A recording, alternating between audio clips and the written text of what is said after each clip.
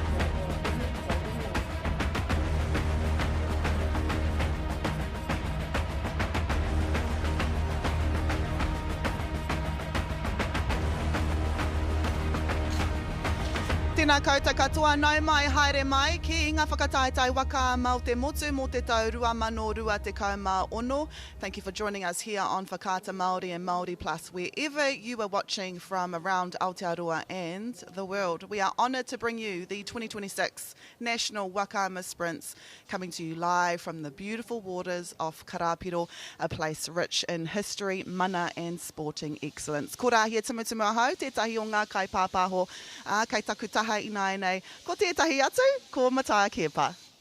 Ai, mihi ake ana ki ngā kupu whakataki o tēnei rangi nei. Hoi anō ko te Māori ai o tātou, ka tangi tonu ki o tātou nā mate. Kei te pāpā kraiti ana ko te rangi tēnei, e hoki ai koe ki o mātua ki o tūpuna. Ngā whakaaro nui kaua kaunua o Whakaata Māori tēnei, te tōrere atu nei ki a koe. Engari, ko ngā whakaaro o te Waka makatoa, mai te hiku o te ika ki tōna upoko, whakawhiti atu i te moana o Raukawa, ki te moana paunamu, ko ia tēnei ko ngā wairutunga roimata ki a koe kei te pāpā. Ladies and gentlemen, race under 23 Men W1 500. In lane number 1, Sam Les. In lane number 2, we have Ryan Kepa, Kiriama Southern, Riley Ralston, Te Maumahara, Hape Nukutai, Piki, Tangarangi, Rātapu, Frank, Michael and Jerome. And hei whakamohio atu ki a koutou, the champ for last year's under 23 title, ko tētahi no Manuko outrigger. You'll see him in lane 1. He is defending his title. Engari, ko tērā, ko Kiriama Southern tērā, te ara tuatoru, he came straight out of the blocks. Ara tua toru tere kōrero hia nei. So that was Kiriama Southern, who had a good start. Beautiful conditions here at Karapiro. But we were talking about him before. This is him here, Sam Lees.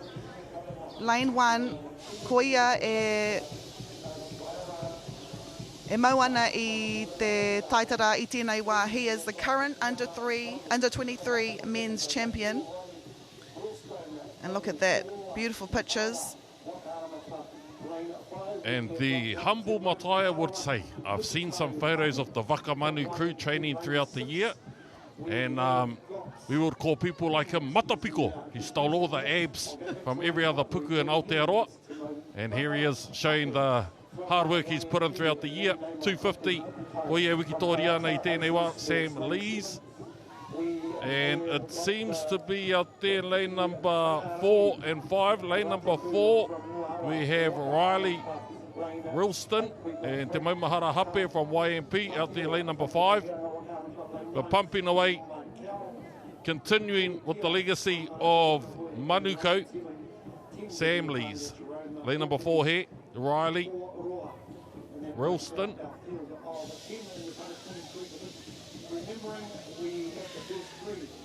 Ia tātou e pātatāna ki te rārangi whakamutunga, long and strong.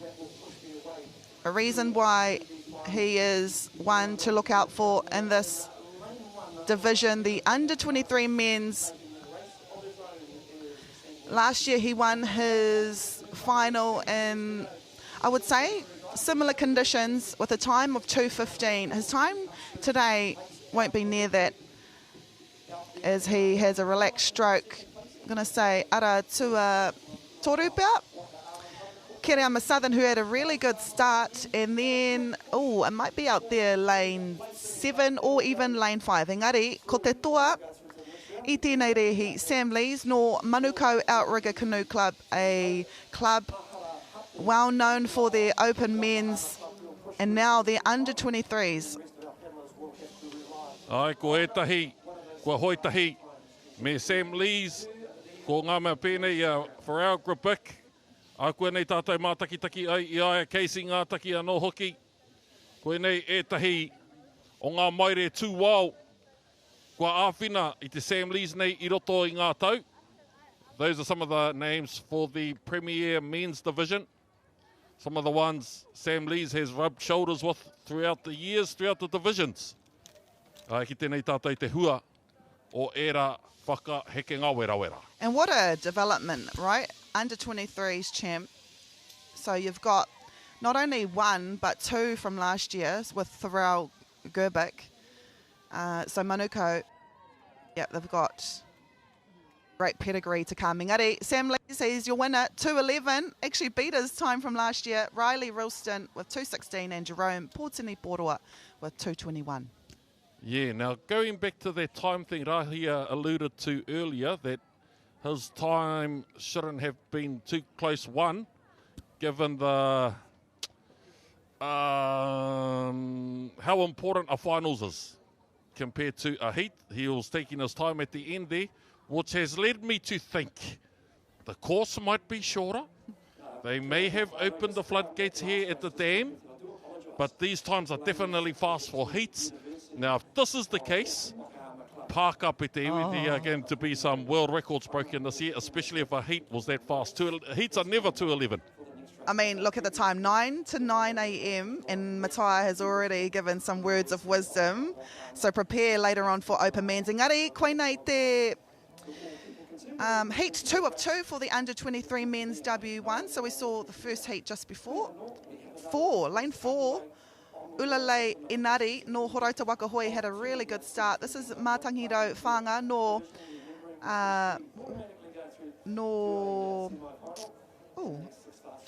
Auraki, I believe. I think that's Auraki. Yeah, the UOA, it's a new acronym. Yeah. Oh, University of Auckland. University of Auckland, tēnā koutou. That's awesome. Actually, come to think of it, once upon a time, the rugby teams, they were club-based. All of a sudden, there were some university rugby teams. You had Hautapu here, you had Melville, Merawake, University of Waikato. Same sort of concept here. Ngā whakataitai wakama, kua ruarau, rima te kaumita e karema. Tēnā koe nei kia mātakitaki ake tātou i te takotoranga o ngā waka kei te aratua whitu. Hāmiora, whati alofa.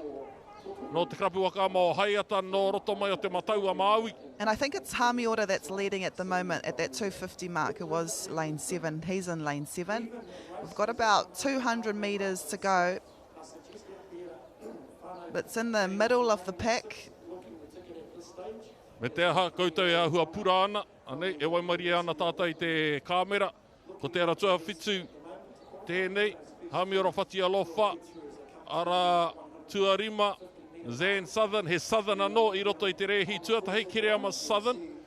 I nā ene ko Zan Southern, Waikato Dragon Boat Association o te aratua rima. E hara i te mea kei te pirangi kia toa noa, engari kia whakawhiwhia ki tētahi wā āhua hohoro. E whai wāhi ai rātou ki ngā ara tere i roto i ngā whiringa whāiti. Now, bearing in mind, ladies and gentlemen, Sam Lees got a time of 2:11, and as I said, fast time for a heat, absolutely fast. Now, we have lane number 6, Mātangirau. Actually, I think might be Matangiro if it's to talk about wind. But I'll go and ask the whānau. We don't want to pronounce these names incorrectly. He takahi mana hoki tērā. Heo iano, Matangiro, whānga, ara tuaono. All the way from the University of Auckland. This is Zan Southern from Waikato Dragon Boat and Wakama Association. Hamiora Fatia Lofa here, lane 7. So it was in between 7, lane 5. Engari, it was this boy here in lane 6 from the University of Auckland. So not only a champion in his head, but some brains too. Ka pai koe. Mātangiro whānga with a time of 2:21. We'll jot that down, 2:22 for second and third. From the under-23 boys, we now focus our attention to the under-23 women's W1 500 metre. This is the first heat of 2. Hei te ara tuarua, ko Shaden Moitara, ara tuatoru, Lucy Jordan, Terina Taia, Taylor Morete, Te Awerangi Hogg, Aislinn, me mere ana Maxwell kei te ara tuawaru. Now it says in the title, under-23, you have to be under-23 to race in this category. You'll see intermediates, taitamahine, taitamatane. We'll let you know the age brackets and that, but yep, it's quite simple, quite forward. So the defending champion of this title, koia hoki te kaiako, o tetahi o ngā kapa o Aotearoa, Gabriel Wainohu, no Horaita Wakahoi, also a coach for not only Horaita but also the New Zealand Premier team. Ia rātou e whakarite ana mō te whakataitai waka mau te ao katu ki Singapore, hei te marama o Akuhata. Terina Taia o te aratua whā, Pineula. When I was growing up, Pineula were green and white. You definitely will not miss them should you come down here to Karapiro to experience and witness the Whakataitai Wakaama National Sprints. Shaden Moitara here in lane number 2, Horauta. Another colour you'll never miss no matter how far away from Karapiro you're watching these races. You can see these colours from China. Koe rā te nui o te muramura. O te aratua tahi, ko Shaden Moitara, aratua rua Lucy Jordan. Pineula are from Tāmaki Makaurau. Mo te hunga e tauhau mai ana ki tā tātou pāpāhotanga, 250 metre mark. So we have all highlighter colours here today. We have the orange highlighter with the Pineula, and we have the yellow highlighter. I wonder if this is a highlight of the year. Oh, that was a bit of a dry one there. Tīmatanga āhua maroke ki tēnei pāpāhotanga. Ara tuatoru, Lucy Jordan. And I say this with the utmost respect if Jeff is watching. When Peter Williams was racing, he had a waka that looked like the Titanic. That was the most unfavourable green in the world. But he used to pump through these competitions once upon a time. And here are some of his nephews, nieces, potentially mokopuna. Pineula, ara tua toru, Lucy Jordan, pumping out there. I think Horauta kei te tuarua mai i tēnei wā. Taylor Morete, ara tua toru, Terina Taia. Sorry, ara tua wha Terina Taia. This is Lucy Jordan, ara tua toru. Pumping. Ka whakawhiti mai i te rārangi, whakamutunga. Terina, Lucy Jordan there, te toa. And then it will be Taylor Morete. Been seeing her a lot on the Turanganui Aikiwa River in Turanganui Aikiwa. Engari, koe nei te toa, Lucy Jordan from Pineula. Also a team, we spoke about Wakamanu, also a team known for their open men's teams, but also gun female paddlers as well. Nō roto mai o Tāmaki Makaurau. This is our winner here, Heat 1 of 2, Lucy Jordan. Shaden Moitara here, you might know her parents. He kaihaka no Omua o te Waiherere. Hold up. Not just no. Idolise. Tangaroa. Hea no, e karema, tuatahi, te rina taia with a time of 2:30.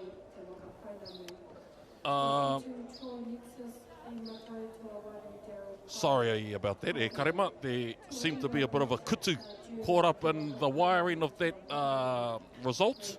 We're just going to get the kutu came, get that kutu out, and then we'll report back to you soon. That was race 178. We now focus our attention to 179. This is the second heat. Hine Waipona Murangi Huna Winnakarei, lane 1. Aratua Rua, Jessica Cameron, Aratua Toru, Adriana, Aratua Wha, Jade, Aratua Rima, Charlotte, and the Lily. Kei te Aratua Ono, kua rewa te haki kākāriki. As you would say in the karakia world, kākāriki pō whai tere koti a te pūtake wai hoi te runga tapu. They've done all their blessings, all their karakia.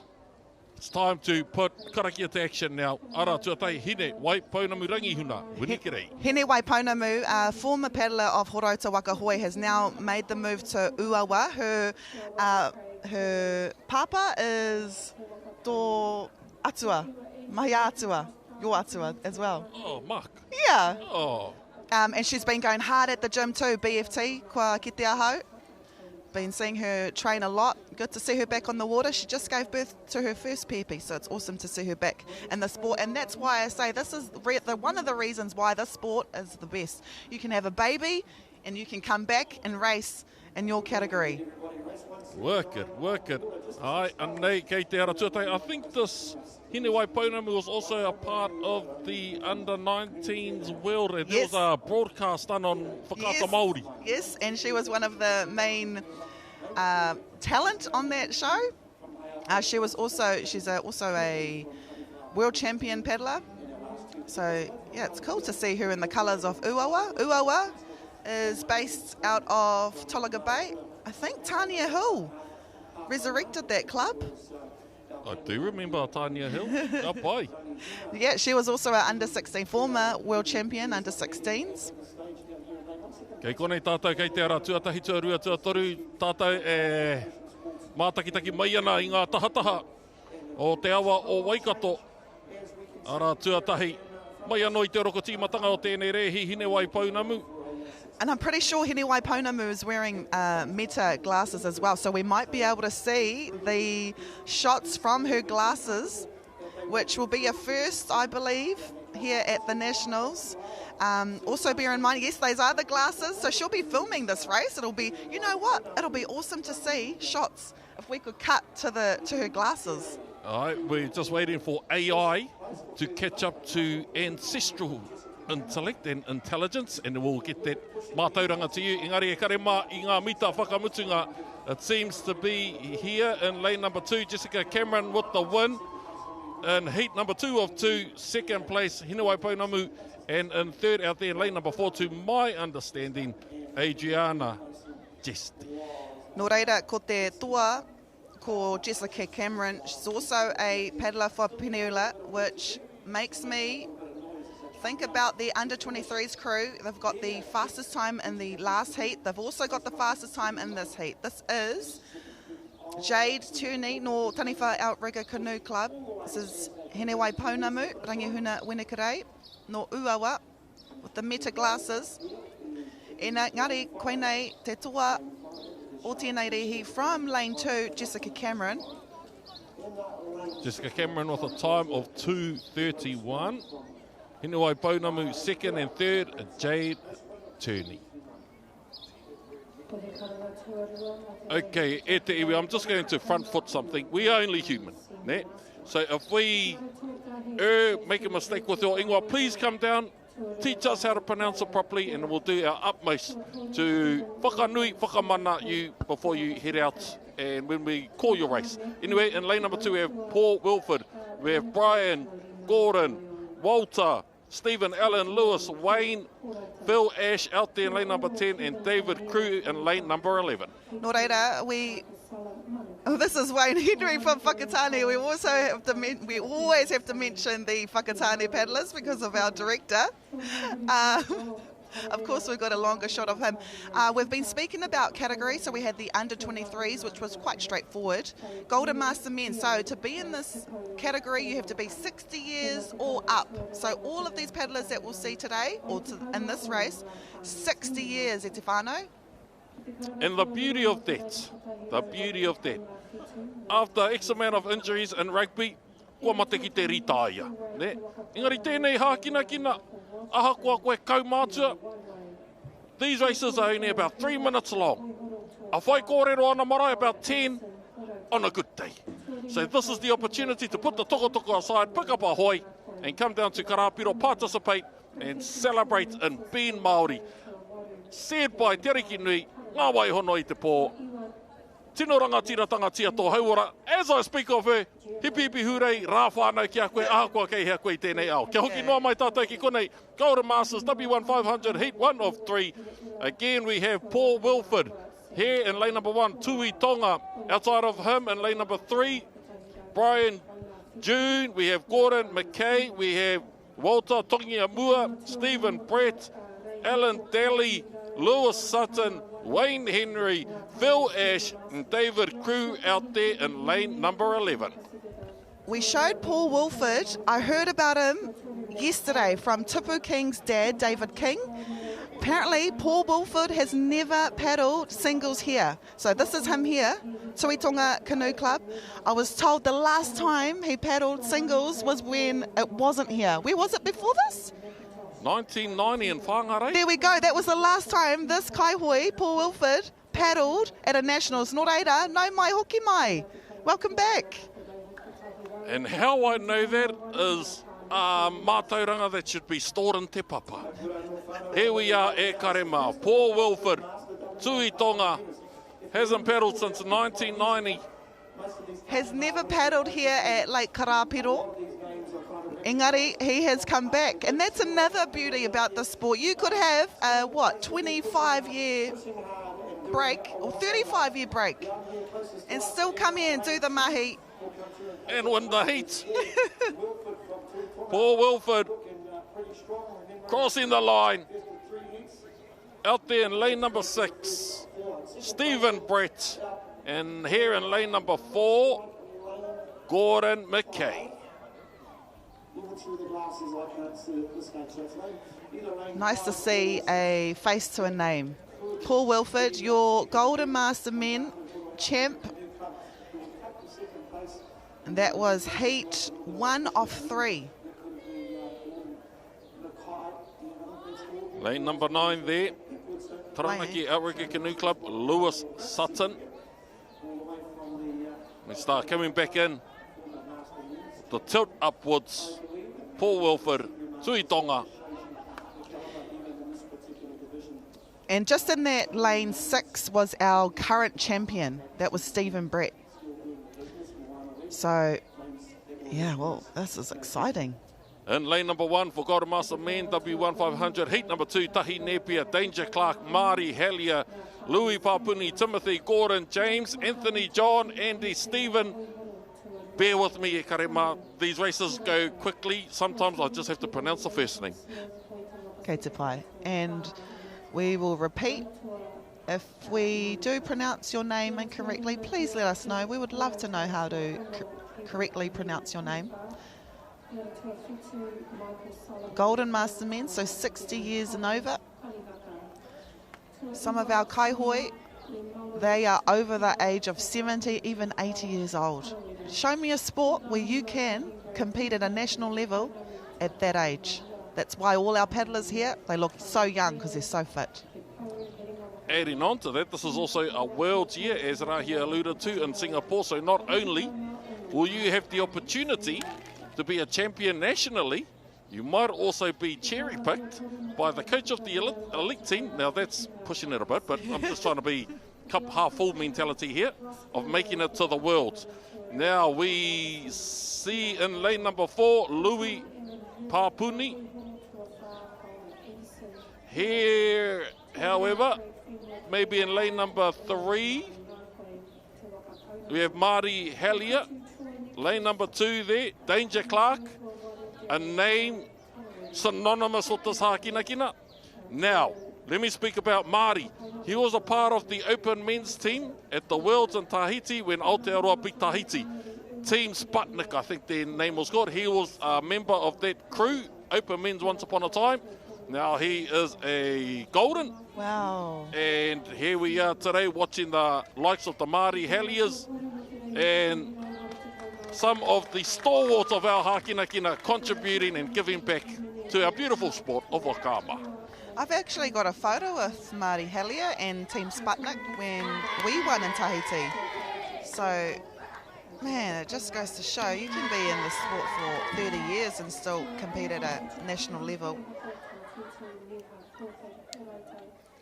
Beautiful Waka. So we have the Ferraris of Whakaama, particularly V1s. We have a Manawa before us now, and I think we might have a Whaiva'a creeping through, and a Sonic. Those seem to be the three trinity Waka of W1s or V1s here in Aotearoa.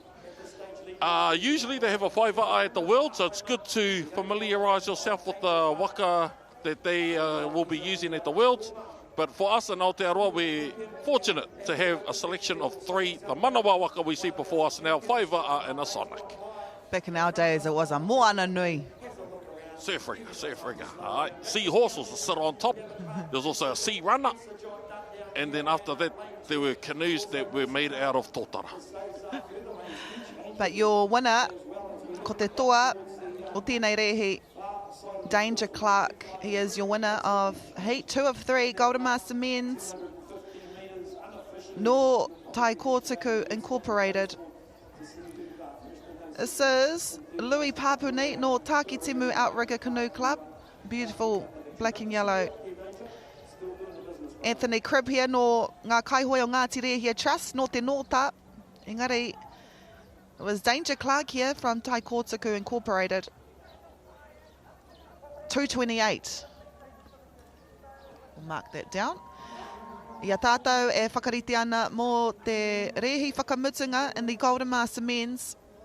Stephen Hoipa, Papa Noku, no te kāinga, Mark Nickel, Māori Tere, Paul Thompson, Grant Barrable, another name synonymous with the sport, Steve Monk, Filippo Brewster, Toby LaRue, Brent Whitcomb. Whoa. Kia ora. Oh, real. Brent Whitcomb used to be a Open Men's champ. In Australia, I believe. Was he the champ at the the Worlds there? Yes, somethingville.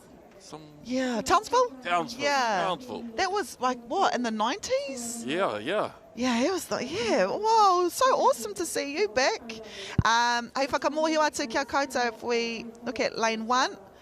He is your silver medalist. Oh, this is who he is. This is who we were speaking about. Brent Whitcomb. So Open Men's champ in the 90s. Now, over the age of 60, he's competing in your Golden Master Men's. Still the man. Far out. And then I think after him was Burn Summer. And then we started moving into the Tyron Thomas. Yes. This is your current silver medalist of the 2025 Whakaama Sprint, Stephen Hohepa. Beautiful man. You'll also see his sons, Wiri and Nona. They will be paddling in their team, Pure OCC, Apopo. He used to have long dreads, so it was cut off about 3 kgs. His waka is a little bit lighter. Toby LaRue here, lane number 8. Brent Whitcomb out there, lane number 9. He has the win at 250. Engari, ko tamu ana i ana reke. Kei kone, kei te ara tuatai ko Stephen Hohepa mā, ko Mark Nickel mā. Green and black, not only the shirt, but the waka. I think I may have seen this waka yesterday in Cambridge. Making his way here. I love the colour coordination. Usually kaihoi do get either their favourite colours, like Hene Brooking, pink and blue, or you get the colours of your team. He tohu tērā, ka no piri hongi ki tō karapu, mo ake tonu atu. Lane number 5 here, Grant Barrable. Yeah, I remember that name. I think he may have paddled in Tahiti Worlds. Or Brazil, I think. I remember that name. He was also in New Caledonia. I remember interviewing him because I think one of his teammates got bitten by a sea snake. That's the only reason why I remember. Brent Whitcomb, lane number 9, wins heat 3 of 3. Still the man. Grant Barrable second, and in third place, Stephen Hohepa. Progressing through to, this will be straight into a semi. Brent Whitcomb, I've heard your name. I've heard all about you when you were an Open Men's champ. So cool to see you back. Lane number 9, pumping. Muscle memory, still knows how to paddle. Now, I just want to show a bit of age here. Yep. And please bear with me if the inevitable has happened, but where's Ken Pospisil? Where are some of the greats of the Goldens and the Senior Masters once upon a time? Brent Whitcomb, Grant Barrable, Stephen Hohepa. Where's Andy Penny? I think he's in Hawaii. Yeah. I think Maui Kelson's in Hawaii. Liz Tane, lane number 1, lane number 2, Jan Dixon, Maylene Papuni, Wendy, Darcy, Whitumarama Mita, Moana Eruera, and Kauika Ords, Wikirifi, Pauline, Bishop, Henrietta, Seiki, Tanya Albert, and Annette Wynyard. So Liz Tane here, she is lane 1. She's won a few individual medals here. Her waka usually resides in Takapuna. Beautiful lady, absolutely such a joy to talk to her any chance I can get. She paddles for Taniwha. She just missed out on a medal last year in the same category. No doubt she's gone back to the drawing board in order to win another medal. Nairi King, Tupu King's mum, she is your current champion of the Golden Master Women's. And I believe she is coming up in the next races, as we do have another 3 heats in this race. And I saw her at Warwares yesterday. I looked over to the trolley. Ooh, I wonder what it takes to be a champion. Musashi. So Musashi, if you want to sponsor our broadcast, yogurts. Koe rā ngā kai, e toa ai koe i nei whakataitai. So we've got to start here in the first heat of 3, Golden Master Women. So all these women here, I don't think they will mind me saying their age. 60 years and above, e te whānau. Maylene Papuni, no te puku o te ika. Also a name that we have heard many years throughout the broadcasts. Ords Wikirifi, no Taniwha. Teammate of Liz Tane in lane 8. Jan Dixon here, Mana Pacifica Outrigger Canoe Club. We'll see a wide, it's Jan Dixon and Maylene Papuni, no Te Aurere Wakaama Club, leading this heat of 3. And there's, if my maths is correct, 37 women in the Golden Master category this year. Now, there's a concept in Te Ao Māori called toi toi okewa, that's called a jinx. I don't want to jinx us, but the weather has been great for the tamariki as well. Usually it rains during the tamariki time, but oh well, we are here. Beautiful day here at Karapiro. There's actually no reason for anyone to have any excuses about what may have happened in the waka. It seems to be quite fair from lane 1 through to lane 12. Liz Tane here, Jan Dixon, Maylene Papuni, Wendy. This comes down to the nitty-gritties of your training, not only in summer, but in winter. Karapiro gives you a platform to showcase what you've been up to throughout the year, and it seems Jan Dixon put the ambrosia aside, put the Christmas pork aside, to focus solely on this whakataitai, and here she is showing that the proof is in the pudding. Lane number 2, Mana Pacifica, Jan Dixon, through, I want to say semis. Yeah. But because there's only 3 heats and there's 12 lanes, if we were to be clever, there's an opportunity to force it straight into a final with the top 4. Yeah, top 4. But then sometimes we do see faster times, so you could possibly have like 4th and 5th place getter actually beat some of the 3rd and 4th place getters. So it's good that it's based on time. There's no question though who your winner is. Jan Dixon winning by a waka length out there, lane 7 I believe, and Koika, but this is your champ, Golden Master woman. What a race that was. This is the start. Maylene Papuni here. Watch out for her as well in her Te Aurere Wakama Club team. Ka tīmata era rehi a popo mo ngā kapa pakeke.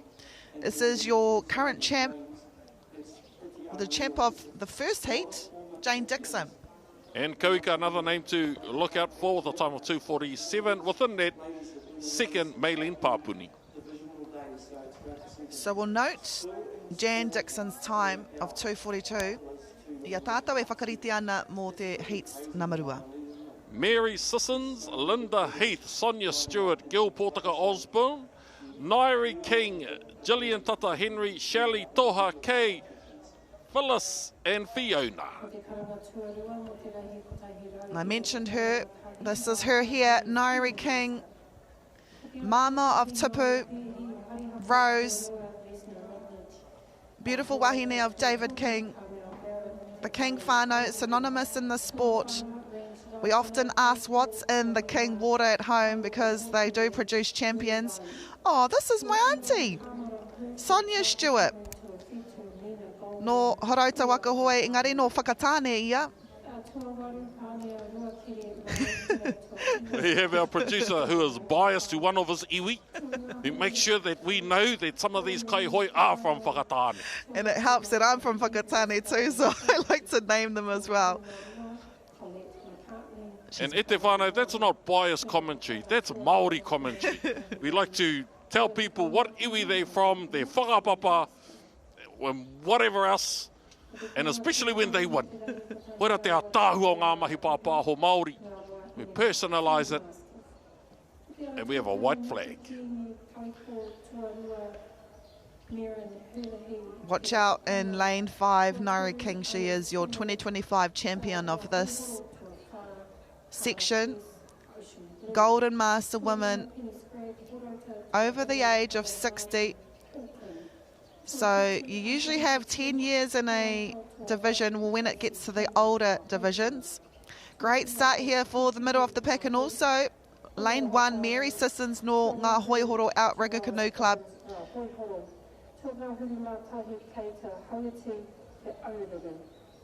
Anea Nairi King, te ingoa I kōrero hiara. Also so beautiful and so humble too. That's what I love about her. Just a champ on and off the water. And that's why, you know, she's got kids like Tipu. Humble as well. Mary Sissons here, no ngā hoihoro. No doubt she paddles alongside or sees Nairi King on the water.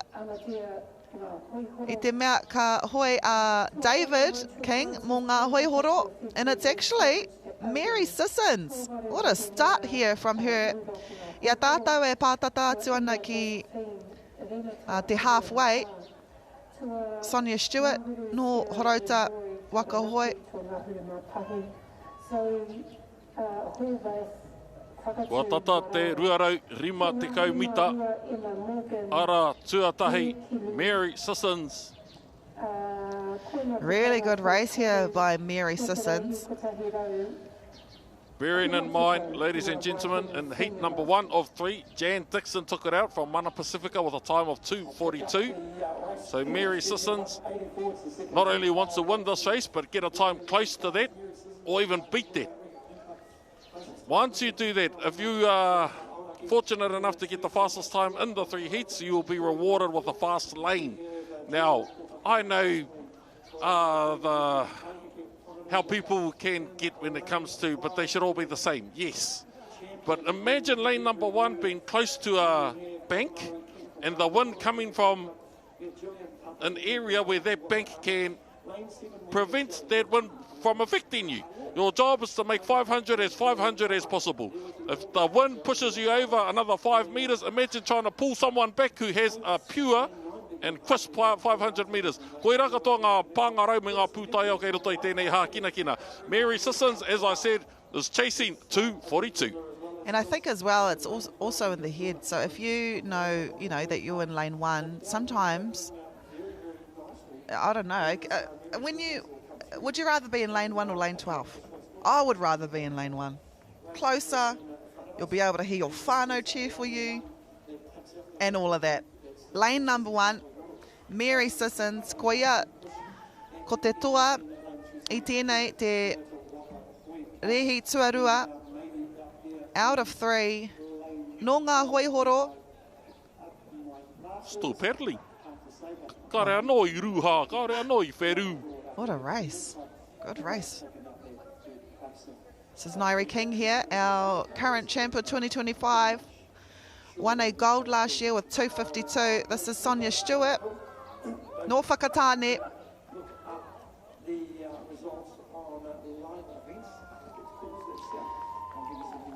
It is Mary Sissons with a time of 2:46. So Jan Dixon won with 2:42. Mary Sissons 2:46. Nairi King 2:51. And Sonia Stewart, no whakatāne, 2:52.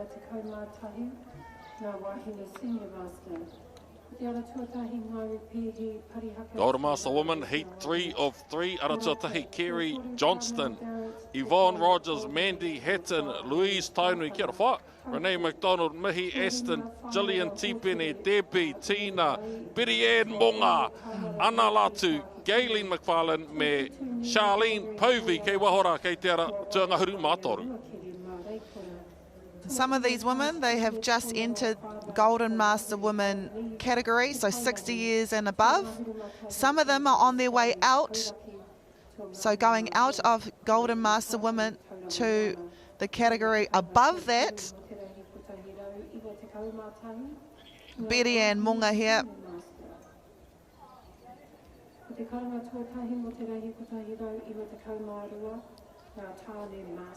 She's been busy during summer, not only with training, but also with her band.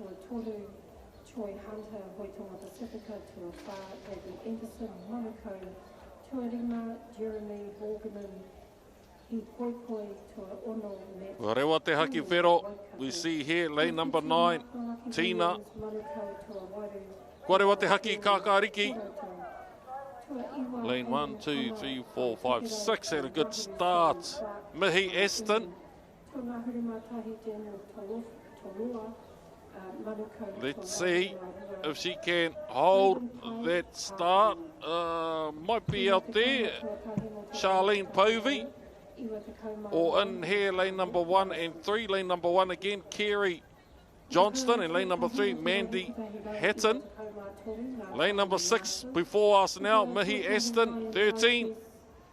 Charlene Povey. Oh, Hekili Outrigger. I wonder if that's an exhibition, he manuhiri. We'll find out. Oh, it is. From Australia? Yeah. Kia ora, tēnā koe. Now, we're into it. Lane number 3, Mandy Hatton. And out there again, Charlene Povey from Australia, lane number 13, and lane number 3 seems that's 13 again. Okay, tawhiti pāwa mau, but hard to see. Yeah. But that's Charlene Povey, Hekili Outrigger Canoe Club from Ahitereiria, giving Mihi Aston a good go. Ia rātou, ka whakatata mai, Whaia Louise, kia ora. Aratua whā tēnei. Aratua toru tonu, Mandy Hatton. Mandy Hatton, mitamitanga Ole Pasifika, Va'a Alo, Tutu Kaka. Takiwa o te taitoke rau. Kelson whānau, nā rātai tīmata. Te rakarapu. And Rahi alluded to a particular brand once upon a time, Moana Nui. That was their brand, and we are fortunate to have Thai paddles and what have you, branch off that Pioneer Club, Pioneer Company. Now, if you come down to Karapiro, there are all these brands and products now that all stemmed from that idea, infused into our sport by Moana Nui. Man, the paddles nowadays, well, what a delight they are. They're not like your little planks that we used to have back in the days. I mean, I've still got my plank though. You can't beat them. Let's look down now to the race. Mandy Hatton, Mita Mitanga Ole Pacifica. But it was our exhibition paddler, Charlene Povey. We say exhibition because she won't be going to our final, Kei Kone, hey Manuhiri, and it's good to see where she is at too as we prepare for the Whakaama Worlds. Engari, koe nei te toa no mitimitanga. What a race here though by Charlene Povey. Look out for her in Singapore. Now, I don't know when exactly the exhibitions couldn't make it to the finals. Now, there's a reason why I speak of the exhibitions. Why? Because the world champ 3 or 4 years ago, Kevin from Tahiti, he's here. Oh. So it'll be good to see how he goes up against the Casey Ngātaki, Yes. the Tupu Kings. Yes. So, yeah. Good. The Jake Suitolua. Aye. It'll be good to compare how our champions are with the champions of Tahiti. Anyway, Jason Reti in lane number 1. Dale Koia, Kevin, Matthew, Dion Kemp, Kevin O'Neill, Michael Sala, Darren Collins, Sonny Lemalu, Jeff Robb, Ray Cooper and Nick Whalepeo. So we now focus to the senior masters. So you have to be 50 years and up to be in this race. Rima te koutou piki ake. I'm going to be honest, none of them look that age. Ko te toa i te rātou was Richard Pehi. Jason Reti, he is in lane 1. This is him here. He won bronze at the Nationals last year. Beautiful man too. Awesome to talk to him. I think he's won Master Men too a few years ago. All of his whānau in the sport. Chelsea, Elite, Tana Wahine, anō hoki. And what a start here by Jason Reti. This is him here.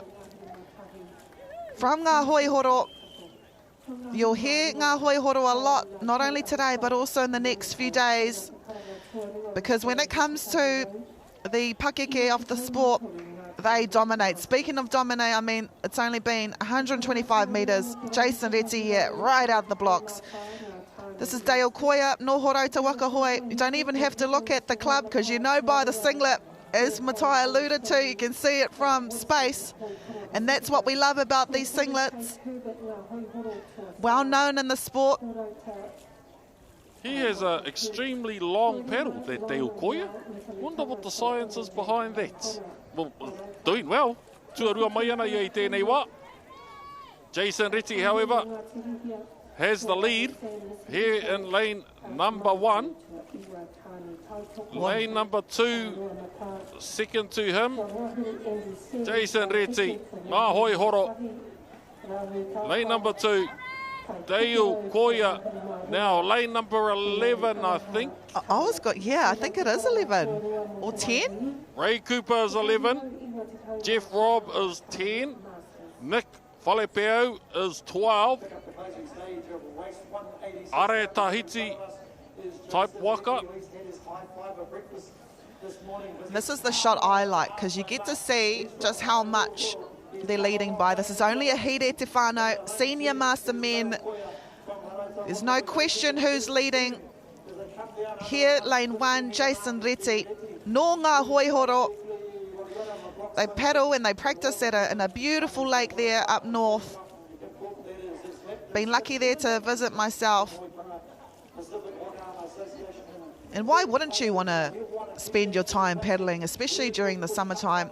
Ana, kei te kite mai tātou i ngā hua o era whakaheke ngā wera wera at Jason Reti. He will win the first heat of 3 in the Senior Master Men W1. Our bronze winner last year in 2025, coming back. No doubt he's done the mahi to come back even stronger this year. Second place, Dale Koia no Horauta Waka Hoi, and I'm going to say, is it lane 11? Ray Cooper or Jeff Robb, but there's no question who is your winner of this first heat. Jason Reti, no ngā hoi horo, paddled last year under Horauta Waka Hoi, but he's gone back, kua hoki atu ia ki tana ukaipo.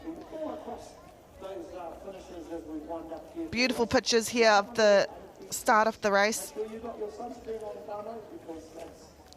So we've just shown our first, second and third place of this heat 1 of 3. Jason Reti, 223. Dale Koia, 231, 234, Ray Cooper. Note that time down. Kei konei tātou, kei te whiringa whānui tuarua o ngā mea e toru.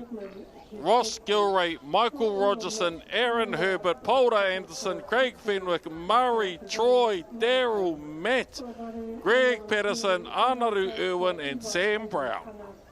Paula Anderson, lane 4. He's been busy on the river. I'm going to say he should have been one to just pitch a tent. Not only has he been training hard, here he is here, Matua Paul, our son's favourite uncle, but also he took his Maraikura teams. They did really well yesterday. They won the double hole, so he'll be happy with that. His daughter paddles for Maraikura, and he's been busy not only training for himself but also coaching. E rere ana ngā mihi ki ngā kaiako, a big mihi to all of our kaiako in the sport. They do it for the love of the sport. They don't have any holidays. And then straight after National Wakama Sprints, then he focuses on kapahaka with whangara. We call those people overachievers. The man on the water, the man on stage, the man as a person. Yep, tika. Craig Fenwick, ara tuarima. Inside him, if we to look downwards, we have Paula Anderson, then Aaron Herbert, Michael Rogerson and Ross Gilray. Aaron Herbert, kia ora Aaron. Who is he connected to, the Herberts? Brother. So you got Bo, John and him. Oh. And when you think of the Herberts, you can't help but think of ngā hoi horo. Matua John, I think lives in Perth. If ever you come down to Karapiro and you can hear commentary that is broadcasted to all those watching, that's Matua John's voice. I believe he's moving to Gisborne, Akuake, eh? Ah, bye. Now, if ever you wanted someone to bring the vibe, Matua John is your man. Anei tana teina, Aaron, ara tua toru, ara tua rua. However, we have Michael Rogerson. The battle seems to be there, lane number 2 and lane number 3. Lane number 2, Michael Rogerson, tūranga waiwai. And then out there again, lane number 5, Craig Fenwick, pumping. I like how the Waka have set themselves up here.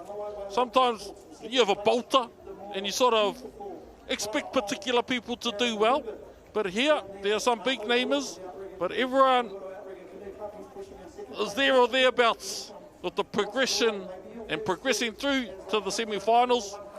But in the last few metres, lane number 2, Michael Rogerson, tūranga waiwai, and the battle is for second place. It's either Ross Gilray of lane number 1 and Aaron Herbert of lane number 3. Ia tātou e pātata atu ana ki te rārangi whakamutunga. It will be Michael Rogerson. I wonder how he's connected to the boy Rogerson, who used to paddle for Turanga Waiwai, but now is playing soccer. Yeah, and I think he's in the AFL. Michael Rogerson, I think he had Papa. I think his son, yes. Michael Rogerson, he is your winner of this second heat, but his son was a champ back in those days, now plays football. I'll check that. This is Craig Fenwick here.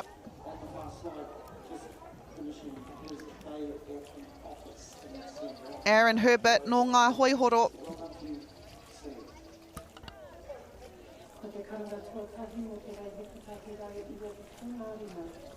Michael Rogerson with a time of 2:27. 2:29, Ross Gilray, 2:30, Aaron Herbert. Logan Rogerson is his son. He is a New Zealand professional footballer who plays as a winger for A-League club Auckland FC. He used to be a champ Wakama paddler, and now he's a champ in football as well. Lane number 1, we have Perry Riemann, Matthew Pym, Max Holder, Jack Warmord, Craig, Richard Behe, Miha Crawford, Craig Pauling, Andrew, Nathan Tuta, and Tony Parker. Richard Pehe here. He is your 2025 champion.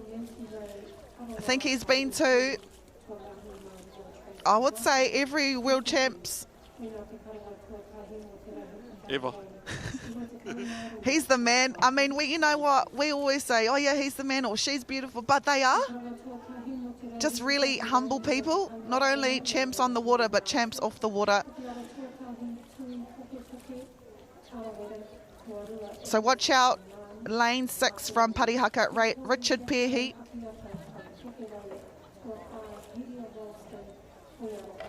Nice start. Nice start. Most waka were there or thereabouts at the start line. What a first 20, 30 metres. Woo! 1, 2, 3, 4, 5, 6, I think, one that starts. That was Richard Pehe. Getting out early.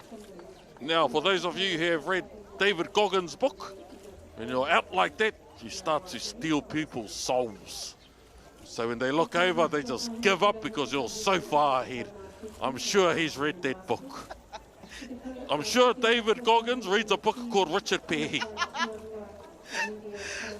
I mean, we've spoken about him. He's a champ. He's won this category before. He is your current 2025 champ. He's won Master Men's as well. And he has come here to defend his title for 2026. Can he do it? Look out there. He is leading lane 6. No Parihaka Wakama. Hot on his heels though.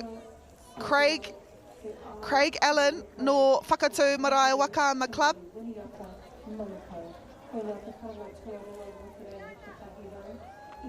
Richard Pehe. He's up there. Past the 250 first. Cruising along now. Trying to save the petrol for their final. There's enough storage in those arms to be able to pump it through here and in the final. But he's cruising now. He knows he has the lead, just has to maintain a consistent rate. Second place seems to be here in lane number 2, Matthew Pym from Manuko. Richard Pehe cruising along. Slowly start picking that rate up a little bit. As we have mentioned earlier, haere te mea, ko te wikitoria tanga kaunua, engari ko te wā hoki, ka whakawhiwhia. Richard Pehe. For every one stroke he takes, his competitors take 2, but he was that far ahead that he was able to do so. Our 2025 champ on the way, potentially defending his title. It is Richard Pehe no Parihaka. Anei anō te tīmatanga. Lane number 6. This isn't Parihaka of the West either. This is Parihaka o te Taitokerau. fastest qualifiers after the first four. Richard Pehi. With a time of 2:29, 2:30, Jack and Matthew within that same second. What a time there. We've got our third heat coming up. O te aratuatahi ko Nikki King, aratuarua, Marin, Annie, Carla, Penny Scragg, Helen, Atareta, I think has been scratched from that race. Josie Cameron, Liz Tupuhi, and lane 10 and 11, we have Hoi Aroha Whānau Mauau and Ngā Hoi Horo. So lane 1, Nikki Kingi, she is our current 2025 champ. No te puku o te ika, no taupō Whakaama Club. And Richard's wife, Nairi Pehi, second place. So keep an eye out on lane 1.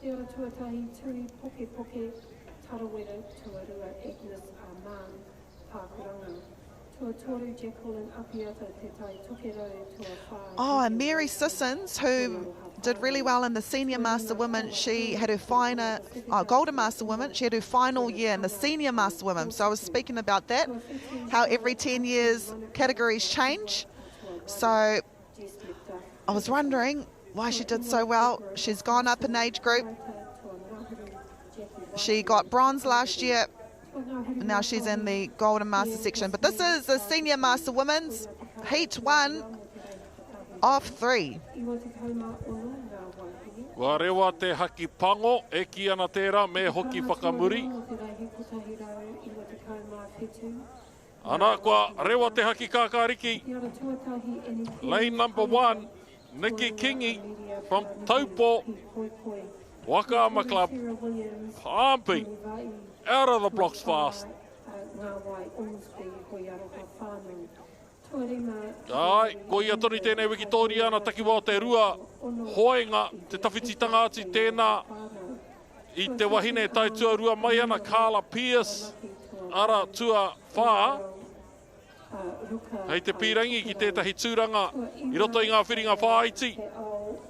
Engari, he kotahi waka te whangawhanga, te tawhiti o tērā e taitua tahi mai ana tērā i te toenga o te matua. Nikki Kingi, lane 1, won her gold medal for 2025 in this section at the time of 2:38. Beginning to defend that title once more. No Taupo Whakaama Club. A few gun paddlers too from Taupo Whakaama Club. Keep an eye out on that club for the teams division, ka timata a popo. But today it's all about our individual paddlers. Ia tātou e ki te ana. So it's the 250 mark. So we are halfway at te whānau. Anei, o Nikki Kingi. Whakātu mai ana, kia tātou te take i whakawhiwhia ai ia ki te ara tuatahi. E ki ana tērā, i ahua autai a te wā i ngā whakataetai a rohe. Ara tua whā, Carla Pierce. Engari, kaua e kemo. Koe koe kite i te hohoro, i te tere o Nikki Kingi. Tēnei te whakatata mai nei ki te rārangi whakamutunga. Nikki Kingi, champion of Heat 1 of 3 in her division of Senior Master Women. W1 500. Now, ladies and gentlemen, feel free to go and get a cup of tea, but don't take off, because at the back end of the day, we will have the semis through to the finals. The finals for all these divisions will start at about 3:30 p.m. Hoki mai ka mātakitaki ai i ngā toa o ngā toa o te whakataetai. I konei, i ngā whakataitai Waka rua mano, rua te kauma ono. And that's just a sign of how long these days are, not just for our individual paddlers, but also our team paddlers as well. As second and third place cross the line. So we'll be seeing them in the semi-final alongside Nikki Kingi, no Taupo Wakaama Club. Not only representing her club, but also her region and her country as well. A garden paddler, familiar face here at the Wakaama Sprints every year.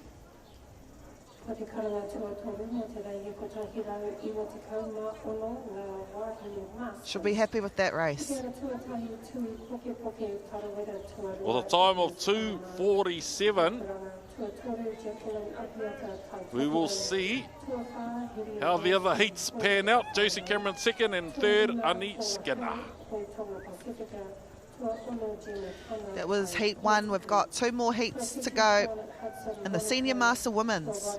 O te aratuatahi, Karen Barton, Aratua Selina Kātene, Lucy Southern, Simi Tai Tapanui, Yvette, Rachel, Liz Savage, Merenia Rudolph, Josephine Renata, Sarah Lee Mori, Zoe, me Emma kei wahora kei te aratua Ngahuru Mārua. Lucy Southern here, keep an eye out on her. This is Liz Savage. In lane 3 though, we've got Lucy Southern. She just missed out on the medal last year. But we've seen Mary Sissons and Nairi Pehi go up a division. Could this potentially be her year? No te aurere Wakaama Club, no roto mai o te puku o te ika.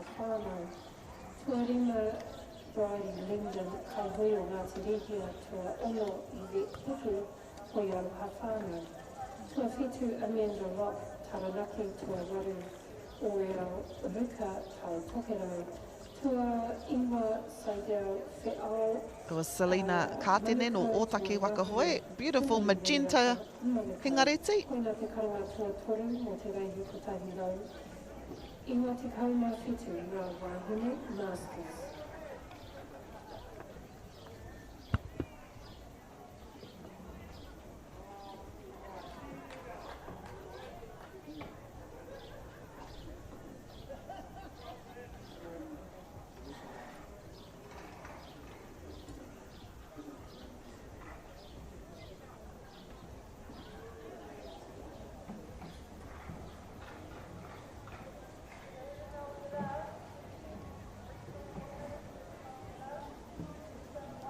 Kua rewa te haki kākāriki.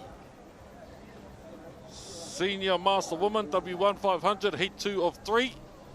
In Heat 1, we had a time of 2:47. Riro ia Nikki Kingi. Ko etahi o ngā toa kei kone, ko Karen Barton o te aratua tahi. Selina Kātene, aratua rua. Lucy Southern, tēnei o te aratua toru. Si matanga pai, te puku o te ika. Tēnā koe nei kia kitea ke tātai te kuramahoratanga o ngā waka. Te ahua nei, ko te aratua toru me te aratua ono. Lane number 6 there, we have Rachel Francis. I think she's fighting for their first spot. Lane number 2, Karen Motaku he. Selina Kātene. Lane number 1, Karen Barton. But the winner seems to be here in lane number 3 or 6. Kia hoki noa ake. Lane number 3, we have Lucy Southern. Lane number 6, we have Rachel Francis. Rachel Francis there, first across the 250 metre mark. Aratua toru, Lucy Southern, pūki pakanga. Ko te aratua ono, ko te aratua toru rānei. Aratua ono, krapu o Parihaka. Rachel Francis, me te aha. E whakatu mai nei a Karen Barton, te take Me ngā wai marietanga o te ara tuatahi. Ara tuatoru, Lucy Southern. This is a very close race, probably the closest heat we've seen. Usually we see close races like this when it gets to the whiringa whānui and whiringa toa. Just have to let you know this is only a heat 2 of 3. Still got one more to go. There's a battle out there. As we near the final 100 metres, Rachel Francis, no Parihaka. Beautiful whaiwaa there. Beautiful stroke as well. As she nears the finish line, she will take first place, and then it will be Lucy Southern, no Te Aurere Wakama Club, and then I'm going to say out there lane 9, Josephine Renata. Engari ko koia nei, ko Rachel Francis, te toa o te rarehi, your second heat of 3. Parihaka, another gun club, Norte Nota. This is a replay here of the start of the race.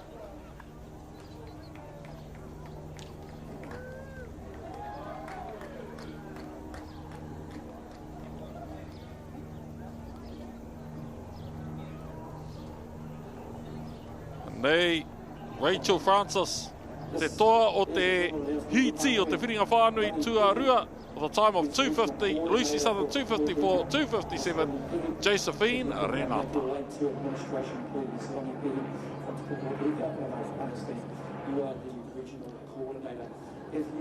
Senior Master Woman, Heat 3 of 3. Aratuatahi, Nairi Pehi, Wakorero Hia Te Whānau Pehi, Vesna Radonich, Carmel, Barrett, Ranj, Rapana, Whaiora Hotere, Tamara Murphy, Nina Goldring, Pania, Tash, Helen, Andrea, Collett. Yeah, we've spoke about this lady here, Nairi Pehi. She won silver last year. Also the better half of Richard Pehi. We saw him dominate in his heat. I remember a few years ago they actually won Master Women and Master Men at the same time. What other sport can you see a husband and wife duo do so well? Vesna Radonich, she doesn't need an introduction. Premier Women's Champ back in her days. She's also a international Wakama coach. She offers online services, also travels the world coaching.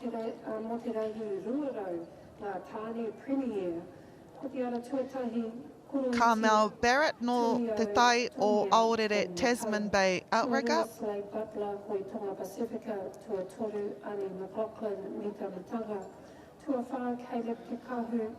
Ranj Rapana, Taupo Wakama Club.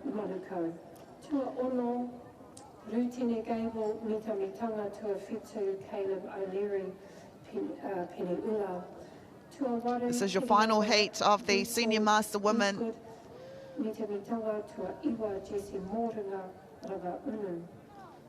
Just for those that don't know, Senior Masters, 50 years and above. So just come out of the Masters category, have now made their way to Senior Masters. Then after that is Golden Masters, and then after that is Master 70 for paddlers 70 years and older. This is 50 years and above. They won't mind me saying their age because they all look amazing for 50 years and above. We did see a black flag. That was just to indicate a paddler had gone over the start line, but we do have a start in this heat 3 of 3, Senior Masters W1 500 metres. A few paddlers to look out for, but I'm going to say it's lane 1, 2 and 4. Nairi Pehi, Vesna Radonich and Ranj Rapana, they are leading at the moment. Nairi Pehi, former Master Women's Champion, all the way from Parihaka, as Matai alluded to, not the Parihaka from Taranaki, but the Parihaka from up north. Vesna Radonich here, representing Horauta Waka Hoi. Premier Women's Champion back in her days, now paddling in the Senior Master Women. This is Range Rapana no Taupo Wakama Club, no Whakatane hoki ia. She's also from Whakatane. As they make their way to the 250 metre mark. Lane number 2, 1 and 4. Ara tua Rua, Vesna. Ara tua Tahi, Nairi. Bit of a swell from one of the official boats behind them. But as they make it to the 250 metre mark, Vesna, Radinic, and 1 and 4 after that, Nairi Pehi, Ranj Rapana. Vesna. I'm pretty sure this might be Vesna's first year in Senior Master Women. I'm pretty sure she paddled in Masters last year. Oh, you know, it goes to show, can still look the same, but just get a little bit older. Well, some of those men, they were in the Masters through to the Senior Masters. I'm actually fortunate they were wearing T-shirts because I remember watching it when they were wearing singlets. They were putting the young ones to shame. Ahua pērā ana, mo te wāhiki ngā wāhine nei. E whakātu mai ana ki a tātou, ko te pakeketanga kei o whakaaro. Ara tua Rua Vesna Radinic. Ara tua tahi Nairi Pehi seems to be coming second to Vesna. And I was right, Vesna won a bronze medal in the Master Women's W1 final last year at the 2025 Nationals. She's on her way to possibly win gold in her new category, that is the Senior Master Women's, for the 2026 Nationals. She knows what it's like to win, being a world champion, national champ. So Vesna wins this race, then I think it's here, lane 1, Nairi Pehi. Ngari, koe nei te toa, Vesna Radinic. As I look down on the glasses, because it's really important we get those first 4 placings in lane 7. Now, if I can just flesh that kaupapa out a little bit more. Once you make it to the barriers or perimeters of the age group, and you opt out of it based on your age, you are the youngest version of yourself in the division older. So some would say that you're younger, you should be able to do better, but then the flip side to that is the bottom half. So you have the under 16s who go up to the under 19s, but because they're 16s going up against 19-year-olds, it doesn't work in their favour. Brendan Timmins, lane number 2, Troy Hunter, Bradley Anderson, Jeremy, Matt, Mark Malaki, Leon, Hayden, Selwyn, Daniel, and Ruben Pai out there in lane number 12. Keep an eye out for lane 3. This is 7, lane 7. Mark Malaki Williams, former member of Wakamanu, Premier Men's Champs back in their days. And Peniula. Come from Peniula. Troy Hunter here, no Hoitonga Pacifica Wakama Association, but it'll be lane 4, Bradley Anderson. After a few years living in Japan, here he is here. Brad Anderson came back to the sport last year after living from abroad. He used to message Matai and I while watching the Wakama sprints, courtesy of Whakaata Māori. And he won the section last year, so he is your defending champion for 2025, Brad Anderson, Master Men's W1 champ of 2025. Kua hoki mai ia, ki te whakangungu I te taitara, and what a start. He has always had impressive biceps. But te momo o te tangata, not only is that a main attraction, engari he tangata pai, further to that, a coach for the female sevens rugby team. Fitness. Fitness. Yes. Yes. There or thereabouts anyway. So the elitist thinking, the philosophies to do with becoming an elite athlete, he knows through and through. Yeah. That mātauranga stemmed from here, from the Whakaama world. He's developed that and he's passed that mātauranga on for the greater good of all athletes of Aotearoa, particularly o tātou wāhine, I roto I te hākinakina for Tupōro. Yeah, he's a trainer for the New Zealand Women's Sevens team. He used to paddle for Pakuranga back in the days, under 16s, under 19s. But now he's known for Waka Manukau Outrigger Canoe Club. His whānau do a lot for the club. And despite residing in Tauranga now, he still goes back to his club, loyal to his club. He bleeds red. I believe the majority of his team is still together as well. That's the beauty about the sport. As you grow older, still remain in the team. You form a brotherhood. Speaking of brother, that's his brother there, Mark Malaki Williams, usually steers his team. Aye, and as they opted out, speaking to the feeder club system, their under-19s and 23s have made it through to the Opens, and these are the ex-Opens who are now Masters. Despite that, the Whakamanu legacy continues and the dynasty continues to dominate Whakaama national sprints and world sprints.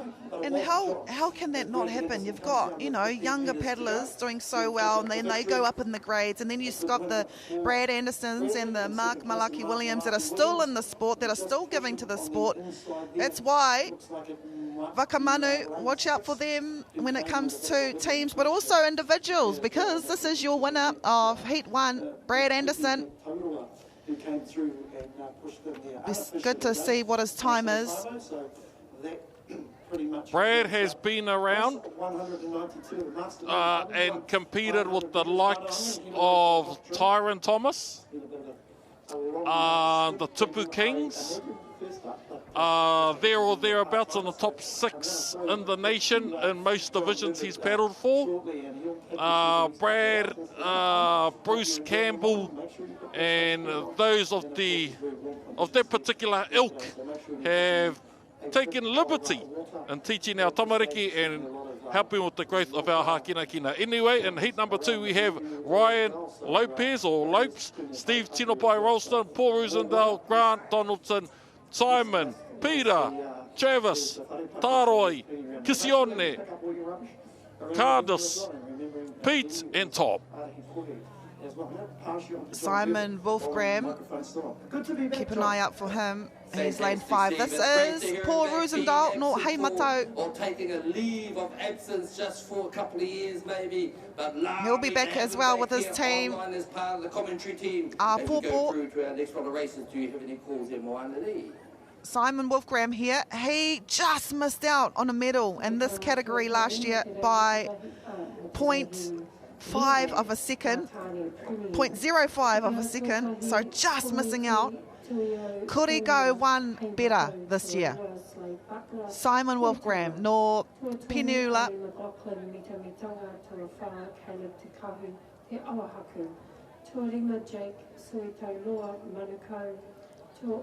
Grant Donaldson, no Harauta Wakahoi. Tua whetu Caleb O'Leary Peri-ula, tua waru Kiriama Beachwood Mitamitanga, tua ingo Jesse Moringa Rangaunu, tua ngāhuru Hime Hemi Wahapango. Warewa te haki whero, me te mea kākāriki. Lane number 2 and 3, Steve Tinopai Ralston, lane number 2 there, lane number 3, Paul Rosendale. 2, 1, 3, 2 Steve, 1 Ryan, 3 Paul Rosendale.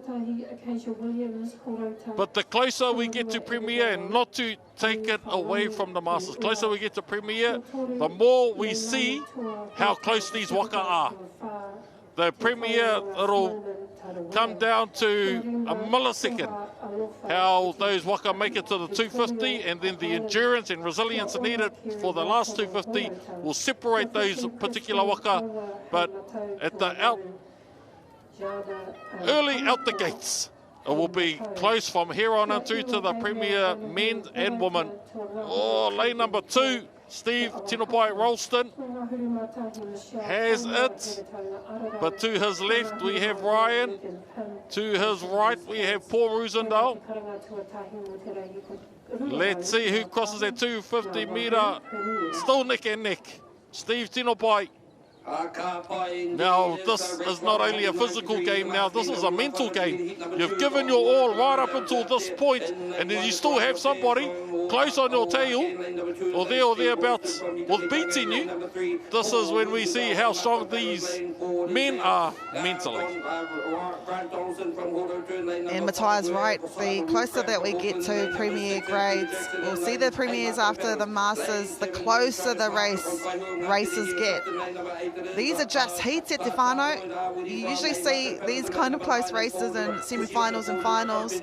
This is only a heat. This is a competition to see who will make it into the semi-final later on today. Long days ahead for these individual paddlers, but that's why they sacrifice their summers. That's why they sacrifice the afternoons and mornings and their weekends away from their whānau for this very moment. This is a heat. This is the second heat as well. We've still got another one to go. I can't call it. Neither can I. But as we see these waka, e whakatata mai ana ki te rārangi whakamutinga ki te kumohio ko te ara tuatahi. Ryan Lopez. Ara tuarua Steve Tinopai Ralston. Ara tuatoru Paul Rosendale. Now, there's this team from Auckland. We're so used to hearing Piniula of Wakamanu. Yes. Orake. Yep. Orake, they've been there or thereabouts the past couple of years. They had an amazing team in the under-16s and 19s once upon a time. And I think they've come back together and they're coming to their stride. And it's exciting to see. Kua rua tātou e rongo ana i ngā ingoa o ngā kaihoi no Piniula and Manukau. And I agree with Matthias.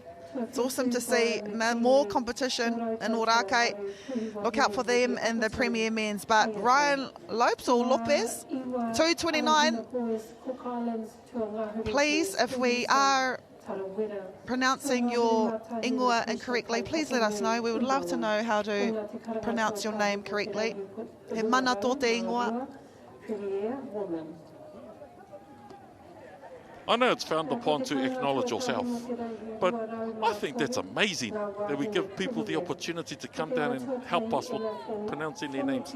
Not to cast shade on any other broadcast, but tohu tērā o te whakaaro nui.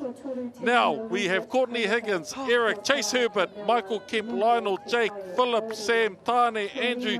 Kia ora, brother Rawiri, tēnā koe. Tungane o Kiwi, kei wahora, kua hoki mai ki tā tātou hā kina, and outside of him, we have Jermaine. Actually, I think Rawiri has been scratched, unfortunately. Anyway, lane number 3, Chase Herbert, pumping. Ngā hoi horo. Chase. When you think of whānau and you think of Waka, there are a few ingoa whānau that have been loyal to the sport. Mai te orokohanga mai o tēnei hākinakina. The Herbert whānau are one of them. Hoi tonga, Eric, Holland, Waterson. Ia aroha mai, we did see Raori Takao's name in there, but didn't. I did see a photo of him at the regionals. It was just exciting to see him back. To this day, and I'm willing to debate this. Yep. Still to this day, the greatest steersman Aotearoa has ever seen. Yeah, I agree. I was here at the Worlds with the Willie Kumara. 2006. Yep. The greatest turns, yep, anyone has ever seen, ever. Man, just like a sister Kiwi. So it's good to see someone of that caliber back in the fold. not out there in the water, but part and parcel of our Hakinakina still. Lane number 2, Eric Holland Waterson. Beautiful strokes there by Eric. Lane 8, Sam Misiepo, Nor Manuko Outrigger Canoe Club. Sam placed second last year, just behind his teammate Bradley Anderson. So look out for lane 8. Sam Misiepo. Be pretty hard to go up against your teammate, because you know the sacrifices, the mahi that your teammate does when you do train as a team, and then you have to train individually as well. He just missed out on a gold medal last year by a second. Engari, we are nearing the finish line. It will be Eric Holland Waterson, no Hoitonga Pacifica. Waterson, lane number 2, Eric Holland Waterson, and out there, lane number 8 maybe, Sam Misiepo of the second, and Chase Herbert, third or fourth. Chase Herbert pumping. Lane number 8, Sam Misiepo. Engari, te toa mo te whiringa whānui tuatoru o ngā mea e toru ko Eric Holland Waterson with a time of 2:26. Sam Misiepo, silver medalist in this section last year, second place in this heat with 2:30, and Chase Herbert with 2:31. From men, we now cast our eyes to the women of the Master Women section. Sophie, Carlo, Kyron, Amber, Rebecca, Pauline, Merita, Katerina, Diana, Pura, Nancy Ray Tarawa, kia ora, and chasing ngā whare. Now, not to take it away from anyone, but under 23's WN 500 heat 1 of 2. Yes. Who remembers when Sam Lee's got 2:11? Now look at the times now, we're in the 2:20s. You understand now why I freaked out at how fast their time was so early in the competition. If the men Open Premier don't get to that, there was something in the water. It's 8:42 a.m. And you were talking about how sometimes they... because we are on a dam at Te Whānau, and sometimes they let the water out, so that affects the times. But I just want to mention, in lane 11 for YMP Wakaama, she is the first paddler. Here she is here, Nancy Ray Tarawa, former under-16s world champ in Australia. Also, I'm going to say she has the most medals won at a nationals. She's won 9 medals. 7 were gold in the year 2002. How do I know that? Because she was my teammate. And it's so exciting to see her back on the water. I can't even describe to you how exciting it is to see Nancy Ray Tarawa on the water. She's had a break, but she's come back. She coached all those winning YMP teams. This is going to be a cool race too. Amazing legacy. A name that took the broadcasters waha a bit to learn, but once we knew that name, we never ever forgot it, through to this day. Nancy Ray Tarawa, YMP. What I love about some of these kaihoi is, as champions, they paddle for a particular team, but they help with the growth of our sport by going back home or going to areas that had tamariki who were keen, but where they lived was too far away from a particular club. So they established the club, they found Pūtea, they found the Waka, and YMP have been pumping ever since. And she's been so busy training her kids' teams. It's just amazing to see her out there. We're so proud of you, Nance. You do so much for our babies. It's awesome to see you on the water. You're always a champ in our eyes. As we near the halfway line, Nance is coming second at the moment. I'm going to tell you guys, she hasn't even trained. And she won't even mind me telling you this. She hasn't trained in W1. She's been too busy with her babies teams at the moment. It is YMP that are leading the kids medal tally at the moment. So, ko era whakahekinga wera he hua kua puta mai. And now she's there. She's being an amazing role model for her babies. Nancy Ray Tarawa, former world champion in 2006. I'm going to shout it out to the rooftops. We're so proud of you. Ara tua whai tēnei wā, Amber Walter. Correct me if I'm wrong, but I think she's also a kayaker. A lot of those Whaiata ocean sports are also kayakers, Olympians. She is winning at the moment. Ko ie toa ana ara tua whā. Engari ko Nancy Ray tērā YMP ara tua ngahuru mātahi. Amber came fourth last year in this category. So she just missed out by 0.1 of a split second, 0.01 of a split second. That's how close she was from just missing out. She won't miss out on a position in the semi-finals. Amber Walter here winning this heat, but it is out there. Lane 11, Nancy Ray, can she do it? She'll be in the semi-final. She'll be happy with that. But officially, it is Amber Walter winning that first heat of 3. Most medals won at a nationals. That's a record to be proud of. There we go. I was right. Nancy Ray Tarawa here, lane 11. She won 7 golds, 1 silver with her team. How do I know that? Because I was a member in her team, and then she dominated in the under-19 W1 and then the under-23 W1 as well. That's just the year that under-23s was introduced into this sport. Amber Walters with a time of 2:45, 2:52. Rebecca Hoani, Nancy Ray Tarawa, 2:53.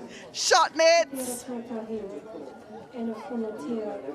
As we move through to heat number 3, we have Tui Puke, Agnes, Jacqueline, Hiria, Paula, Gina, Charlotte, Jess, Deborah, Jackie, Watene, and Bianca. Now, Orahia makes her way back to the seats. You have a Nancy Ray. Yes. You have a Marama Elkington. Their coach was Mātahi Brightwell. I reckon to this day he is the ninja coach that has created champions for Aotearoa. Now, Mātahi, those who know him, but he likes to stand in the shadows. If he walked past here, he'd walk past with a hoodie on, with a beanie on, but those who know him know the magic he produces. And then we have Emma Pere who come to Horauta. So there's something in Te Tai Rāwhiti, and because Mātahi was part and parcel of the early days of Kiwi Campbell, and then Kiwi started creating champions, and her products were competing against Mātahi's products. So to this day, I still think Mātahi has something to offer those elite teams. He has something to offer the hākinakina, and I think he's underutilised. Yeah. So he mihi nui tēnei ki a koe Mātahi, and know that there are still people in this world that know the gems and the mātauranga you possess, and I think Aotearoa will be better off with them. No, I agree. I was very fortunate to be taught by him. He's a hard coach, but he does get the results. Tui Puke here. Oh, kua Māori nā ia. Ai, ai. Oh, erere ana ngā mihi ki a koe Tui, me tō ingoa hou. Me te ātāhua hoki o tō ingoa hou. 7 here. Charlotte Hudson.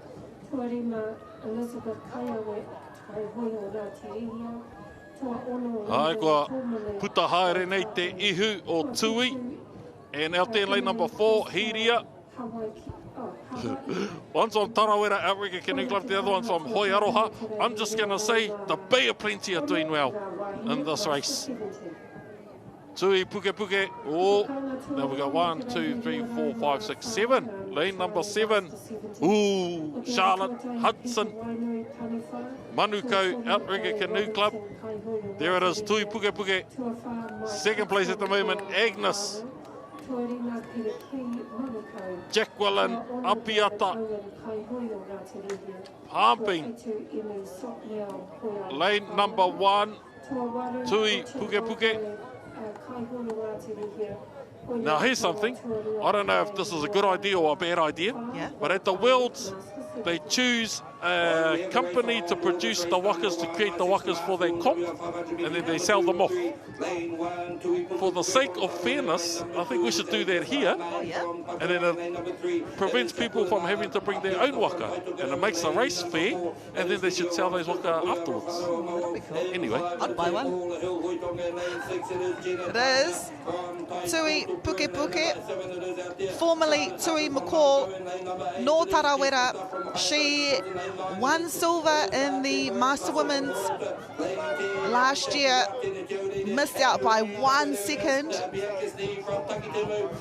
but with a new name, could possibly bring a new position for her, gunning out, kicking to the finish line. Tui Puke Puke no Tarawera Whakaama. She will win this Master Women's heat, the second heat of 3. I think it's Agnes Arman, no Pakuranga, and then 5, Paula Hill, no Hoitonga Pacifica Whakaama Association. But this is your winner, Tui Puke Puke. Another congratulations to you. She won silver as Tui McCall. She won her heat as Tui Puke Puke.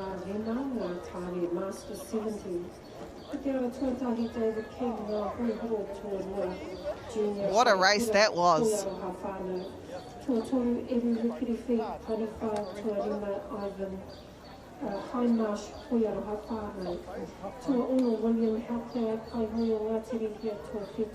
Tui Puke Puke with a time of 2:46.251, Agnes, and third place Charlotte Hudson.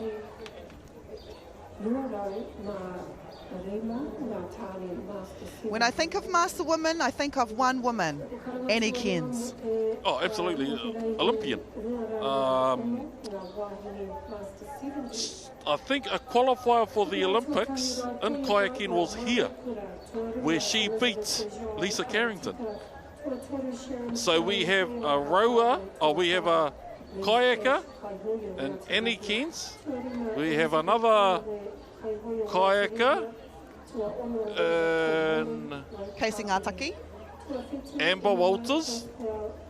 So the transition would tell me, if I was to look for a team, I'd go and look for a kayaking club and say, bro, have you ever thought of taking up Wakaama?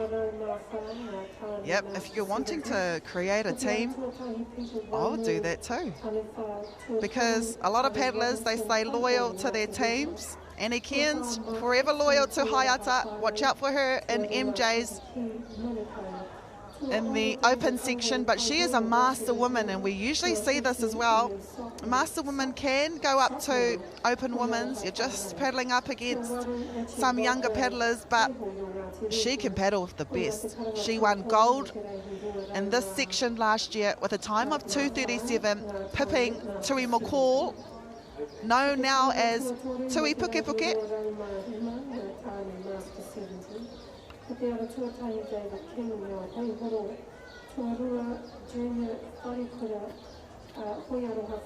Kia roha mai rā, ko te ingoa takakau tērā o Tui, ko hoki nei ki tōna ingoa whānau. Kia roha mai, Tui i tērā hapa iti. E ano, kia anga atu te titiro ki te moana i tēnei wā Annie Cairns here in lane number 1. Amelia Paranihi in lane number 2. Sarah Williams in lane number 3. Hey, I wonder if Mulivai. I think Mulivai was the original name of Peniula, or the area where Peniula started in Samoa there. And given there's a Williams, I wonder if there's some connection there. Anyway, ngā wai Ormsby. Ngā kai hoi o Ngāti Rehe in lane number 5, Hoi Aroha in lane number 6 with Yvette Heke, but Annie Cairns pumping. I would actually like to interview Annie, and just talk about some of the challenges in terms of having two hoi sellotaped to each other to be a kayak, so breaking it in half to having one hoi and having to use a one hoi on both sides, and what some of those challenges have been. Doesn't seem to be too hard because she's winning at the moment. Ngari, ko Annie Cairns tēnei o te ara tuatahi. It's funny you mention that because I've tried to interview her a few times and she always gives it up to her teammates in MJs. Usually gives it to Puhi Wahine Nepeapa, but to look out for MJs. They are your current W6 500 metre champs, winning that title after Kaiarahi Tour dominated for a good 7 to 8 years. But it's all about the individual races. Annie Cairns winning at the moment, as Matthias mentioned, Olympian. She's also your Master Women's W1 champion, defending her title. That's her goal this year. She won gold with a time of 2:37. Conditions were different though, but no doubt Tui Puke Puke and Ngāwai Ormsby, Range Rapana, they'll all be looking at the times because it's a new year, new possibilities, new results. And just thinking about the marriage between Wakama and kayaking, so we have Annie Cairns here, who was a kayaker, transitioned over to Wakama. We have a couple of races ago, Amber Walters. Before Casey went that way, there was also Rudolph Birkin Williams, who went to the Olympics on behalf of Samoa. And I remember there was a particular race here, and I think Rob Kaiwai used to do a bit of surf skiing as well. So the Waka culture lives on, using Waka as a means of transport isn't a new whakaaro to te ao Māori, but here we are showing that we were once tangata moana. We were probably tangata moana before we were tangata whenua. Annie Cairns with a time of 2:44, 2:46, Sarah Williams and Ngāwai Ormsby in third. E te whānau, we will see some of the fastest individual races. We are excited here. Ia tātou e whakarite ana mō ngā rehi i ka whiro tāne. Premier Men's Heat 1 of 3.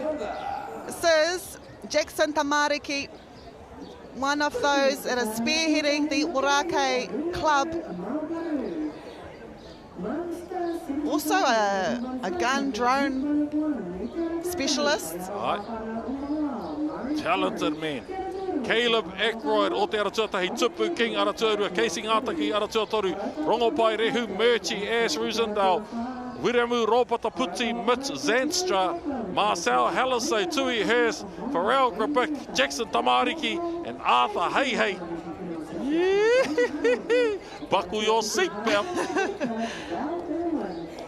So Casey Ngātaki, keep an eye out for him. He is your silver medalist. That was Tupu King, has won this title so many times before. It's going to be a fast race. I'm going to say lane 5. Ash Rosendale got out of the black blocks fast. He's also a gun in the CrossFit arena. Ai, I ki te hoki au ia Ash I te kono he te mauli I te rāwiki. Engari kei kone ia business today out there in lane number 11, I think, might be Jackson Tamariki. Tupu King, the greatest ambassador ever to do with Wakaama. The greatest ever. Not only does he contribute back to the Hakinakina, but he used Wakaama as the platform for his study in his master's degree.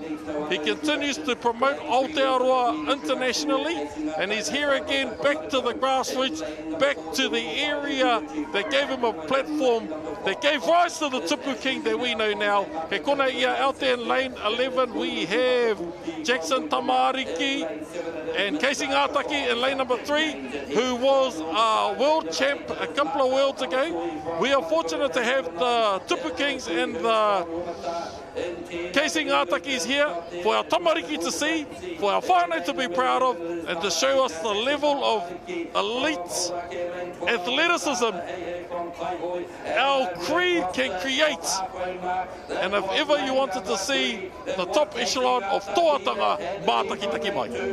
Matai speaks about elite level Wakaama, and it's all about the smooth entry, strong pulls, excellent boat speed. That's all it's about when it comes to Premier Men's. We've had champs, we've had 3 champs, Tupu King, Casey Ngataki, J16 Women is the current Premier Men's title holder at the moment, but it is these two here doing everything they can to get a good time. Here we go, they started to pick that rate up a little bit. Tupu has been putting in his homework. Ko ki te tata I runga o TikTok, hira ana whakaharata engari. Casey Ngataki tuatahi tuarua, Tupu King. Tua toru, ko te ara tua rima. Ash Roosendahl, CrossFit champ. Casey Ngataki. Now, I usually start an interesting kōrero with him now. Yep. So not only did we just watch Casey Ngataki, who was a world champ once upon a time, about 2 or 3 years ago, who come here. He was the one, and I say this with the utmost respect for Tupu. Casey Ngataki showed us that Tupu was beatable. No. Tupu reigned supreme for X amount of years. Casey come out of nowhere, beat Tupu. Here they are today, neck and neck. And then last year, Jake Suitoloa taught us that Casey was beatable. Now, in this race, heat 2 of 3, out there in lane number 13, we have an exhibition racer from Tahiti who was a world champ maybe 3 or 4 years ago. So we've got 2 world champs, 3 or 4 national champs. There's Kevin out there in lane number 13, Manutea Milan, world record holder, Tainui, Nona, Darius, Sean, Mohi, Deepak, Tere, Manawa, Sam, Paura, and out there, our Tahiti exhibition ex-world champ. So Kevin has won the 2018 Molokai solo champ. He's also a 2022 Gorge Downward champ and also 2023 Gorge Downward champ. This is Manutea Milan on the screen right now. World record holder. We were here when he set that record as well. Can he set another record? The first one I've ever seen to do a 500 in a single under 2 minutes. I think it was like 2:57. Oh, sorry, 1:57. That was about 2 or 3 years ago, eh? Right. Anea Kevin. So that is your Molokai solo champ, downward champ in 2023 and 2022. Champion paddler in V1, OC1 and V6. There's going to be a few disqualifications out there. There are a few who crossed the line. But here we are, Manutea Milan, pumping. Far out.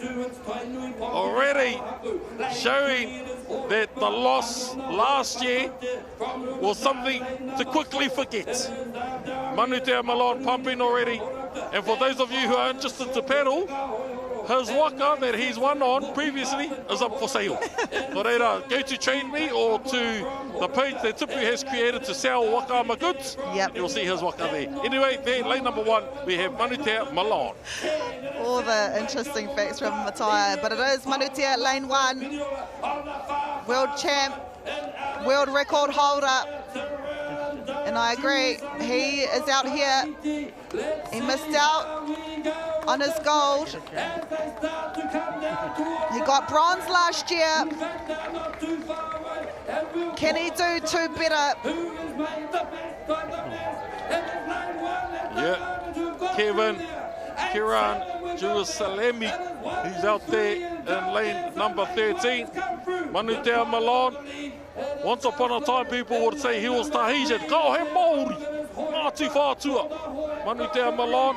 And let's watch how he goes in these final meters, because in that world record race, our man was flying. Our man was flying. Ara tuatahi, Milan. Ara tuatoru, Nona, Hohepa. Manu Te Milan. He will take out heat 2 of 3. So in heat 1 we had Casey Ngātaki and Tupu King. Heat 2 we have Manu Te Milan. And in heat 3 we have the current national champ, Jake Sui Tauloa. We've still got the Premier Women's to go as well. Very exciting here, but there's no question who your champ is in the second heat of the Premier Men's. It is Manu Te Milan, Nō Penula, Nona, I think, second, and our Manuhiri no Tahiti, Kevin Serran no Tahiti. It's Manu Te Milan, paddling for Penula, who wins that second heat. All right.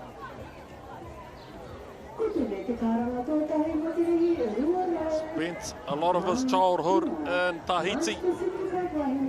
Whangapapa, however, Ngāti Whātua, competes internationally throughout the year. Again, Casey Ngātaki and Tupu King took out that first. See, 2:14. Manu Te Milan. Going back to the 21s race, remember that boy got that 2:11. Here, heat 3 of 3. Koroiti, Tuio, Tongia, Slade Butler, Anni, Caleb, Jake Sui Tauloa, Rutene, Caleb, Kereama, Jesse, Hemi Wahapango, Vance Smith, Monsul, Juice Tupara in lane number 12.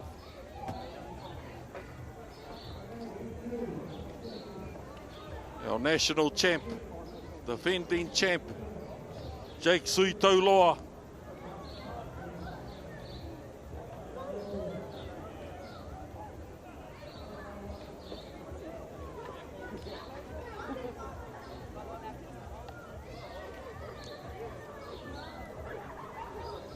Just some more general announcements as we're waiting for the flags to come up on this one.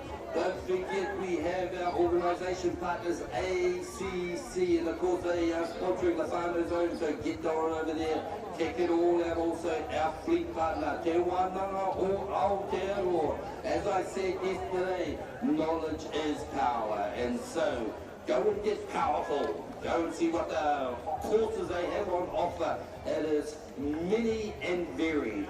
Our merchandise partner, Pure Athletic, and so they are certainly our merchandise partners as well. Also, don't forget Whakaata Māori. How could you forget them? You can't, because they're there. They're broadcasting some outstanding imagery across the world. Across the world. Did you hear that? Across got a red flag. This indicates to the paddlers to prepare on the start line and hold. This is your current Premier Men's champion. Back flag means that a Waka has gone over the line. Well, a few Waka have gone over the line. And a green flag. This is the final heat of the Premier Men's W1 500 metres. Keep an eye out on lane 5, Jake Sui Tauloa, a member of Wakamanu, also the current Premier Men's champion for 2025. They won the 500 metre W6 last year. He also won the V1 last year. Can he do it again? O te ara tuatoru, Ani McLaughlin, ara tuatahi Koroiti.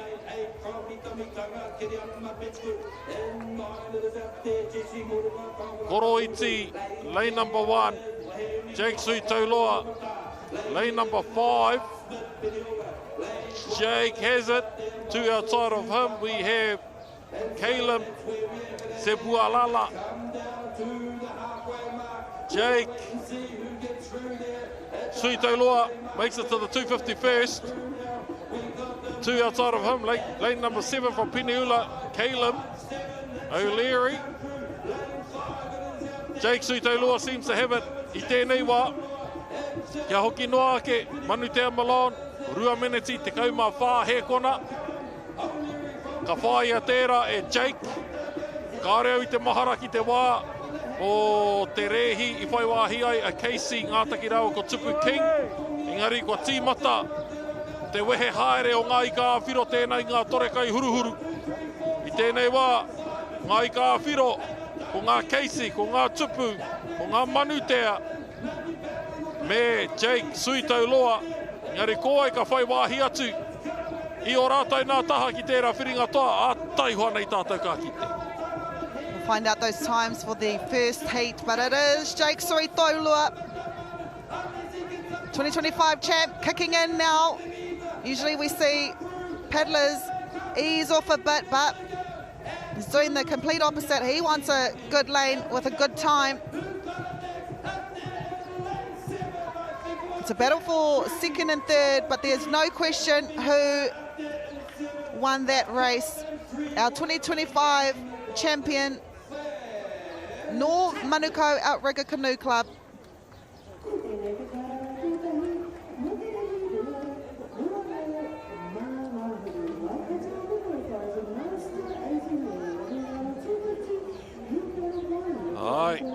Casey and Tupu in heat 1 of 3, 2:16, Manutea 2:14.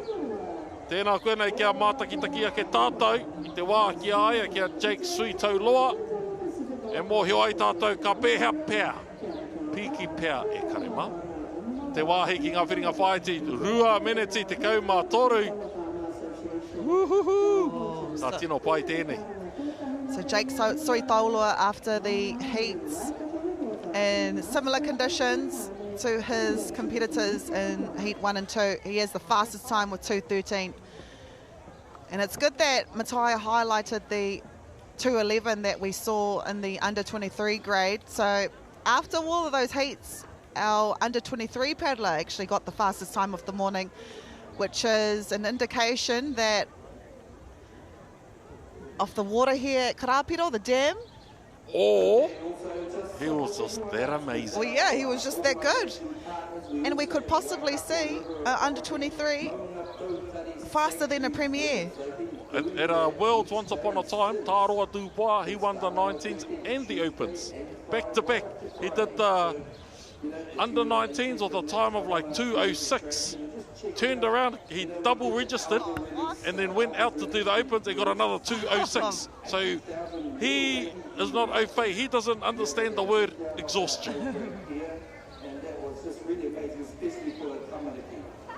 That was your Premier Men. Now we look towards Premier Women. There is one name in particular that has dominated the Premier Women, and that is Acacia Williams.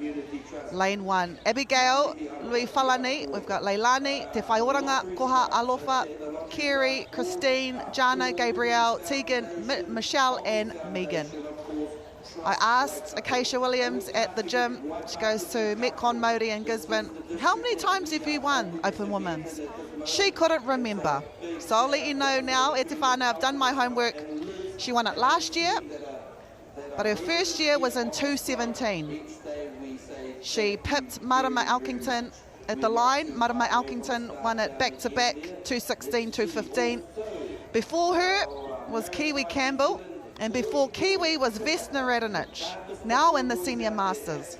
But Acacia, she has won it 2020, 2021, 2023, because 2022 was, didn't happen because of COVID, 2024 and 2025. This is your champ.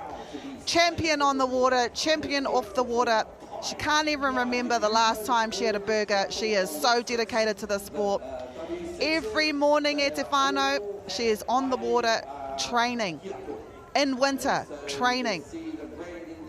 Rainy days, training. When it's dark, she wears a headlamp. The only time you will not see her training on the water is because the river aren't up to conditions and no waka is allowed on the water. That's when you see her doing double trainings in the gym at Whakaata Māori. She is so dedicated. If there was someone that personified dedication, it is Acacia Williams in my eyes. And no matter the technology, she still has a wooden paddle. I think that's a rame. Is it a rame? Yeah, I think it is too. Old school. Far out. It's a Tahiti rame Te Whānau. That's the last paddle I had. Okay. I was at Thai Paddles yesterday looking at getting me a Hene Brooking paddle, a hybrid one. And I was telling them, oh, I think my last paddle I had, my mum actually bought it for me in 2001. I was also gifted a rame from Greg Brightwell.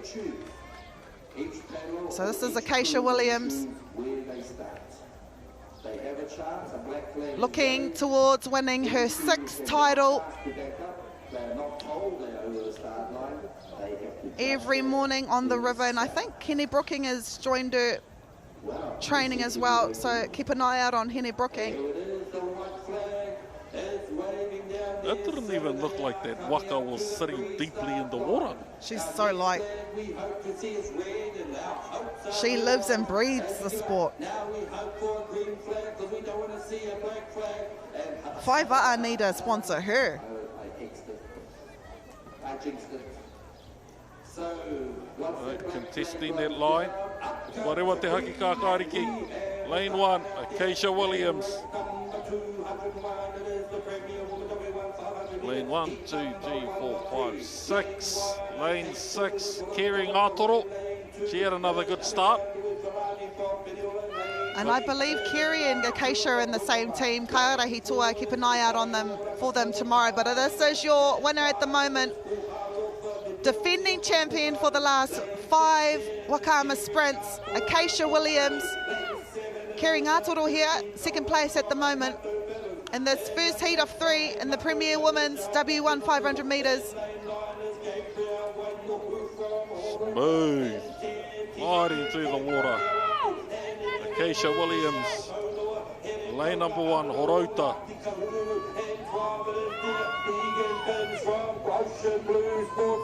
This looks like her waka is drifting on the water. Doesn't seem like there's much drag in that waka. Pumping. Everything she does it at the ability that she can. Marathon running, she does the best that she can. CrossFit, she does the best that she can. Wakama, there's no denying that she does the best that she can. Wanting her 6th Premier title. Before that, she was the under-23s champion. Before that, the under-19s champion. Before that, the under-16s champion. She doesn't know what it is to lose. I would be that envious. I'd start saying that she puts helium in her waka. It's not even sitting in the water, it's flying. And Acacia Williams pumping to the finals. She's probably never ever seen the back of another competitor. She's always ahead. O ia me tana kotahi.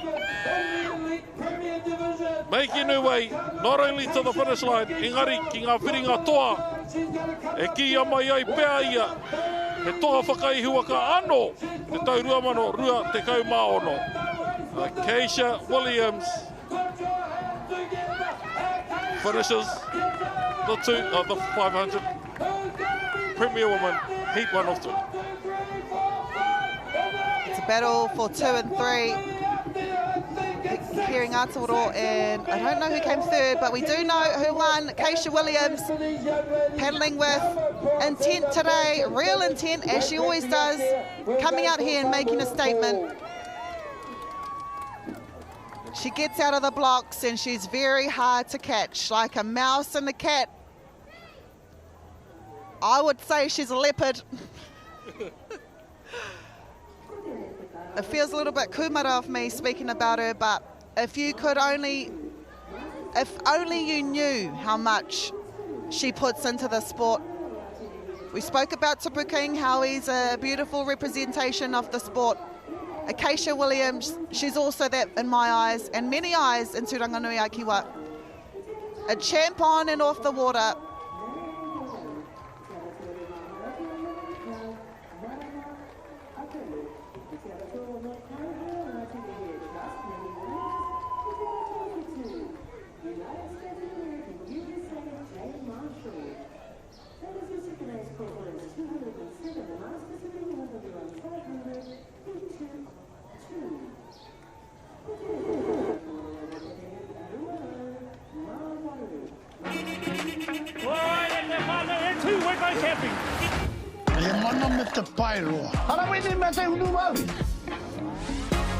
Kia ora, what's haps over here with you two hohas? He found a Māori, he found a Hakahaki. Hey, tahi fluki. Triki whara. But it was so good to see you. What is your name? We're having a moment. Break. Maharawa me on the pool. It's whakapapa whānau. Show me some attitude.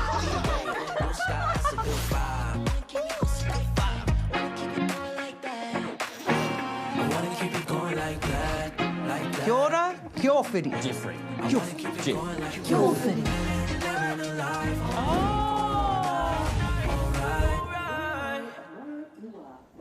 No mai hoki mai, welcome back to the 2026 Sprint Nationals.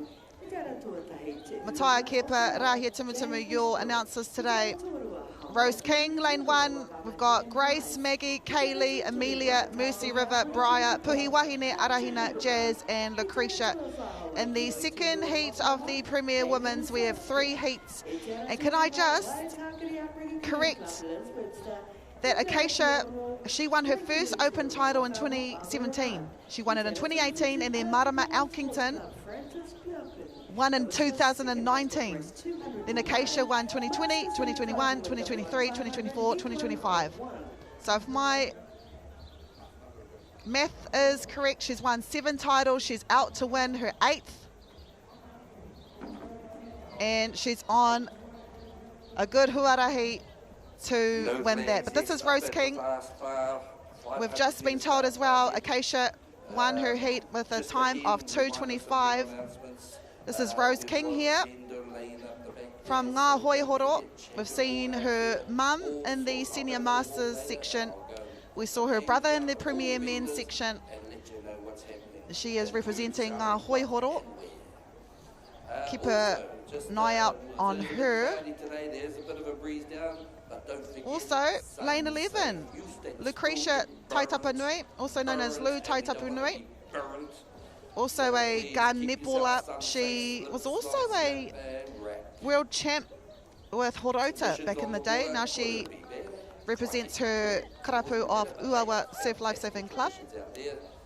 And so for paddling, not too bad at all.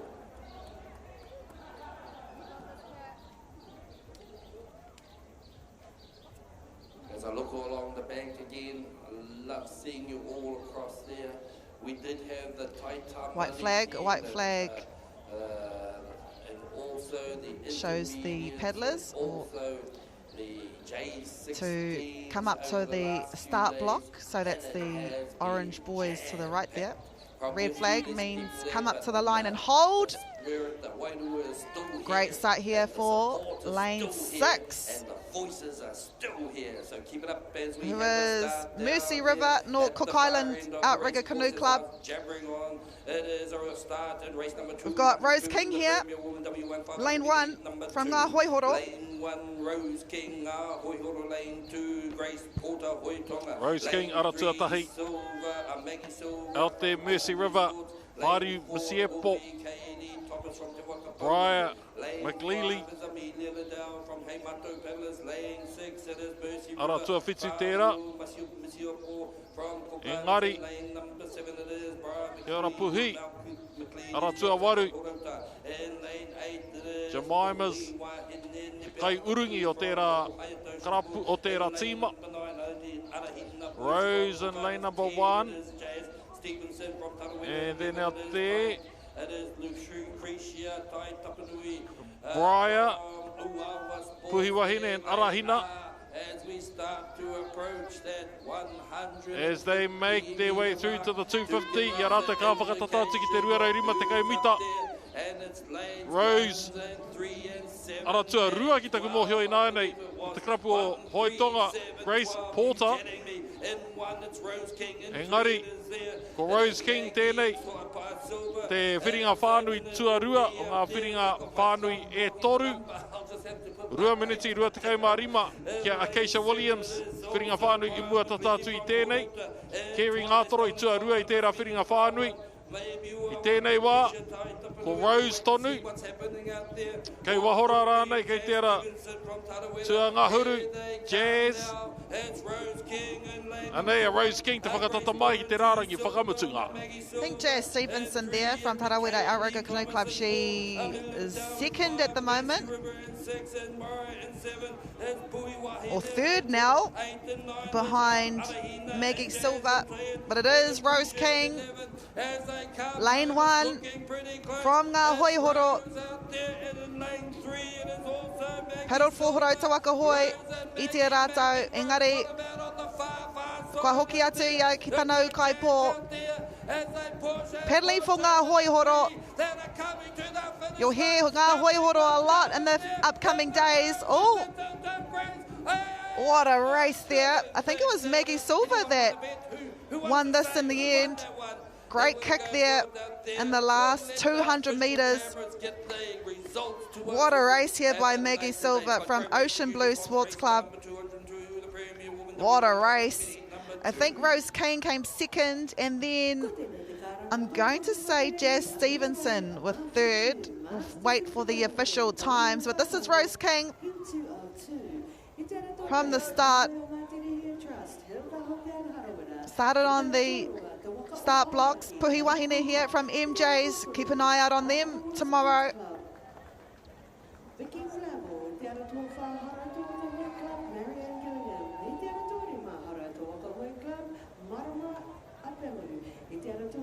Maggie Silva, 2:36. 2:36 still. Rose King, Jazz Stevenson, 2:37.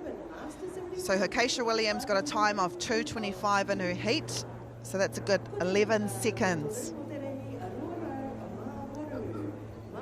We've got our final heat coming up in the Premier Women's W1 500 metres. We've got Anna Ngātuere, Terina Quinilla, Elora Nātane, Imogene, Georgia Katrina and Tanya Adamson from Uawa Surf Lifesaving Club.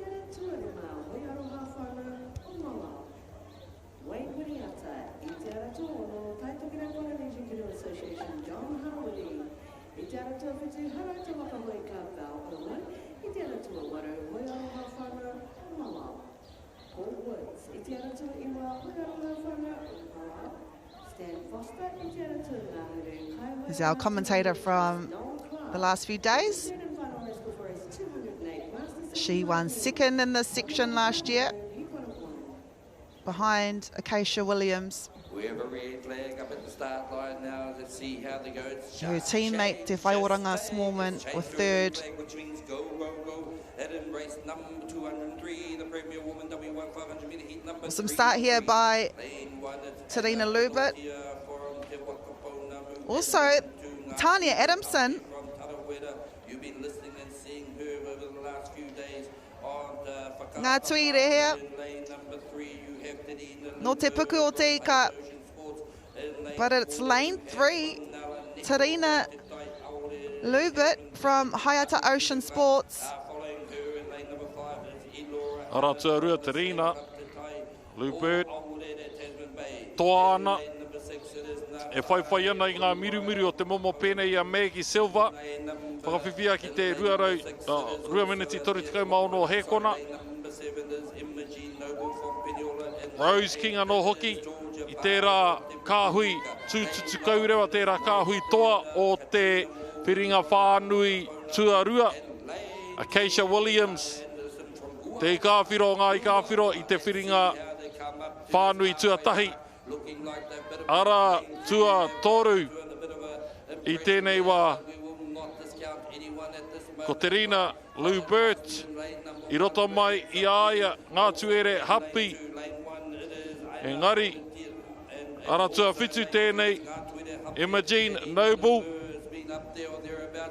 Hoki mai anō ki te ara tua toru. E wiki tōri ana I tēnei wā, e tana taha maui. Ko ngā tuere, ko te kāhui, kātai ki te whiringa, ki ngā whiringa whāiti, ko te momo, pēnei I a Terina, pēnei I a Maggie Silva, pēnei I a Rose King, pēnei I a Keisha, pēnei I a Kerry Ngātoro. Me te aha, hei te rangi nei e kare mai, ka ki te tātou I ngā whiringa whāiti rā me ngā whiringa toa. Ko reira, whakangungua o tātou karu ki te mātakitaki I tēnei hunga. Whakangungua hoki o tātou taringa ki te rongo I o rātou ingoa. Ka noho koe nei, ngā ingoa ka pāpā hotia, ka hāmamatia I te roanga ke o tēnei rā. This is your winner at the moment, Terina Lubert. She actually placed 6th last year. She's done the mahi in the last 364 days. She's come back on the 365th day to win this third heat. What a race there by Terina.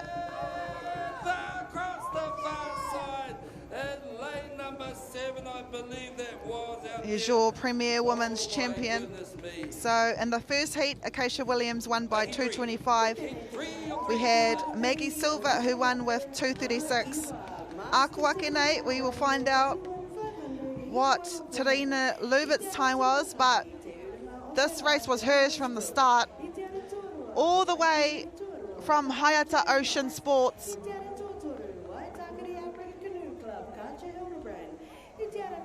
Beautiful strokes here by Terina, making a statement in this heat. 2:33. Note that down. Master 75 Women W1 500 Heat 1 of 1. Ko tēnei te karanga tuarua o te rehi. Ruaro, Mangaru, Waikato Authority, Master 18 Men, W1 250 Heat 1 of 1. Itara tuatai, Hoitama Pacific Whakaama Association, Peter Wilson, Itara tuarua, Hoiaroha Whana Omoa, Maurice Marvin, Itara tuatoru, Hoitama Pacific Whakaama Association, Howard Island, Itara tuafa, Hoiaroha Whana Omoa. Said I ain't got much love for you, darling. Whakaama Association, John Rogers. But I'm still gonna roll with the rhythm. Well, I hope you understand, girl. I hope you understand the way I'm feeling. Hope I'll be forgiven.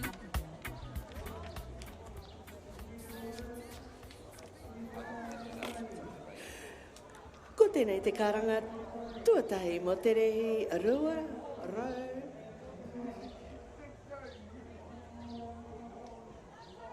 Wauru matahi.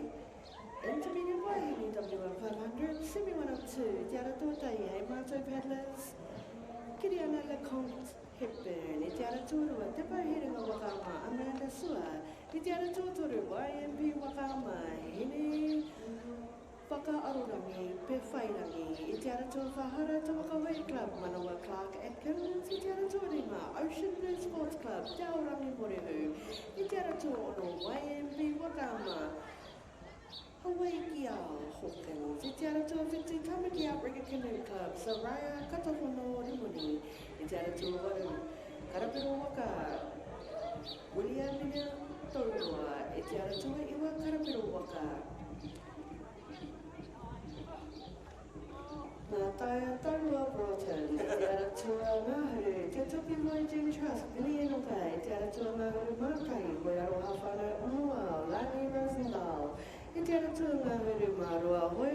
Toro Outbreaker Canoe Club, Te Waiora, Harawira.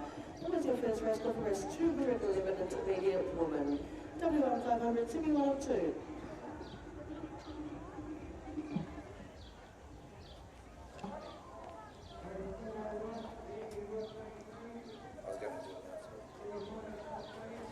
We have a race on the water race number 204, the Master 70 Men W1 500 metre heat number 1. Lane 1 it is Peter Wainui Taniwha. Lane 2 is a vacant lane. Lane 3 Ali Robinson from Kaihoio Ngātere Hill Trust. Lane 4 it is Mike Hickson from Te Hoi Whaaroha Whānau o Mauao.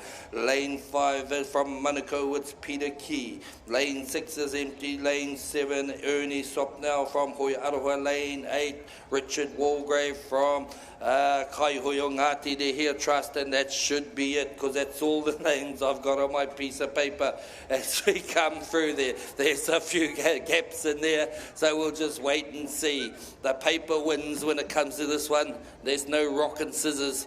Okay, let's see how they come across this halfway mark, and it's looking like lane number 3 it will be Ali Robinson with a nice handy lead, followed closely behind for lane 4 Mike Hickson, a legend. It's then also lanes 1 and 5 from there that come across at that time. Lane 1 it is Peter Wainui, and in lane number 5 we have there Peter Key. The two Petes are coming through there as we come down with now 200 odd metres to go. Let's see who can pull out the big ones out there. It is in lane number 3 that was coming through Ali Robson, and Mike Hickson wasn't too far behind, but it looks like Mike is having dropped a little bit. Ali has picked up the pace perhaps. Let's see how they come in here. Lane 1 Peter Wainui, lane 2 Ali Robinson, lane 3 should I say Ali Robinson, lane 4 Mike Hickson, lane 5 is Peter Key out there missing a lane. In lane number 7 then is Ernie Sopnell and Richard Waldegrave on the far side. It's not a full race course, but it's still an awesome race out there as we have the lead, no doubt about it, but there's going to be a battle for second place, I believe, between out there Mike Hickson and Peter Key outside him. So let's see, we know who's in the front at the moment. It's Ali Robinson who's going to come home and take out this particular heat. There's 2 heats that'll happen in this division. So Ali, put your hands together. Ali Robinson, he'll take out this heat. Who's got the second and third place? It's also Peter against Mike Hickson and Peter Key. It will be Peter Key by a nostril and Mike Hickson in second place, and down here it'll be Pete Wainui on the far side there. We have Richard Waldegrave. Ko tēnei te karanga tōtoru mo te rehi, aro te kau, Wakato River Authority, Master 80 Men W1, 250, Heat 1 of 1. I te ara tōtahi, Hoi Tonga Pacifica Whakaama Association, Peter Wilson. I te ara tōrua, Hoi Aroha Whana, Omawa, Morris Marvin. I te ara tōtoru, Hoi Tonga Pacifica Whakaama Association, Howard Island. I te ara tōwha, Hoi Aroha Whana, Omawa. Dear Vale, I te ara tōrua, Hoi Tonga Pacifica Whakaama Association, John Rogers. That was your third and final race call for race 210, Whakaata River Authority, Master 80 Men W1 250, Heat 1 of 1. Ko tēnei te karanga tūroa no te rehi, Arua Road, Te Kaumātahi, Intermediate Women W1 500, Semi-102, Te ara tōtahi, Hei Mātou Peppers, Kiriana Leconte Burn, I te ara tōrua, Te Pauhiringa Wakaama, Amanda Sua, I te ara tōtoru, YMP Wakaama, Hene Whakaarorangi, Pewhairangi, I te ara tōwha, Hara Tōwaka Way Club, Manoa Park Atkins, I te ara tōruma, Ocean Blue Sports Club, Te Arangi Morehu, I te ara tōruma, YMP Wakaama, Hawaii Kia, Hawkins, I te ara tōwha, Te Tamaki Africa Canoe Club, Soraya Katawhanurumuni, I te ara tōwha, Waru, Karapino Wakaama, William Nina Taurua, I te ara tōiwa, Karapino Waka, Ngā Taia Taurua Broughton, I te ara tōnga, Ngāhuru, Te Taki Working Trust, Piri Inuka, I te ara tōnga, Huru Mātahi, Hoi Aroha Whana, Omawa, Lani Rosendale, I te ara tōnga, Huru Mārua, African Canoe Club, that was your second race call for the progression race. 211 intermediate women W1, 571.02.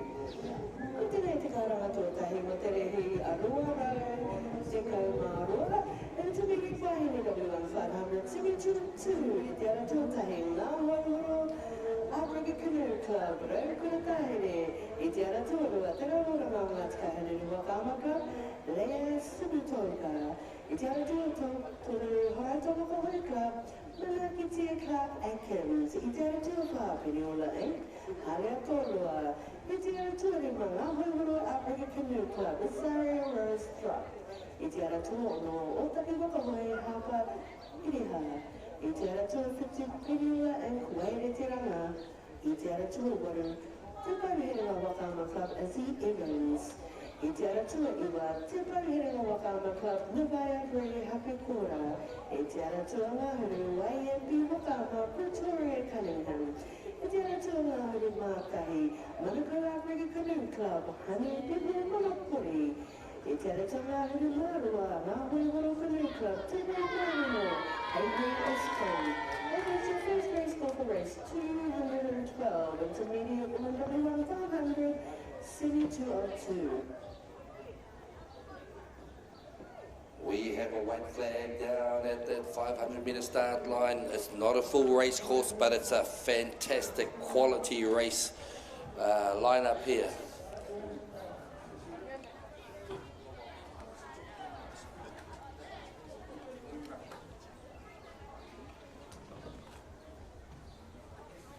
And there we go. We are coming down this race course because we have a start in race number 205, the Master 70 Men W6 500 metre heat number 2. Lane 1, it is out there. It is David King from Ngā Hoihoro in lane number 2, Junior Wharekura. Oh, these are names, these are blasts from the past. In lane number 3, Junior Wharekura from Hui Aroha Whānau o Mauau. Lane number 3, Edu Wikiriwhi from Taniwha. Lane 5, Ivan Hindmarsh, Hui Aroha Whānau o Mauau. Lane 6, William Hulkyard from Kaihui o Ngātere Hea Trust. Rounding off this field is Tau Tauroa from Te Pukuoteka.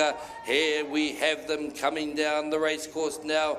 This is race number 205, the Master 70 Men W1 500 metres. It is the second heat of 2, so it's in essence a semi-final.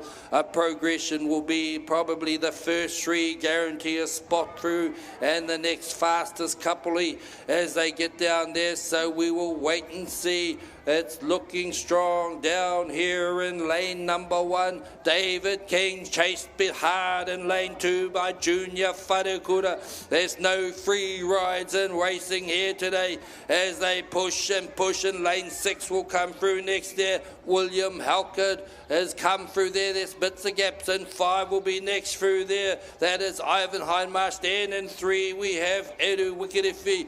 Here we go. David's looking pretty comfortable. I wouldn't say comfortable, but relaxed, I suppose, is a better word to use as they come down to this finish with 200 odd metres to go. They've been pushing hard. These are paddlers that have been out there on the water experiencing all that we have here at Wakaama Nationals year after year after year, and have been achievers throughout that history, so to speak. Dave King out there in lane number 1. It's just on 50 metres to go. And who can make or close up that gap? I don't see anyone doing it, not today anyway. As they come down, Dave King is out there. Junior Wharekura has been pushing but not able to make any means on that one. On the far side there, we have also William Halkard coming back down. Let's focus on the front in a nice smooth race. A smooth race indeed. David King, he comes across the line there, and he's won that one and won it well. Who do we have next? It is Junior Wharekura, who will come out through there. Well done, Junior, and you should be called Senior, not Junior. Here we go, as we get out there. In third place will be across there, William Halkard. Coming in also is Ivan Highmarsh, as the rest of these come through, Edu Wikirifi, and so we have great racing out there. And we'll go to some more calls. Ko tēnei te karanga tōtoru mo te rehi, rua rau, te kaumātahi, intermediate wahine, W1 500, semi-202, i te ara tuatahi.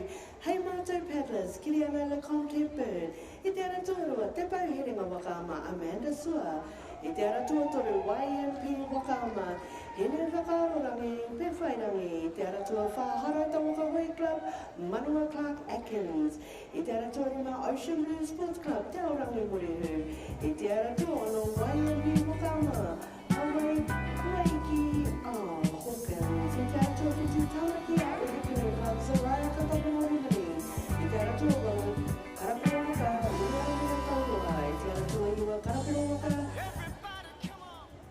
Ngā taia taurua Morton, i te ara tūngahuru, te Toki Voyaging Trust, Million Kai, i te ara tūngahuru Mātai, Hoiaroha Whanu, Omoa, Lani Rosendahl, i te ara tūngahuru Marua. Master 17 Women W1 500 Heat 1, kei te ara tuatai ko rei Poia Brightwell, tēnā koe Elizabeth, Sharon Stone, Les Ash, Elizabeth Kaiawe, Linda Tomuli me Emily kei wahora, kei te ara tua whitu.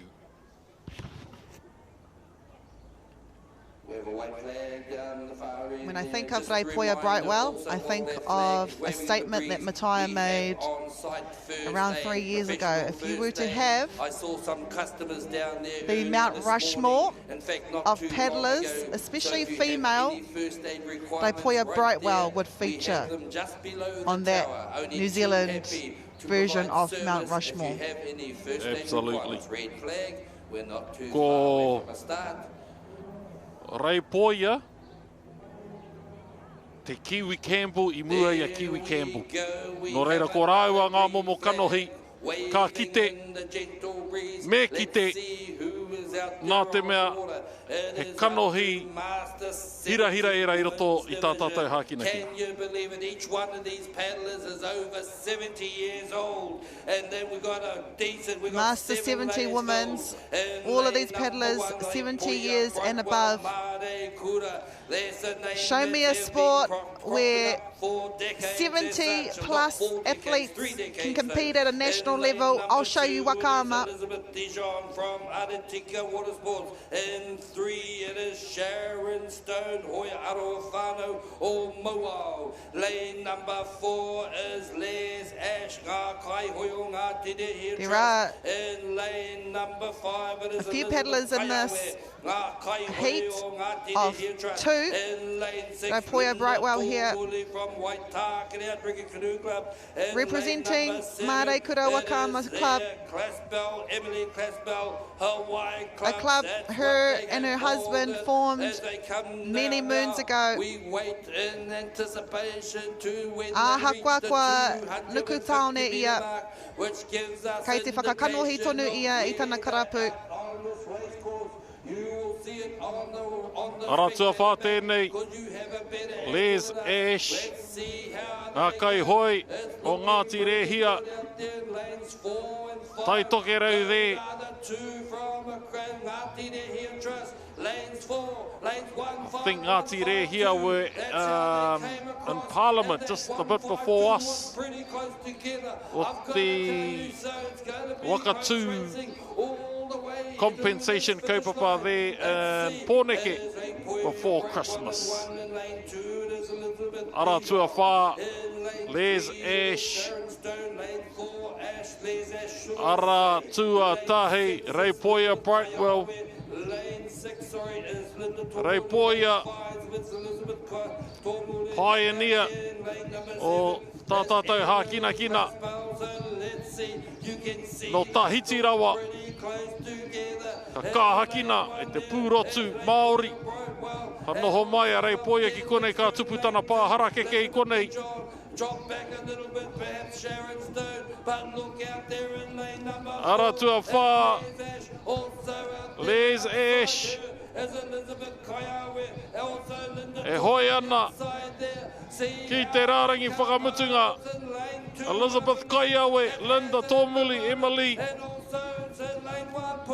They all in this heat, heat 1 of 2. What about lane 4? Lane 4 might have pushed everyone and pushed the NOS button. That's Les Ash out there, and that's what she's done. Can anyone hold her? It's down Les Ash, and then also Elizabeth Dijon. It'll be lane 6. Les and Elizabeth, here we come. Linda Tormuli, or 2. It is 6. Linda Tormuli from Waitakere Outrigger Canoe Club. No, Cole, ko lane 4, Les Ash. Kai Hui o Ngātere here, Trust, winning that first heat of 2. Master 70 Women's.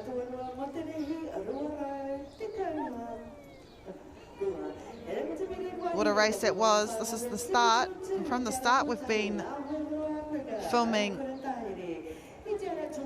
our winner, Les Ash.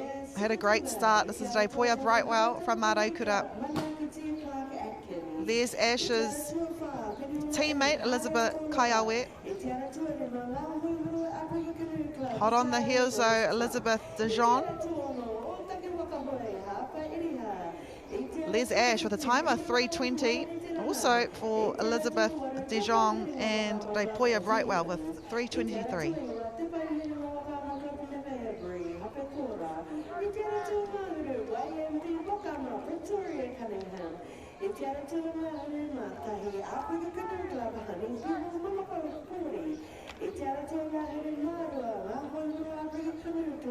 O te aratatai, Heura, Haukiar, Harawira, Carol Hunter, Vicky Flavel, Marianne Gillingham, Marama Apelu, Mihi Williams, me Jay Marshall.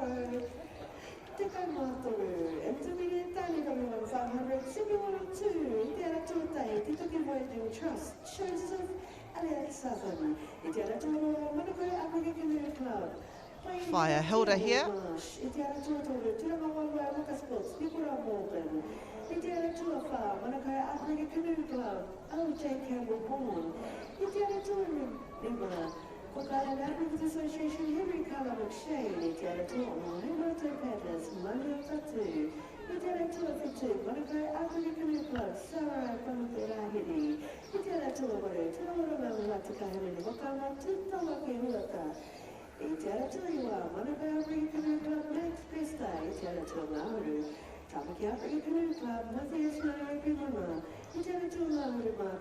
So it is Fire Hilda Harawira, Hilda Hulkyard Harawira, who is the defending champion in the Master 70 Women's. This is your winner from last year. Marianne Gillingham from Maraukura placed second, and Katja from Waitakere was third.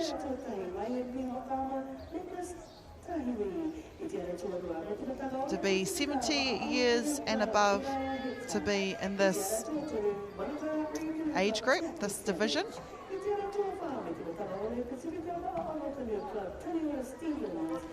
For most of these paddlers have been paddling since Masters and Opens.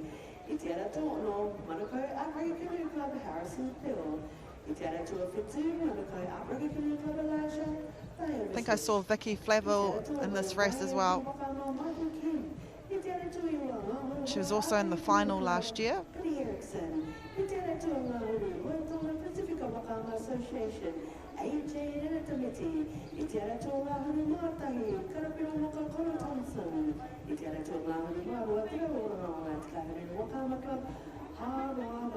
That was her first race call for race 214. U23 Men W1 500 Semifinal of 2. Continue to Karana Tutahi Moterehi, Aurora, Tikoma Ono, J16 Tane W1 500 Semifinal of 2. Itiara Tutahi, Amato Paddlers, Honora Katu. Itiara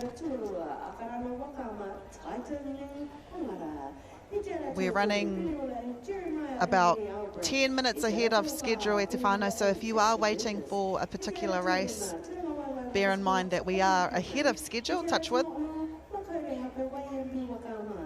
So we see a red flag and our flag bearers, we're calling out, come to the start line and hold.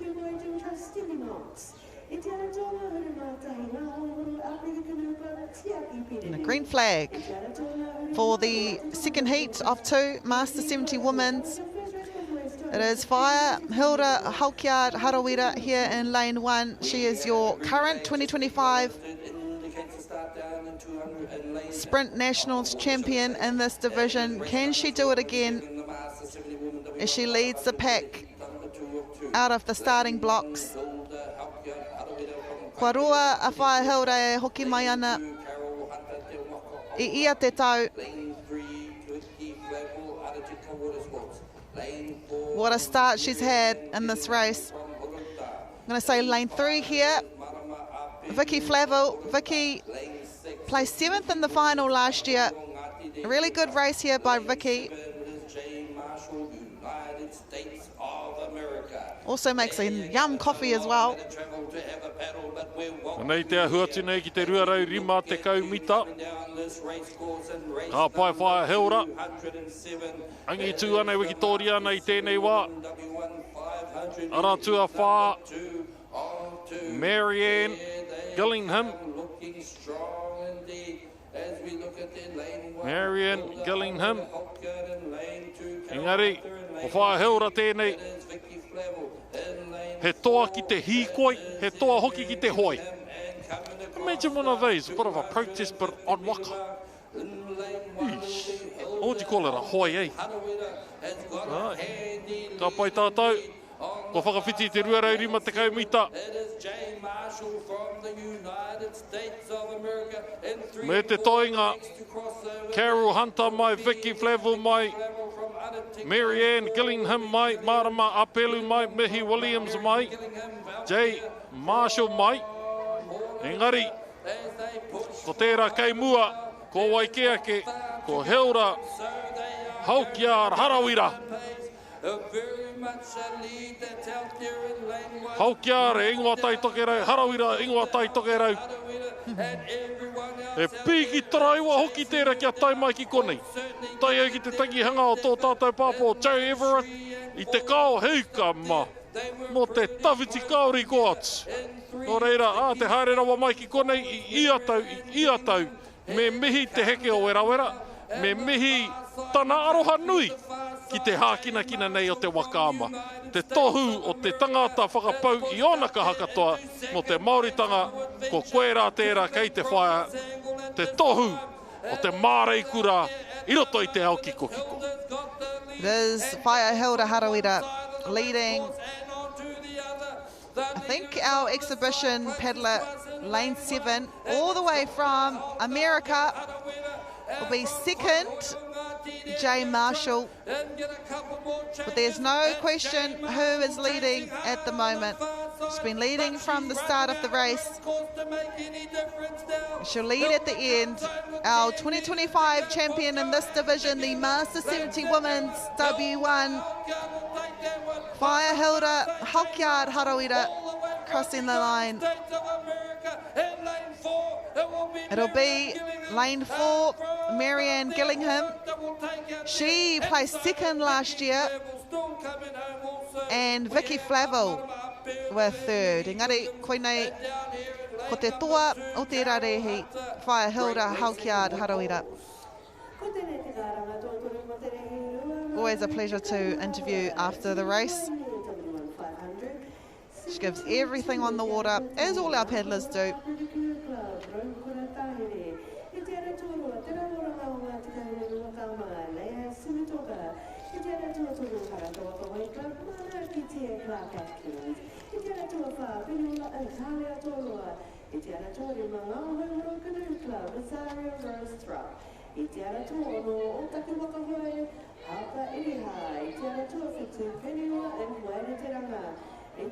Anei ko te Master 75 Men W1 500, te whiringa whānui tuatahi o te mea kotahi. Murray Carey, Robert Gable, Dave Langford, Murray Brightwell, Wayne Winiata, John Harawene, Val Irwin, Paul Woods, Stan Foster, me Noel Clark. Kia ora koro Noel. Number 230 final race call for race 212 intermediate women W1 572 of 2. To be in this division, e te whānau, 75 years and above. This is heat 1 of 1, which means it's not a final because I think they still run the final later on. It's just to determine who will get which lane.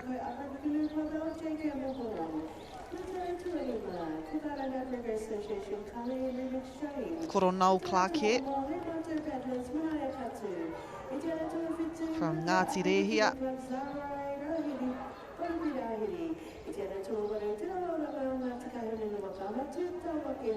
Skin Atkins is the defending champion of this race from last year. Robert Gable came second. He's also in lane 2, Robert Gable.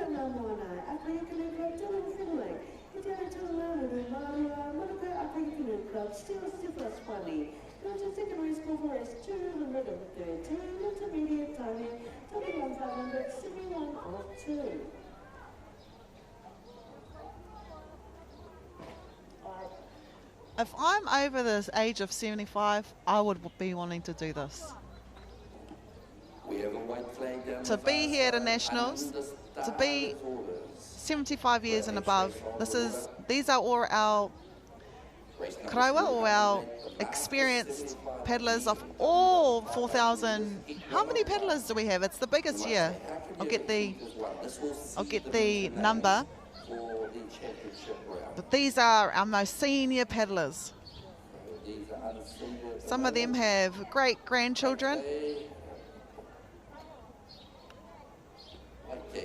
And what kind of sport will you see grandchildren, parents and grandparents? Waka Māori. This is why this is the best sport in the world. We have a green flag waving. Warewa te haki kākāriki. Ko ngā tāne e nei, ko ki te tātai ngā wāhine. 70 Women W1, te toa ko heura haukia harawira. Engari i konei te ahua nei kei te ratua rima. I tēnei wā ko Wayne Winiata no te krapu wakaama o hoi aroha kei tauranga tērā krapu. Wayne Winiata. Ara tuatahi. Murray Carey. Kei wahoti a ko Robert Gable. Kei wahoti a Rob, ko Dave, John Harawene tēnei o te aratua ono no te taitoke rau. Tahi rua toru whārima, aratua rima. Wayne Winiata. Aore I haere mai ki kone ki te purei māpere. Ko te kara kikorangi. He aki tērā I te karearo, I ngā karearoto kia rongo ai te makariri. Ko te whero, ko te tere. Ko e nei whero ai a make tānara. Kia mōhio ai o roro. He haere poto noa tērā haerenga ka wehe tere ai I reira. E whai hua ana tērā kara I tēnei rā. Ko te kara tēnei o te ahi, o te tere, o te kākāriki e tohu o te whenua. I kākāriki ai a BP. Aha koa, e hara tērā I te kamupene pai a tai au. He whakataruna ki a tātai, he pai a tai au. Engari, mo te tere, mumura ana. I te reina tuarima ko Wayne Winiata. Wayne Winiata, all the way from Hoi Aroha whānau o Mauao. In the middle of the race course. On his left here, Murray Carey. a teammate of his, also from Hoiaroha whānau Mauao. But chasing hard in lane 1, it's Murray Carey from Hoiaroha whānau. Out there in the middle it is in lane number 5. Who's coming strong? It's Wayne. Fast, just like his waka. Master 75 men's, ko tahi noi ho te rehi. We'll see the final later on today. So it'll be a fast turnaround for all of these paddlers. It's looking close down here in 1 now. Murray Carey. Murray Carey. Some big ones and it's challenging. He's challenging Wayne. Wayne Winiata. They both for Hoiaroha, but it's will be either Wayne Winiata or could it be Murray Carey? Murray Carey here. What a race here. Oh! Koe nei te takahuritanga, koe ki te tuatahi, koe ki te nei māua, i tēnei rā, kāroha rā, ki te rā pāpara, o te ara tua whitu ki taku mōhio, Val Irwin, ngari ko Murray Carey, te toa i tēnei whiringa whāiti. That's a finish. We'll go to some calls. What a finish there. Murray Carey.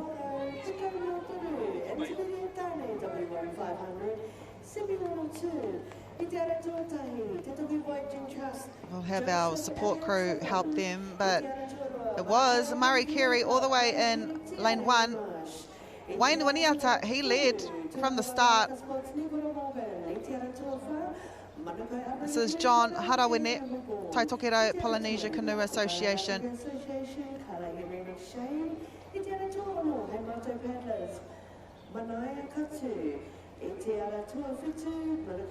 And unfortunately, I think that was Paul Woods. They're easy to tip these V1s. Engari kei te pai ia, we've got our support crew there. Murray Carey with a time of 3:06, Wayne Winiata 3:08, and Robert Gable with 3:17.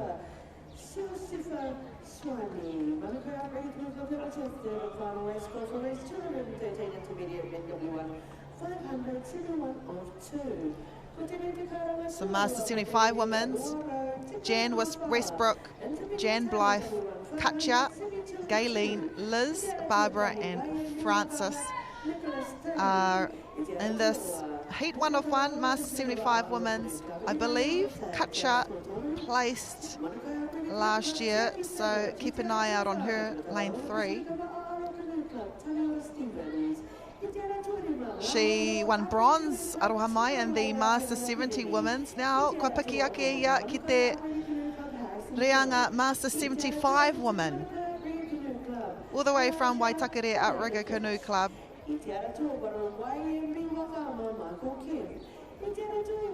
Some of my favourite races. This is Jan Blythe here from Hawaii Nui Tuarua Wakama, and just out on the outside of her, it's your Master 70 bronze medalist. Now, kua piki ake ia ki ngā tau whitu tekau mā rima. So you have to be 75 years and over to be in this category.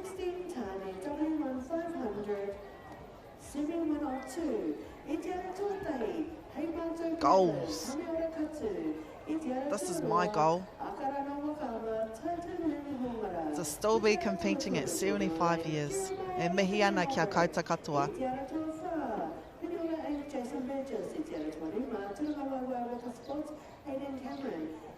Tokorima ngā kaihoi, kei tēnei rehi. We're just waiting for our tipped waka. He just has to remove the remainder of the water in his waka and make his way off the racecourse. So we'll take a few minutes. Ka mai tonu mai e te iwi.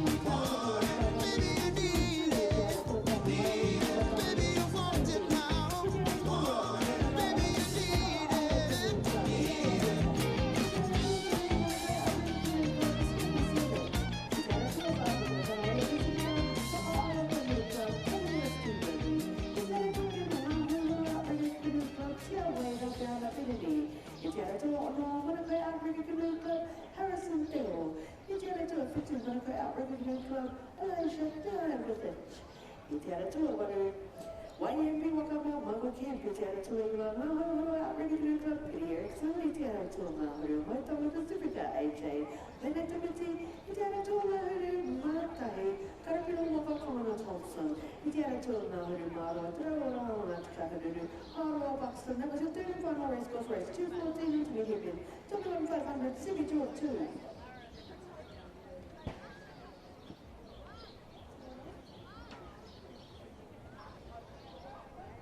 We have a red flag down there at the 500-metre line for race number 209, the Master 75 Women W1 500-metre, heat number 1 of 1. Once again, it is a heat, but it's just to see them as they go into the championship finals, and the green flag is waving at this moment in time. Race number 209, the Master 75 Women W1 500.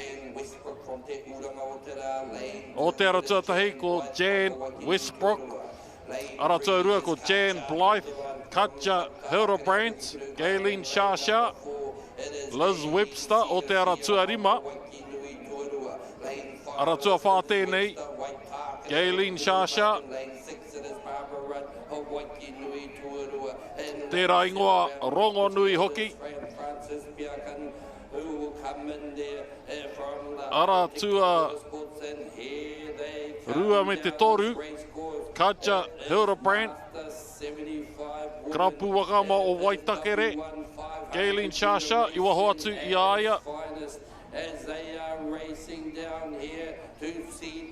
Bearing in mind, ladies and gentlemen, Hilda Haukiar Harawira took out the Masters 70 Woman Heat 2 of 2.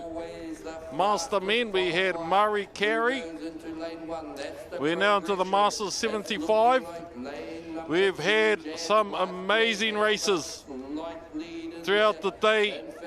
Premiers, Woman, Acacia, Rose King, Maggie Silva.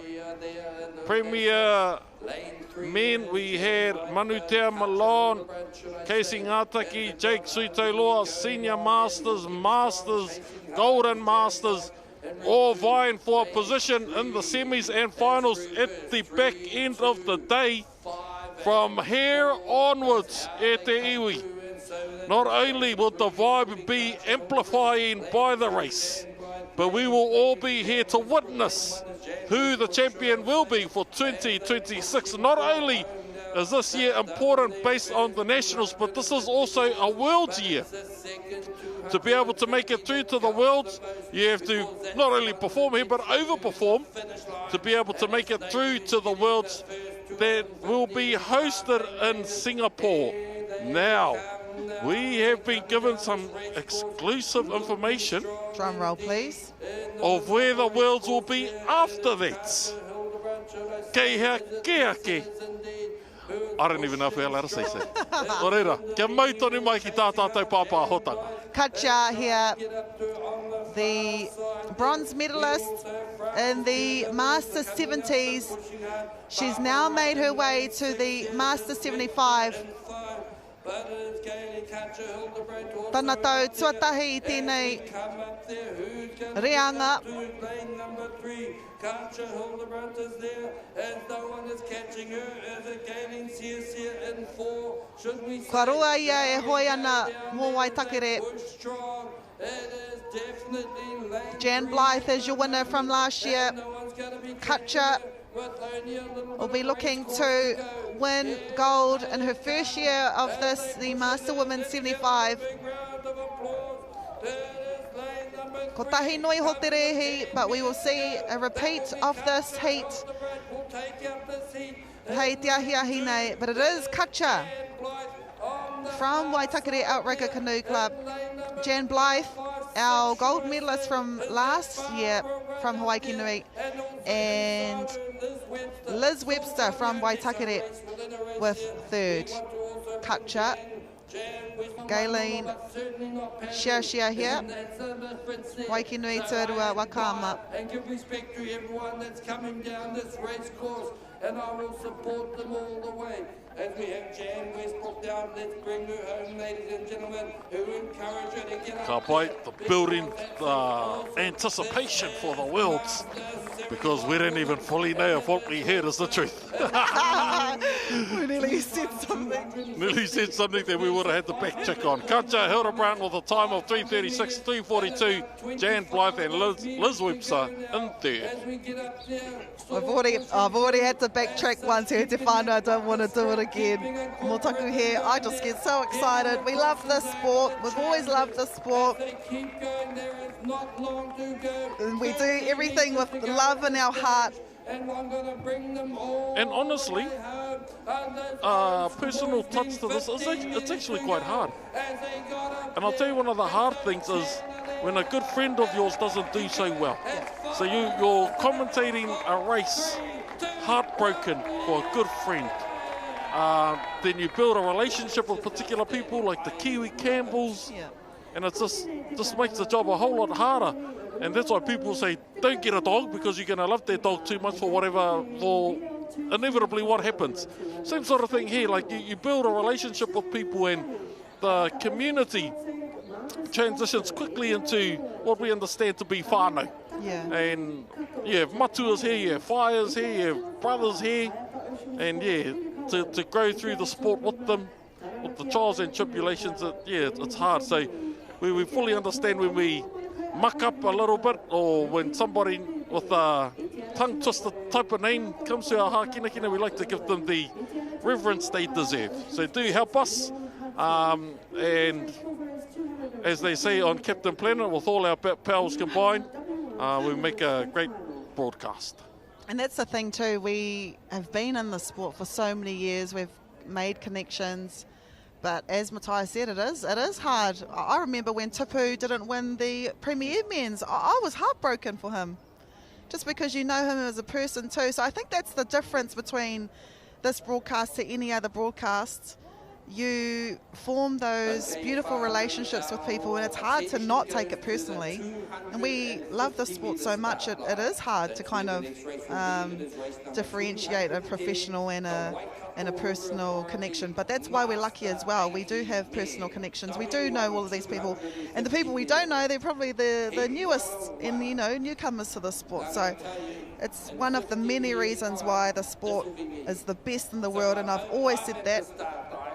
You can't beat the sport, and I love that it keeps growing, and may it forever grow. I don't know where it'll be held though, if it grows bigger than this.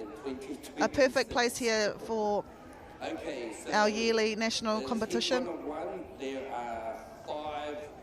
and an exciting year as well as they prepare for the World Champs. Just preparing for the Master 80 Men's. So we thought Master 75 men are kei te kāinga koutou, and you thought, oh, Master 75 Men's, is that the oldest? No, it's not. We've actually got the Waikato River Authority Master 18 Men's 250 race. Tokorua ngā kaihoi. Oh, Kyle, tokotoru. Kei tēnei rehi. So it's half of the usual 500 metres. And then the next two fastest times will be 4 and 5. Coming up, we also have your intermediate women's and men's, and then our adaptive straight final. Keep an eye out for Peter Cowan, Olympian.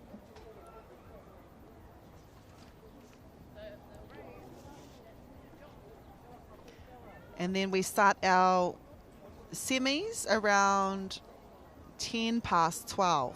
We have a white flag. Okay, in any event, there's a lot of rubbish that is generated from that.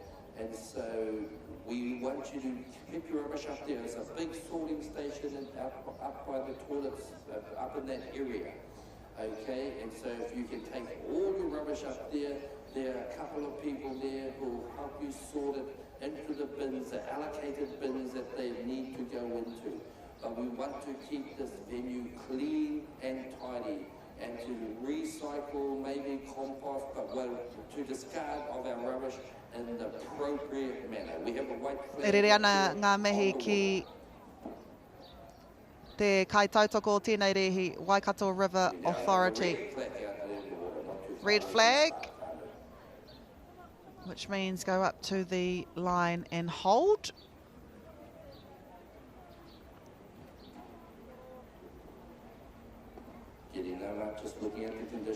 And two, Maurice Marvin. We've also got Theo Vale and John Hodges. So that's holding them off the start line, which is a good thing. Green flag here, great start here. Maurice Marvin, hoi aroha whānau o Mauao. It's also got a few teammates in the Master 75 men's. Keep an eye out for them. Their team races are Popo. 250 metre heat, 1 of 1. In lane 1 is Peter Wilson from Hoitonga Pacifica Waka. Maurice Marvin here, hoi aroha whānau o Mauao, no te puku o te ika. In lane 3 it is Harwood Highland, Hoitonga Pacifica Waka. Aratua Rima, Lane 4 Theo John Hodges, Hoitonga Pacifica. Lane 5 it is there John Hodges from Hoitonga Pacifica Wakama. Ka pai e koroma. Here they come, putting in the big Theo Vale. like lane number 1. Yes, I remember Peddlers out there at such that name. lane 2, 4 and 5. He's been there or thereabouts. And 5 and 4 are racing out there. One concept we harp on greatly about in Te Ao Māori is pāhara keketanga.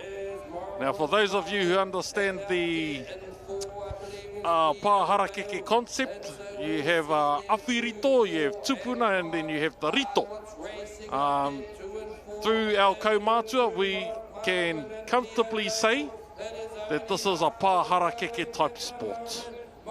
Every row of this harakeke have a purpose, and although our ancestors say ka pū te rūha, ka hau te rangatahi, even the old net is out there fishing for a gold medal, and Maurice Marvin is the first one to, hey, I would say that this should have been a straight final, but they must race again later on today.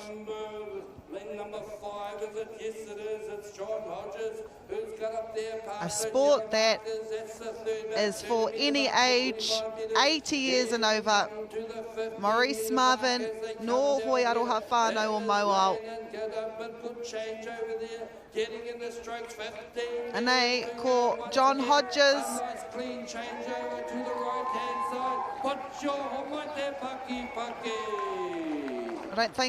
I don't know if you can hear it, but a lot of applause for him on the banks here. E rere ana ngā mihi ki a koe. So Maurice Marvin, 137, Theo Vale, 139, and John Hodges with 224.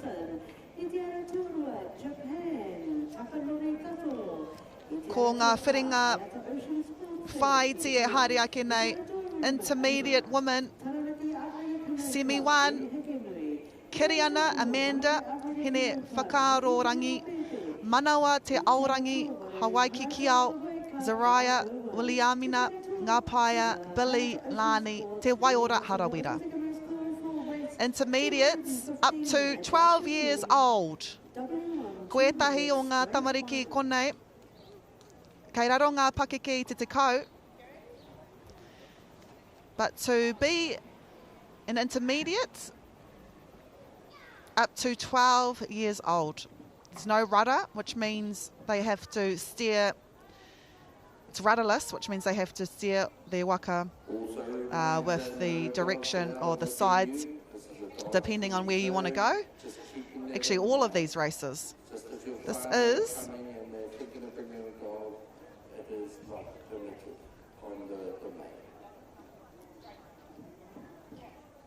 we've got a white flag here. At the 500 metre line. This is a semi-final e te whānau. Semi-final coming up, intermediate women W1. Intermediate women's. Again, I'll let you know. Koetahi o ngā tamariki konei, they've done really well in their teams.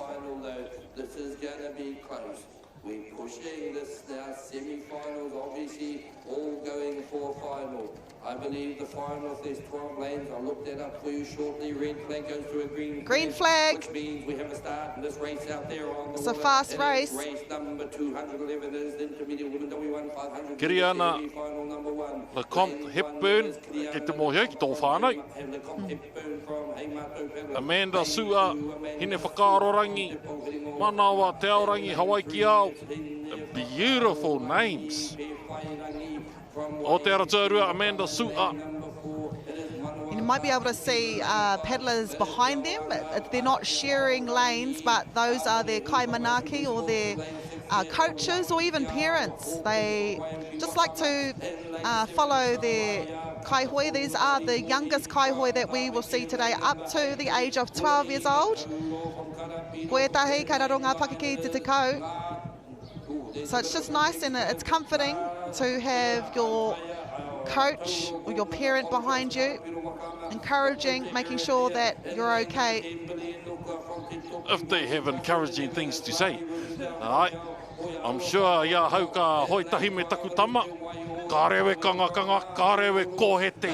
Ano e hoa tikupu aroha me taku whakapono ano e pēra ana ngā kai ako. I tēnei wā hea hua pēnei ngā kai urungi o roto i ngā waka taki ono te kaumārua anō hoki. Ara tuatahi, kiri ana, LeCompte, Hepburn, semi 1 of 2.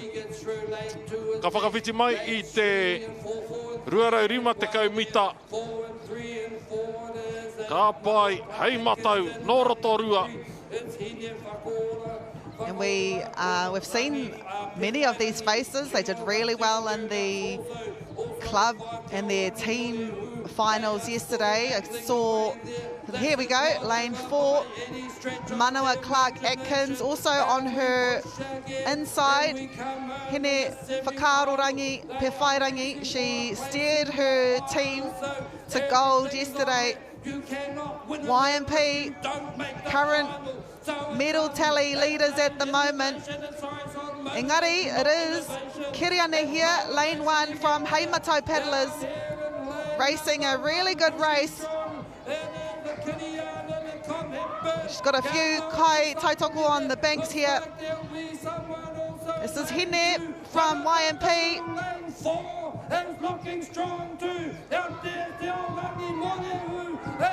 Ara tua rua, Amanda Sua. Ara tua tahi, mo taku hekiri ana LeCompte Hepburn. Ara tua whāno hoki manawa Clark-Atkins. Ara tua tahi, Waka Kakariki. Kiri ana LeCompte Hepburn. E ahare ana ki ngā whiringa toa. Ka haere tahi meia, kei te ara tua toriko, hine whakarorangi, pewhairangi. Waho atu i aia manawa Clark-Atkins me Amanda Sua, kei te haere ki te whiringa toa. What a race here by our intermediate women. Kiriana winning that semi from Heimatau. The second youngest of divisions. So you're allowed to be up to 12 years old in this junior division. Midgets just below in 7 and 9 years old, and then you've got the mini midgets. These are our babies though of our individual races. Intermediate women, Kiriana with a time of 3:03. Hine Whakarorangi from YMP with 3:08 and Manawa Clark-Atkins with 3:10. So we've got our top 4 who will progress to the final from semi 1. We've got semi 2 now. O te ara tuatahi, Raukura Tāhere, Leia Simutonga, Manakitia Clark-Atkins, Halia, Zaria Rose, Harper, Waireti, Izzy, Nevaeh, Pretoria, Honey, me te wai marino, kei tawhiti pā mamau.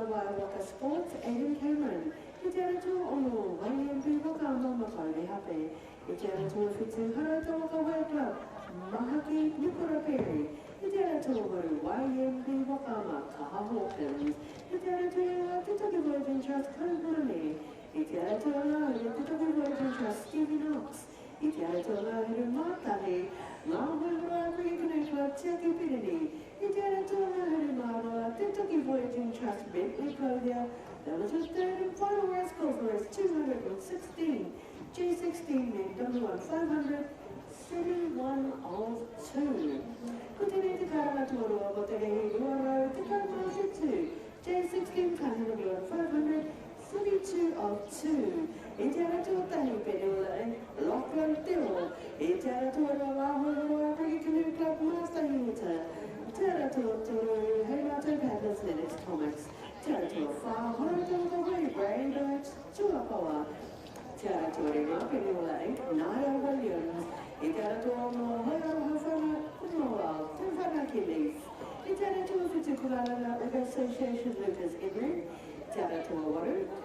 Hora tō waka hoi Kaya Moitara. I te ara tō ewa te Toki Voyaging Trust Felix Taya. I te ara tō Ngāuru o Taki Waka hoi Ziggy Charles. Kua rewa te haki kākāriki. Intermediate Women Semi 2 of 2. I ki te tātou. I te toko whaka haere ki te whiringa toa, i nā kua nei, i nā kua rā. Ara tua whitu tēnei, Waireti Ranga, Pineula, Krapu no Tāmaki. Good afternoon, everybody. Back in the seat. Ara tua Tahirua. Me te whitu pēr. Waireti Ranga, tērā ki te tātou. Leia Simu Tonga, Aratua Rua. Nā me mihi tēnei reanga mēnei kohine, nā te mea. I tēnei taipakeketanga, i te wā te krihimete me te New Year. He kai o rangaranga te mahi. Ko ngā kai kino katoa o te ao katoa. Engari tēnei hunga nei, anei kua tai nei ki te whiringa whāiti, e ki ana tērā, i korikori tonu rātou, i hoi tonu rātou, i whakangungu tonu rātou, te take ko whai wāhine i rātou ki te whiringa whāiti. Kua nei tātou ka kite, ko wai i whakangungu mo te hemo tonu atu, i a rātou ka tai ki te whiringa toa. Kua tātou tamāhine e nei, ko e nei te kōhanga manu, e ki te amai ai ko ngā Kiwi Campbells, e ki te amai ai ko ngā Acacia Williams. No reira, anei, ko te apopo o tātātou hākina ki nei karema. Raukura Tahere, all the way from Ngā Hoi Horo Outrigger Canoe Club. She is your leader for the Intermediate Women's. Me mihi hoki ki ngā mātua.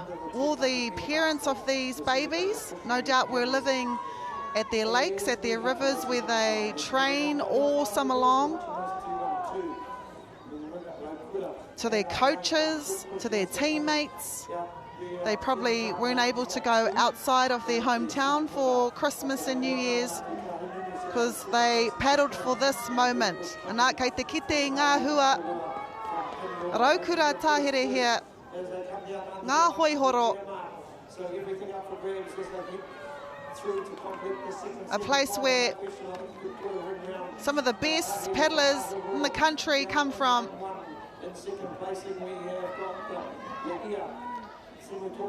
She's on her way to win this second semi-final in the Intermediate Women's. So all of these girls here under the age of 12 or 12 years and under. It is lane 2, Leia Simutoga from Te Rauoranga o Ngāti Kahungunu with second. And we will see who placed third and fourth to make their way to the final. Engari, it is Raukura Tahere, Waireti Ranga here from Pinula.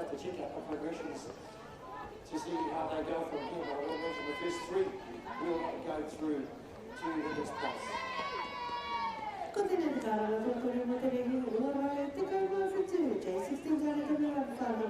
Beautiful conditions here at Lake Karapiro. Overcast.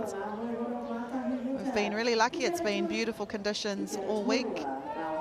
3:01 is Raukura's time. Leia with a time of 3:05 and Halia as well with 3:05. From the intermediate women, we now focus on the intermediate men's.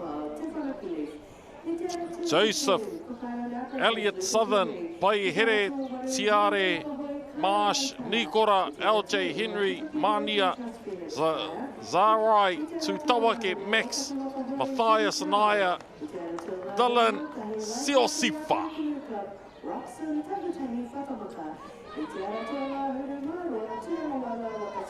I remember two names in this category from last year's 2025 sprints, Bobby Heta and Kaha Hawkins. Kua piki ake te tokorua rā, ki te reanga te kaumaono tau me raro iho. No reira, we will see a new title holder, new gold medalist in this intermediate section. This is our first semi-final.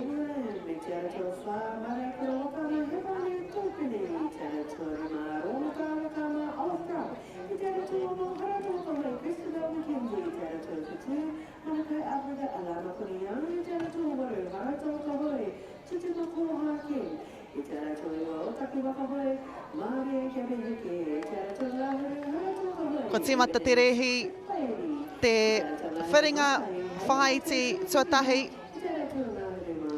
Even start here for most of these paddlers. Engari tēnei wā, ko te ara tuatahi e arahi ana. LJ Campbell from Manukau Outrigger Canoe Club. Joseph Elliott Southern, no te toki. This is your current leader.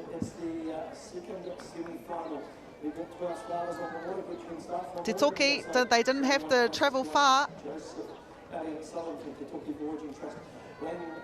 Pai Hera Tiare Marsh. O te aratua rua. Aratua tahitonu, Joseph Elliott Southern. Ka harango nāna te ingoa Southern. I tēnei whakataetai ahakoa rā te taumata. No reira moe tahi whānau Māori, he haere ki tātahi. Moe tahi whānau Māori, pāwhutiporo te ahua nei mo te whānau Southern, he waka ama te mahi. Me pēhea hoki e kore ai, ko te krapu, e whai wāhi nei rātou ko te toki, kei kiri roa tērā krapu, e tatana ki te awa roa katoa o Aotearoa. Nei rātou e whakātu mai nei.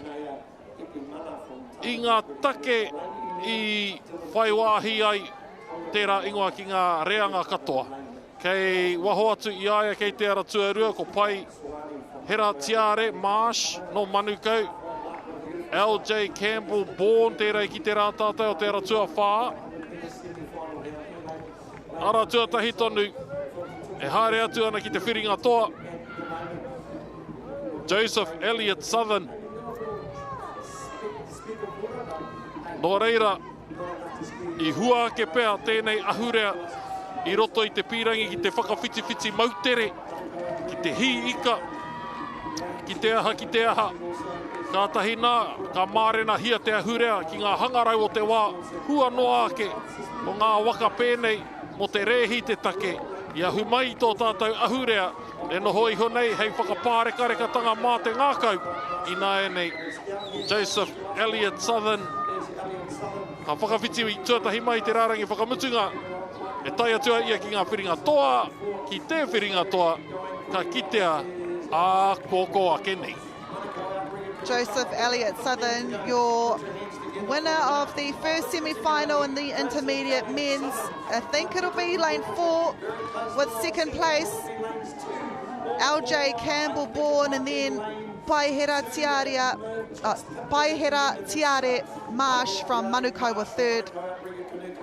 Maybe just seeing off LJ Campbell Born, also from Manukau Outrigger Canoe Club, so there might be a little bit of bragging rights for those particular paddlers, and somewhere in that mix as well was Nikora Morgan from Te Ranga Waiwai Waka Sports coming through, maybe in fourth place. LJ Campbell Born, Manukau Outrigger Canoe Club, Spider-Man cap.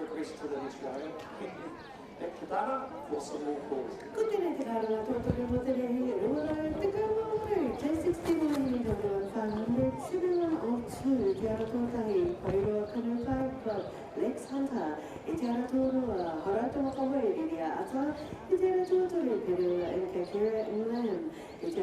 Joseph Elliott Southern with a time of 2:52, LJ Campbell born 2:58 and 2:58 for Paihera Marsh. That was the first semi-final. Hariaki nei, we have the second.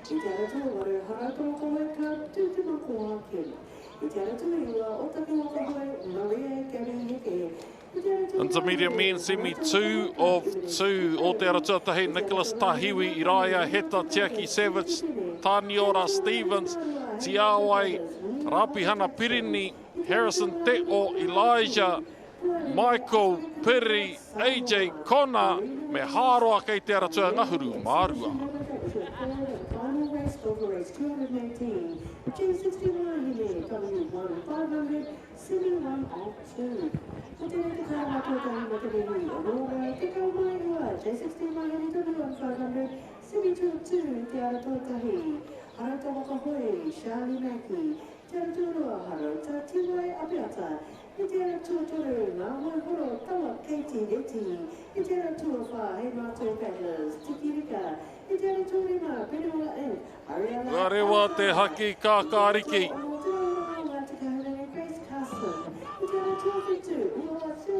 E ki te mai ana koutou i te huhua o Waka. Hei te moana. E hara i te mea. He kai hoi oka waka toa rātau ka ao. He kai hoi oka waka i muri tatamai a rātau ko ngā kai āwhina, ko ngā kai ako, ko ngā kai aki. Ko ngā mātua rānei, i te tau tiaki, ki te tau manaaki, i a rātau tamariki, e hoi ana. Anei kei konei kei te aratuarua, Iraia Heta, e toa ana mai ki tēnei wā, Taniora Stevens o te aratua whā, mitamitanga anō hoki. Nō reira, kia kūtere tahi rāua ki tētahi waka. Surely, both those names from the one club and the one crew. But individually, it's who is the best from this crew. They had all their W6 finals yesterday.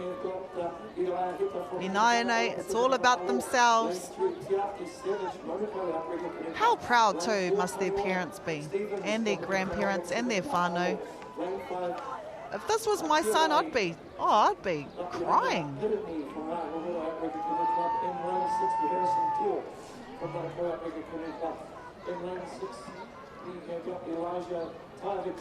From Monaco, Africa Community Club, Lane 8, we've got Michael Kip, Lane 6, Pity Erickson from Monaco, Africa Community Club, Lane 10, AJ, Renata Mickey. Nei, ko te aratua tahi me te aratua rua, aratua tahi YMP, Nicholas Tahiwi, aratua rua, Iraia Heta.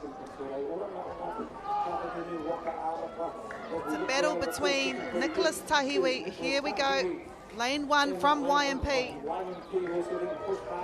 and Iraia Heta from Miti Mitanga, Ole Pacifica. Clear leaders off the pack. Nicholas did really well with his teams yesterday, adding to that medal tally for YMP Wakama, a club formed only a few years ago and under Nancy Ray Tarawa and David Jones. What a battle this is. This is only a semi as well. E hoi ana mō te hemo tonu atu. Tētahi pakanga nui whakaharahara ko tēnei. Ara tua rua ki taku whakapāi. Iraia Heta.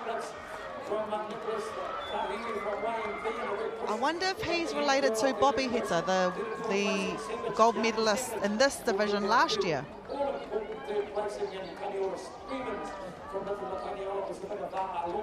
Pushing home, fifth placing, maybe out there, Harrison Teal from Monaco with a pretty gutsy sort of battle. in the middle of the course, and before you know it, still a little bit of work for these young intermediate men way out on the far side, looks like maybe Har or Buxton, still with a little bit of work to do, and he has come from Te Rawaranga on out to Karanunu, and that pretty much wraps up. No reira, ko te ngoi, ko te kaha I pena tia, ākene, ka kitea hei te whiringa toa.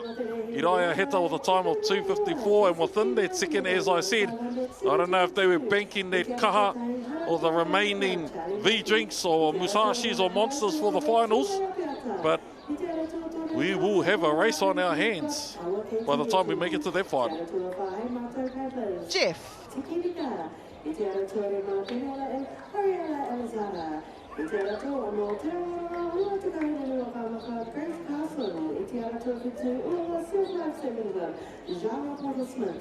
have our first final coming up. It is the Adaptive Men VL2, 3 and 4. It is a 200-metre race, straight final. We've got Peter Cowan here, Paralympian from Ngāti Kahungunu. He's also no Hamua. He competed at the 2024 Summer Paralympics, winning the bronze medal in the men's Va'a single 200-metre race. This is him here. 219 J16 Women W1 500 7202. O te ara tuatahi ko Marcus Thompson, ara tuarua Takanori Kato, Peter Cowan, Ben Heke Nui, Mi Mama Pepe, Val Irwin, me Leon Hudson.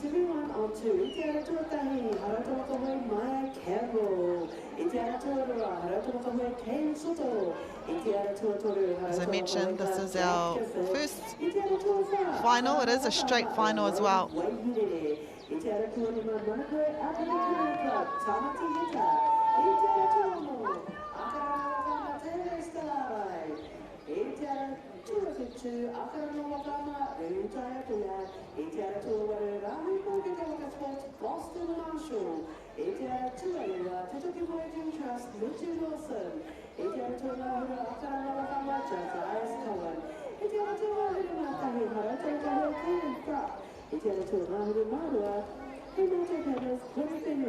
That was your first race for boys, 220, J19 Men W1 500, 7102.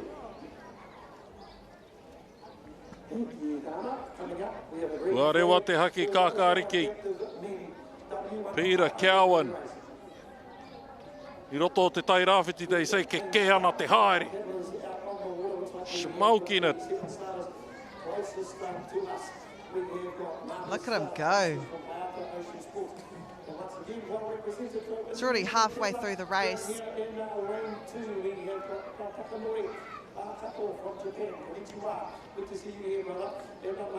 Hi, Peter Cowan also represents Aotearoa and other canoe type adaptive races internationally.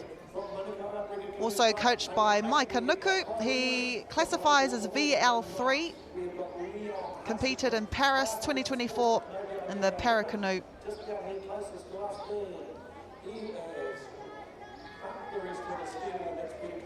Me tara koura ki aia, hiriwa ko iwa hoti ia ki takamohi o Ben Heke Nui.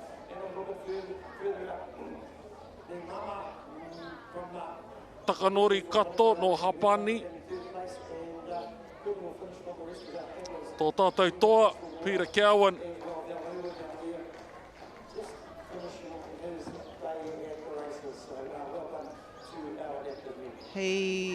At the age of 15, he was training on his bike for the Iron Māori Triathlon when he was clipped by an oncoming car. And after that serious accident, Peter made the difficult decision to amputate his injured leg. And then in his final year of high school, he discovered paddling and then soon fell in love with the sport. Nā waira, he's a Paralympian and also a national champion. Rere ana ngā mihi kia koe, o tira kia koutou. All of our para athletes in that division.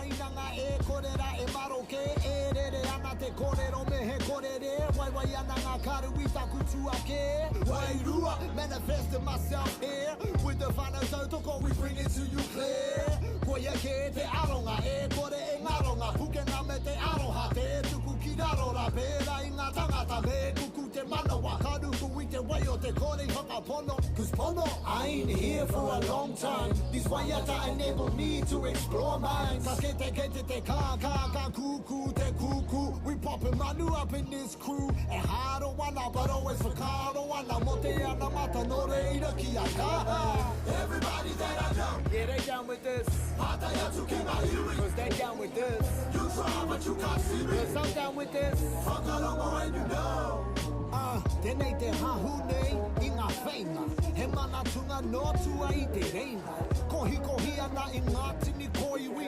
Kuwaro e tatangi ana I uki No te putanga mai I te uri uri No te wā I hia ke a tonga nui No te putanga mai rā o ngā tui Te ara tua whitu a wharano Waka Maru tai a puia Te ara tua waru rā huipo ke ka Waka Sports Boston Marshall Te ara tua iwa te toki Voyaging Trust Whitu Lawson I te ara tua ngā huru a wharano Waka Mai Josias Cohen I te ara tua ngā huru mātahi hara tua Waka Hoi Caden Thrupp I te ara tua ngā huru mārua hei mātou paddlers Quinn Fenwick That was your second race call for race 220 J19 Men W1 500 Semi-1 of 2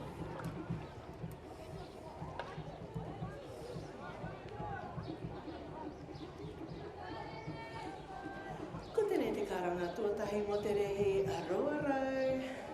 Roa te kaumātahi, J19 Tāne W1 500 Semi-2 of 2. I te ara tuatahi, Manukau Upriga Marlon Toloa. I te ara tuaroa, Manukau Upriga Hemiranga. I te ara tuatoru, ngā Hoihoro Upriga Canoe Club JJ Herbert. I te ara tuawha hei mātou paddlers, Tiri Torika. I te ara tuarima Akarana Wakama. Hawaii Huri Hanganui, I te ara tō ono hei mātou paddlers Kingston Thomas, I te ara tō whitu Akarana Wakama Taila Whaleopo, I te ara tō waro ngā Hoihoro Upriga Canoe Club Elite Reti, I te ara tō iwa hei mātou paddlers Tāwhiri Lecon Hepburn, I te ara tō ngā huru te Toki Voyaging Trust Arapata Lawson, I te ara tō ngā huru mātahi Harai Te Waka Hoi Club Freita Wainohu, I te ara tō ngā huru mārua Te Pauhiringa Waka Wāhi Tautihi. That was your first race call for race 221, J19 Tāne W1 500, Semi-2 of 2.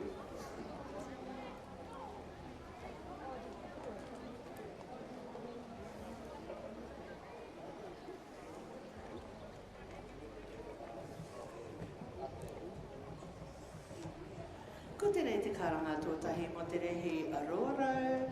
Roa te kaumaroa, J19 Wahine W1 500 Semi-1 of 2 I te ara tuatahi Harau Te Waka Hoi Hine Brooking I te ara tuaroa Te Toki Voyaging Trust Share Neho I te ara tuaroa Ngā Hoihoro Outrigger Canoe Club Jesse Davis I te ara tuawha Waikato Dragon Bird Wakama Association Neveia Taurua I te ara tuare Mahaiata Ocean Sports Aria Taurima I te ara tua ono Harau Te Waka Hoi Melrose Moreti I te ara tua Whitu Te tai ora ki matakana me Rami Waia, Manaya Ralston.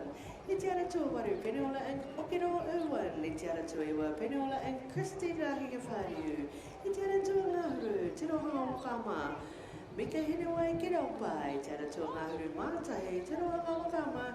Hine rā kore Gable. I te ara tua ngāhuru māroa, Te Rohanga Wakama, Caitlin Gable. It was your first race call for race 222 J19 Women W1 500 Semi-1 or 2K up with Steve Aki Biddle. Already? I was hoping for a bit more of a break, but it's all good. Race 216, getting into starting position. In fact, they've got more than starting position. I've got a green flag and they are on their way.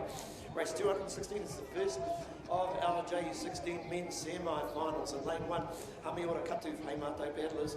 Lane 2, Titan Nin Hongara from Akarana.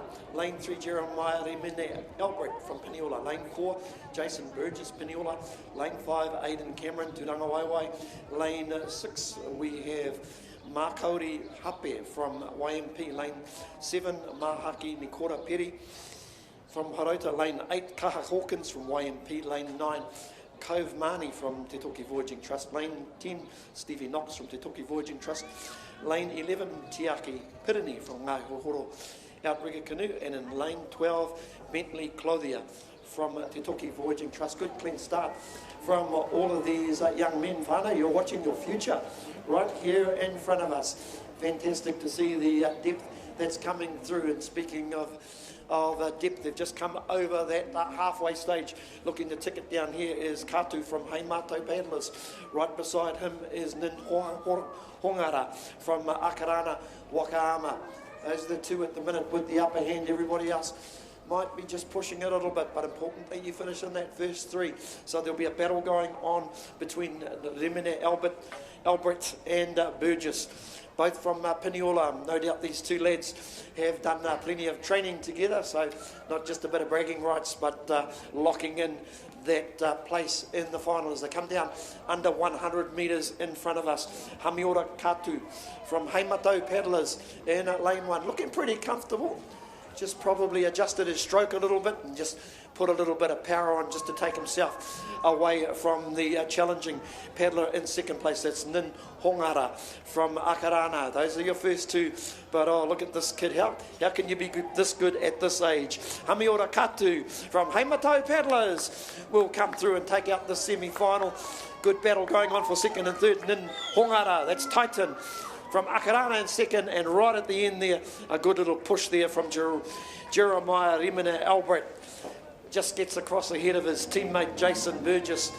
I wonder if they had a chocolate fish on that one. Dana, I would have had a chocolate fish on that one.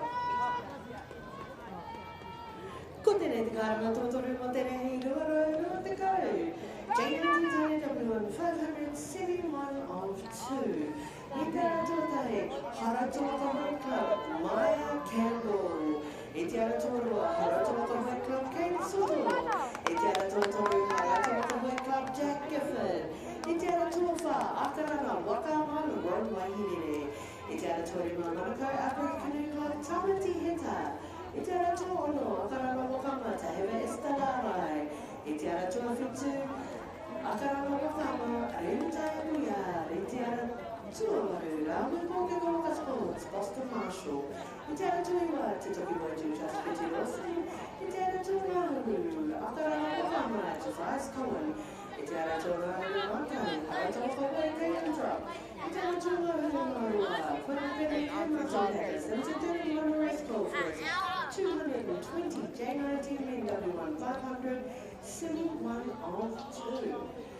Tere te karamato tai mo te rei, rora, arotaka, mātahi, J19 Tane W1 500 72 of 2. E te ara tōtai. Manakai Africa Canoe Club, Mālo Tōrua, e te ara tōrua, Manakai Africa Canoe Club, he miranga, e te ara tōtoru, na hoi horo Africa Canoe Club, JJ Herbert, e te ara tōwha, hei roto paddlers, tene tōrika. E te ara tōrima, Akarana, Waka, Hawaii ki huri hamarui. E te ara tō hei mato paddlers, Kingston Thomas. E te ara tō whitu, Akarana, Waka, Mataira Whareopo.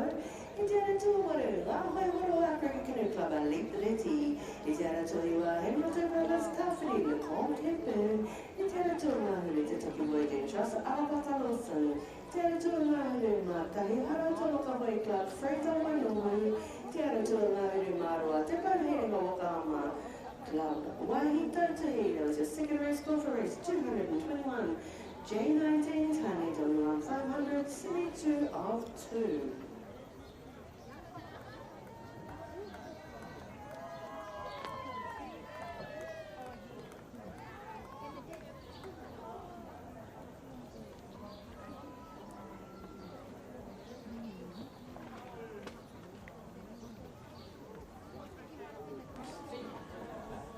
Okay, whānau, we'll lock in to our second semi-final of the J16 men. Quickly going through our paddlers from lane 1 heading out. Closest to us is Lachlan Teal from Piniola. Next alongside him, Mātahi Heta, Ngāhi Ohoro Outrigger Canoe Club. Sitting in lane 3 is Lennox Thomas from Heimato Paddlers. Lane 4 is Bray Birch Tuipawa from Haroto Wakahui. Lane 5, Niall Williams from Peniula. Good representation from Peniula right there. Lane 6, Te Whanake left from Arawa Whanau Mawao. Lane 7, Lucas Henry, Cook Islands Outrigger Canoe Club Association Incorporated. Lane 8, we have got Kaya Moitara from Haroto Wakahui. Lane 9, Felix Dyer, Te Toki Voyaging Trust. Lane 10, Ziki Charles from Otaki Wakahui. Lane 11, one of my favourite names here at the Whakaata Sprints is Rox and Tahi Whatamaka from Waitakere Outrigger Canoe Club. And in lane 12, Finn Cameron from Turanga Waiwai Waka Sports, as they come down under 100 metres, 80 metres or so to go. Putting on a bit of a clinic is Lachlan Teo from Peniula, looking to progress through to the final and looking very good at the moment. Boy, some of these J16 men's looking impressive. That'll be your winner. Second placing will be Matahi Heta from Hahoihoro Outrigger Canoe Club. Only a full Waka length in it at the end of the day, but these boys doing what they have to do to progress to the next round. And third placing Lennox Thomas from Heimatai Paddlers. Too far away from this venue. Good little push at the end there, very close between 4th and 5th, but I think I'll give it to lane 5, Niall Williams. Just pipping Bri Birch Tuapawa from Haroto Wakahui Club for that important fourth position, but I guess it's all based on fast times if they are to make it through to the final. That wraps up our second semi-final of the J16 Men W1 500 metres.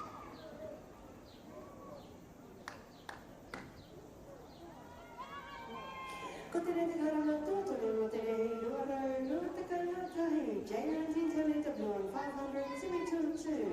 J19 Manukau Africa Canoe Club Marlon Tuolua. J19 Manukau Africa Canoe Club Himira. J19 Africa Canoe Club JJ Herbert. J19 Whakaata Paddlers Tinutubika. J19 Akarana Whakaata Hawaii Kunyama Nui. J19 Heimatai Paddlers Kingston Thomas. J19 Fitu Akarana Whakaata Tyler Fayoko. J19 Waruna Hurua Outrigger Canoe Club Alipiti. J19 Heimatai Paddlers Tawhiri Nicole Pippin. J19 Rahuri Te Toki Voyaging Trust Arabata Wilson. J19 Rahuri Matahi Haroto Wakahui Fredo Wainuhu. J19 Rahuri Maru. Tumahiringa Waka Wahito Tahira Tatena Finalist Conference 221 J19 Men W1 500 Semi-2 of 2. Kutenete karanga tuotahi, moterehi, arua. Kutenete karanga tuotahi, moterehi, arua taka marua.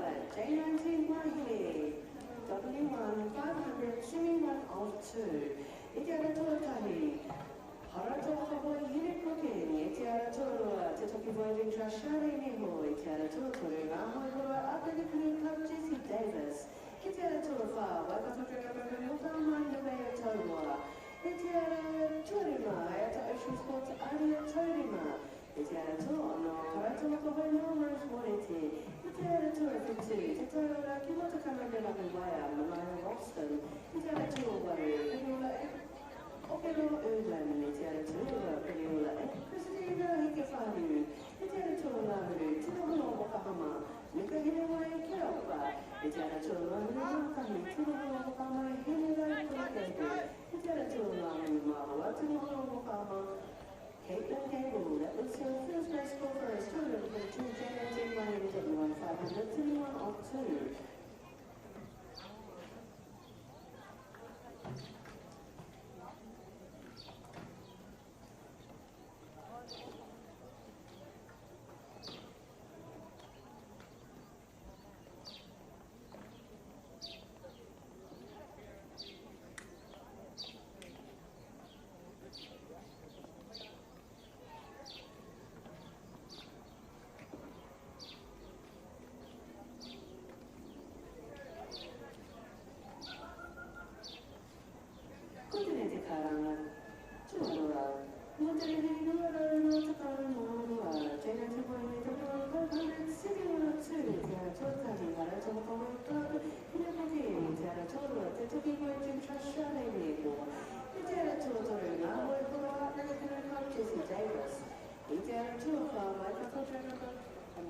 Association, I te ara tōre mā Whakaata Ocean Sports Aria Tauru mai, te ara tō no hora tō Waka Cup Knowledge Morete, I te ara tō te te ora ki mata karamera ku waia Manaya Ralston, I te ara tō waru Peniola and Kokoro Uruwa, me te ara tō iwa, Peniola and Christine Rahike Whāriu, I te ara tō ngā huri te rono wakama, Nuka hera wai kero tai, te ara tō ngā huri mātahi, te rono wakama, Kene rau kuru keipo, I te ara tō ngā huri māroa, te rono wakama Caitlin Gable, which is second race cover is 222.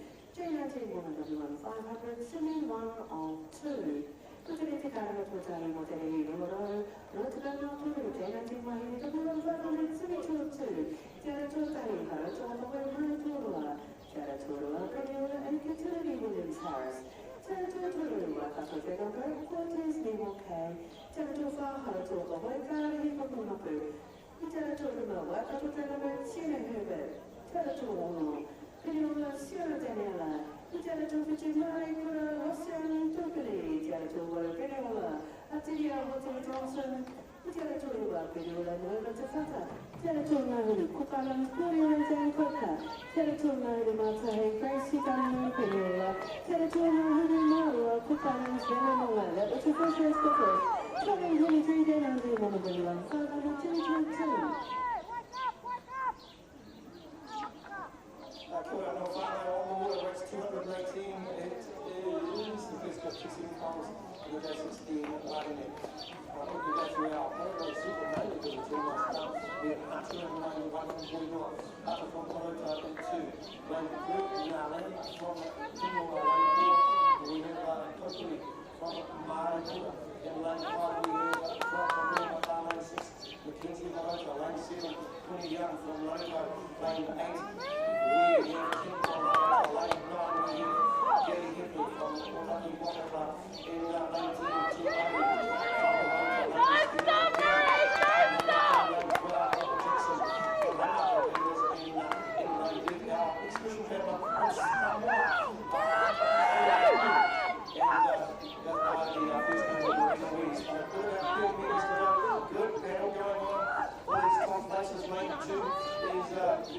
Ata from Whakaata who will come through and take it up the victory in this semi-final. Starting a big round of applause now to push at the end from lane 3. That's Akira Lee Ngalam from Peniola will finish in second place. In third placing, closest to us, Lex Hunter from Poriandua. And in fourth placing is the paddler in lane 4, Hivani Topili from Marikura. We'll wrap up our top 4 per se, but boy, such a quick heat. Even our last paddler has headed across the line right here in front of us, whānau. So still got another race coming up shortly, 219. It's our second semi-final in the J19 Wahine Mā. Ko te rei te karanga tōtoro mo te rei rua, rua te kaumārua, J19 Women W1 500 semi-1 of 2. I te ara tōtari hara tōka wai club, hine hoki. I te ara tōrua, te toki wai Jing Trust, Shānei Neho. I te ara tōtoro ngā hoi hura African Canoe Club, Jesse Davis. I te ara tōwha, Waikato Dragon Murder Waka Mana, Daya Taurua. I te ara tōre mā, Whakaata Ocean Sports, Aria Tauri mā. I te ara tō ono, hara tōka wai Nāras Mōrete. I te ara tō whito, te taura ki matakana me rari waia, Manaya Ralston. I te ara tō waru Peniola, Okiroa Uwan. I te ara tō iwa Peniola, Christine Rahike Whāriu. I te ara tō ngā huru, te ronga wakama, Mika hine wai kere opa. I te ara tō ngā huru, mātai, te ronga wakama, hine rau kura Gable. I te ara tō ngā huru marua, te ronga wakama, Caitlin Gable. That was your third and final race call for it. 222, J19 Women W1 500, semi-1 of 2. Ko te rei te karanga tuaroa mo te rei rua te kaumā turu, J19 Women W1 500, semi-2 of 2. E te ara tuatahi, hara tōka Waimaari tōroa, e te ara tōroa Peniola. And Eternity Williams Harris, e te ara tōtoro Whakaata Māori Association, Cortez Nemo Kay. I te ara tō whahara tō whawai club Kaiarahi Brooklyn Harpoon. I te ara tō rinu Waikato Dragon Murder Waka Association, Siena Herbert. I te ara tō no Peniola, Siena Daniela. I te ara tō whitu Māori Kura Waka Club,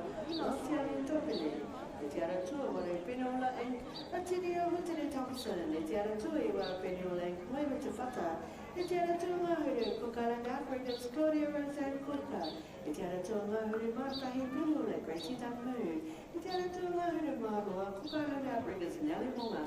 That was the second race goal for race 223, J19 Women W1 500 Semi 2 of 2.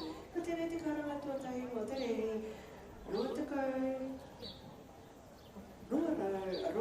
Mawha, Golden Master Men W1 500 Semi 1 of 2. In lane 1, Ngāhoi Horo, Brent Whitcomb. In lane 2, Darako Tukurin, John Lees. In lane 3, Ngāhoi Horo, African Canoe Club, Stephen Brett. In lane 4, Rōmata Whakaama Club, Stephen Hoyet. By lane 5, Rōmata Timothy Bruce. In lane 6, Taranaki Outrigger North Sutton. In lane 7, Rōmata Whakaama Club, Steve Monk. In lane 8, Manukau Outrigger Walter Tugiamoa. In lane 9, Hauraki Whakaama Stephen Shaw. Lane 10, Tininga Mititayeke Whamanui, Brian Doom. Lane 11, Takitumu Outrigger Canoe Club, Alan Daly. Lane 12, Rātana Pākoimoi, Tahini Beer. That was your first race goal for race 224 Golden Master Men, W1 500, Semi 1 or 2. Ko tēnei te karanga tuatahi mo tēnei hiru aroa, te kaumārima, Golden Master Tani, W1 500, Semi 1 or 2. I te ara tuatahi, Paul Wolford, Tūtanga Canoe Club. I te ara tuarua, Ngāhoi Horo, Outrigger Canoe Club, Grant Barrow Ball. I te ara tuatoru, Kaiwara Ngātini Hair Trust, Anthony Crib. I te ara tuawha, Parehaka Wakaama, Gordon Mackey. I te ara tuarima, Peniola, Māori Tere. I te ara tuaono, Louis Papuni, Takitumu Outrigger Canoe Club. I te ara tuawhitu, Rōmata Whakaama Club, Toby LaRue. I te ara tuawaru, Andy Thompson, Taranaki Outrigger Canoe Club. I te ara tua, Iwa Haratoa Away Club, David Crew. I te ara tua Māori, Takitumu Outrigger Canoe Club, Mark Nicol. I te ara tua Māori, Matahi, Rōmata, Wayne Henry. I te ara tua Māori, Māroa, Manukau Outrigger, James Papali'i. That was your first race call for race 225, Golden Master Men W1 500, Semi 2 of 2.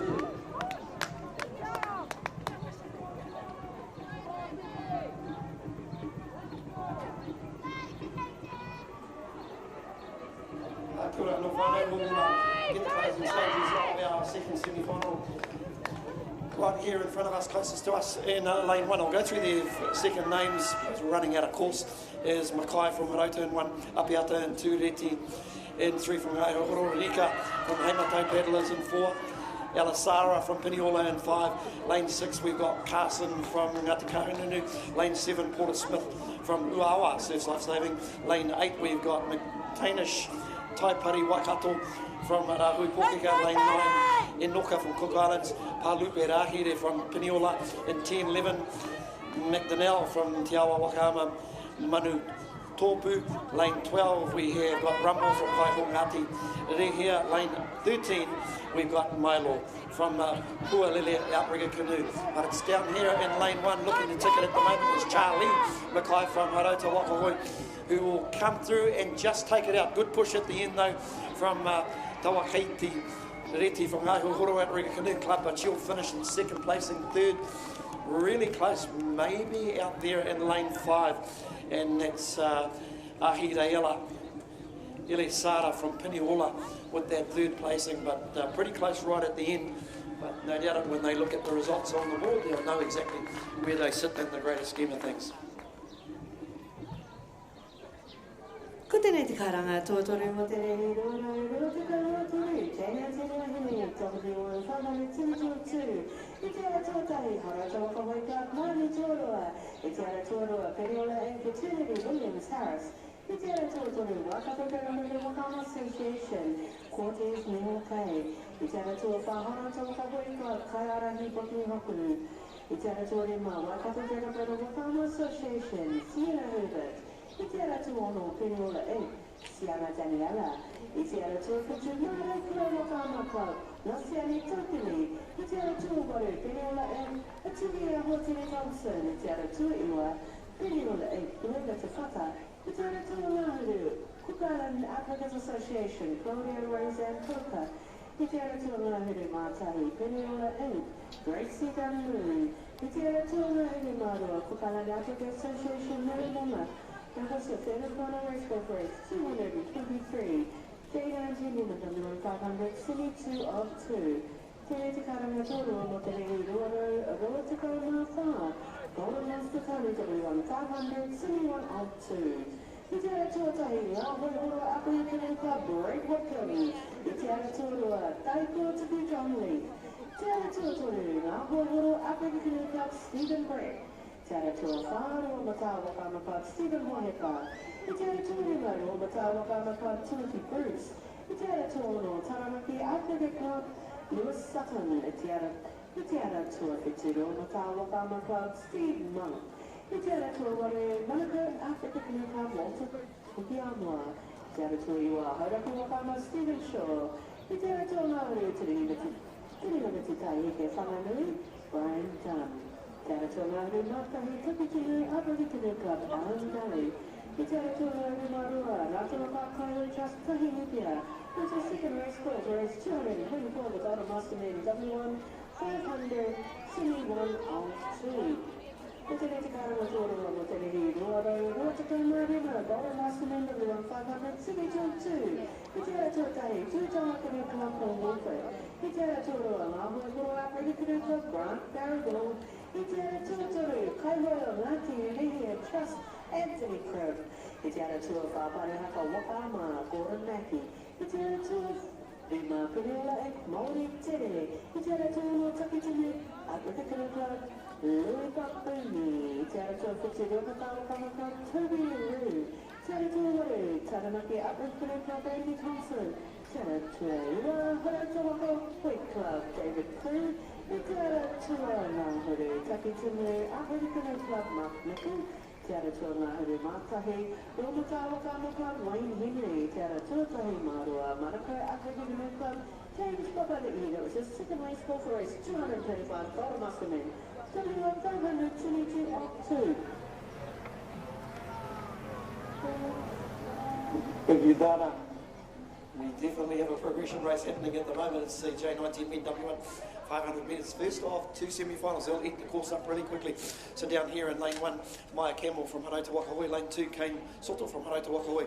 Lane 3, Jack Gifford, Hauraki Wakahoe.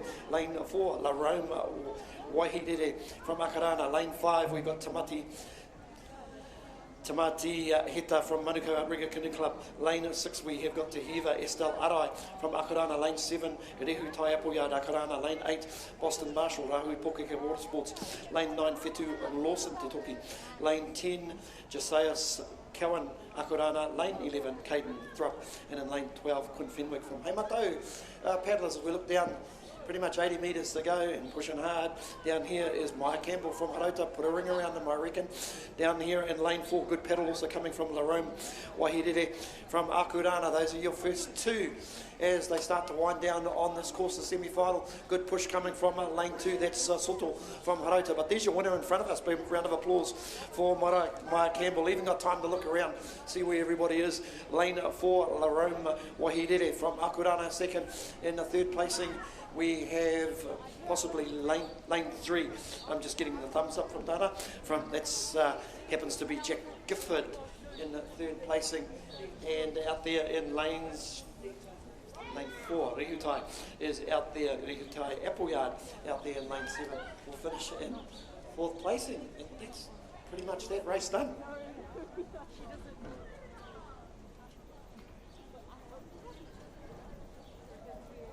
This is a general announcement. Hipanui, the club coordinator for Ngā Hui Horo, if you can come to administration, please. Club coordinator for Ngā Hui Horo, if you can make your way to administration. Thank you. Ko te te karanga tuatori mo te rei, ruara te kaua wha, Golden Master Tari W1 500, Semi 1 of 2, te ara tuatahi. Ngā Hui Horo Africa Canoe Club, Brent Wigan, te ara tuaroa. Taiko Tuku John Leaf, te ara tuaturu, Ngā Hui Horo Africa Canoe Club, Stephen Brett. Te ara tuawharo, Mata Whakaama Club, Stephen Wohepa. Te ara tuarima, Mata Whakaama Club, Timothy Bruce. Te ara tua ono, Taranaki Africa Canoe Club, Lewis Sutton. Te ara tua whitu, Mata Whakaama Club, Steve Monk. I te ara tua waru Manakai Africa Canoe Club, Walter Tugianua, I te ara tua iwa, Hauraku Wakama, Stephen Shaw.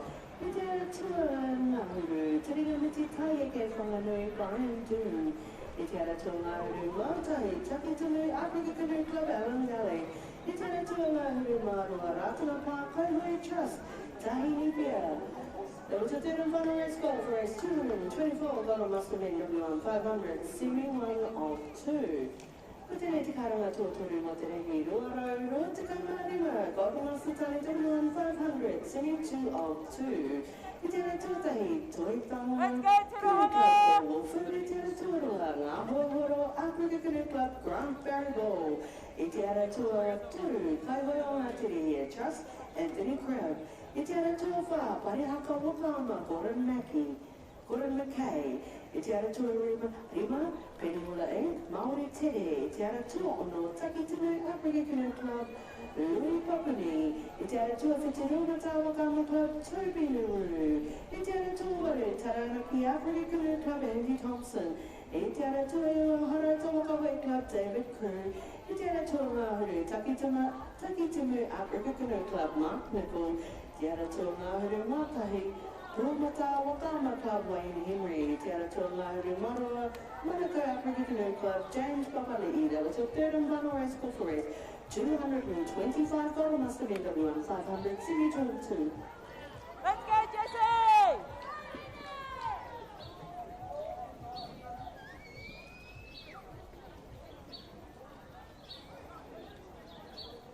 Here we have it, we've truly got to start in race 221, it's J19 Men W1 500 metres, and we've got time to go through the four mains and clubs as well. Marlon Toroa from Manukau Africa in 1, lane 2 Himi Ranga from Manukau Africa Canoe, lane 3 J16 Herbert from Manukau Africa Canoe Club, lane 4 Terito Rika from Heimatau Paddlers, lane 5 Hawaiki Hurihanui from Makurana. Anna is out there. Lane 6 Kingston Thomas from Heimatau Paddlers, lane 7 we've got Tyler Piao from Makurana. Lane 8 we have got Eliti from Makurana Africa Canoe. Lane 6 we have got Tāwhiri Lekonete Hepburn from Heimatau Paddlers. Lane 10 Arapata Lawson to Cookie Voyaging.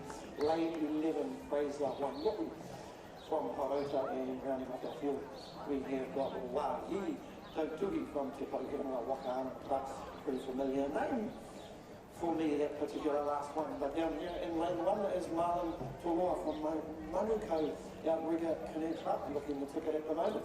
Also from Manukau is Hemi Ranga from Manukau. Those are your first two leading paddlers at this stage. Challenges coming out in the middle of the course, maybe a little bit wider out there in lanes 6 and 7, Kingston Thomas and Tyler Piao, and lane 7 on the far side there, possibly at this stage, but it's down here, a little bit of kick on there from Marlon Toroa, who will basically come through and take out this particular race here in front of us. Second placing is Hemi Ranga. Those are your first two. Good little push at the end for third placing. Woohoo, maybe Jay Herbert and the bright pink Waka down here maybe getting us across in third place. Still with a little bit of work to do. Some of our paddlers out on the far side of the course, and they'll be much better for the experience at this 2026 Club Sprint Nationals. Hopefully you're enjoying all the action here for the rest of the day.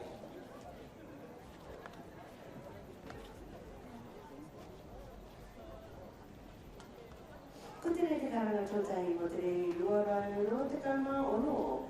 I te ara tōtahi Mana Pacifica Africa Canoe Club J16, I te ara tōrua Mana Pacifica Africa Canoe Club and Koka.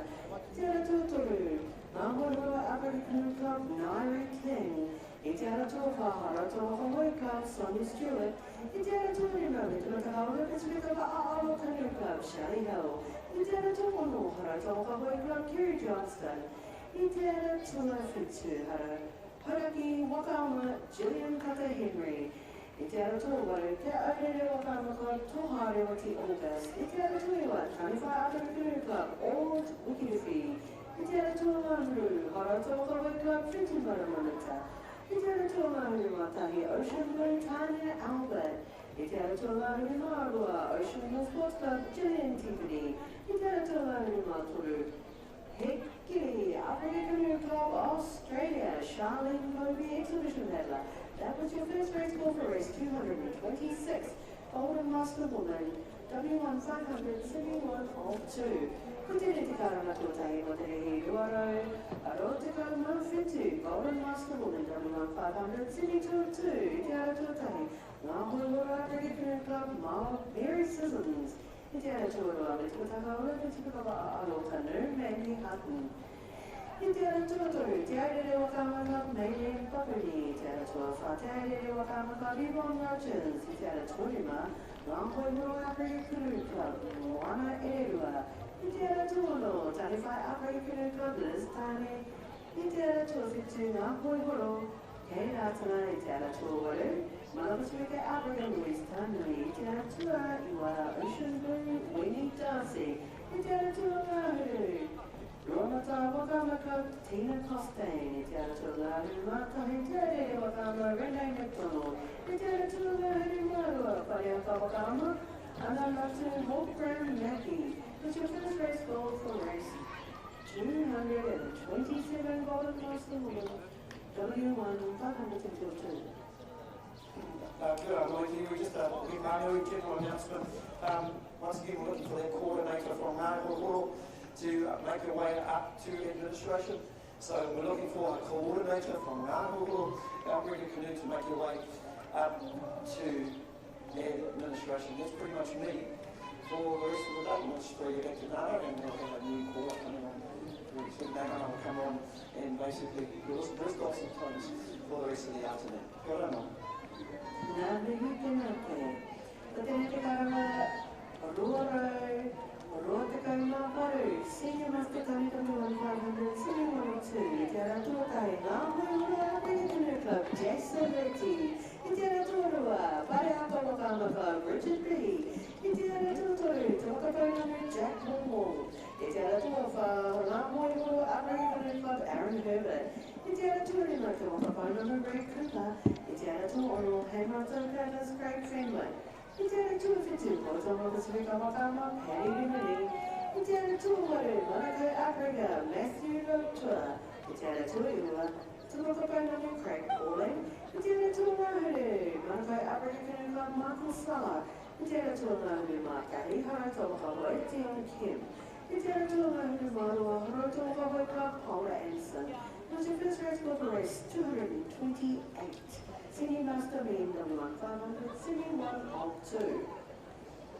Ko tēnei te karanga tōtahi mo te rei ruaro, Aroa, te kauma, Iwa. Senior Master Tani W1 500, Semi-2 of 2. I te ara tōtahi, Tira Mawawa Waka Sports, Michael Rogerson. I te ara tōroa, te whakapaunami Ross Gilray. I te ara tōtoru Haratoa Hawai Club, Dale Koia. Te ara tōa whāmanako Africa Canoe Club, Matthew Pym. Te ara tōrima, Whakatumara Wakamaka, Craig Allen. I te ara tōno, te Pauheringa Wakamaka, Nick Foliapo. I te ara tūwhitu, hei mātou paddlers Troy Nexus. I te ara tōwaru, Tarawaka Winner Africa Canoe Club, Max Holder. I te ara tūa iwa, Pareaka J19 Women W1 500, whiringa whā iti tuatahi o ngā mea e rua. Hine Brokin ara tuatahi, Sharei ara tuarua, Jessie, Nevaeh, Aria, Melrose, Manaya, Okeroa, Irwin, Christine, Mika Hinewai, Hine Raukura, me Caitlin Gable.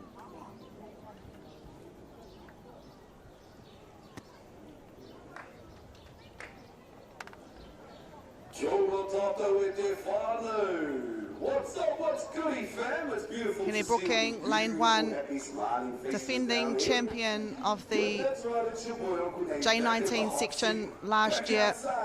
Also the newest paddler to have a paddle named after her with tie paddles. Aratua whiti te rako Manaya Rolliston, Melrose Morete o te ara tua ono, tahi toru rima ono whitu, tahi Hine Brokin toru Jess Davis, rima Aria taurima Melrose Māori te aratua ona Manaia Rolliston o te aratua whitu. Hine Brooking. I nāia nei. Te kaihoi hou ki tēnei reanga. Whakawhiwhia hoki ki etahi wā tere i tērā tau. Engari, he tau hou tēnei. Whakataitai hou. Kāori te mōhio ko ai i te whakaharatau. Ngā wā o te hararei. Hene Brooking, tuatahi ki te ruarai rima te kaumita. Tuarua i te ara tuarima rā ko Aria Taurima. Followed closely by Jessie Davis from Ngā Hoihoro, but it is Hine Brooking from Horota Waka Hoi, J19 winner of 2025. Followed closely by Melrose Mōrete, Aria Taurima, also from Whakaata Ocean Sports. This is the semi-final. This is the first semi-final for the J19 Women's. This is Aria Taurima, Whakaata Ocean Sports.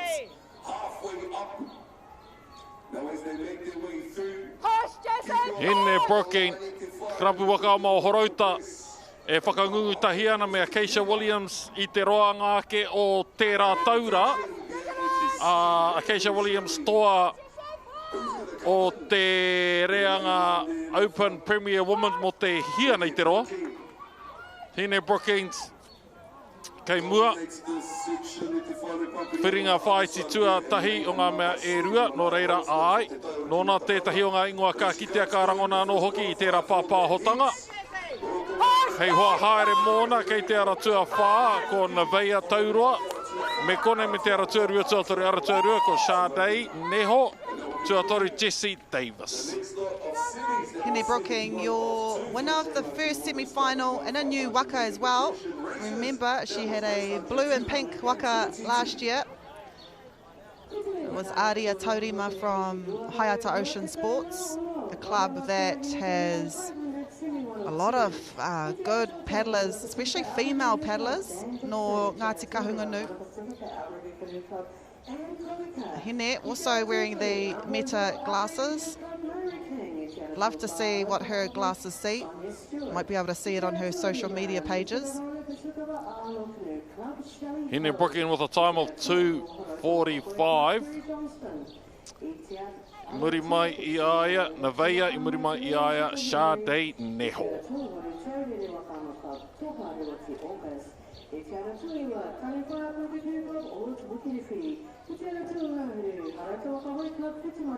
So this is our second semi-final for the J19 Women's. O te ara tua tahi ko Mani Toloa, kei ngā kōrero. He hira hoki, ana whakaharatau, ana whakangungu. Eternity Williams Harris, Cortez Kaiarahi, Siana, Louisiane, Losiane, motaku he, Artiria, Nueva, Claudia, Roseanne, Gracie, Minelli, Monga. Losiane no te karapu hoi o Māraukura. That's the only reason why I know her name, because she was last year's J16 winner. And now, ka piki ake ia ki te taumata te kauma, iwa tau me raro iho. And I remember her winning her final by a bit. No te karapu o Māraukura. Kua puta rātau I ngā kēti. Ara tuatahi tuarua, tuarima anō hoki, ara tuatahi Mani Toloa, ara tuarua Eternity Williams Harrison o Piniula Tāmaki, ara tuarima Siena Herbert, Waikato Jake and Boat Association, Kirikiri Roa, Mani Toloa, ara tuatahi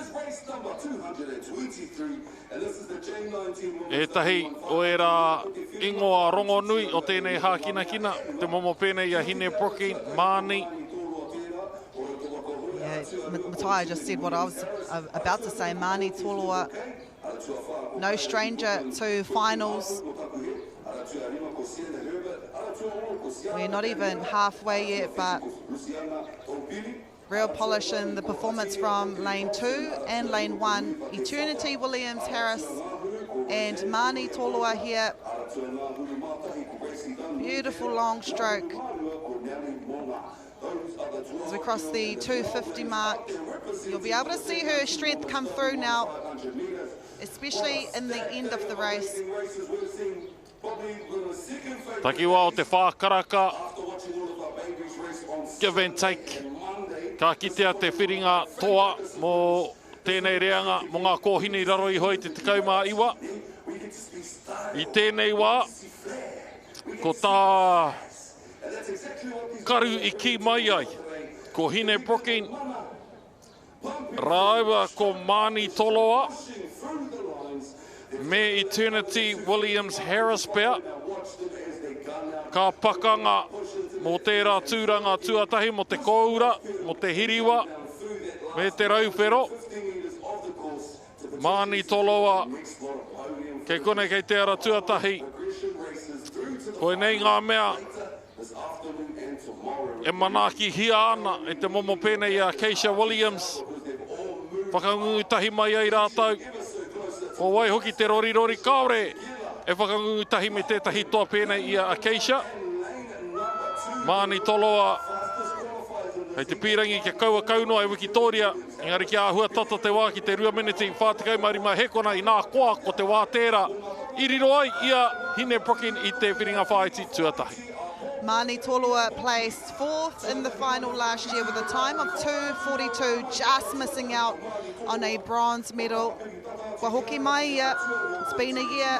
She has done a lot of mahi in the off-season, with the hopes to do well at this year's sprints. Anei anō tērā rehi, o te aratua rima tēnei Sienna Herbert, aratua rua Eternity Williams Harris, Pineula, engari, te tārake, o tērā rehi, te kōhine nei ko Mani Toloa, ko whakawhiwhia nei ki te 2 miniti, whātikai marima hekona no hoki te wā ki aia, ka tino paira wātu, te whiringa toa takiwa o te whākaraka. The reason why Mataya side a bit is because Mani and Hine Brooking have the same time, which makes for an interesting final. Hei tēnei ahi, 4 o'clock. Golden Master Men W1 500, whiringa whā iti tuatahi. Brent Whitcomb, tērā kua kōrero hiara. John Leith, Stephen Brett, Stephen Hohepa, Timothy Bruce, Lewis Sutton, Steve Monk, Walter Tongi Amua, Stephen Shaw, Brian June, Alan Daly me tahi nepia.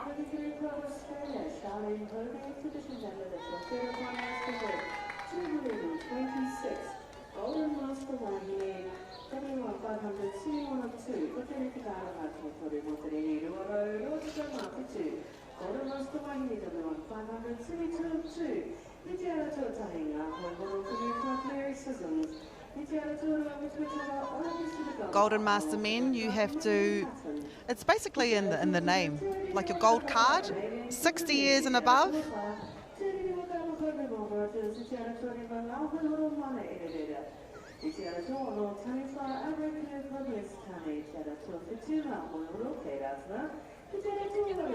Stephen Brett, our winner of last year's in lane 3, Brett Whitcomb.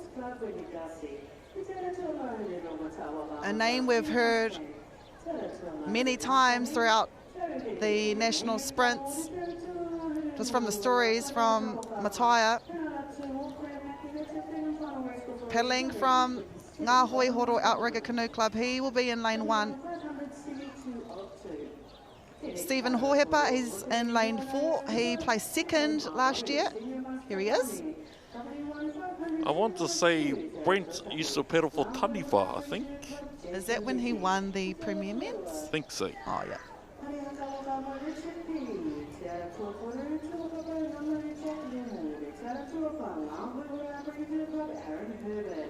It's just nice to put a face to a name. You hear about Brett Whitcomb.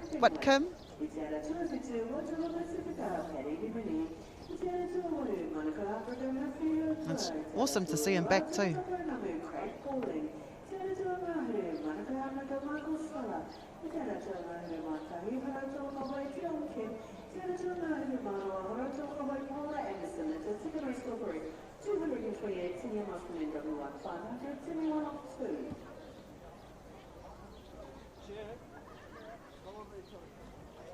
Takiwa o te kauma whitu rehi, whiringa whaiti e toi ana, kātahi tātou ka rongo i te hahana o te ahi. I roto i ngā whiringa toa, engari, me peke rawa tēnei iwi, tēnei taiapa ka tai ai ki tērā pātiki.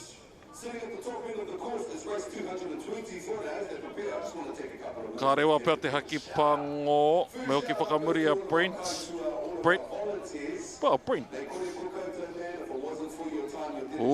I te ara tua whā, ke te tīmatanga pai.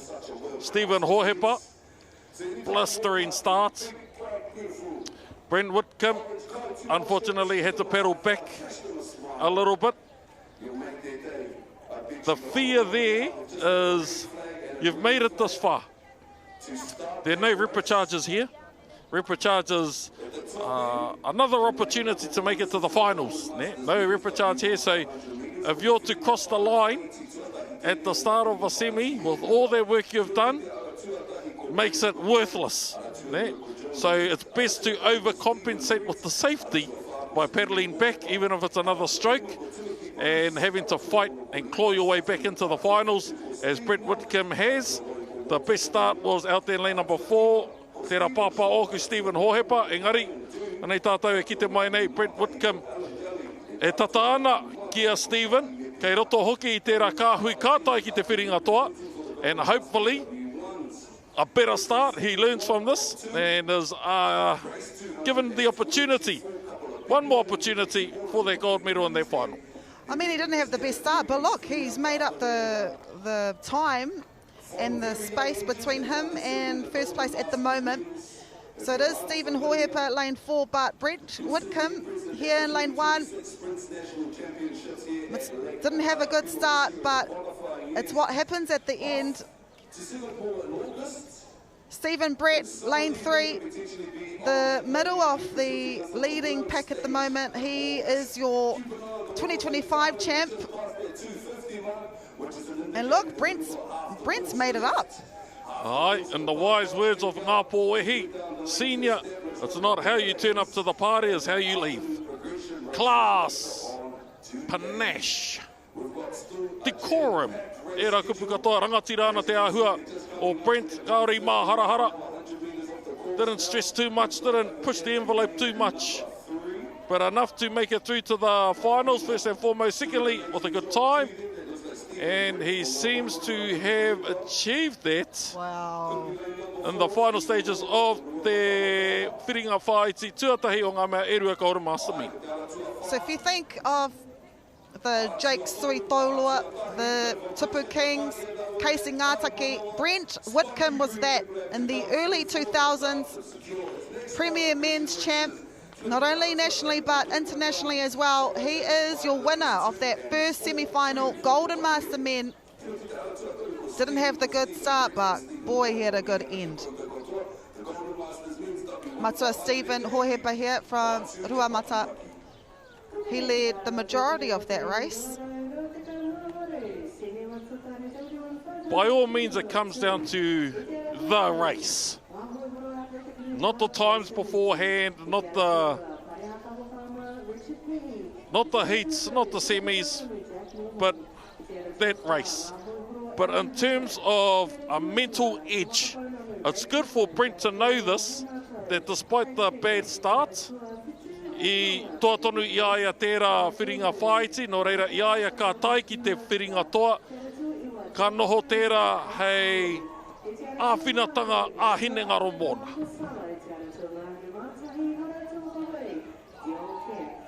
Paul Wilford, Grant Barrable, Anthony Cribb, Gordon McKay, Māori Tere, Louis Papuni, Toby LaRue, Andy Thompson, David Crew, Mark Nickel, Wayne Henry, and James Papali'i.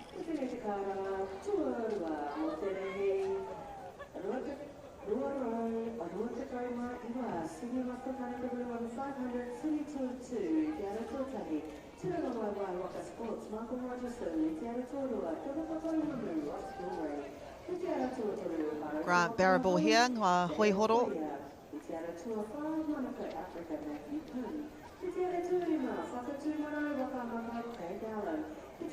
Anthony Cribb, no ngā kaihoi o Ngātire here. Gordon McKay from Parihaka. Māori Tere.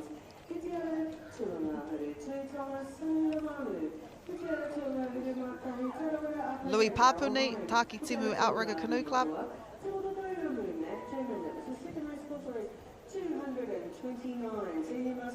Toby LaRue, Ruamata.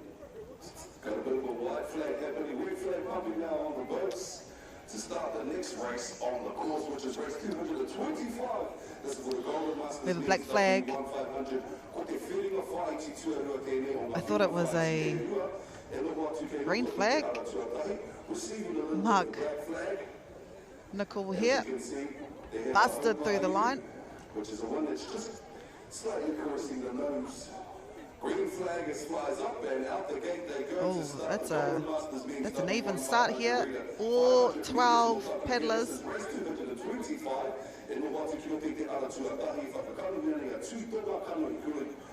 One and 8. So Paul Wilford, lane 1, Tuitonga. Andy Thompson, Taranaki Outrigger Canoe Club. The best starts.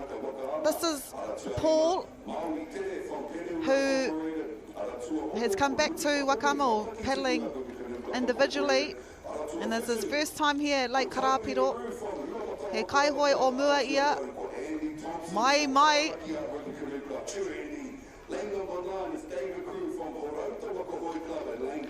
O te ara tuatahi tēnei kua kōrero hia nei, Paul Wilford, Rapu Wakama o Tuitonga, Wahoti a Grant Barrable.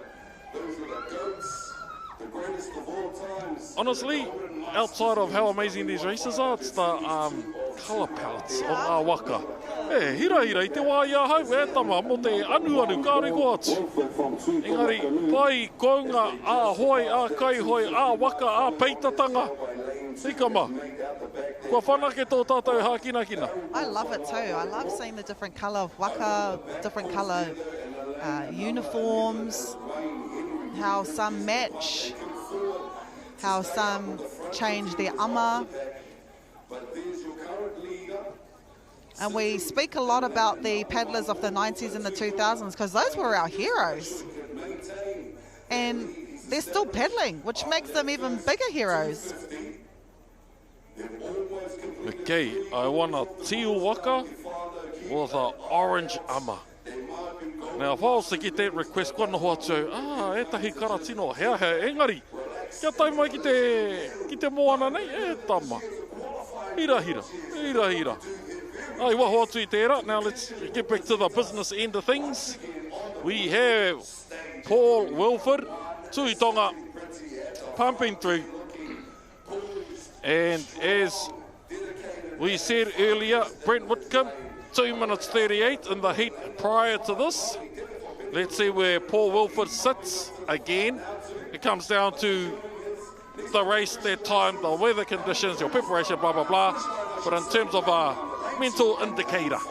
He did have a little bit of a mishap at the halfway, just misplacing his hoi. But I mean, he still won. He's your second semi-final winner of the Golden Masters. Got some fast times. It's going to be an interesting and very exciting final. He led from the start of the race. Tairawa ki te mutunga. Paul Wilford from Tuitonga Canoe Club. Māori Tere here. Grant Barrable no ngā hoi horo.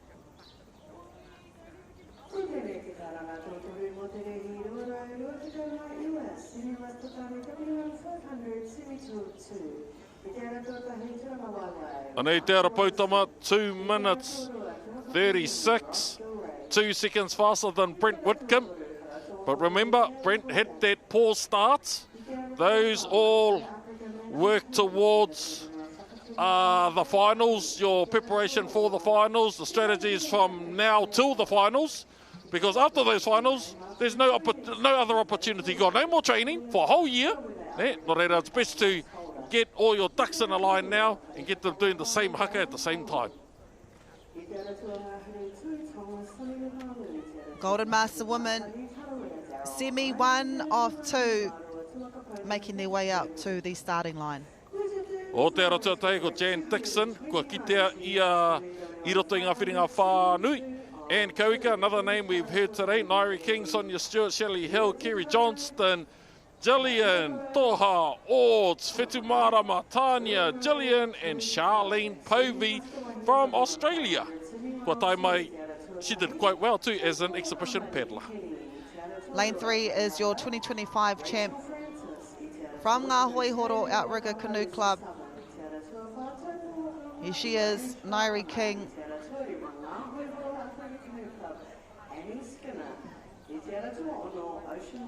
On her outside, Sonia Stewart, paddling for Horauta Wakahoe, but from Whakatane. Saw her just before, she was excited to race again.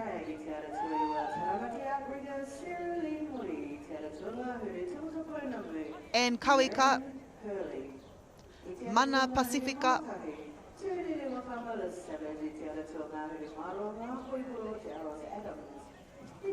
I love seeing the faces of our paddlers just before they race. Can feel their excitement, their nerves. Jan Dixon, Mana Pacifica. So we have 2 paddlers, Tokorua ngā Kaihoe no Mana Pacifica. Got the fastest times. That was Charlene Povey from Ahitereiria. Got my former swimming coach, Kerry Johnston, lane 6.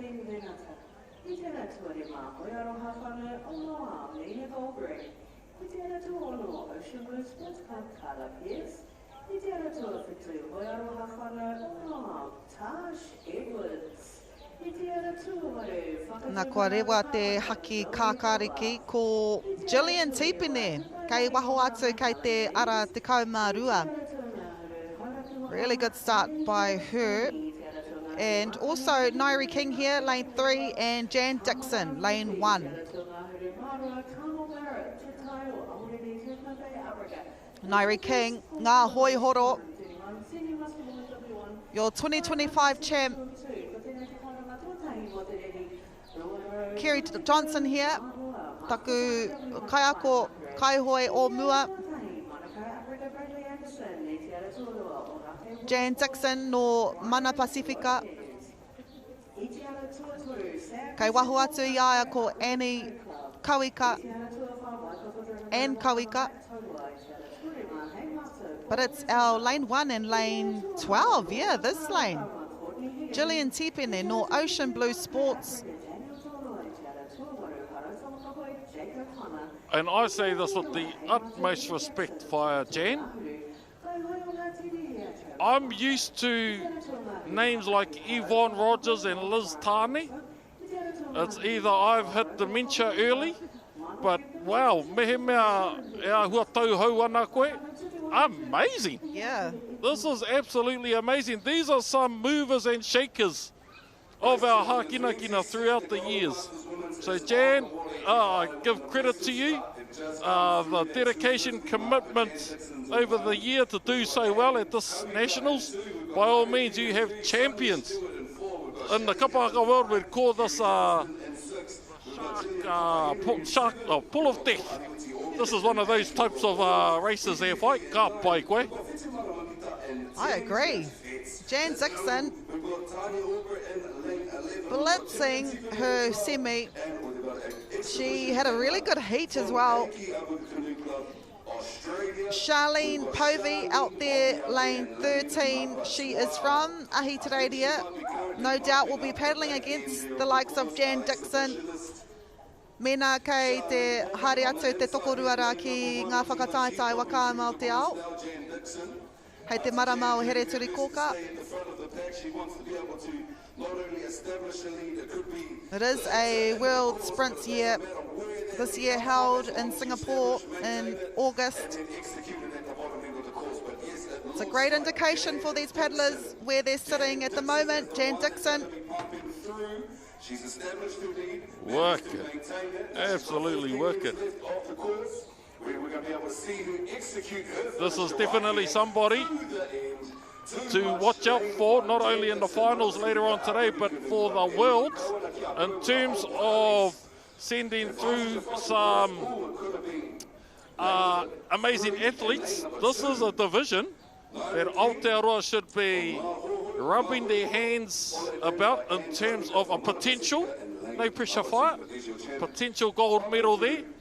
Just as I said, those in this race, they are some big names. And Fire Jan did so well there. We still have one more race to go for her with regards to this division in the finals. But what a way to walk into that finals. I'll say. I've been working on this broadcast for many years. We both have. And he tauhou tēnei kaihoe kia maua. It's awesome to see. Hopefully she does go to Worlds because she will have a really good shot. Jan Dixon, 254. Charlene Povey, no Ahitereiria, 259. And Nairi King with 304.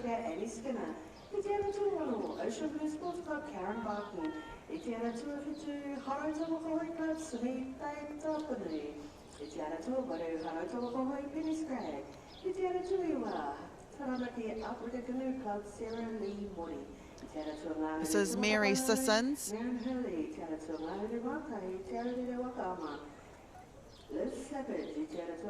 She placed third in the Masters.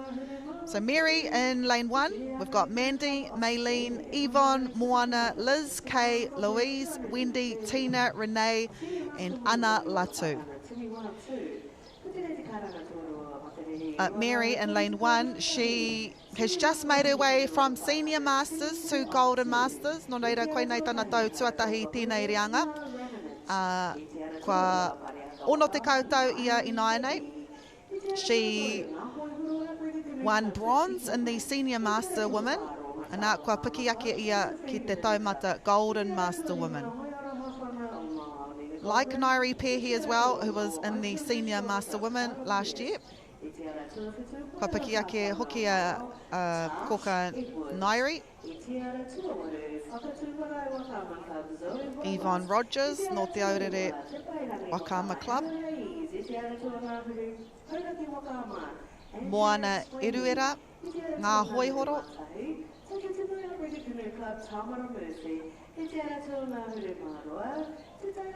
Ko rewa te haki mā.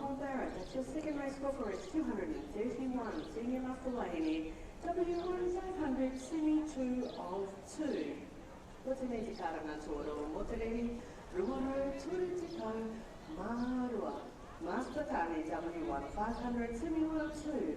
Itiara Tutai, Monaco Africa, Bradley Anderson, Itiara Tuarua. An even start here in the second semi-final for the Golden Master Women. Lane 2 is Mandy Hatton as well. She won silver in this category last year. Just missing out on gold by a second behind Nairi King.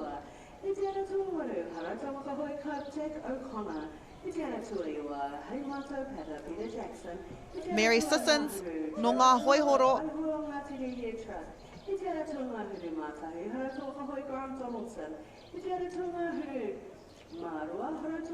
Okay, kone kei te ara tuatahi. Mary Sissons. Pāmpi, e hāwhe waka pēr te tawhititanga. Kei mua, Marlene Pāpuni, kei muri tata mai aia, kei te ara tuatori o te puku o te ika. Mary Sissons. Pāmpi, the last boys, takiwa o te hāwhe waka te tawhititanga, I nāne kua hua wakarawa. Hai waa. Te ahua nei ko te waka makau tērā. Oh, she is strong. Look at her strokes. Look at her waka. And out there, lane number 11 is Wendy Darcy, 10 is Tina Costain, and number 11 is Auntie Winnie McDonald. You can tell every stroke is purposeful, ne? He take to ia karawhiunga. E tahi, kei te tino mōhio koe kaori te hoatu I te kotahirau pai heneti. Heri, te wahine nei, ia hoenga.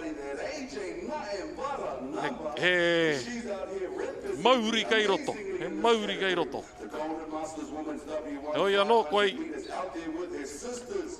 koe wawe rawa te pararetanga o te arero. Kei tana taha katau, ai. Te hoariri. Tatarawa ki aia, kei roto, kei te ara tua rua. Marlene Pāpuni o te ara tua toru.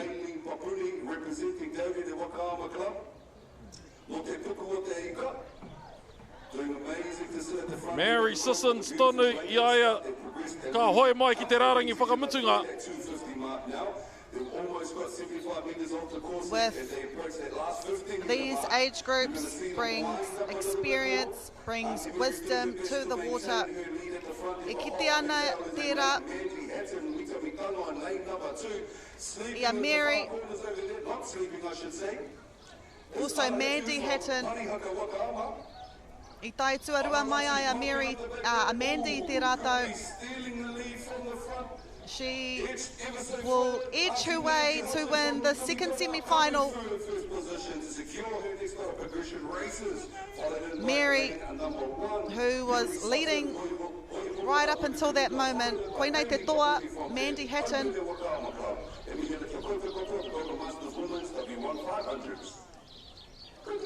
Conserved her energy and she busted it out when she needed it the most.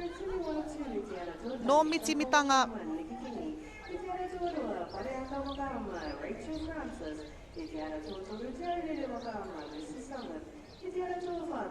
Try Yvonne there. No te puku o teka, no te aurere Wakaama Club. Marlene Pāpuni, no te aurere anō hoki.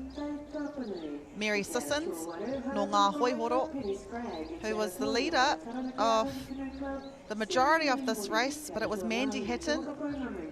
Te wahine e tai tuarua mai ai I te rātou. Ko hoki mai ki te toa 303.21 for Mandy Hatton. 303.86, Mary Sissons and Marlene Tuatoru. This is the Senior Master Men Semi 1 of 2. Jason Reti o te aratuatai, Richard Pehi aratuarua. Big names there. Aaron Herbert, lane number 4. Craig Fenwick, Perry Rimini, Michael Sala, Paula Anderson out there in lane number 12.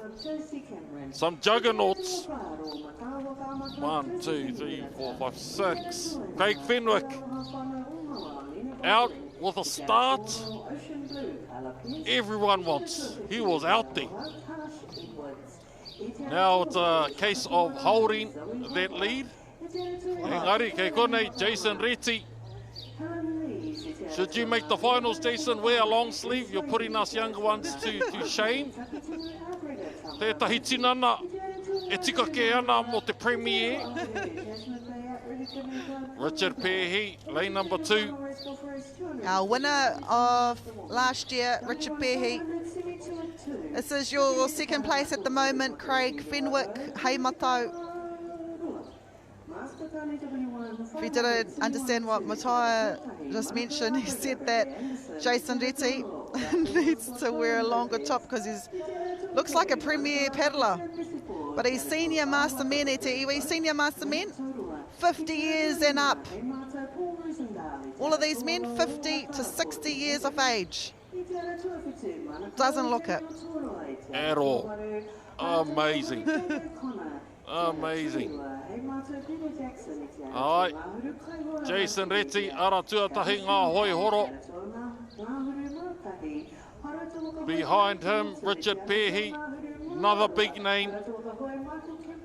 Chasing Jason Reti, the likes of Jack, Aaron Herbert, Craig Fenwick. Jason won bronze last year. He paddled for Whakaata Waka Hoi. He paddles for ngā hoi horo. The moment leading the semi-final. Just missed out on a silver by 0.4 of a second. But there's no doubting that he has done the mahi. Probably didn't have a Christmas, didn't have a New Year's. Focusing on this year's national sprints. Te rapea ka hoki atu ia ki ngā whakataetaia. Oh, because look at that. This is a semi-final e te whānau. Jason Reti from ngā hoi horo. Aaron Herbert there with second and Richard Pehi with third.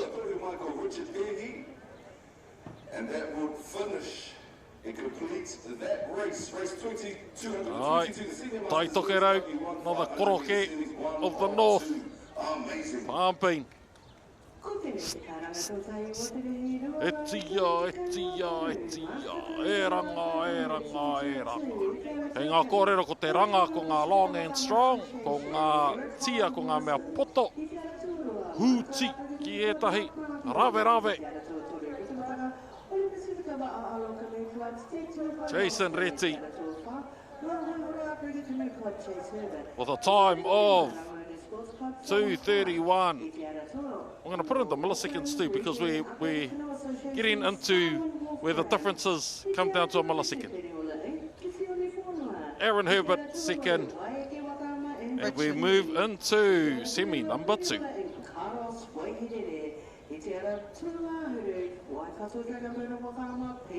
Michael Rogerson, Tūranga Waiwai Waka Sports, dad of Logan Rogerson, Māngai, o te poiwhana mo Aotearoa. Michael Rogerson, o te aratuatahi, Ross Gilray, Dale Koya, Matthew Pym, Craig Allen, Nick Whalepeau, Troy Nexus mix holder, Darren Collins, Sunny Lemalu, Daryl Hine and Matt German.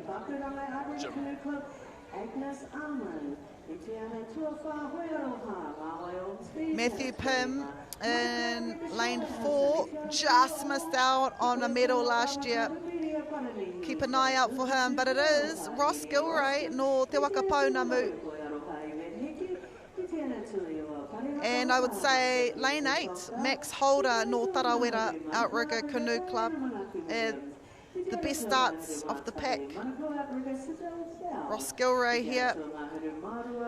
They have gun master men's teams and also senior master men teams. We'll see them in action. Popo mo Te Waka Pounamu. Dogfish? Is that their name? I can't remember. Yeah, I think it's a name like that. The reason why I sort of remember it is because how do you train in the South Island in winter? In winter, yeah. All right. So 1, there's that aspect to it. 2, there's the travel up. 3, with all due respects, the community here in the North Island, you're bound to see a waka wherever you go. Yeah. Down there, bigger landmass, feel a little bit more isolated. So to try and feed off each other, vibe off each other in the cold, I'm buzzing out at Te Waka Pounamu and Ross Gilray, a member of the Karapu, showing that their trip up north wasn't a wasted trip and he didn't come to play marbles. Yeah, me mihi te rā, we must acknowledge our kapa that travel all the way from Te Waipounamu. So their club is based in Christchurch. It's a far way away. Based in Naval Point in Littleton. Nō reira, e mihi ana kia koe, Ross Gilray, I've interviewed him a few times, especially with his team race, and it's between him and lane 1, Michael Rogerson. I've also interviewed him a few times too, and there's a reason, because they have come to the national sprints and been victorious. As we come down the course to the end of the course, I think it might be Michael Rogerson just has a little bit of an edge over Ross Gilray. This is a whiringa whaiti, this is a semi-final. Blue and gold, the colours of Tūranga Waiwai. Rugby League, Tūranga Waiwai, Wakaama. Michael Rogerson with the win for semi-2 of 2 senior muscle men. Outside of him, Ross Gilray. And in lane number 4, Matthew Pym will be making their way through to the finals.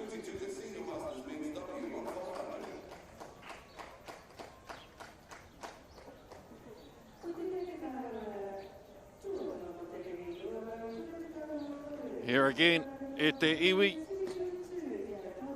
Ross Gilray, aratua waru tēnei, Max Holder, tarawera.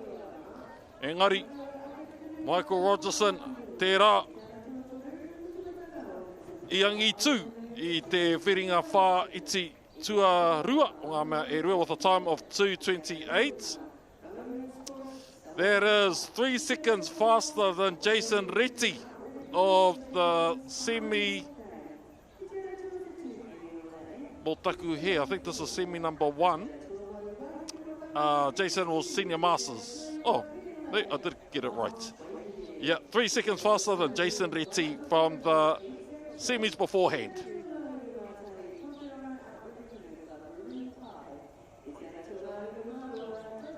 Hey, Stefano, look who's in the house. Ai marika, ka whakaatuhia ngā tino kapahaka. You were incredible. You were like a delicate taro leaf. Tēnei raumati. We were very lucky with kapahaka. Really? With our kaiokas, with our parents and our aunties and nannies. We wanted to be able to share that.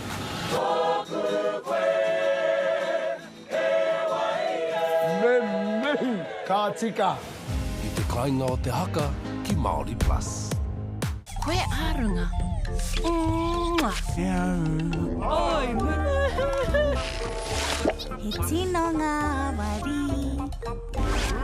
Neke kia nuku. Neke kia nuku. Anei ia kiri, rawa kolu. Hoki te rānei koe I tētahi mea pēnei te atāhua. Kāo, kare kau. Kiri rawa kolu ki Māori Plus. Hoki mai anō e te iwi. Senior Master Women, Semi-1. Nikki King, Rachel Francis, Lucy Southern, Ranj Rapana, Annie Skinner, Karen, Simi Penny, Sarah, Marin, Liz, Jaraz, me Emma. Ko Nikki Kingi, te toa o te rātau Senior Master Woman. She's also in lane 1. Nō te karapu o Taupo Wakaama Club.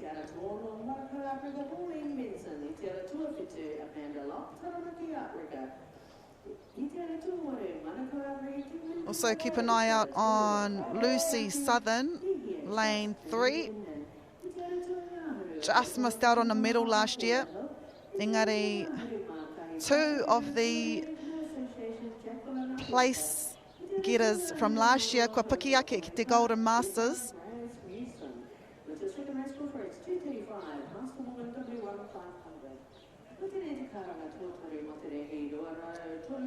Now, a little bit of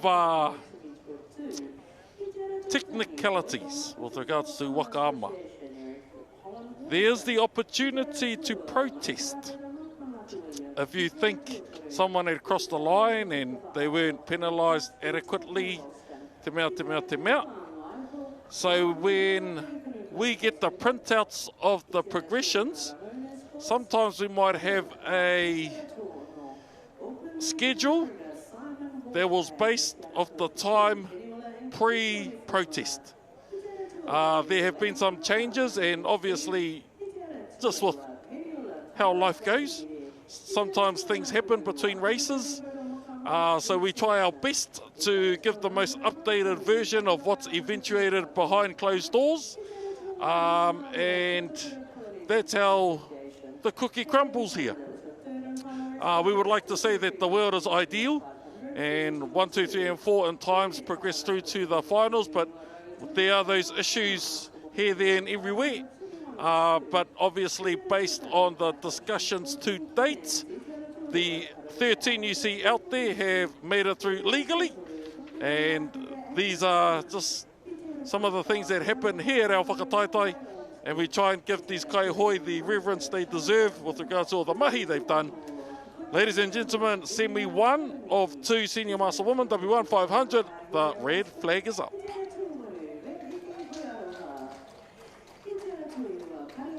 Senior Master Women, 50 years and above.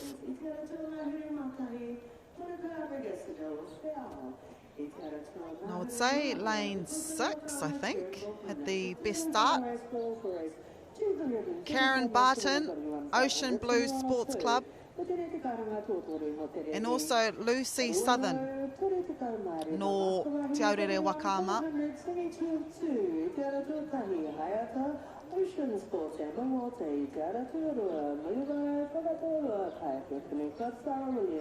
This is your winner last year, Nikki Kingi, from Taupo Wakama Club. Lucy Southern just missed out last year. She paddled for Te Toki. She paddles this year for Te Aurere Wakama Club. And that happens as well. Sometimes you don't have a team. So the beauty about Wakama is that you know everyone. So you find out, oh yeah, so-and-so needs a paddler. Range Rapana or Taupo Wakama Club. I believe she's in, her and Nikki Kingi are in the same team. Look out for them come tomorrow in the Senior Master section. It is Nikki Kingi, Rachel Francis and Lucy Southern that are 1, 2 and 3 at the moment with around 200 metres to go. And with these kaihoi joining other teams, we must take into consideration the fact that this is a World's year. So there are multiple ways to, actually, probably 1 or 2 ways to make it to the Worlds, is to make the elite team, or make it as a team. Same sort of thing with the singles. I think 1, 2 and 3 make it through to the Worlds. So it would pay to know who the top 6 are in your division, because that might eventually become the elite team, and then those 6 will be your competitors to try and make that elite team. So the fact that we have some people in other teams in a new team now, they're working towards having their team progress through to the finals, through to the Worlds. Singapore will be the home of the Worlds this year, where people like Nikki Kingi will be featuring, and a few others. Our best will be seen over the course of the next 2 hours. Nikki Kingi, your winner from last year. She is your winner, Semi 1. She knows what it's like to be a winner. Makes it look so easy.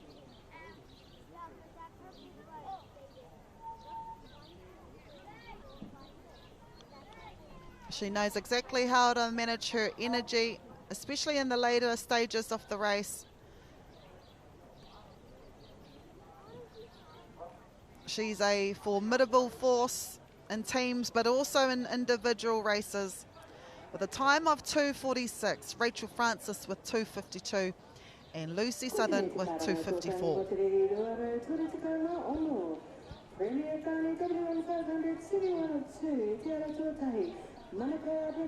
Your monthly reminder that Māori Plus never does boring. Oh man, this is gonna be great. Fresh movies landing on your screen every single month. There it is. The hero poses. Cool entrance, right? You want to tag along? Of course. Complete domination. We've got something for everyone. I bet you've never seen anything like that before. Only on Māori Plus. I'm so honored. Do you think the other sports kind of touch a little bit of like thank you for developing? Big time. We're going to talk about that. Man, the skill set that we have is getting contracted now for top tier money. It's still fully user pays. There's a lot of people that have transferred from touch. A lot of them are the superstars of those codes, eh? When is it going to get the credit that it deserves? It could be an Olympic sport and it should get a lot more recognition. I've always credited touch for those skills. It needs a bit more love. The People's Game, streaming now ki Māori Plus. No mai hoki mai, welcome back to our coverage, courtesy of Whakaata Māori and Māori Plus. Ki konei ki te roto o Karapiro. Okay, ladies and gentlemen, I'm trying to get our social media going. Post in the social media who you think will get the gold, silver and bronze for all our finals. Ne? And then we'll go back and we'll see who the future Te Kōti is or who the future Tāwhia is. And then we'll find you and then we'll crown you as the modern day prophet. So, to engage in our broadcast, look for the link, Whakaata Māori, and give us your predictions on who will be first, second and third for all divisions. Based on the times, based on the weather, based on the vibe, based on your mātauranga. And put your, I'm not going to support or encourage gambling, put your mana where your mouth is.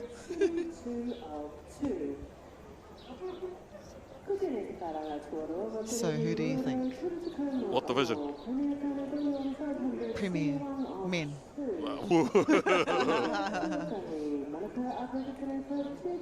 I reckon the champion of that one will be Waka.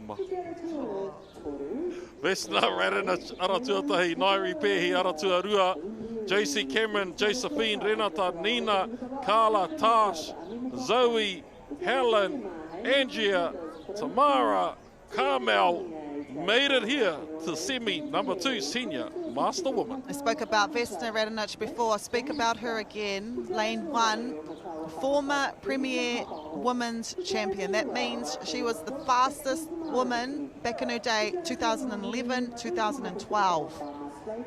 Then 2013, 2014, Kiwi Campbell came and won the Premier Women's. Marama Elkington, a paddler that grew up in the kids, then the under 16s, under 19. She came in, she won the Premier section in 2015 and 16. If you don't know who Vesna Radanich is, she was our fastest Premier paddler, and now kua piki ake ia ki tēnei taumata senior master woman.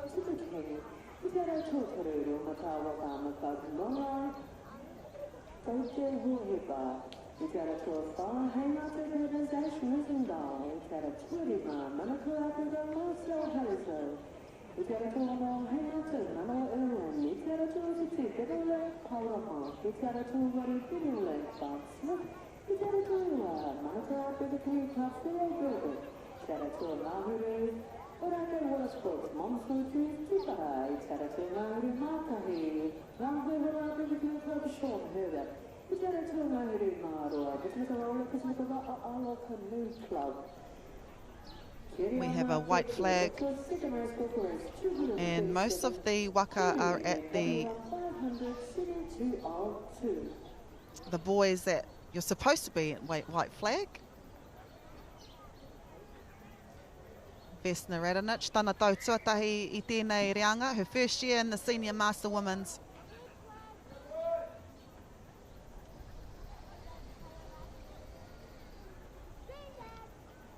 green flag. I would say Nina Goldring no Hoi Aroha had a good start. Also, Nairi Pehi, te wahine I toa I te metara hiriwa I nanahi nei I te rātou. She is in lane 2, just on the outside of Vesna Radonich in lane 1.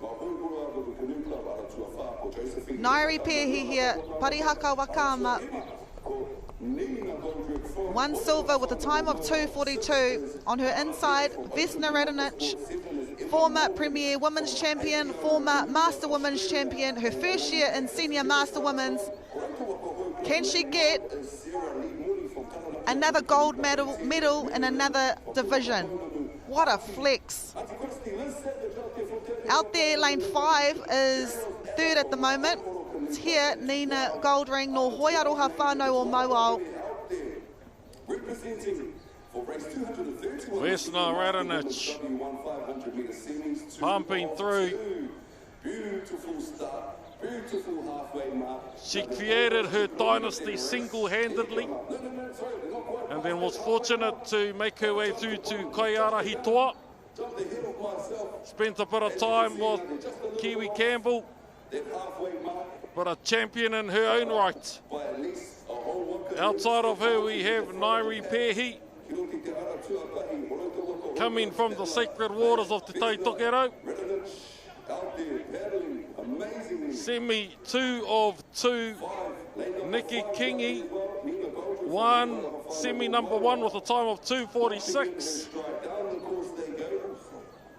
Vesna, Nikki Kingi, those names will be echoing greatly in the finals. Later today, e kare mā e. We are 6, 7 races away from calling the finals. These races launch these kaihoi into the preferred lanes, boost the morale. It's not a case of let's get this done. No, this is the last time to finesse, to polish the strategy for the finals. If you think starting on the left has been doing you good in the heats, in the semis, then you might stick with that. If you think that, the left side has been thrashed throughout the day, fatigue has kicked in, you might want to start on the right. This is that last opportunity before you get back out there for the finals. Vesna Radonich, she seems to have a champion strategy. Next to her, Nairi Pehi. Nikki Kingi has already made her way to shore. She's already polishing that strategy. There's no other opportunity after today.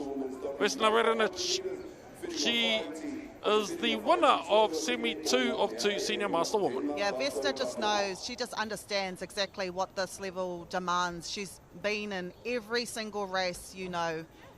She wastes no energy, just precision and purpose.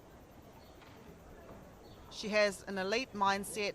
She's a coach in her own right. She coaches around the world. I tana tau, tuatahi I tēnei reanga in her first year in the Senior Master Women with a time of 2:57. Vesna Radonich is off to the final. Nairi Pehi, 3:02, and Josie Cameron with 3:07.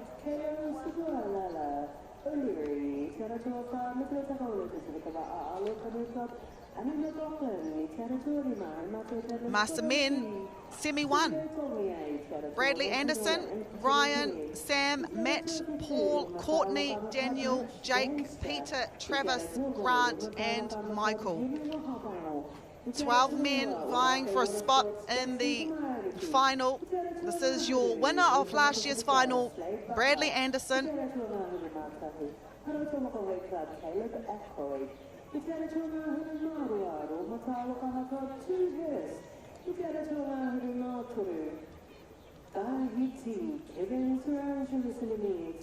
So, Semi 1, J19 Women, we had Hine Brooking taking that out. Semi 2, Mani Toloa, Golden Master, Brent Whitcomb and Paul Wilford. Jan Dixon, Mary Sissons, Jason Reti, Mike Rogerson, Nikki Kingi, Vesna Radonich, they've all won their heats. The Master Men W1 500, we have a champion and stalwarts of our Hakinakina, Bradley Anderson, pumping out there in lane number 1. Here he is, one of the pioneers of the Whakamanu team that have held a dynasty that has given people nightmares. And as they say, you do not rise to the level of your goals, you fall to the level of your systems. The system has been a winning system since Brad has held a hoi, and it seems to be working still today in 2026 Wakaama National Sprints. It is Courtney Higgins, though. He had a great start there from Ruamata, but it's Brad Anderson, Manukau Outrigger Canoe Club.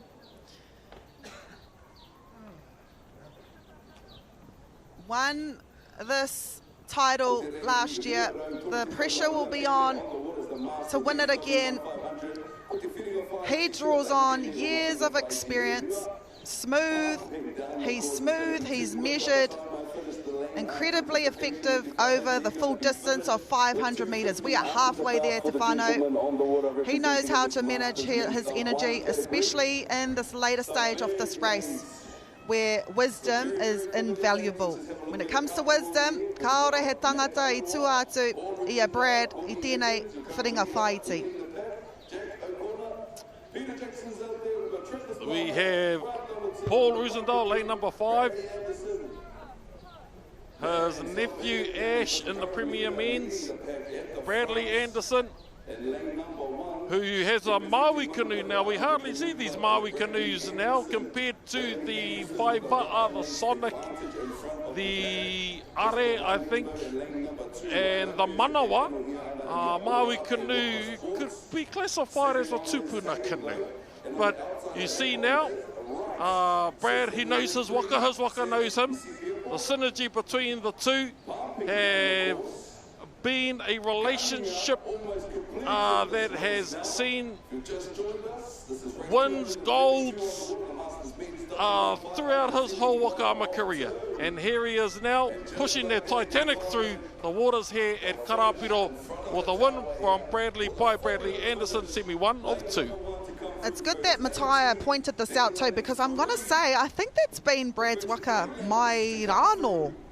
He hasn't upgraded his waka. He's kua noho pūmau ia ki tēnei waka. And I agree. We see the Sonics, we see the Whaiva'as. But Bradley Anderson wins on his Maui canoe. It sort of reminds me of that race between Vin Diesel and the Fast and the Furious. Paul Walker. And there's the old Waka and the new Waka and the old Waka wins. Same sort of thing here.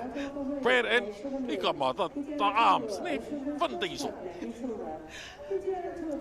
Courtney Higgins, and this is Ryan no Orake.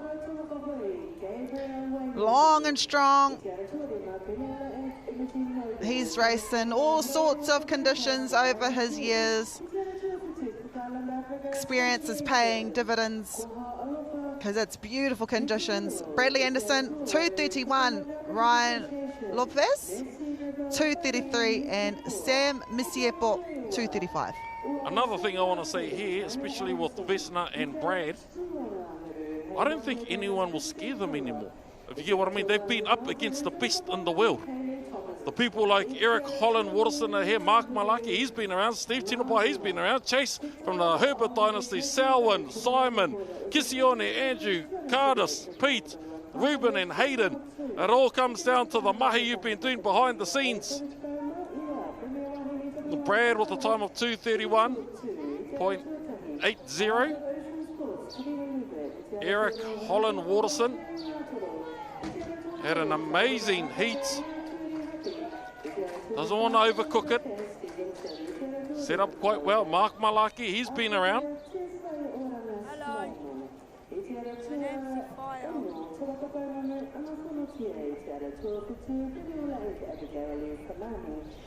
Keep an eye out for lane 6. Simon Wolfgram just missed out by a millisecond of a millisecond last year. on a medal in this section. This is Chase Herbert.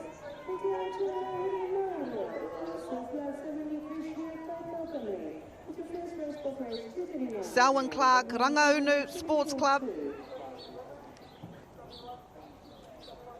I remember when their uniforms were blue. Simon Wolfgram here, just missed out on a medal last year. Yeah, I've always thought about that. Did you see here headphones? I've been thinking about that. Yeah. Imagine like if it was to a beat that you have to stroke it. Yeah, or even your coach's voice. Or something like that. Ara tuarua me te whā. Ara tuarua Mark Malaki Williams, Chase Herbert, ara tua whā. The pink waka, Chase Herbert. Coming back here, Eric Holland Waterson. Lane number 6, Simon Wolfgram. As Rahia said earlier, was unfortunate last year. And you know when people say, what gets you up out of bed? It's those sort of moments that, I could have had a, I should have did a. Now this is the time to put all that mahi to use. Eric Holland Waterson. Now I say this with the utmost respect again. I know the Mark Malakis, I know the Steves, I know the Chasers, but Eric, out of nowhere, pumping. And as I said, there are some human-like gods in this race. Steve, Tinopai, Mark Malaki, but Eric Holland Waterson, Hoitonga, pumping. And that's what we love to see. Etahi ingoa hau, etahi kai hoi hau, kei te eke ki te taumata. Now, I wouldn't be surprised if I was to put your name into Google and you're a champion kayaker or something. That's what usually happens when you come from a sport like kayaking or rowing or what have you. He waka te mutunga iho. Eric Holland Waterson. Otherwise, by all means, I don't want to take it away from the hard work. But might just be a case of just committed fully to this Nationals throughout the year. And you are doing magnificently well. Eric Holland Waterson pumping.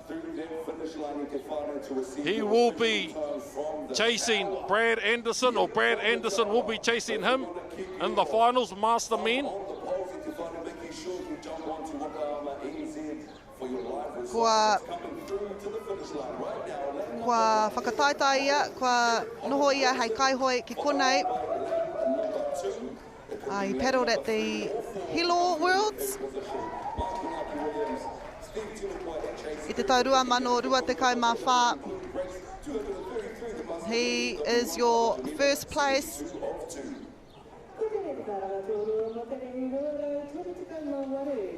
Paddled for pure OCC in the Open Men's.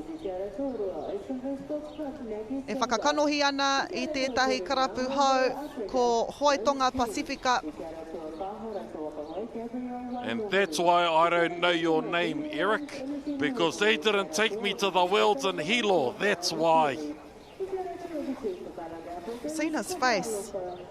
2:28, 3 seconds faster than Brad Anderson.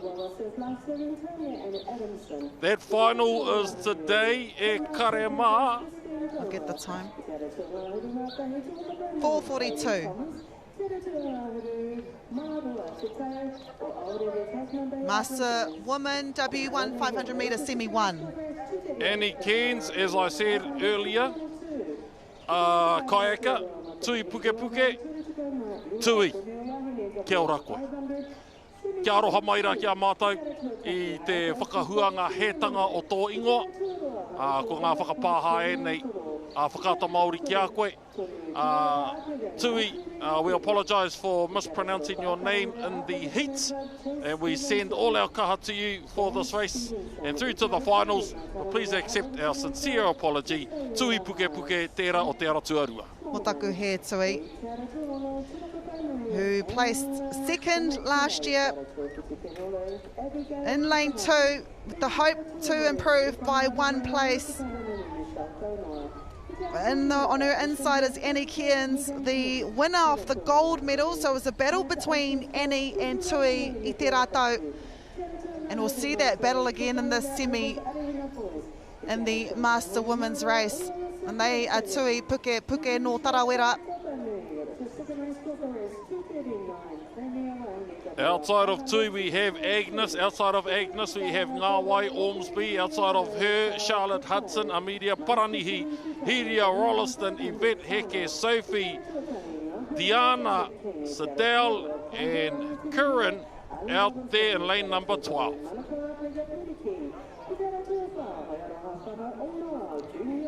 Pakuranga, they had a bit of a purple and a yellow once upon a time. Blue and yellow. Blue and yellow, yep. They had a light blue and yellow. Annie Cairns paddling in the Master Women's, but we will see her return with her karapu MJs, her kapa MJs. It was Diana Malaki Williams. Kua rua ia e hoi ana mō Wakamanu.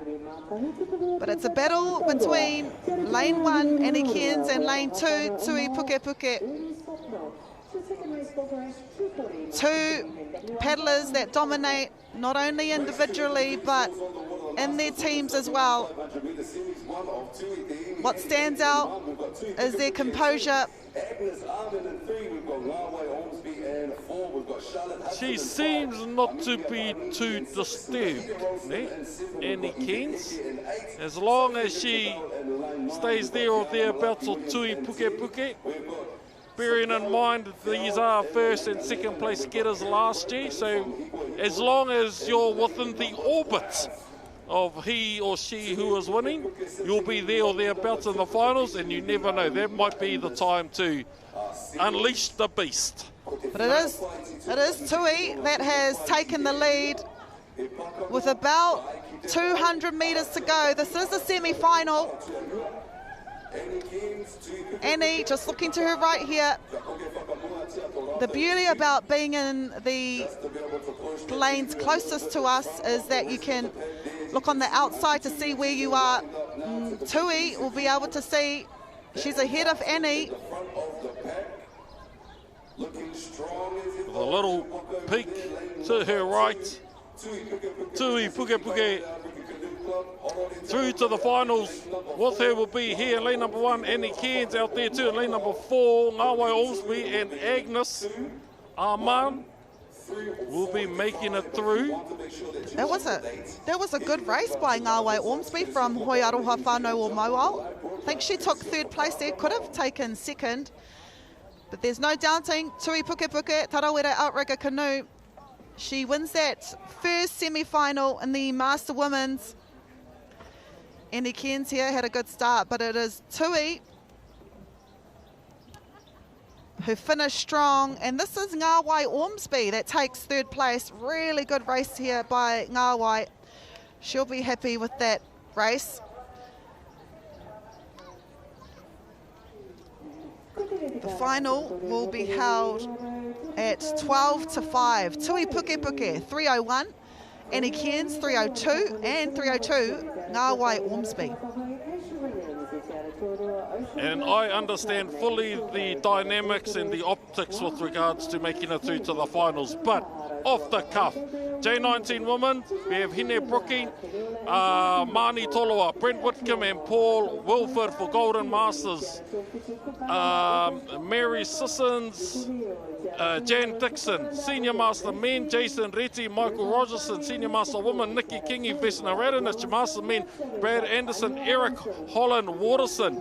We've just seen Tui Puke Puke, who will be joining her will be determined by this race. Now we have people like Amber Walters here, Sarah Williams, Rebecca Hoani, Nancy Ray Tarawa, Jess McDuff, Pauline, Amanda, Kimberly, Bridie, Paula, Jacqueline and Deborah. Katoa rātou, kei te pirangi, ki te reina tuarua, I te taha o tui puke puke.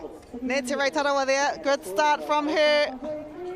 As well as Amber Walter, Lane 1, Whakaata Ocean Sports. E aru ana I tētahi turanga ki te whiringa toa.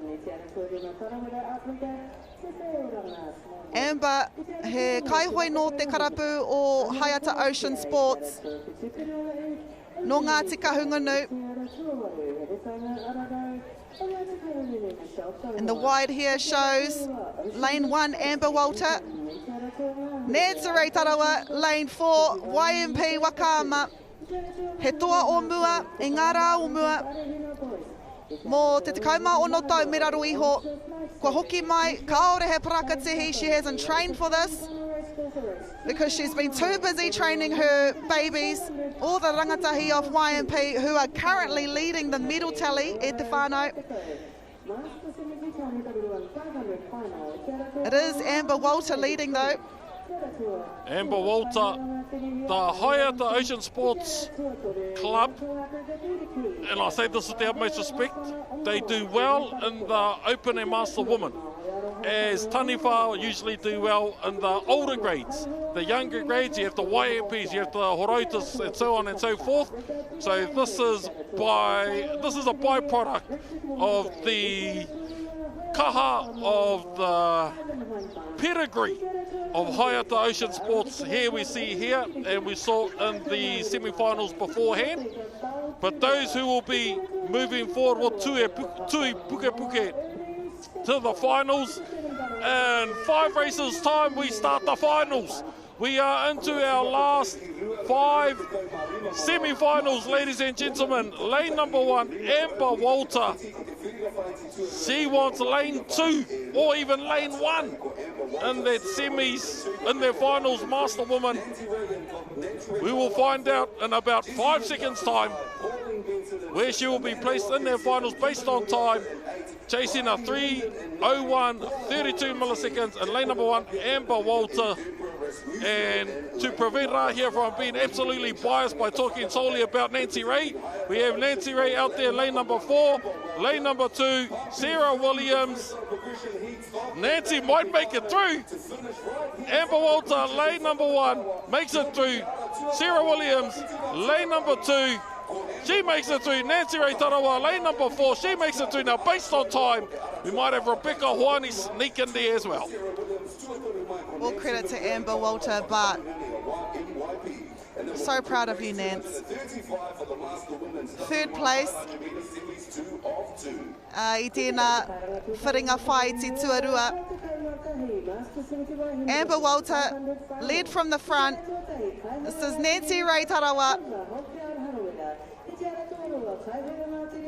who will make it to the final.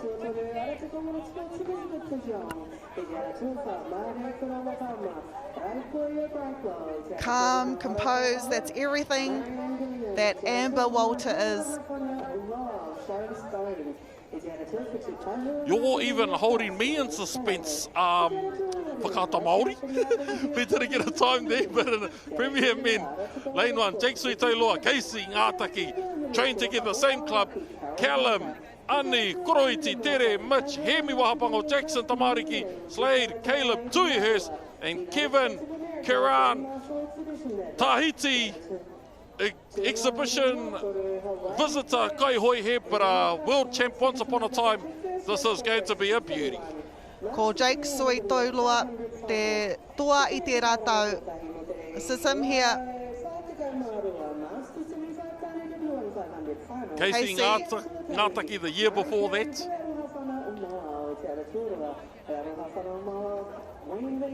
If only you could feel what we feel. Actually, sorry, Jake last year, Milan the year before, Milan, Manutea Milan, and then Casey, and then the Tupu show. Red flag. Oh, green. There was a close one. Casey Ngātaki out first. He knows Jake Sui Tauloa. He probably taught Jake Sui Tauloa. So it's a case here of retribution from last year. We also just have to mention Jackson Tamariki had a really good start, so he's in lane 9. Ampa.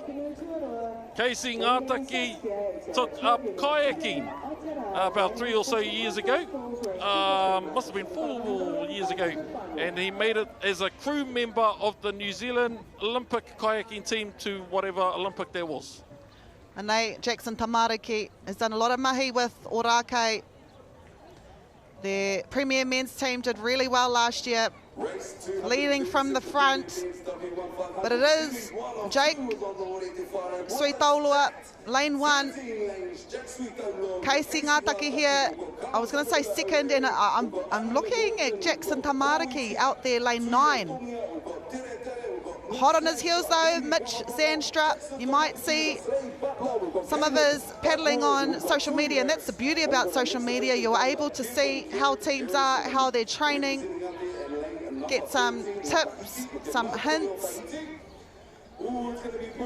But it is between Jake and Casey, 1 and 2 at the moment. Jake Sui Tauloa, lane number 1. Casey Ngātaki, lane number 2. Their closest competitors over the course of the next few semis will be the likes of the Tupu Kings, Malone, Manutea Malone, Anō Hoki, engari. I tēnei wā ko Jake Sui Tauloa, last year's champion, coming to the finish line.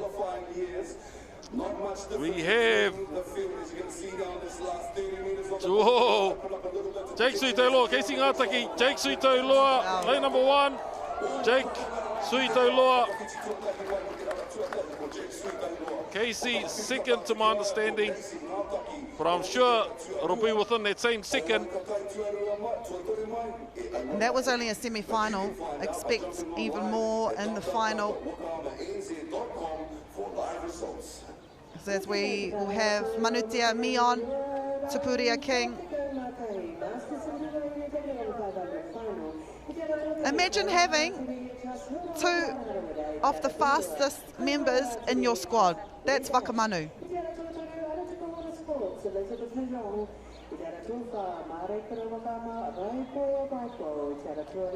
And then you have the under 23s boy who got the 211 earlier today in that same crew.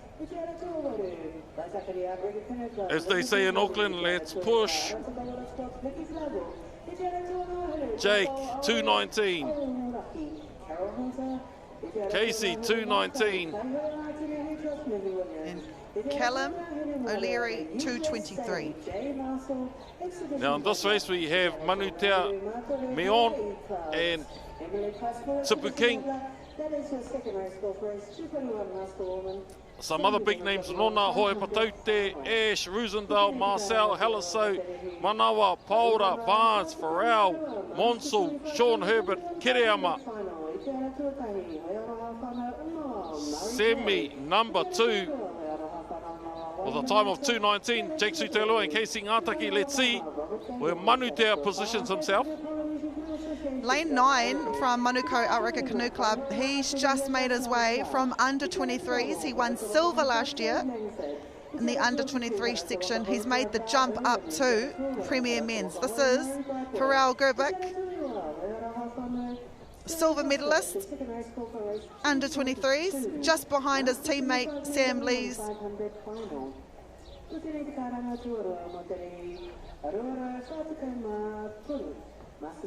So yes, let's go back to that Manukau dynasty. You had Jake and Casey in that race. Here you have Farrell, you have Sam Lees who got the 211. You have Marcel. And you chuck them all into one waka and you have Whakamanu. For the green flag, Aratua Tahi Manutea Pampine. And I would say Ash Roosendahl too, lane 4 from Heimatau. Really good start here from Ash. Tipu King, lane 2, Nona Tote, lane 3. Marcel in lane 5. Lying. I have my predictions, I have my predictions. And we're just going to park them up for a little bit. Those of you who have been sending in your predictions, ka pai, I'll look at them soon. But Manutea Mion seems to have at least a quarter of a waka length ahead, which positions him well and lead into this first 250. But you have lane 2, Tipu King. You have Ash Roosendahl, Marcel, Haliso as well. Manutea Milion. And indicated that they've got less than half of the course remaining on the field. Yeah, there's no question about it though. Manutea from Penula leading with 200 metres to go. With every stroke, he goes a little bit more in front. Manutea had a shoulder injury last year. Not to take it away from people like Jake Suitoloa. But today, at the moment, from what we've heard, there are no injuries. You never know what might unfold after this race, but at the moment, we have some elite athletes in tip-top condition. Elite athletes in tip-top condition. Manutea Mion showing us that he will be a competitor, a tough one in the finals. So will Tipu King, and 4 and 5, 4 being Ash Roosendahl and Marcel Haliso and Pump in lane number 5. Yeah, really good race there by Marcel Haliso. Nor Manukau Outrigger Canoe Club. Manutea though, and Matai has a really good memory. Manutea was injured last year, doesn't look injured this year. He looks in top form. 2:19 is the time to beat.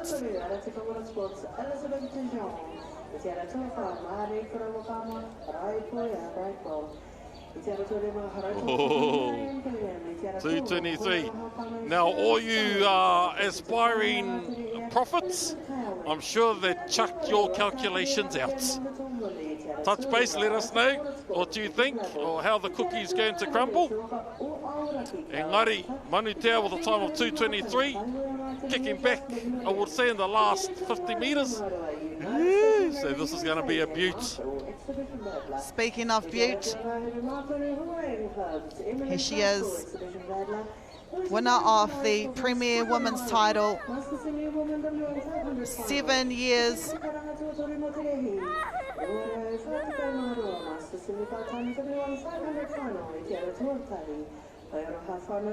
O te ara tuatahi, Acacia Williams, Maggie Silva, Rose King, Gabriel Wainohu, Imogene Noble, Brian McLeely, Koha Alofa Vitolio, Mercy River, Tanya, Christine, Kaylee, Quinella Neho, and lane number 12.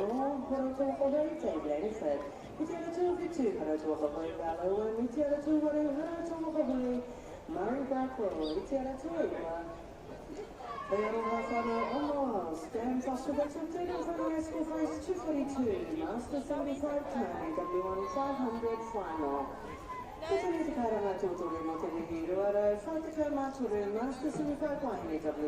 We have a black flag.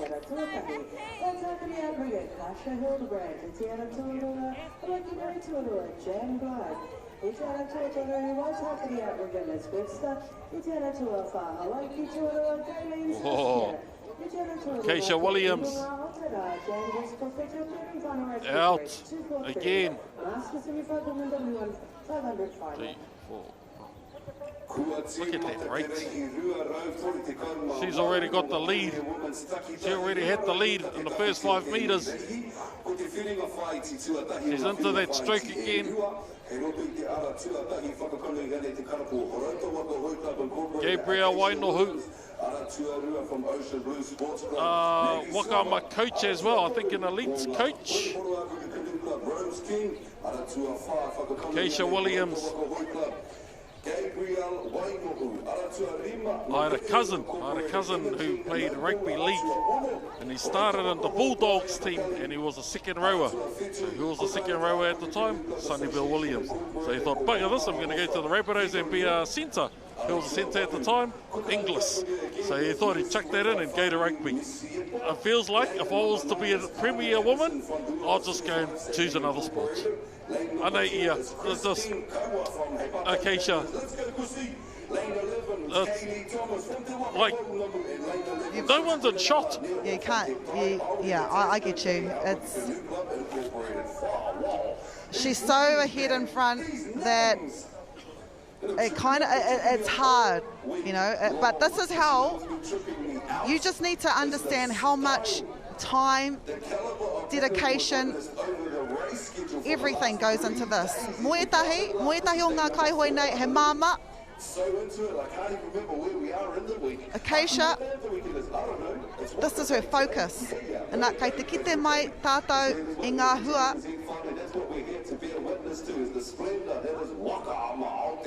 What else can you say? Yeah, I'm actually willing to cut her from the equation, and we just go to the other ones, and then we start calling that race, because it looks a whole lot more interesting for second place.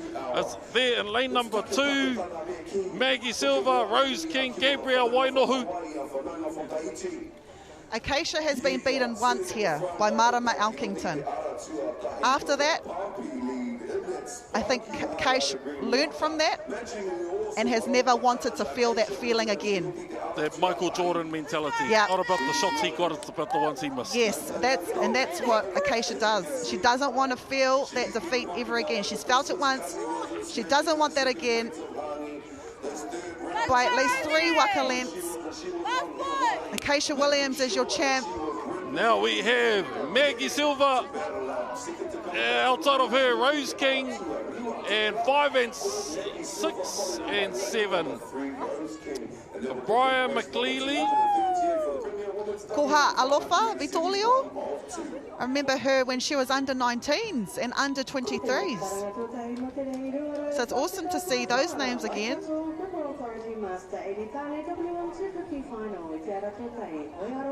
But it is Acacia Williams. I spoke about her in her heat. Every single morning without fail she is on the water. Rain, hail, makariri, the sun, it doesn't matter. At least twice a day.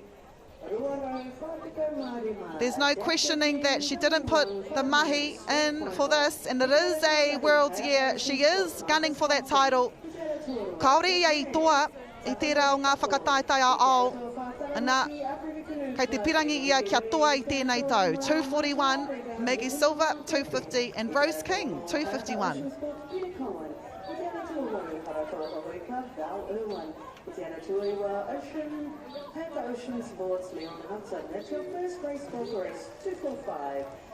Premier Woman Semi 2 of 2 o te aratua Terina Lubert, Kerry Ngātoro, Ngātuere Hapi, Jazz, Te Whaioranga, Anna, Abigail, Michelle, Megan, Puhiwahine, Arahina, Lucretia Taitapanui. Lu Tautapunui, he toki hoki I te poitara whiti. This is Matai and my first day of the commentary because this is one of your commentators. I timata I te rātapu, I mutu I nanahi nei, I te mea kei te hoi ia I te rangi nei, I tai tuarua mai a ia I nanahi I te rātau, kei te ara tuatoru. Kiri ngātoro there, he mema o te kapa kaiarahi toa. Terina Lubert, she had a really good heat. Wa rewa te haki kākāriki. Terina Lubert. Kiri Ngātoro. This is a close. It is. 1, 2 and 3 at least. There or thereabouts. A koe nei tātou ka kite. Kei awai. Te manawa kai roketanga. Terina Lubert. Hamping. Kiri Ngātoro. Behind her. So going back to the Open Premier Men's with the Jake Suitolos, with the Casey's, same sort of thing with the Horota team. You've got Kiri Ngātoro, you've got Acacia, and then outside of that you've got the Whaiata lot. Outside of that you've got the Tarawera lot. Te Whaioranga Tarawera, Jazz Tarawera, Ngātuere Tarawera. This is going to be a great 6s and 12s, and rightfully so, as I continue to harp on about the fact that this is a world's year. Terina Lubert, e arahi ana I tēnei wā, she placed 6th in the final last year.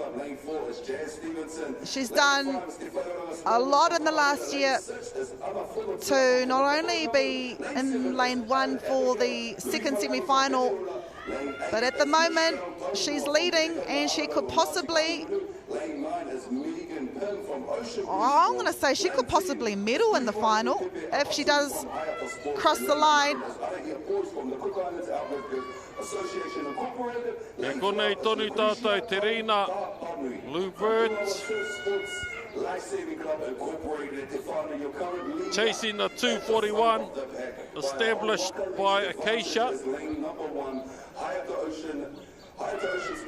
Outside of Terina, we have a battle there with Kiri and Ngātuere Hapi. Ngātuere being the silver medalist last year. And outside of Ngātuere, we have Jazz Stevenson. But at the moment, Whaiata, MJ's, Ngāti Kahungunu, about to make her way through to the finals. Terina Lubert, Ngātuere Hapi, and Kiri Ngātoro. Really good race here by Terina Lubert. Whaiata Ocean Sports. 6th place in the final last year. Will be, I would say, the top 3 times for the final.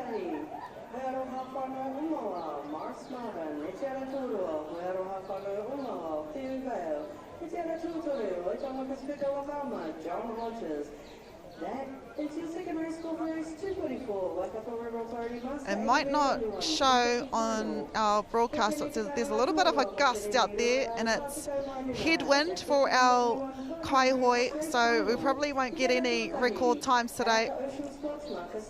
Terina, 250. Ngātuere, 252, and Kiri Ngātoro, 253. 241 was Acacia. Koe nei, ko te whiringa toa Suatahi. Now we are now in the finals. E te iwi Master 17 men. David King, Ali Robinson, Peter Jr., Mike William, Peter, Richard, Ivan, Eru, Tal and Ernie.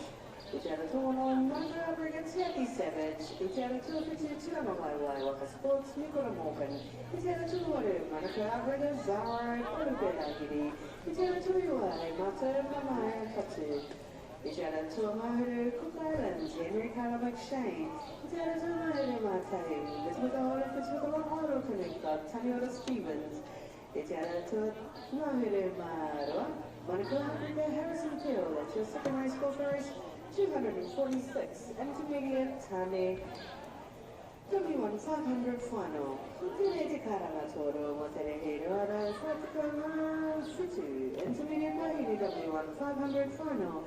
Itara Totaima, Hoihoro, Kurakahidi, Itara Toro, Haimata, Kirala, Computer, Itara Toro, Chila, Waka, Waka, Malaya, Sumotoga. Itara Tufa, YMP Wakama, Hinamaro Rami, Pifinami, Itara Turima Pinola, and Kala Tolo, Itara Tono, Parataka Manoka, Atkins, Itara Tufitsi, Tabayanima, Amanda Soa, Itara Tuwa, Pinola, and Koyatirama, Itara Tuiwa, Parataka, Manaki, Clark Atkins, Itara Tuma, Hulu, Hoy, Hapa, Iniha, Itara Tuma, Hidimata, Hinga, Hoy, Sorry, Rest. Itara Tuma, Hidimata, Hidimata, November happened quarter. That was the second race for race 247 and some 38 by the W1 500 final.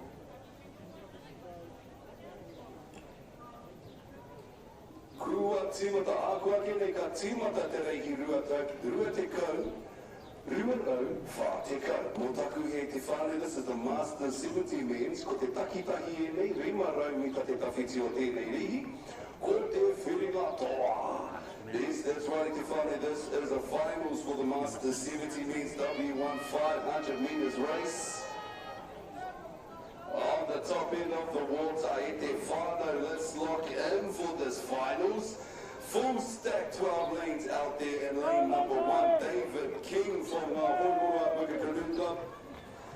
Lane number 2 is Ali Robinson, we have in lane 3 Peter Key from Whakaata Māori Club, and lane 4 Junior Whakaata from Whakaata Māori.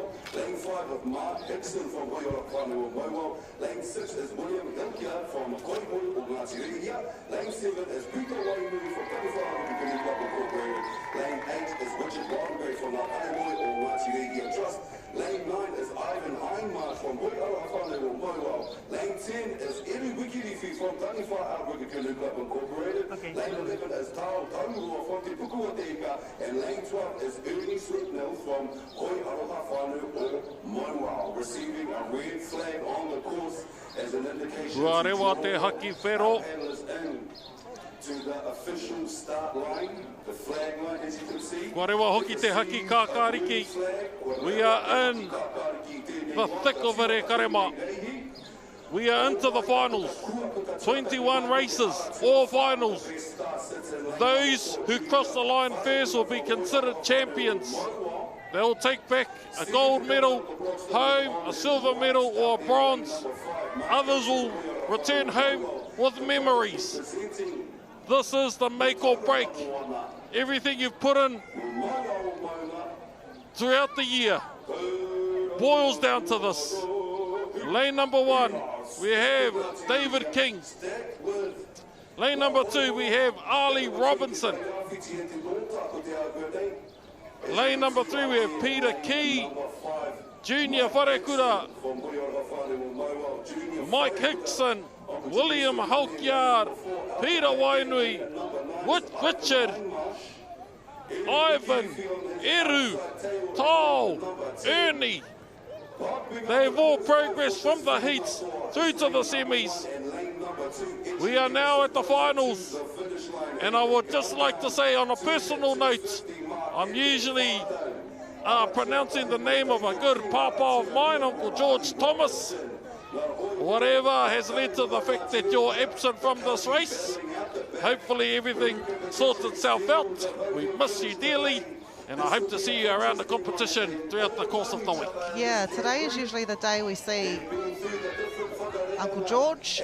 Kua rua ia e hoki ana, e hoki mai ana ki tēnei whakataitai. One of the friendliest faces you will see here at the Nationals. You can feel your absence. Engari, kia ngā tui nānei. Peter Key is actually the medalist, the gold medalist from last year. Kua hoki mai ia ki te whakangungu I te taitara. Kua takahuri te waka, kua hoki mai anō ki konei aratuatahi David King. Our champion, Ali Robinson, was winning right up until that flip. And this is what Whakaama is about. This is what can happen in the final stages. I've seen this happen at our finals under 23s when I was in Auckland. And I think it was Tyron who flipped and Mangu Kim took the under 23s. Those are all part and parcel of how the cookie crumples here. David King, he was coming second right up until that flip, potentially going home with the gold medal. David King here, lane one, fastest qualifying time. Kaore ana hoa, kaore tana hoa I tana pokohiwi matau, ko ia me tana kotahi. He will take home the gold medal. Ara tua toru. Peter Key, te toa o te rātau. And I think lane 6. David King, a bittersweet win, as he knew that he was in second place at the time.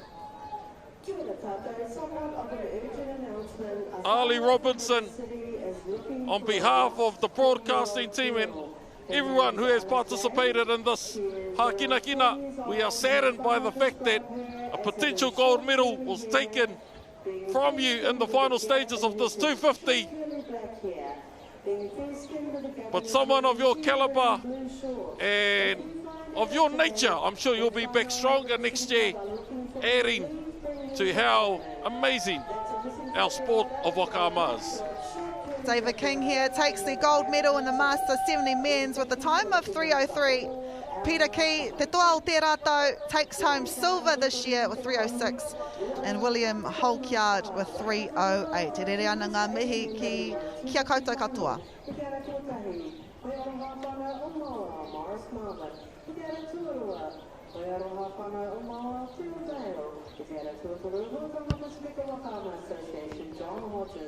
That's a good amount of race reference 244, Waka Authority Master Men. Master 18 Men W1 250 Final. Kukere te karanga tōtori mo te rehi ruarau whātaka mā omo. Intermediate Tane W1 500 Final. I te ara tōtai. Te toki Voyaging Trust, Joseph Elliott Southern. I te ara tōrua. Me te mataka Olympics of the Mahalo Canoe Club. I rai aheta. I te ara tūtoru, AMP Whakaama Nicholas Tahiwi. I te ara tū wha Manukau Aprika Canoe Club, LJ Campbell Bourne. I te ara tūrima, Manukau Aprika Canoe Club, Paihira Tiare Marsh. I te ara tūno, Manukau Aprika Tiaki Savage. I te ara tū Whitu Tiramawawa Waka Sports, Nicola Morgan. I te ara tū ware, Manukau Aprika Zara Panu Perahiri. I te ara tū iwa, hei mātou. Manaya Katu, I te ara tua ngāhuru, Cook Island Africans Association, Henry Calla McShane. I te ara tua ngāhuru Mātai, me te Metaka Olympics Wikawa Aro Canoe Club, Taniora Stevens. I te ara tua ngāhuru Marua, Manukau Africa Canoe Club, Harrison Theo. It's your third and final race call for race 246, Intermediate Men W1 500 Final. Ko te rei te karanga tōtoru mo te rehi ruarau whātaka mā whitu. Intermediate wahine W1 500 Final. E te ara tuatahi ngā hoi horua Aprika Canoe Club. Raukura Tahiti, Tāhere. I te ara tōrua, hei mātou paddlers, kiri ana le content burn. I te ara tōtoru, te rawara, mā te kahununu wakama, leia simutoga, i te ara tōwha, YMP wakama. Hene whakarorangi, pe whairangi, i te ara tōri malpini ola, i kālea tōloa. I te ara tōno, haraita wakahoi club, Manon Clark Atkins. I te ara tō white, te pau herenga Whakaama Club Amanda Sua.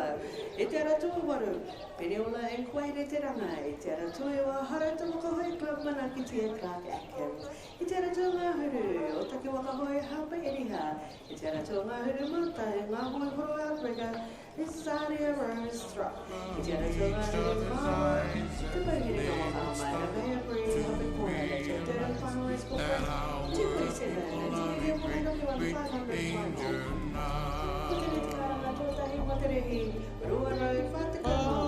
J16 500 final. Itera tuotahi penula empleota Lockman Teo.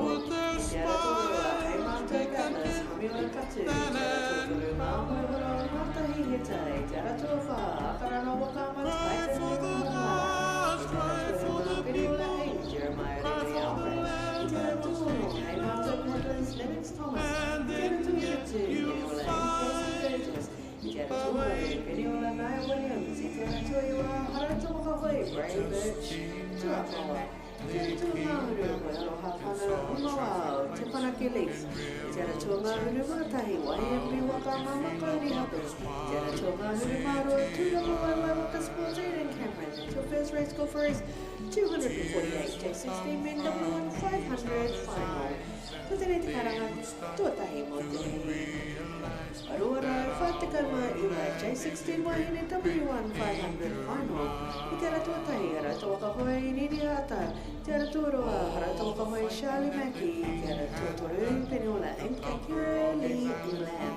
I te ara tuawha ngā hoi horo Africa Tawa Kate TDT. I te ara tuawha Korido Kanu Kayak Club Lex Hunter. I te ara tuano Peniola Nk Ariela Elizara. I te ara tua Fitu Mare Kuro Whakaama Club Evani Topili. Te ara tua warero mata Whakaama Kuro Thrupp. Te ara tua iwa harata wakahoi Tiwai Apiata.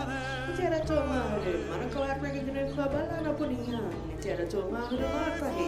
Te mātou Tiki Rika. Te ara tua mahuru Māroa harata wakahoi Christabel McKenzie. Te ara tua mahuru Mātoru Puarele Africa Canoe Club Samoa. Marie-Louise Loli Exhibition Paddler. Te ara tua mahuru Māwhanga. Pualele Africa Canoe Club from Samoa. Sile Mailo Exhibition Paddler. That's your first race call for race 249 J16 Women W1 500 final. Tēnei te karanga tōtahi mo te rei roara. Rima te kau J19 Tane W1 500 final. I te ara tōtahi harauta wakahoi ka Maya Campbell. I te ara tōroa Manukau Africa Canoe Club Marlon Tōloa.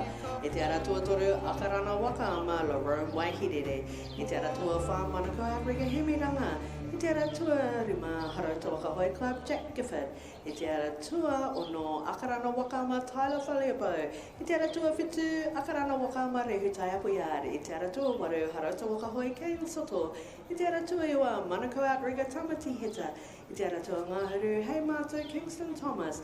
I te ara tua ngāhuru mātahi ngā hoi horo Africa JJ Herbert. I te ara tua ngāhuru māroa hei mātou paddlers Tiri Torika. That's your first race call for race 250 J19 Men W1 500 final.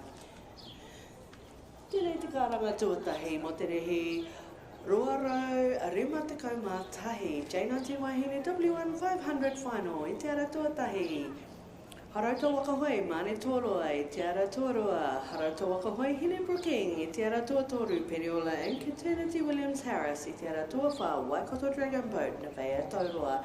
I te ara tuarima Cortez Neho Kei Waikato Dragon Boat. I te ara tuono Tutuku Voyaging Trust Share Neho. I te ara tuawhitu ngā hoioro Jesse Davis.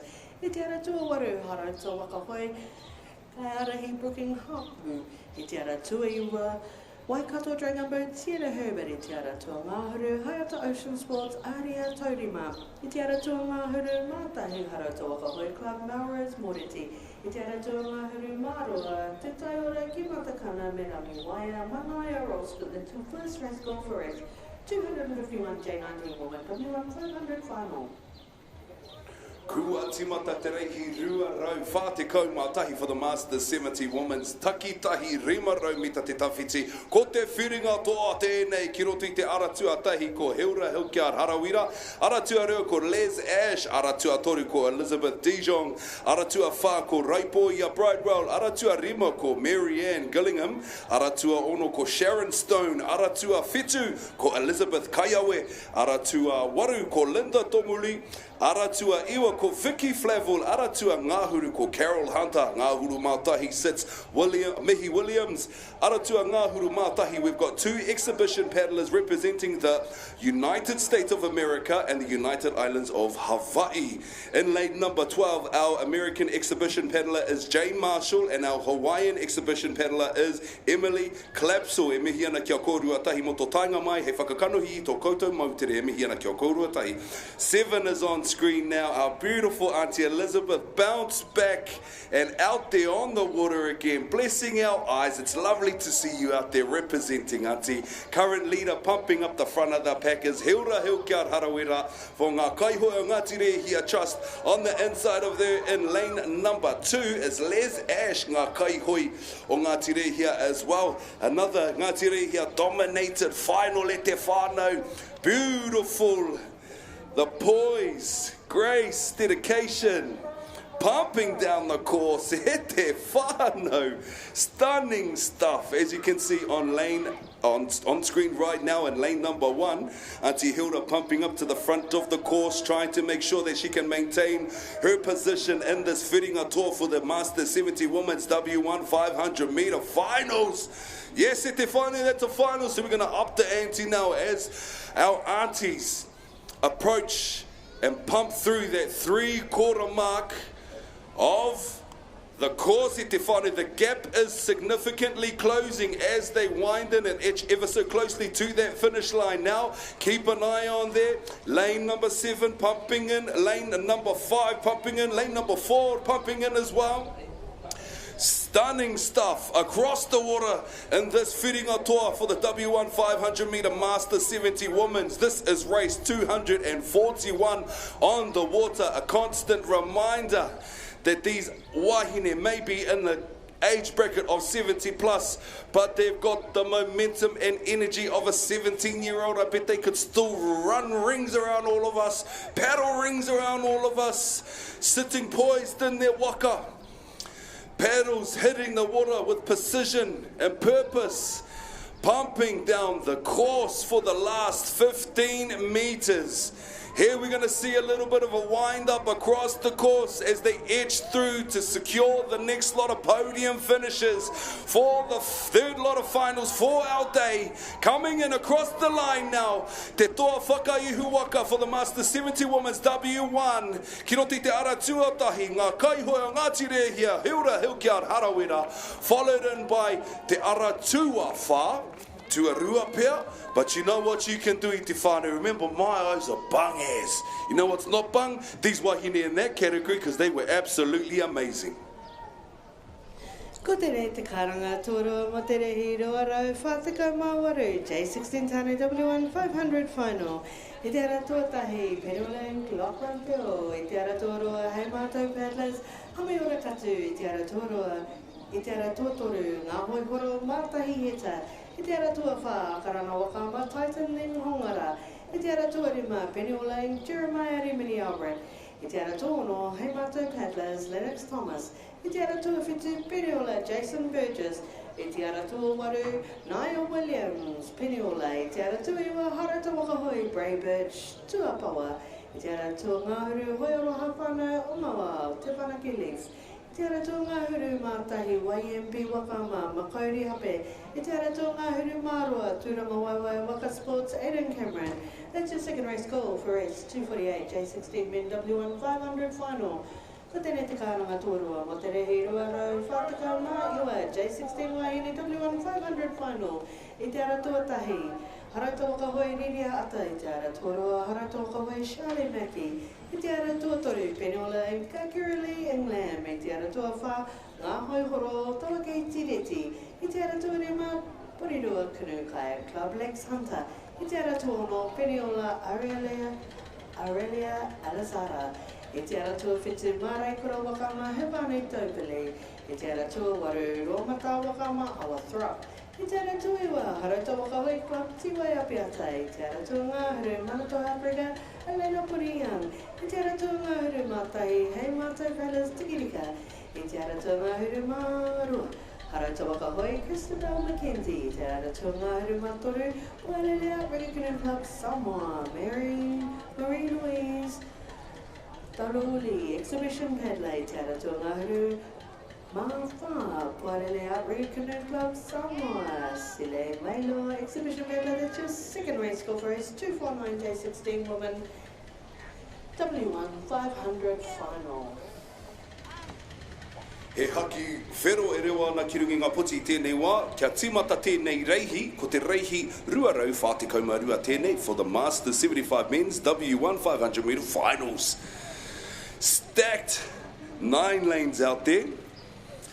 Sitting in lane number 1, representing Hoi Aroha Whanau o Mauao, Murray Carey. Lane 2, Hoi Aroha again from Wayne Winiata. Lane 3 is Robert Gable from Tirohanga Wakaama. Lane 4 from Te Taitokero Polynesian Canoe Association is John Harawene.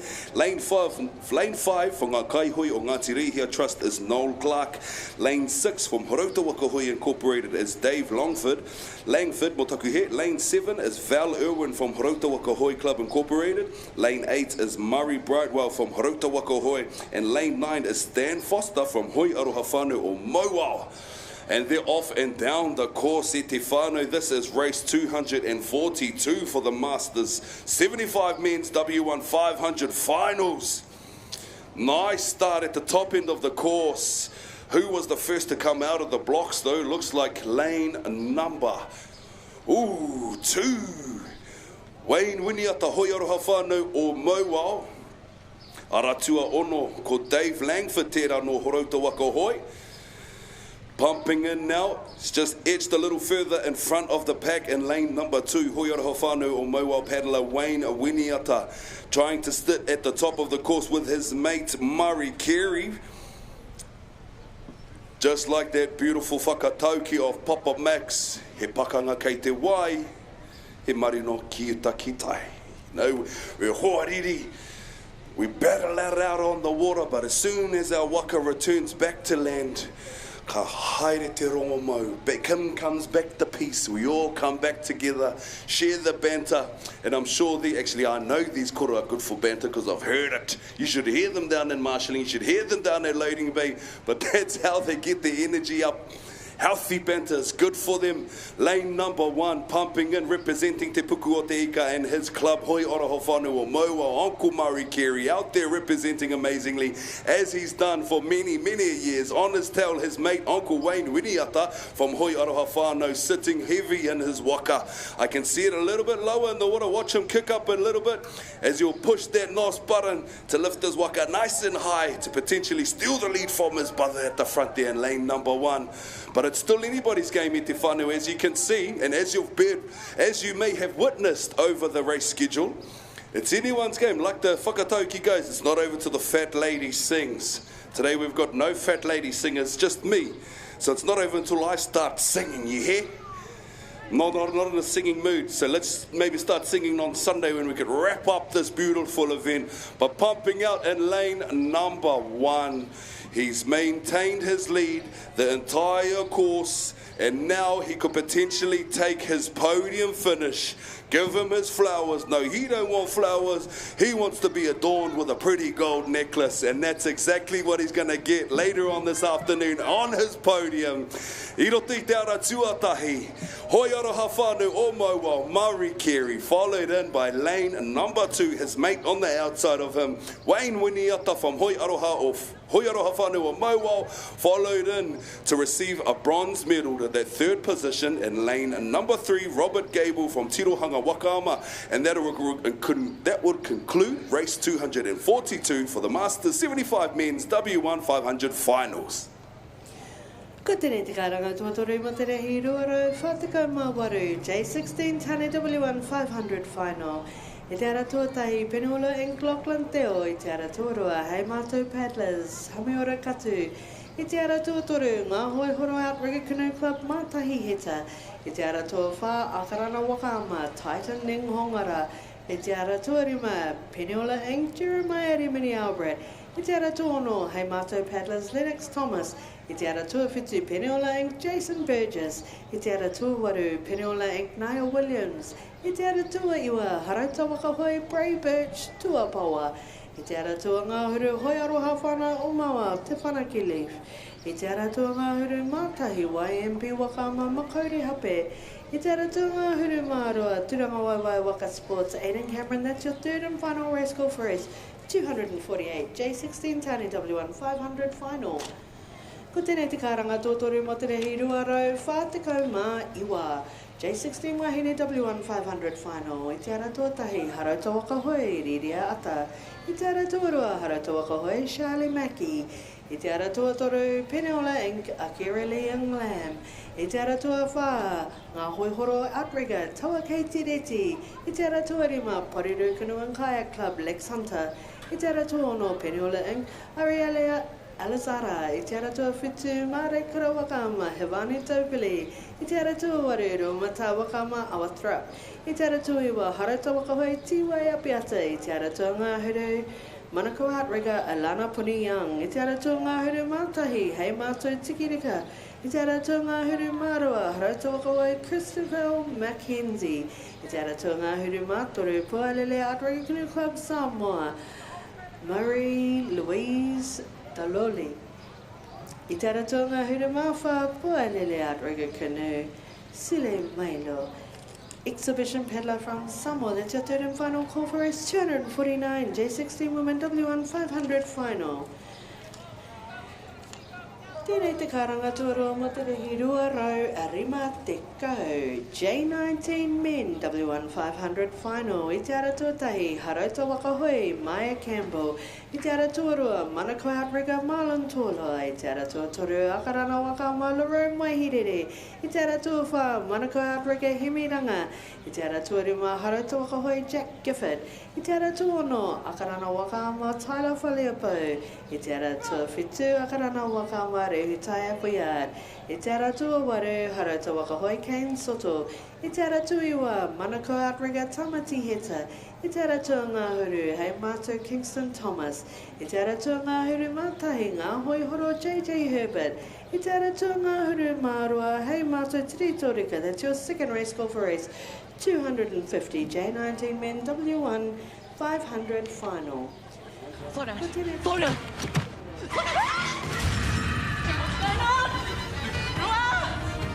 Just wake up, sis. Wake up. It's so funny. Ahi kā roa ki Māori Plus me Whakaata Māori.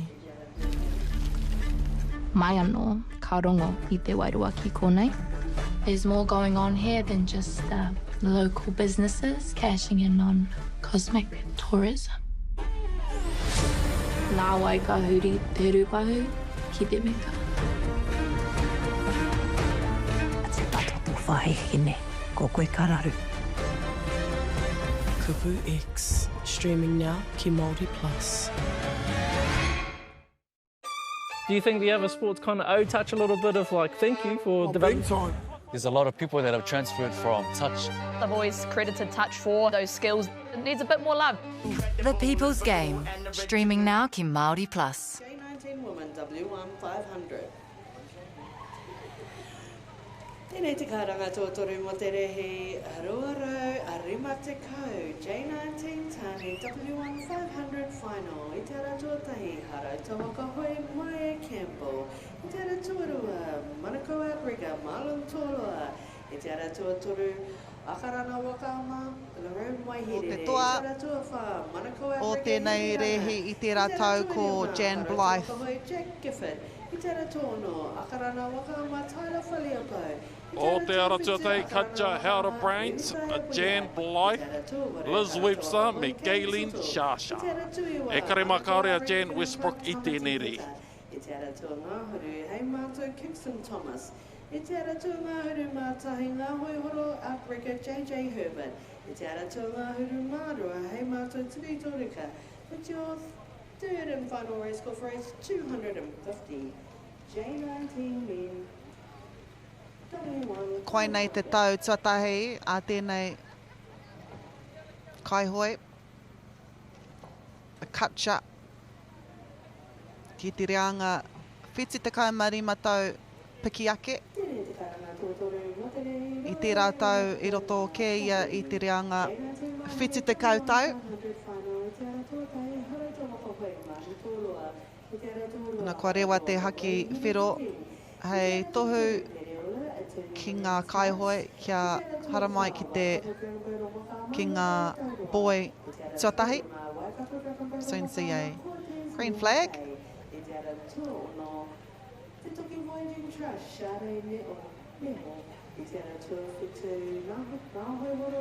Good start here, lane 2, lane 4. This is the Masters 75 Women's Final. We're running on time as well. Touch wood. This is ka pēnei hoki tairo ake ki te whiringa toa whakamutunga. Jan Blythe, te toa o te rātau. E whakangungu ana i te taitara, e toa i aia i te rātau. Kacha had the fastest time, fastest qualifying time. We've only got a staggered 5 lanes in this next. Ai, ko te ara tuatahi tēnei, ko te krapu taku mō hioko Waitakere, Liz Webster. Engari kei konei kei te ara tuatahi. Ko Kacha. Gaylene Shashia anō tēnei. Ko rongo tātou i tana ingoa i roto i ngā tau. Ai, he rimarau mita te roa o tēnei rehi. Ara tuatahi, ara tuarua. Kua mahia he whiringa whānui. Engari te toko iti me ki pēnei, he whiringa whāiti tērā. Nō reira, e mōhio ana rātou he aha te aha mo tēnei rehi. Me aha anō hoki. Ara tuatahi Kaja, ara tuarua Jan Blythe. Koe nei te tuatahi me te tuarua I tēnei wā. Now we speak about different waka, different paddles. If you look closely to Kacha's paddle, it's a shorter blade but a wider blade with a longer kakau. You hardly see paddles like this, but it works for her. Most of it is a kakau, but it is doing the job. She knows what it's like to win. We've interviewed her a few times. This is also her first year in the Masters 75 Women's. On her outside in lane 2 is Jan Blythe, the defending champion. But it will be Kacha. She does cross the line. We've seen a few tips. Hei konei tātou kei te ara tuatahi Kacha Hildebrandt, kei te Wikitoria I tēnei wā. Jan Blythe, aratua rua, aratua toru Liz Webster, aratua whā Gaylene Shashia. Aratua tahi Kacha no te krapu wakama o Waitakere. Ka whakawhiwhia ki te metara koura. Te toa mo te tau rua mano rua te kau maono, Kacha Hildebrandt. So it's Jan Blythe here with a silver medal. And we'll soon see who crosses. I might say it's lane 3, Liz Webster, with third. But it is Kacha Hildebrandt, your winner of the Masters 75 Women. Me tana hoi. The finals for the Masters 75 Women's W1 500s.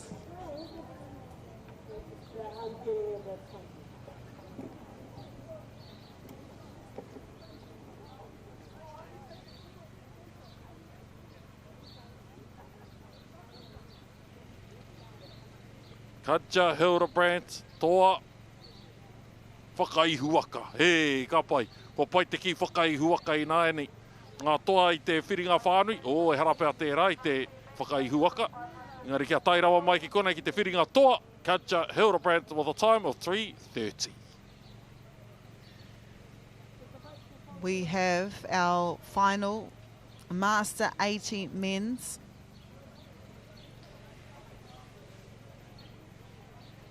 Waikato River Authority Master 80 Men's. Te katoa o ngā kaihoi kei tēnei rehi. Waru te koutou piki ake.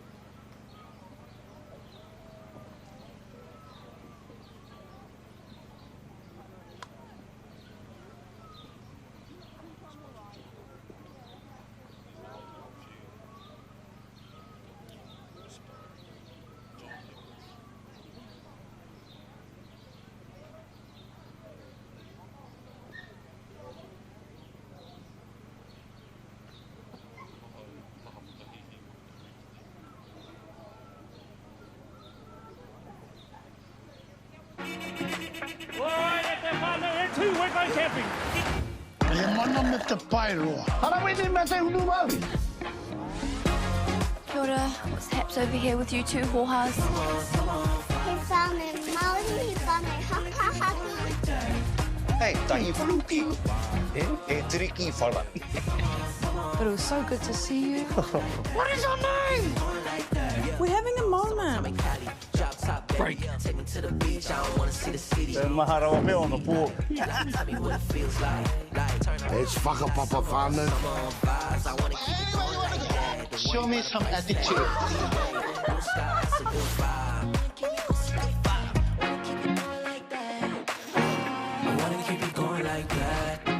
Kia ora, kia whiri. Jeffrey. Kia whiri. Kia whiri.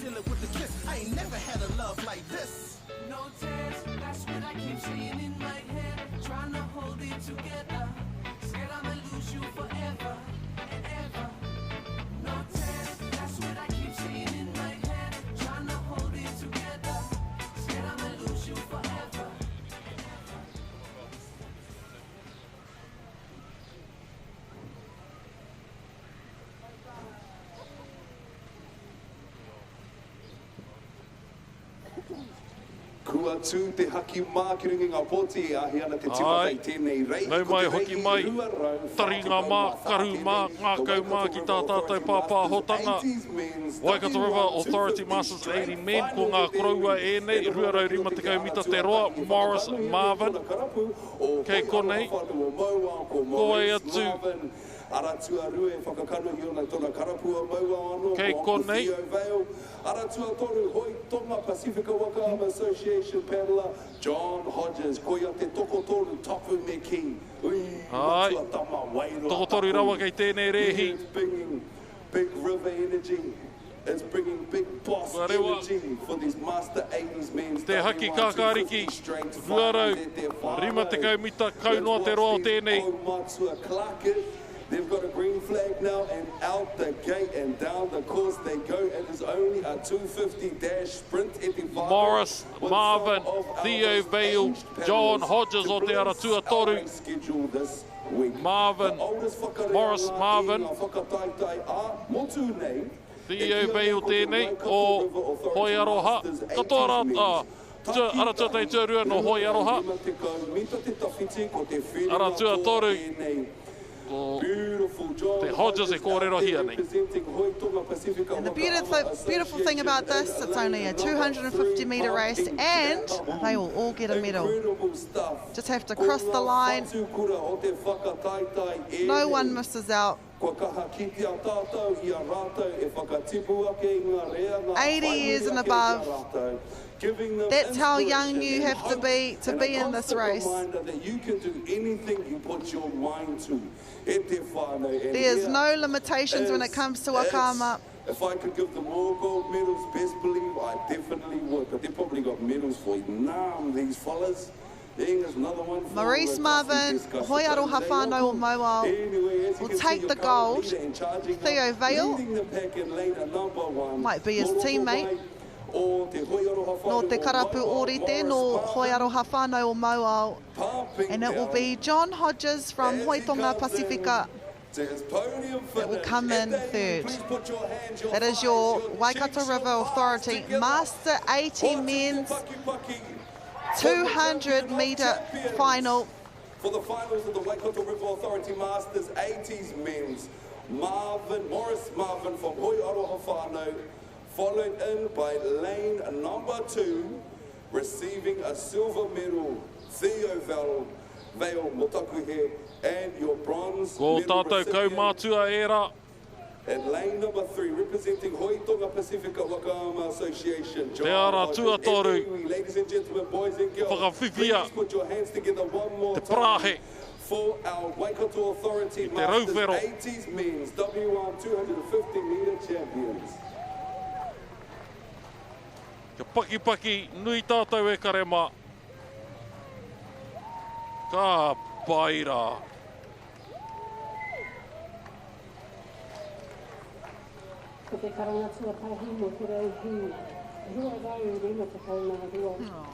They still have got effort to give us a wave.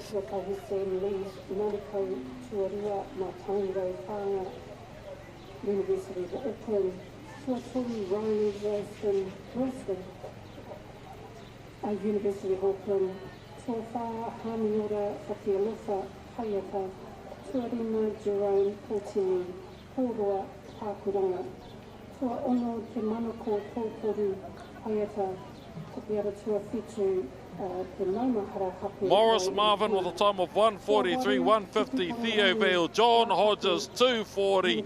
Hipi urei e koro mai, he metara koura, ka reia ki o koutou kaki, ia koutou ka hoki nei ki te kai. So ngahuri matahi mukitai Haiata,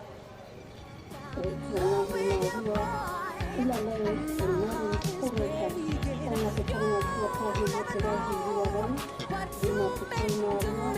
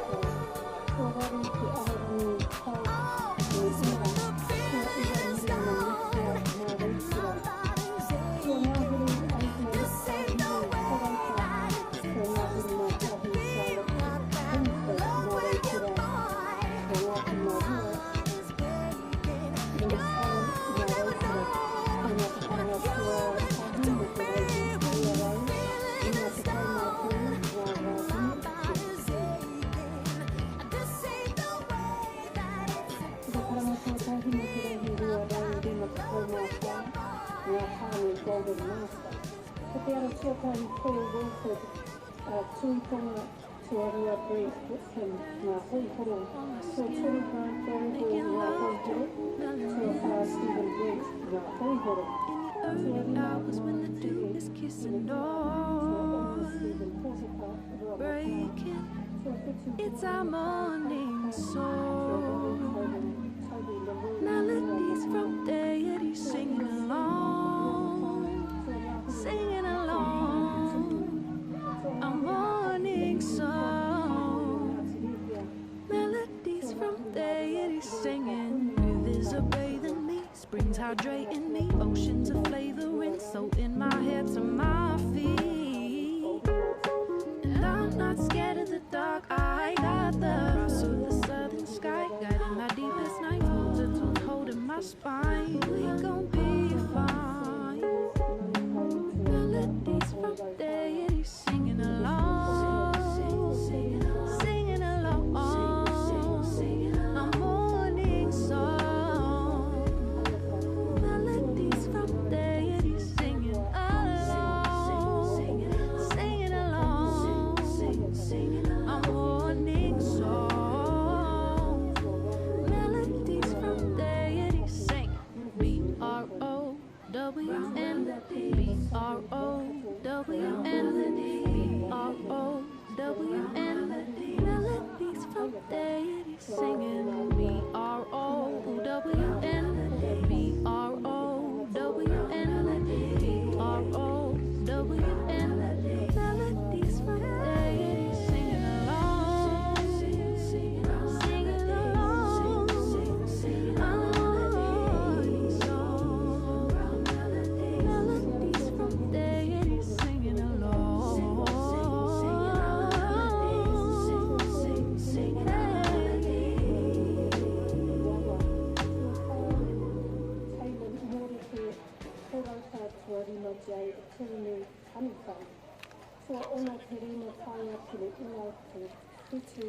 Adaptive Men W1 500 straight final tēnei karema. Marcus Thompson o te ara tuatahi. Takanori Kato, Ben Hekenui, Mi Mama Pepe, Peter Cowan, Val Irwin, me Leon Hudson. Charlotte Kingsford, Mareikura. So Ngāhiri Marua, Lily Swan, Mareikura. Koina Pikaranga Tuarua mo te reihi rua rau rima te kaumātoru. Ngā wāhine 23. Ko te karanga tuarua mo te reihi rua rau rima te kaumāwha, ngā tāne Golden Master. Ko te ara tuatahi Paul Wilford, tuitonga tuarua Brent Whitcomb, ngā hoihoro. Tua turu Grant Barrigo, ngā hoihoro. Tua wha Stephen Brent, ngā hoihoro. We've got a green flag here. Our last straight final was a 250 final. This is a 500. 7 paddlers, 1 winner.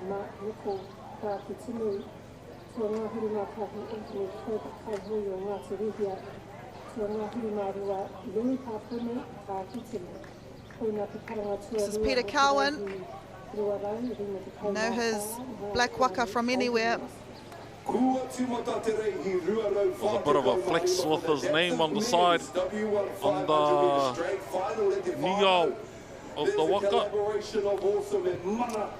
Peter Cowan out there. We also have Mi Mama Pepe, Val Irwin in lane number 8, lane number 9, Leon Hudson. And as much as people try to amplify interest for the premier races, I'm going to tell you now, hand on heart, the greatest races ever for a broadcast are the Kaumātua races, Masters 80, which we've seen, and this race. Adaptive Men, lane number 5, Mi Mama Pepe. Outside of him, we have Peter Cowan, lane number 4, Ben Hekenui, and we have Takanori Kato from Japan in lane number 2. This is Kotahitanga. Your current leader leading the pack. Actually, it's a bit of a... Here we are, last 200 odd metres. Te te kai hoi no hapani. Lane 6 and lane 5. Takanori kato. From Whakaata Sports. And me mama Pepe from Manukau. Beryl is out there between me mama Pepe and Peter Cowan. Pumping up. As we know, it's to anybody's game until you coast on through to that Peter Cowan won the last adaptive medal. Easy into their strokes now. Oh, we've got another flip here on the inside. Out there representing for the W1 500 straight finals. All of these men. Me Mama Pepe no Manukau Outrigger Canoe Club. As we know, Waka It's between him and Peter Cowan. We make it happen, Etifano. Sitting out and charging in, leading the Peter Cowan pumping away out there in his black waka. Lane number 6, lane number 5, me Mama Pepe from Manukau. First place, Peter Cowan. Second place, me Mama. Peter Cowan receiving the gold medal, followed in by lane number 5 for Manukau Canoe Club. Me Mama Pepe, who will receive the silver medal. Lane number 9, Leon Hudson with the bronze. Lane number 9, all the way from Whakaata Sports Incorporated, Leon Hudson. And that will conclude race 245 for the adaptive men's W1 500 metre straight final.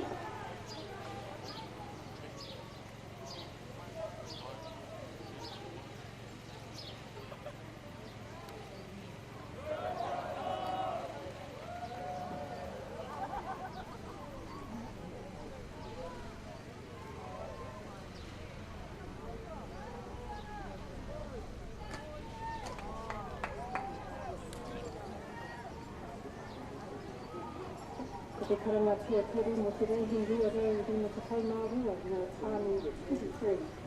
Te ara tuatai Sam Lee's Manukau tuarua nā tangi rau whānga University of Auckland tuatori Riley Wilson. With gold, Peter Cowan with a time of 2:50, me Mama Pepe 2:52, and Leon Hudson with 3:10. Tua ono ke manako tautori haiata tua whiti ke maunahara hapu YMP. Tua waru pukutanga rangai. Your monthly reminder that Māori Plus never does boring. Oh man, this is gonna be great. Fresh movies landing on your screen every single month. There it is. The hero poses. Cool entrance, right? You want to tag along? Of course. Complete domination. We've got something for everyone. I bet you've never seen anything like that before. Only on Māori Plus. I'm so honored. Do you think the other sports kind of touch a little bit of like thank you for developing? Big time. We're going to talk about that. Man, the skill set that we have is getting contracted now for top tier money. It's still fully user pays. There's a lot of people that have transferred from touch. A lot of them are the superstars of those codes, eh? When is it going to get the credit that it deserves? It could be an Olympic sport and it should get a lot more recognition. I've always credited touch for those skills. It needs a bit more love. The People's Game, streaming now ki Māori Plus. Tua waru te awirangi hog tini ula. Tua iwa miriana Māk kōpua tohunga o te ao Māori tohunga tā moko. Kei konei ko tana tamāhine hoki e hoi ana I tā tātou whakataitai nei. Kia ora kei te pāpā e mihi ake ana. Yeah, Hine Waipounamu, she will feature in the under 23 section. He also, him and his beautiful wife, all three of them go to BFT together. Oh, here's our bronze medalist in the Master 80 men's.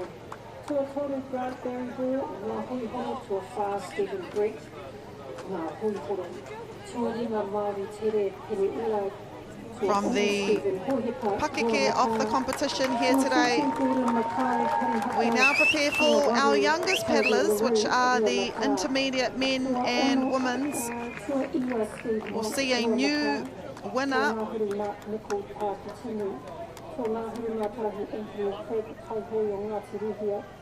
So ngā huri mārua nui tā puni tā ki tini. Intermediates, younger than 12 years old. Ko te toa I te rātau, ko Bobby John Heta no te rauoranga o Ngāti Kahungunu. Second was Carl Hawkins, who is now in the under 16 section. And third, Anthony Fransham no Penula.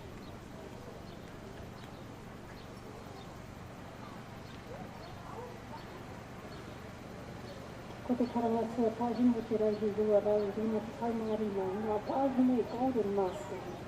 Ko te ara tuatahi J16 mana Pasifika, tuarua Mandy Passion Mugami Whanga. Tua tori new season ngā hoihoro, tua whānari King ngā hoihoro. Tua rina Ann Kauka mana Pasifika, tua ono Maylin Pāpuni, te aurere. Tua whitu Sonia Stewart, Korauka, tua wari Tui Johnson, Korauka, tua iwa Yvonne Rogers, te aurere tua ngāhuri William Papa Henry, Hauraki. Tua ngāhuri mātahi Renee McDonald, te aurere tua ngāhuri Maria, Louise Tainu, mana Pasifika. Tua ngāhuri mātoru, Charlene Havu, te Kimberley. This is also the final race for these intermediate boys, as the last 3 days have been focused on our tamariki and our younger paddlers.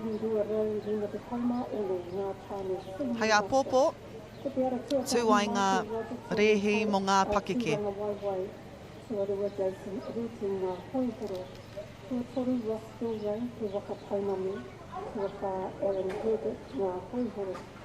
Rima Niki Pan Manukau, Tua Whit, Tua Onga Richard Pehi, Parihaka. Tua Whitu Gaio Koia, Korauka, Tua Waru Craig Allen, Papatu Marae. Tua Iwa Max Holder, Harawira, Tua Ngāhuri Craig Kendrick, Hei Makai. Tua Ngāhuri Makai Jack Rawmood, Te Waka Painami, Tua Ngāhuri Marua, Heri Rinene, Tonga Pasifika. Koina te karanga tuatahi mo te reihi rua rau, rina te kaumā ono ngā tāne senior master.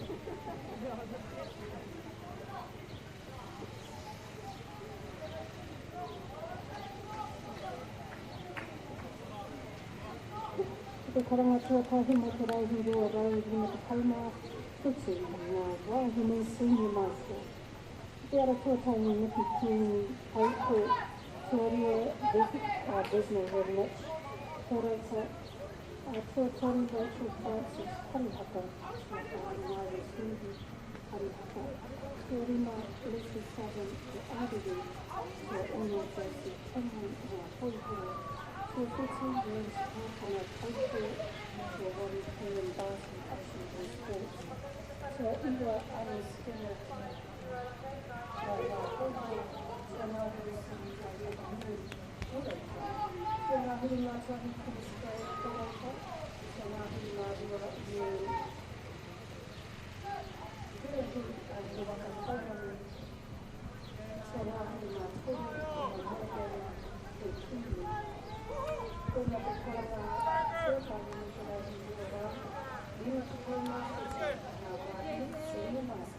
Intermediate men, whiri ngā toa.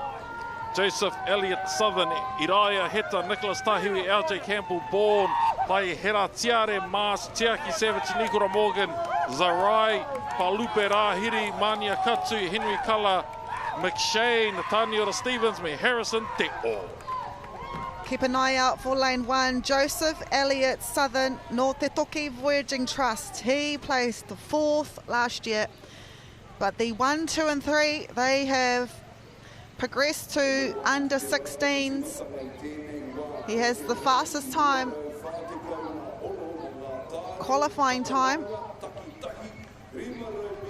There's our green flag. Well, for no mind day as well. Ia tātou ka titiro kaore he kai āwhina kei muri i aia. E ki ana tērā. E ai ki aia, ka nawhetana mai.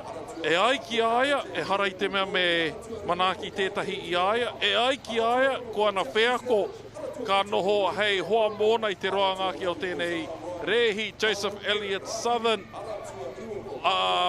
Based on the semi, that tells us he had the fastest time. And I'm guessing if that was the case, it probably happened in the heats as well. And through that, he has been rewarded with lane 1 here in the finals. And 3rd place last year, so 1st and 2nd have grown and made it to the division a little bit higher than him. So the world, the universe, and everything is saying that he should do well, and he is doing well. Yeah, so he placed 4th last year. Can he win 1st place? Also in lane 2, Iraia Heta, Miti Mitanga. Iraia placed 10th in the final last year. But most of the boys that were in this section last year, kua piki ake ki te reanga, te kaumā ono tau me raro iho. It is Joseph Elliott Southern who is leading at the moment. Out there, lane 3, Nicholas Tahiwi. He kai hoi hau ki tēnei reanga, no te karapu o YMP. YMP leading the medal tally at the moment after all of the kids' races. But it is here, lane 1 from Te Toki. He's leading at the moment as we near the halfway mark of the race. It is a 500-metre race.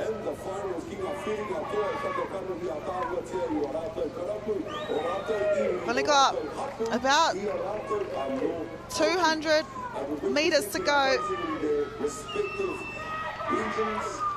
Joseph Elliott Southern. They chose to get up all those early mornings. They chose to get up and get to training for those late nights. And here is where we're going to see in lane 1, and he's in lane 1 for a reason. These boys have been tenacious throughout the entire race schedule, and their tenacity is... In lane 3, we have Nicholas Tahiwi, the 3rd fastest time. I think it's Joseph Elliott that has the lead. Ho te hara tuatahi, ingari kei wahora anō hoki kei te ara tuatoru, ara tuatahi, Joseph Elliott Southern. Obviously he did well i roto i te whiringa whae te anō hoki anei, ko whakawhiki anei ki tētahi mētara koura. Te krapu o te toki i tuarua mai te ara tuatoru, ko Nicholas Tahiwi no YMP. Joseph Elliott Southern, toa intermediate men mo te tau rua mano, rua te kauma ono. Joseph Elliott Southern, your winner, your new winner for 2026.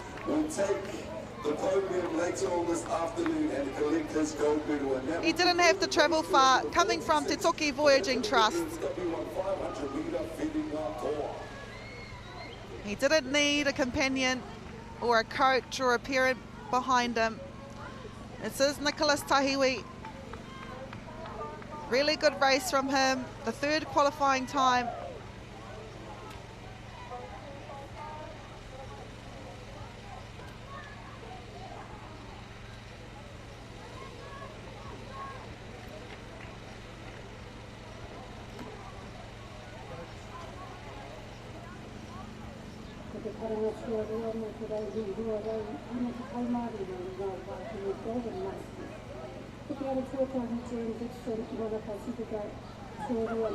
Whiringa toa intermediate woman o te aratuatahi Raukura Tāhere, Aratua Rua Kiriana, Lecomte, Hepburn, Leia Simutonga, Hine Whakarorangi, Pe Whairangi, Halia Toloa, Manawa Clark Atkins, Amanda Wairiti Manakitia Harper, Zaria Rose, Nevaeh Bree.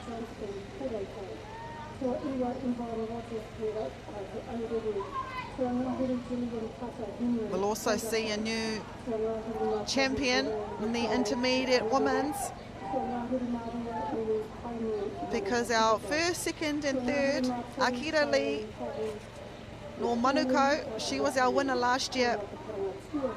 Jessica Wharton-Benedict from Manukau came second, and Charlie Mackey from Horota Wakahoe were third. So whatever happens in this race, we crowned the new winner.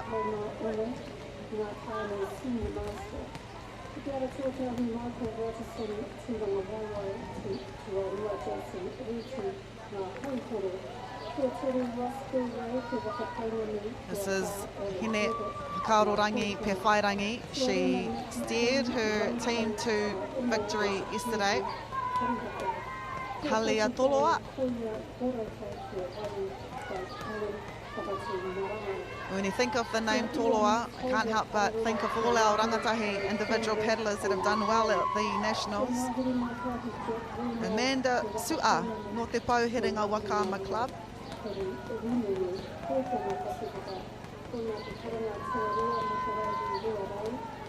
Waireti Ranga no Peneula.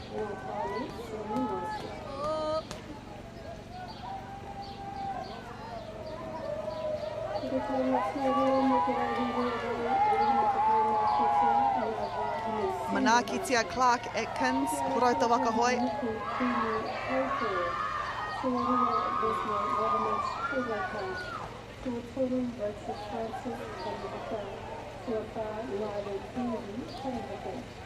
Harper Eriha Otaki Wakahoe. Katoa e nei kōtiro, kai raro ngā pakeke I te tekau marua. Azaria Rose Thrupp, ngā hoi horo. Nevaeh Bree, Hape Kora, te pauherenga Wakaama.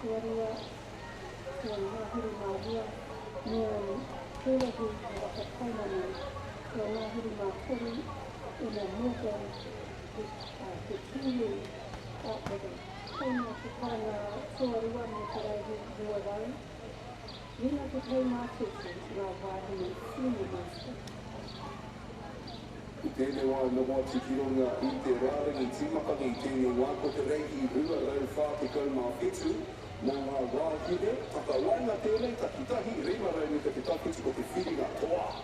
This was race 247 sitting down at the back blocks at the starting line for the Intermediate Women's W1 500 metre finals.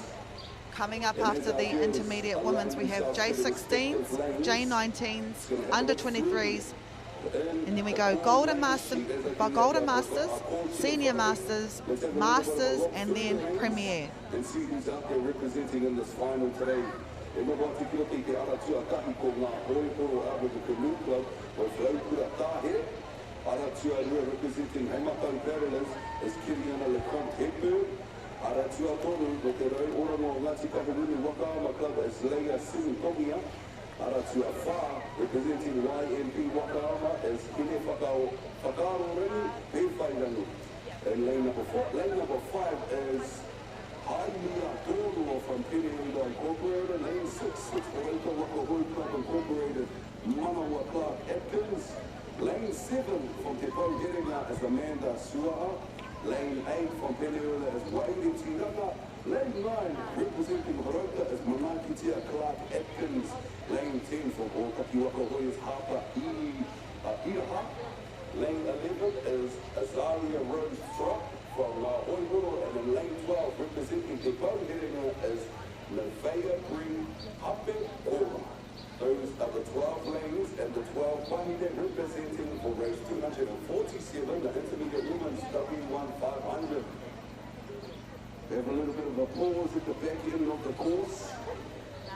As you can see, atmospheric condition has changed drastically over the course of the day, as we've seen throughout the whole race schedule this week. But such is the life of a Waka paddler, right? That's why we get up those early mornings, those windy mornings, to still get out there, making sure that our whānau are prepared in any conditions. Because as we know, once you bless the Lord, you can leave your fire and it's beautiful, it looks calm, there's no wind, you can check all your apps in the world, but as soon as you get out, you know, Tāwhirimāte's got a mind of his own. And who are we to tell our Atua Māori that, no, don't do that, no. We just adapt, and we conquer. That's why we train, that's why we spend those long mornings training in preparation to come and represent. And such disciplines like we have seen over the last 4 days. Incredible stuff at that. I don't know what the hold-up is down at the back end of the course if you find it, but while they're sitting out there printing, preparing for the race, let's have a little bit of a shout-out. Hey, shout-out to our Kaitua, all of our volunteers holding down the respective spaces, all of our announcers, all of our callers, all of our merch ladies, all of our loading layers, all of our whānau. They do incredible stuff to make sure that our event runs flawlessly. And it wouldn't run flawlessly without their tireless dedication. They're up at 5 o'clock in the morning, parakuhi at 5:30, and sometimes don't get back up to the chalets until 7:30 at night. And that's a massive day.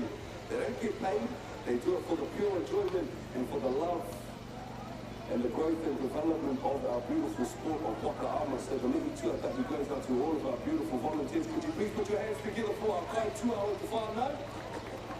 Yay, yay. The second mihi goes out to all of our organisers, all of our major sponsors. Me kore ko te puta hāpai, kore mātou i tūtiki pai ngā kaupapa. I te kaupapa nei, with a full stacked 6-day schedule of racing. The third mihi goes to all of our vendors. If you haven't yet beat the feet and head up to Te Aroha Hoko, I definitely recommend you head up there and have a look. Check out all of our stores. Go here to all of our vendors, sing them a song, flash them a flashy smile, and you might just get to pay full price.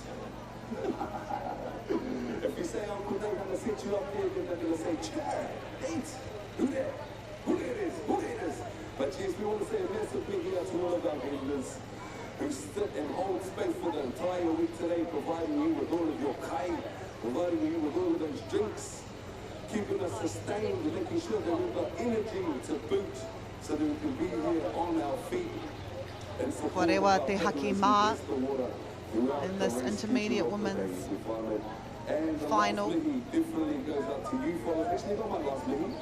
Definitely goes out to all of our supporters. They near the starting race line and hold. Great start here. Lane 2. Hei Matau, Kiriana.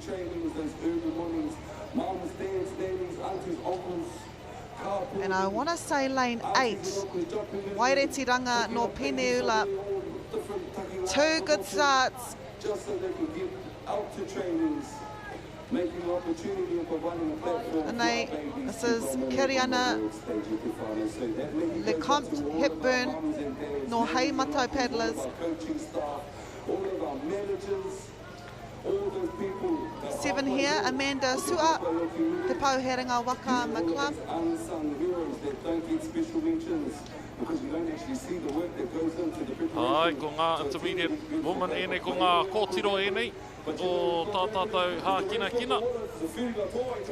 Aratua toru, leia, simu, tonga. No hea keake, no ngā tika hungunu, aratua tahi. Kaore, he kai tiaki, kaore, he kai manaki, aratua rua, Kiriana, LeCompte, Hepburn, no te kāinga. E hoi nei, ki te ruarau rima te kaumita. Ka pai e ko, ka pai. Taki wau te ruarau rima te kaumita e toi ana. Kei wahotu ia, kei te aratua toru ko Leia Simu Tonga, aratua whitu, Amanda Sua. Engari, Kiriana, LeCompte, Hepburn, hei te peke peke, te whānau, i te kāinga, te hunga anō hoki, kei konei, kei ngā tahataha o te awa o Waikato. Tuatahi i tēnei wā ki taku titiro e karema ko Kiriana, LeCompte, Hepburn. She had a really good start, right on the line, took out off the blocks as soon as the green flag was lifted. Her and lane 7, Amanda Sua, really good starts, but it is Kiriana, LeCompte, Hepburn, no Hei Matau, holding on to that lead, lengthening that lead. 100 metres to go. The battle will be for second between Raukura Tahere here in lane 1 from Ngā Hoihoro and Leia Simutonga no te rauoranga o Ngāti Kahungunu, because it will be Kiriana Lecomte Hepburn.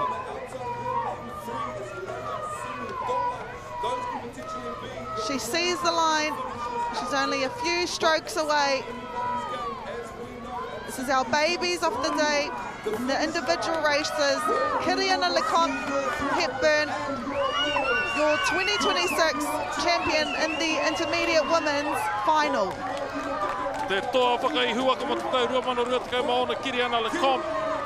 Tua rua Raukura Tahere, tua toru te ara tua toru, Leia Simutonga. Awesome kick there at the end for around 5 of the paddlers. Followed in by Leia Simutonga. Those were your 3 fastest, Kiriana, Raukura and Leia. Feel the emotions. For the 2026 national. All of those trainings. For the intermediate women, that was race 247. Ladies and gentlemen, boys and girls, could you please put your hands together for the intermediate women? Kiriana, a name to remember.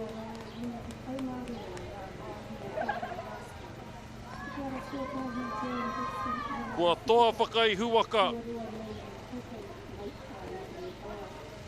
Muri mai ai ko Raukura Tahere. So she was in lane 2, second fastest qualifying time. But it boils down to that particular race at that particular time.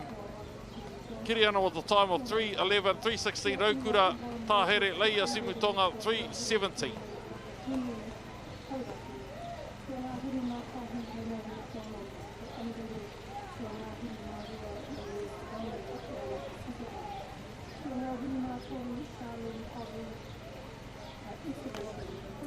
J16 Men W1 500 o te ara tuatahi Lachlan te o aratuarua Hamiora Katu Mātahi Heta Titan Nin Hongara Jeremiah Lennox Jason Naya Bray Te Whanake Makauri me Aiden Cameron.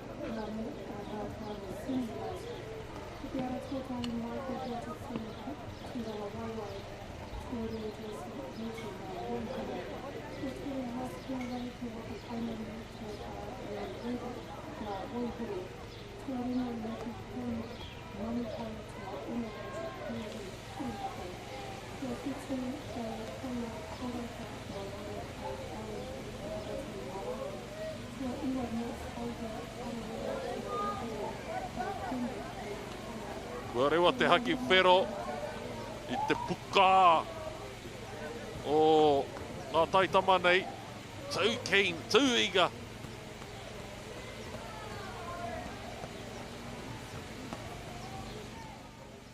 Oh, what a start here. I would say Hamiora Katsu, lane 2. No Hei Matau, followed closely by lane 3. Mātahi Heta in lane 1. Lachlan Te O. Oh, even 4. Titan Nin Hongara Akarana Wakama. This is the J16 Men's Final. Mātahi Heta, lane 3. This is Hamiora Katsu. Hamiora Katsu here placed 5th last year. This is Titan Nin Hongara. Titan placed 9th last year. But just like the intermediates who go up to the J16s, some of these J16s go up to under 19s. It is lane 1, Lachlan Te O. Lachlan 6th last year. O te aratuarua ko Hamiora Katsu. Krapu o Hei Matau. Ka whakawhiti tuatahi I te ruaraurima te kaumita. Ahead by half a waka length is Hamiora Katsu. Lachlan, however, was given lane 1 because of a fast time in the semis. Let's see if he can pull Hamiora Katsu back. I roto I ngā mita whakamutunga o tēnei rehi I ngā koara. Ko tēnei rehi te kai tohu. te kai hoatu I te metara ki te tangata kaore. Te whiringa whānui e hoatu metara, kāre te whiringa whaiti e hoatu metara. Ko tēnei rehi, me te aha kaore, he āheinga ki ngā kai whakariterite a kena have another go, Kyle. Koe nei, anake te wā hoatu ko tō katoa, āpia ko a paura anō, te pene hini, anei kei te aratua rua hami ora katu, aratua tahi Lachlan Teo. Sean Herbert, Hemi Wahapango, Tupu King, Māori Tere. Those are some of the names that have won this title in their years. At the moment, it looks like Lachlan Teo, lane 1, could possibly take it this year. It's going to be close though. Me te aha me pēnei rawa te pō au tini o e nei rehi. This is how close it gets in these finals. Ara, tuatei Lachlan Teo, tuarua. Hami ora katu, tuatoru o te aratua whā ko J19 Men Hongara. What a race. Lachlan Teo placed 6th last year. Has come here and won gold. Hamiora placed 5th last year, gets a silver. Penula, he was 2nd at halfway point. Hamiora Katsu there was leading.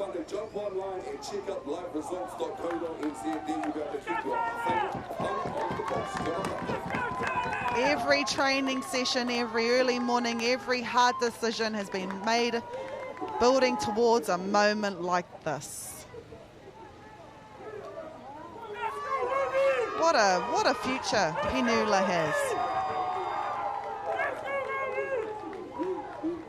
2:28, Lachlan Teo, Hami ora katu tuarua, J19 Men Hongara with a time of 2:31 tuatoru.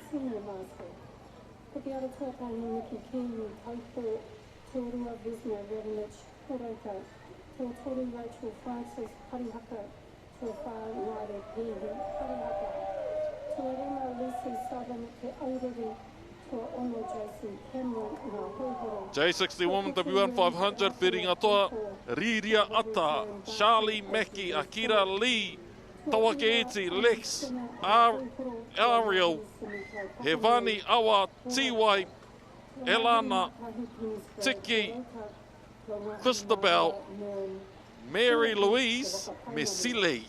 Riria Ata, our top qualifier in lane 1. She placed 3rd last year. He kai hoi no horau ta waka hoi. I te mea, kua piki ake a Losiane, rāua ko Jessie ki te reanga 23 tau heke iho.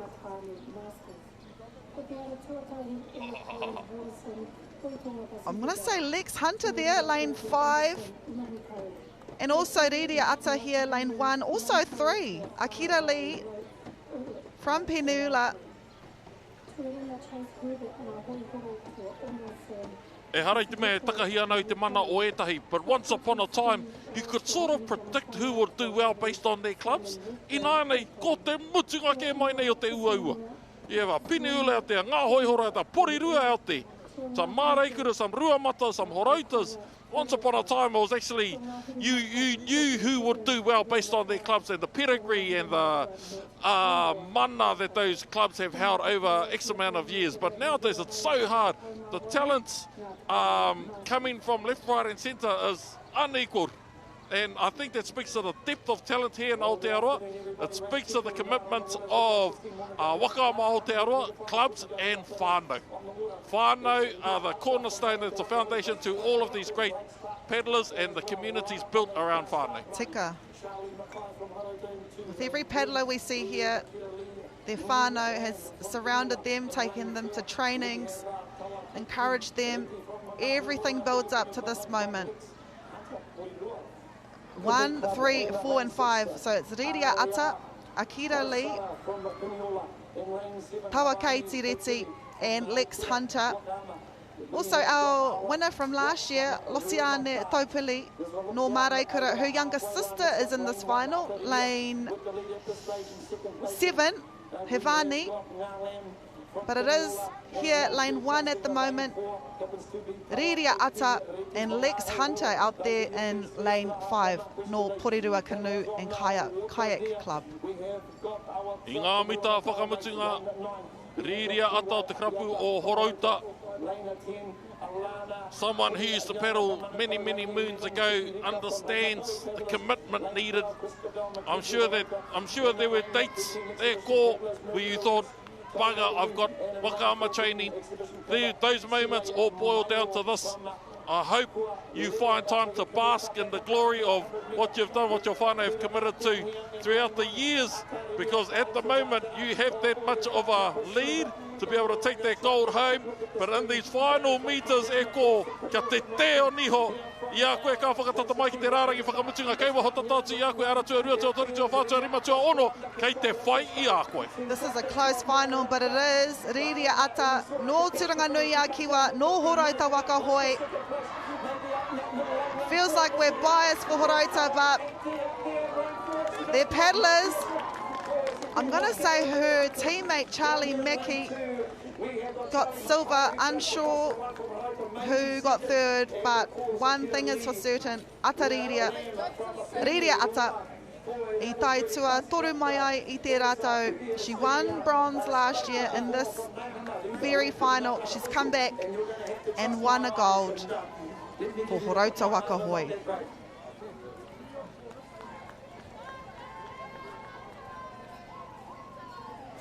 Aratua rima, Lex Hunter.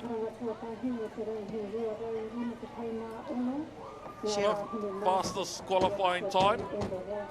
She had a really good start.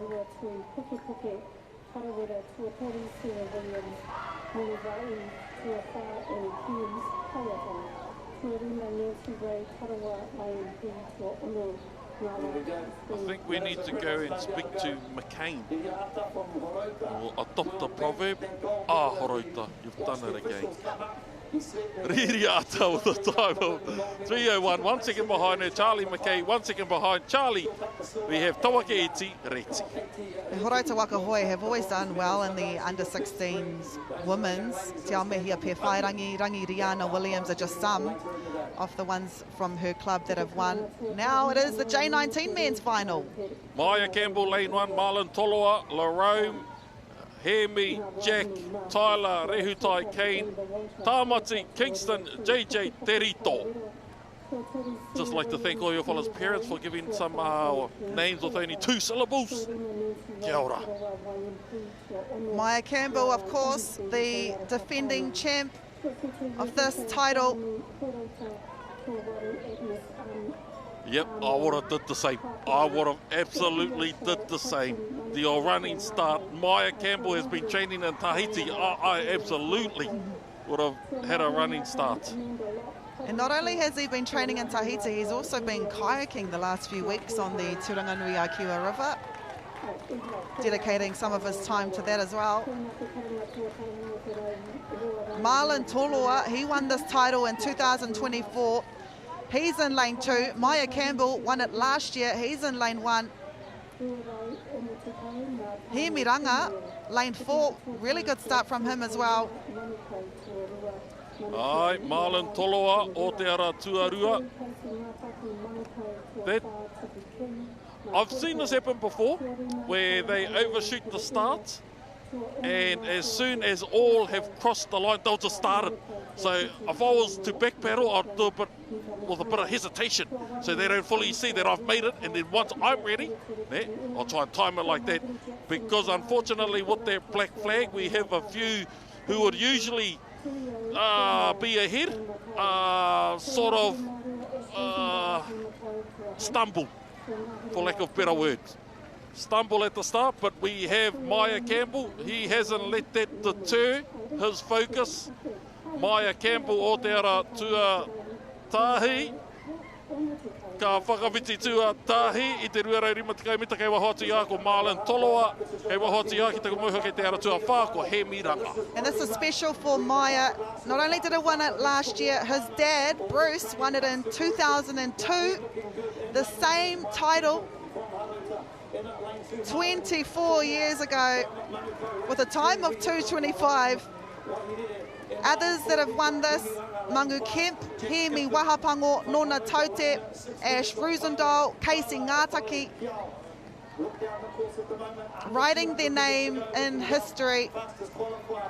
But it is Maya Campbell, lane 1, Marlon Toloa, lane 2. What was his father's time again? 228. Kia Maya, come on boy. It was 225. 225. Maya Campbell. E ahu mai nei ki te rārangi whakamutunga.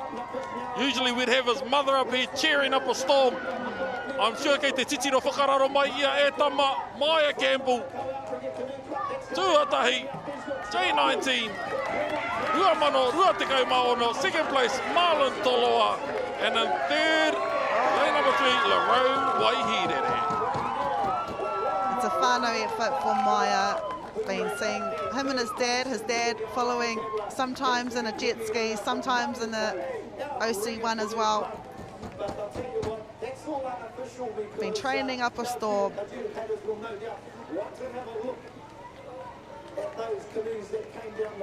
Maya Campbell defending his title he won last year.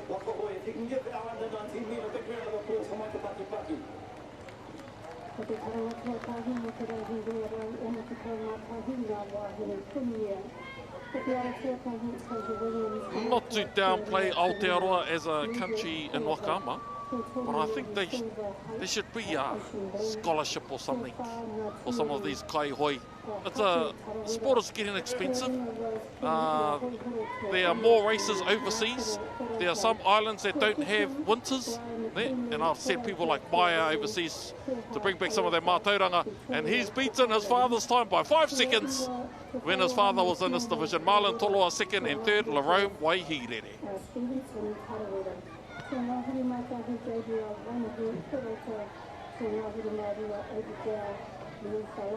Kua kōrero hia te wāhi ki te tungane, ko te tuahine i nāne, Māni Toloa in lane number 1, Hine Brooking, lane number 2, Eternity Williams Harris, Nevaeh Cortez, Sharei, Jessie Kaiara, Hisiena, Aria Melrose, me Manaya Rolliston, kei te ara tua ngahuru, Mārua.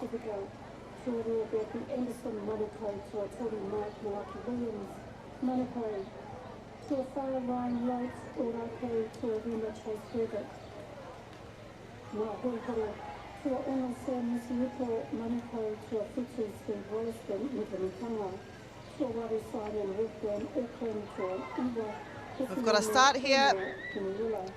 Good start by lane 1 and lane 2.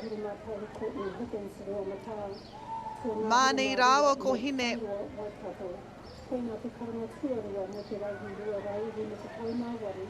Ai, ko te ara tuatahi me te ara tuarua tēnei, Māni Toloa. And Hine Brooking. Teammates, training mates. 2 peas in a pod, te rā me te marama. All Kiwaha synonymous with 2 working together. Māni Toloa and Hine Brooking. Here they are, lane number 1 and lane number 2. Hine Brooking has a aura in the Whakaata world and in this division, like her predecessors, the Kiwi Campbells, the Acacias. And here she is today, Māni Toloa, also in the same crew that Hine has paddled for or paddled in. So not only have they competed against one another, but they also know each other's strengths and weaknesses.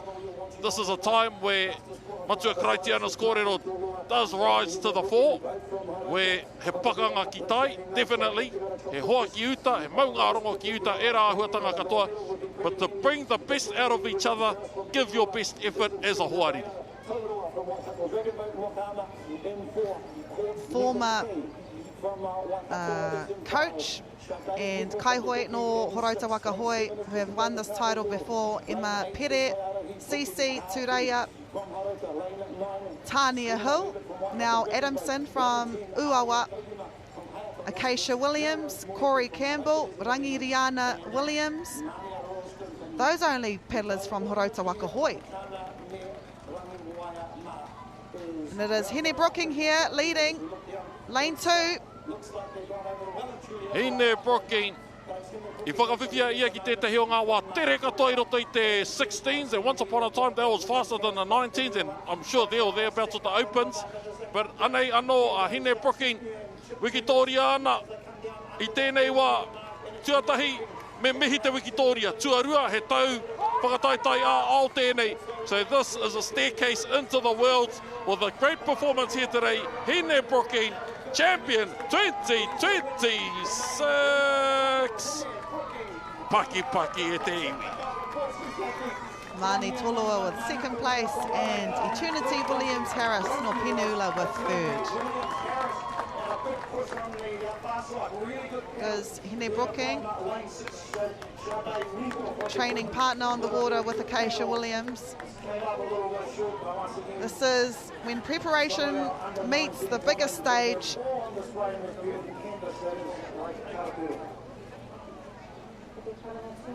Mani Toloa now, ladies and gentlemen, not to take it away from our J19 women, but we have 10 more races to go. Under 23 Men's W1 500, Sam Lee's got a 2:11 this morning. Fastest time today. Faster than the Premier Men's. After them, under 23 women. After them, Golden Master Men.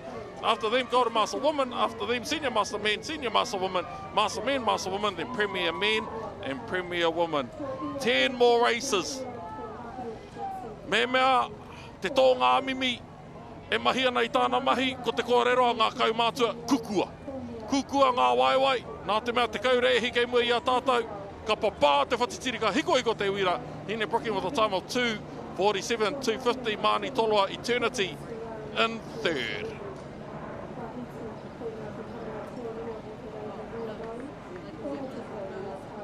Sam Lee's lane number 1, Matangi Rau Whanga, Riley, Hamiora, Whatialofa, Jerome, Te Manako, Te Maumahara, Pikitanga, Rangi, Kereama, Zan, Nukutai, me Ulalei.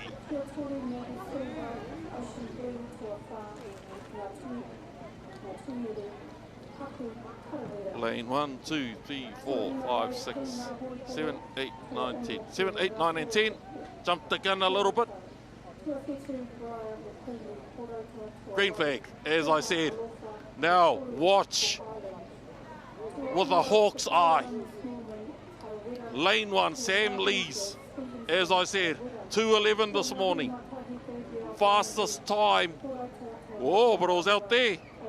Ulalei and Nari. I think he got to that first boy first. Sam Lee's, however, he has got the lead. 2:11 was his time. It was like 2:14, 15 and 16 for the Premier Men. Sam Lee's outside there, Ulalei, Enari. This is lane number 2, Motaku here, Matangi Rau Whanga, University of Auckland. Hamiora Whatialofa o te Aratua Wha. Oh, Sam Lee's pumping. Lane number 1. And he's defending his title that he won with a time of 2:15. On his way to defend that title. I think lane 9 is currently second place, but wow. Sam Lee's emulating what we usually see with the Premier Woman. Under 23 still, chuck him into the opens, into the sixes, voila, you have whakamanu. You marry that up with peddlers like Casey Ngataki, like Jake Suitoloa, and then we have the dynasty that we know. Before them, you had the Bradley Andersons that we've seen for many years. Kei te Wikitoria tonu, Mark Malaki Williams katoa rātou ko ngā kai parai te huarahi. Mo te hunga pēnei a Sam Lee, so it's a no-brainer that they're going to do well. But with a time of 2:11, let's see what time he gets in this final that far ahead. what a race. So Sam Lees defends his title. We'll soon see if he beat his 2:11. It is lane 9, I believe. Kiriyama Southern and 3, Riley Rillstone from University of Auckland, and then under 23 men's final. Sam Lees. Where's that time?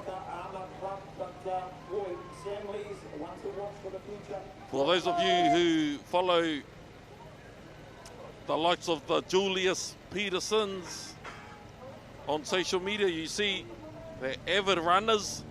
They're always out there training, but they don't show too much mysteriousness. Works in their favour. Oh, 2:25. And then we'll try and marry that up against the premiers, our last races for today.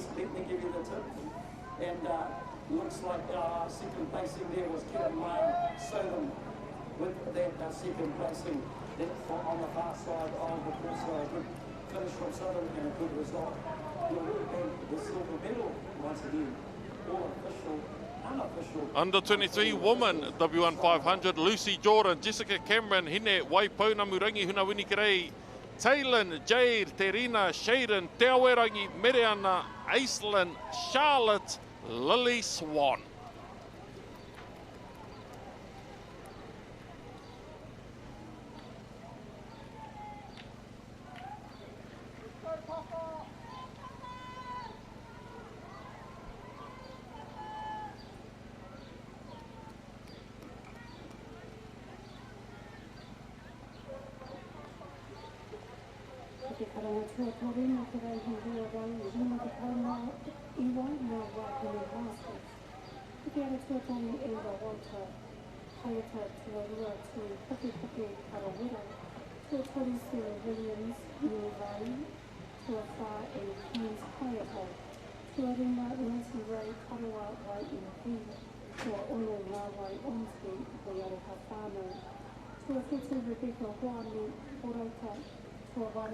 We've got 3 paddlers here from Peniula. We've got 3 paddlers here from Horota Wakahoe, and we've got 3 paddlers as well from Māraikura. The rest are from Taniwha, Uawa,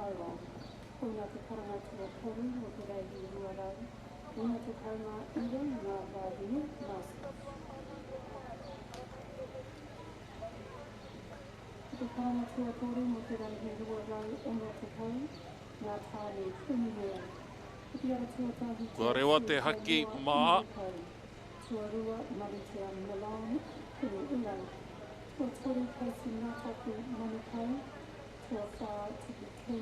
Me te haki kaka Riki, lane 4, Aratua wha Morete, Taylin Morete.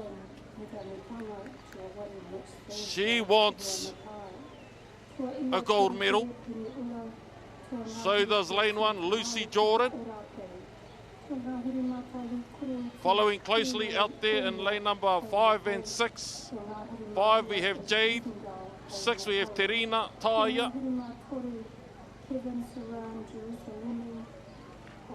Lucy Jordan. Here's Lucy Jordan.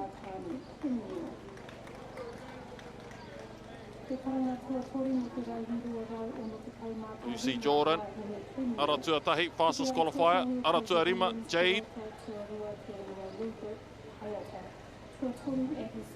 Tierney. Aratua Tahi, Lucy Jordan still, but out there in lane number 4. Taylin Morete, there or thereabouts.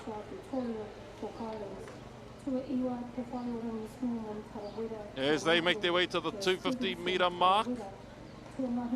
Aratua Tahi, Jordan, Lucy Jordan no Peniula, Tāmaki. Ko te muramura Arani, ko Peniula no Tāmaki, ko te muramura Kōwhai. ko Horauta no Tūranganui a Kiwa. With 200 metres to go, it's between this kaihoi, Lucy Jordan and Taylin Morete, lane 4. You don't arrive at the front of a national final by chance. This is earned through consistency, sacrifice and relentless effort. That effort goes right up until the end. It's difficult to say who is leading at the moment and what a race this is between Lucy Jordan lane 1 and Taylin Morete in lane 4. Going back to what Rahia was talking about with regards to sacrifice and sacrifices. We speak of Acacia Williams, who hasn't had a burger. She can't remember the last time she had a burger. That's the level of commitment required to be a national and world champ. Hea ngā hoatutanga a tēnei tokorua. Te whakawhiwhi ai, whoa! What have they sacrificed? I remember a quote once upon a time. You don't race to get the gold decides whether you've sacrificed enough for it. That's a good one. And that was a close race. This is when paddlers look up to the sky to see where the drone is. Unofficially, it might be this paddler here, Taylin Morete, 4th fastest time. Final result in a moment, so if you're holding your breath, you can start breathing, you're allowed to breathe. Well, the cameras are telling us it's Taylin. And usually that's what they do in the races are this close. They'll wait for the drone to hover over them. And then we jump to lane number 1 just in case. We have given the unofficial. Let's see. Whoa. That was too close.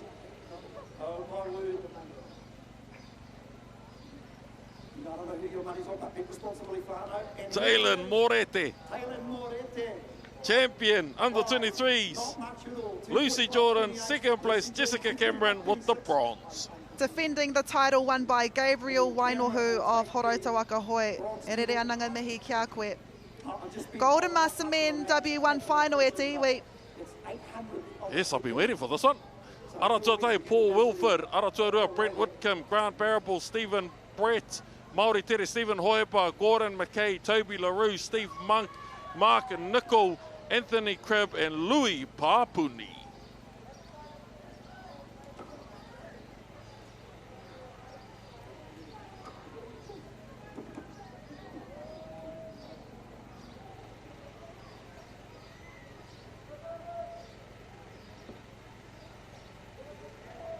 Got a green flag here.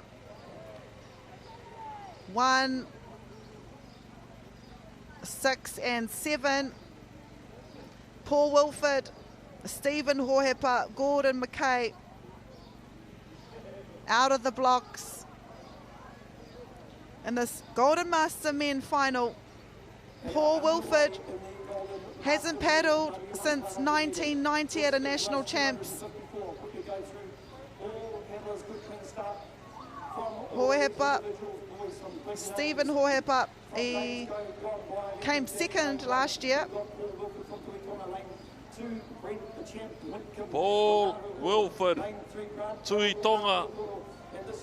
Outside of him, Brent Whitcomb.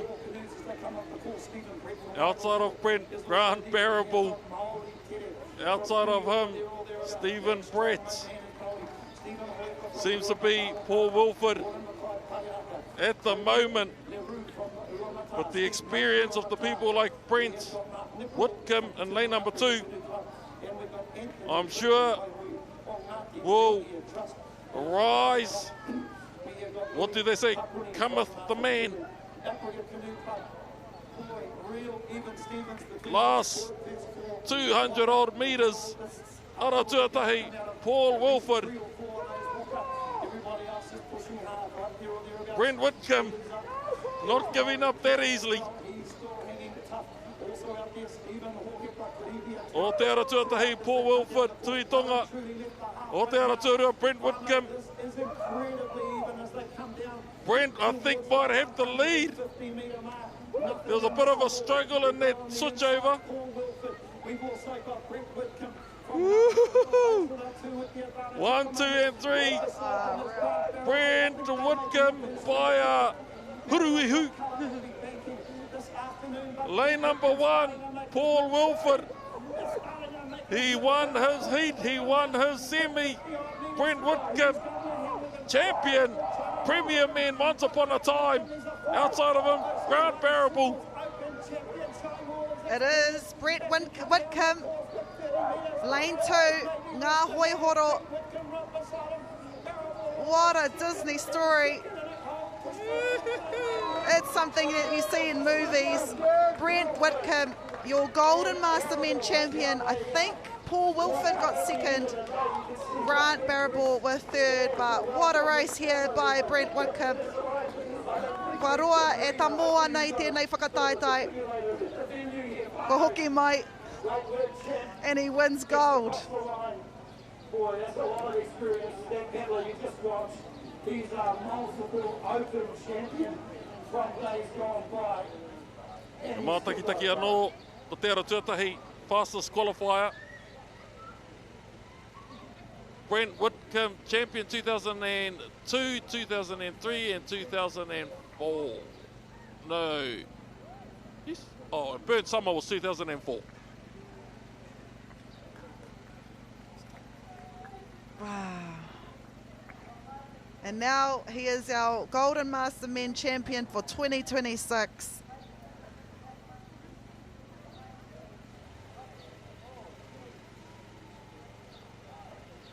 .234, Brent Whitcomb, Grant Barrable second, Paul Wilford going home with the bronze.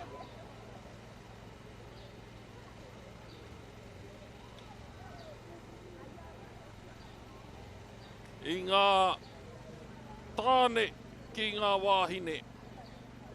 O te aratuatahi, Jan Dixon, aratuarua Mandy Hatton, Mary Sissons, Nairi King, Anne Kauika, Maylene Papuni, Sonia Stewart, Kerry Johnston, Yvonne Rogers, Gillian Tata, Henry, Renee McDonald, Louise Toney, Charlene Povey.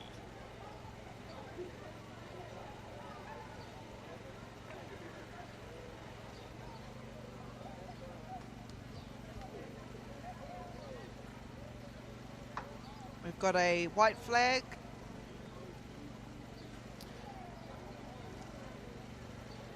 To prepare our paddlers for the start of the race. Once they get to the first buoys, majority gets to the first buoys, we'll see the rise of the red flag, which indicates to our paddlers to come up to the start line and hold. Should any paddler go over that line, we'll see the rise of a black flag. But we don't. Kua tīmata te rehine Senior Master Women W6 500 metre final.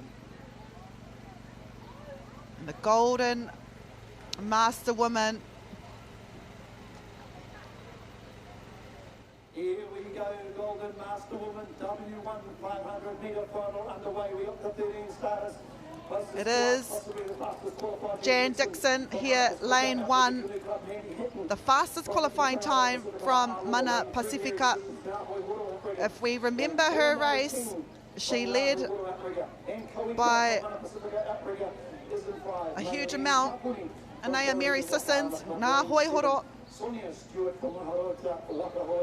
Mandy Hatton, Miti Mitanga, lane 2. She placed second last year behind Nairi King.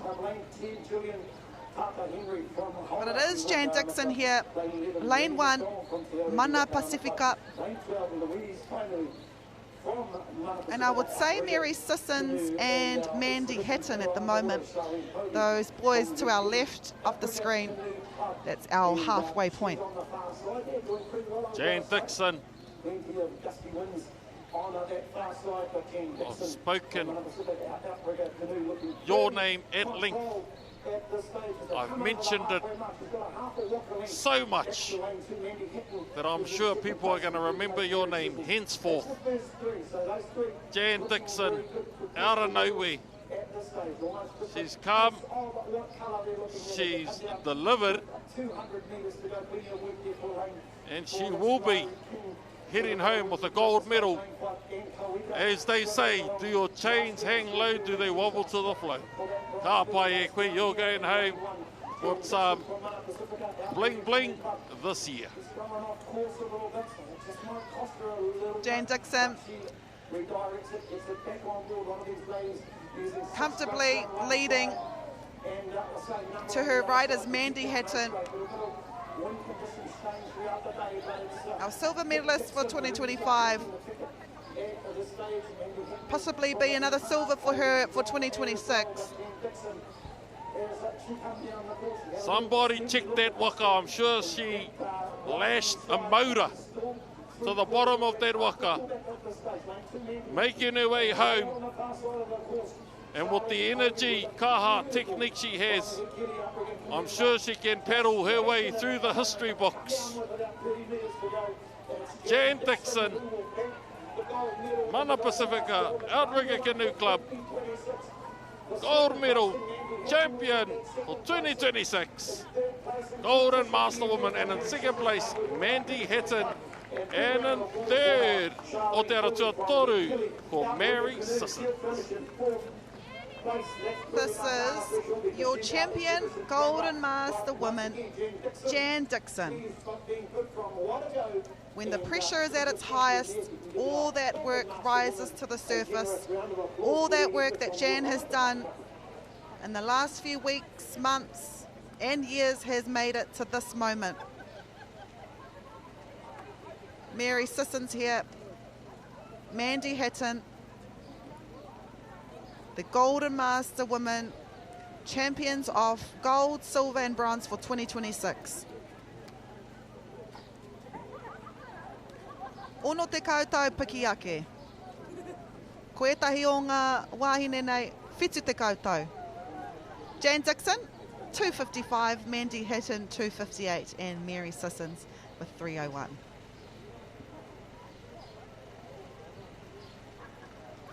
One, two, three, 4, 5, 6 more races to go. O te aratuatahi, Michael Rogerson, aratuarua, Jason Reti, Ross Gilray, Aaron Herbert, Matthew Pym, Richard Pehi, Dale Koya, Craig Allen, Max Holder, Craig Fenwick, Jack Warmord, and Perry Rimene. Senior Master Men, e karema, after this Senior Master Woman, after that Master Men, after that Master Woman, after that Premier Men, after that Premier Woman. Ko ara, te haki, ka kariki. It is Michael Rogerson, no Tiranga Waiwai Waka Sports with the fastest time. To his right, Jason Reti, no Ngā Hoi Horo. He placed third last year, the moment leading. I'm sure I told Jason Reti not to wear singlets, and what does he do? The bubbles behind that Waka, more bubbles than the washing machine. Here we are, Michael Rogerson, green and gold. Jason Reti, lane number 2. Dominating from the very first race, heats, through to the semis, through to the finals. Here he is about to cross the 250 metre mark first, despite having the second fastest time. It all boils down to this. You could potentially have the wrong type of coffee, wrong type of cup of tea. Someone could have taken your sock.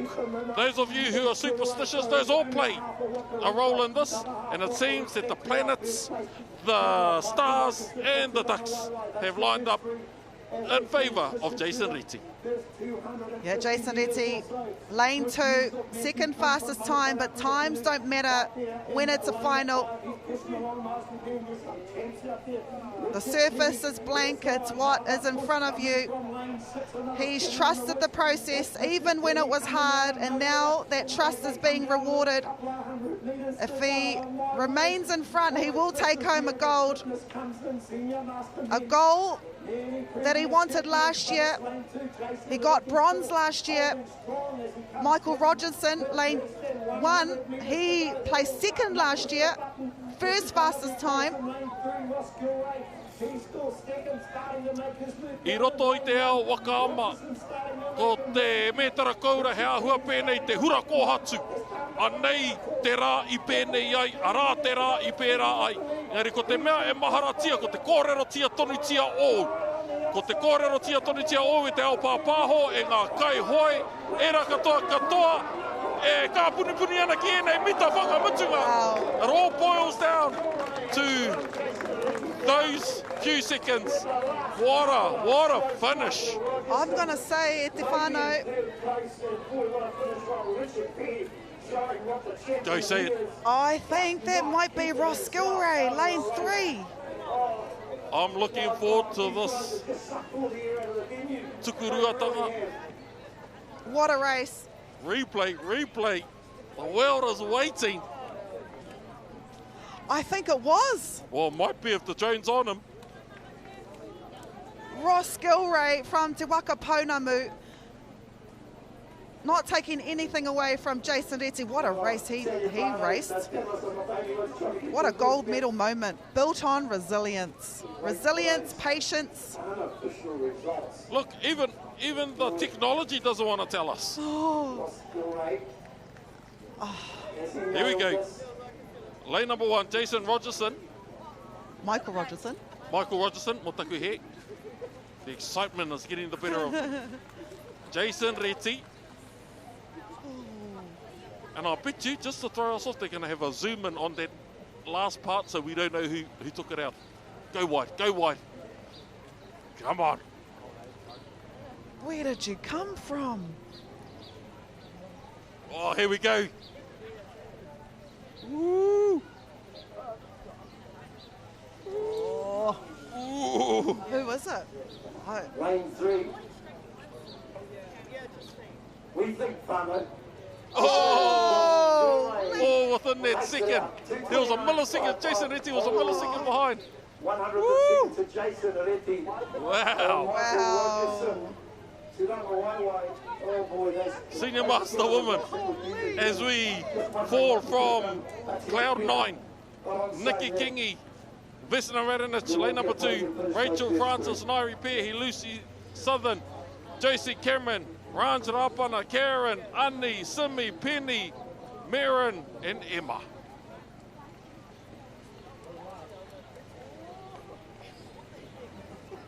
We have a red flag, now a green.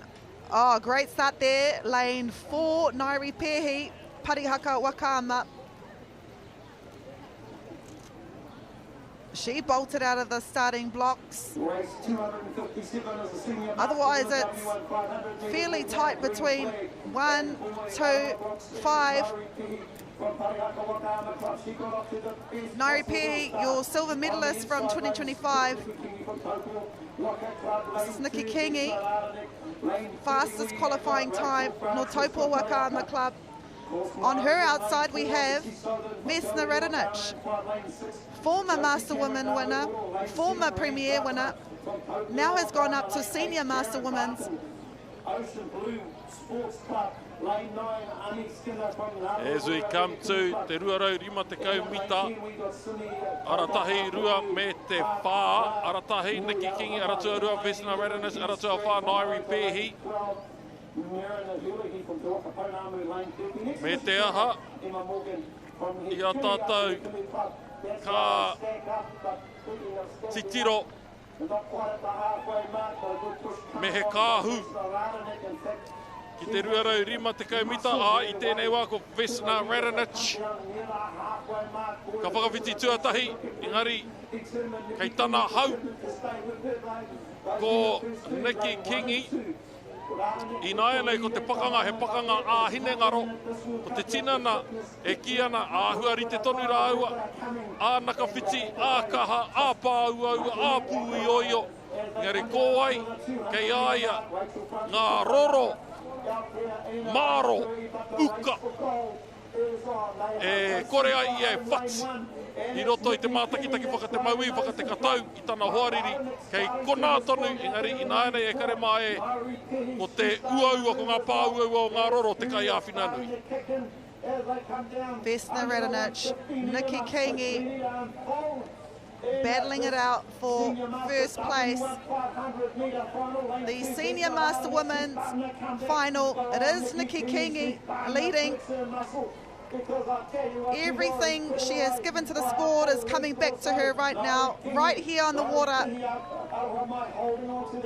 from Taupo Whakaama Club. Nei, a Nikki Kingi, ka whakahoki i te mētara koura, ka heia ki runga o Tongariro. Tongariro te maunga, ko Taupo nui ātia te moana. O Nikki Kingi te tangata. Vesna Radonjic, second place, and third in lane number 3, Rachel Francis. Come off the long run, and she timed it absolutely perfectly to put Laurie Petty from Parihaka. Those are your top 4 once again. Those are unofficial from my eyes. So we'll wait for tō waitanga, te tukuruatanga, te mātaki hanga tuaruatanga rānei. To confirm your actual medalists. Master men i nāia nei.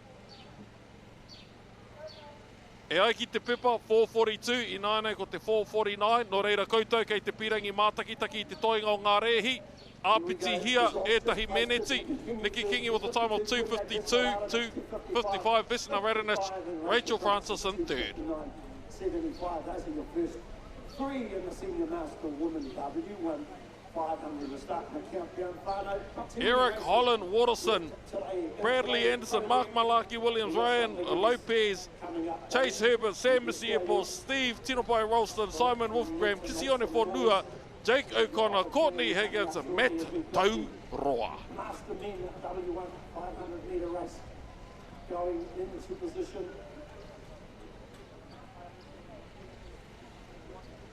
Brad has parked his waka up. Well, starters, quite stationary compared to some.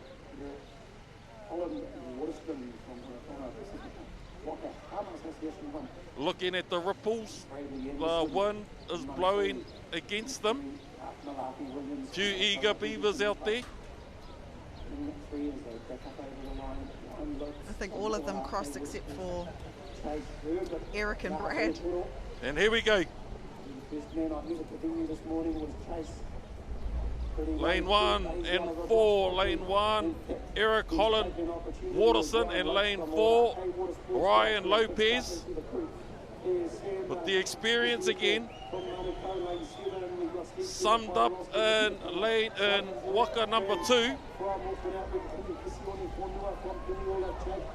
is showing as Brad propels that Waka forward. Eric Holland, Ryan Lopez, that Orake name again, Eric Holland Waterson. I've been told once upon a time he was an OCC and Hilo 2024. Here we have Bradley Anderson, lane number 2, Manuko, veteran. He's also the defending champion with the second fastest qualifying time, but as we say, times mean nothing when it gets to the final.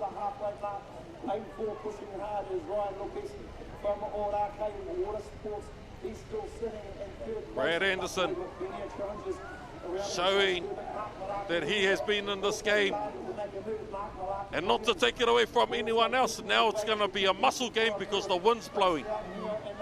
Outside of other conditions, you have swells that can help you, you have backwind, but when the wind is coming towards you, it's all about muscles, grunt, resilience. And here we have it. Is there a V9? There's a V6 and a V8. This is the muscle man of our Hākinakina. Yep, built this performance piece by piece, season by season, and now it's coming together perfectly for Brad Anderson. Second fastest qualifying time coming into this final. He won it last year. He's on track to defend his title once more. The forearms will be burning right now, going against the wind. The lactic acid will be screaming. Here in lane number 1, Eric Holland Waterson, showing that his perseverance is stronger than others, showing that he can work with the lactic acid.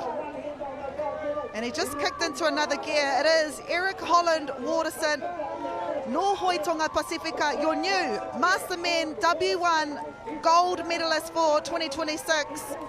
Brad Anderson will be happy with the silver, and Ryan Lopez from Orakai Water Sports with your bronze.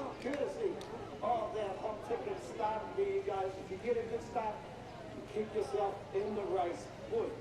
Classy, class across this whole field. Many champions in their own right.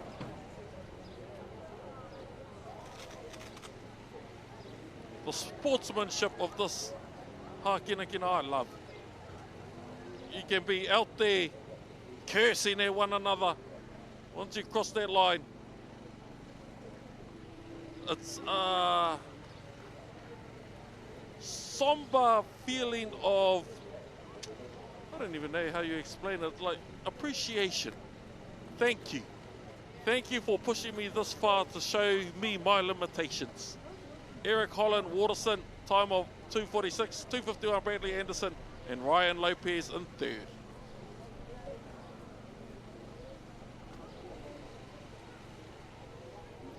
From the men, now the women. Amber Walter, Tui Puke Puke, Sarah, Annie, Nancy Ray, Ngawai, Rebecca, Agnes, Charlotte, Diana, Amanda, and Hedia.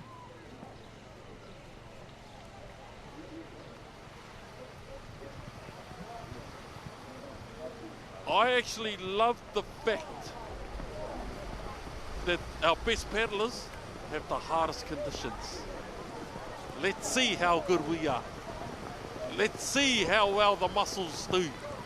Let's see what has worked in the past. Too many people wait for that ideal situation, for the ideal weather. This is not that. Let's see who can push through.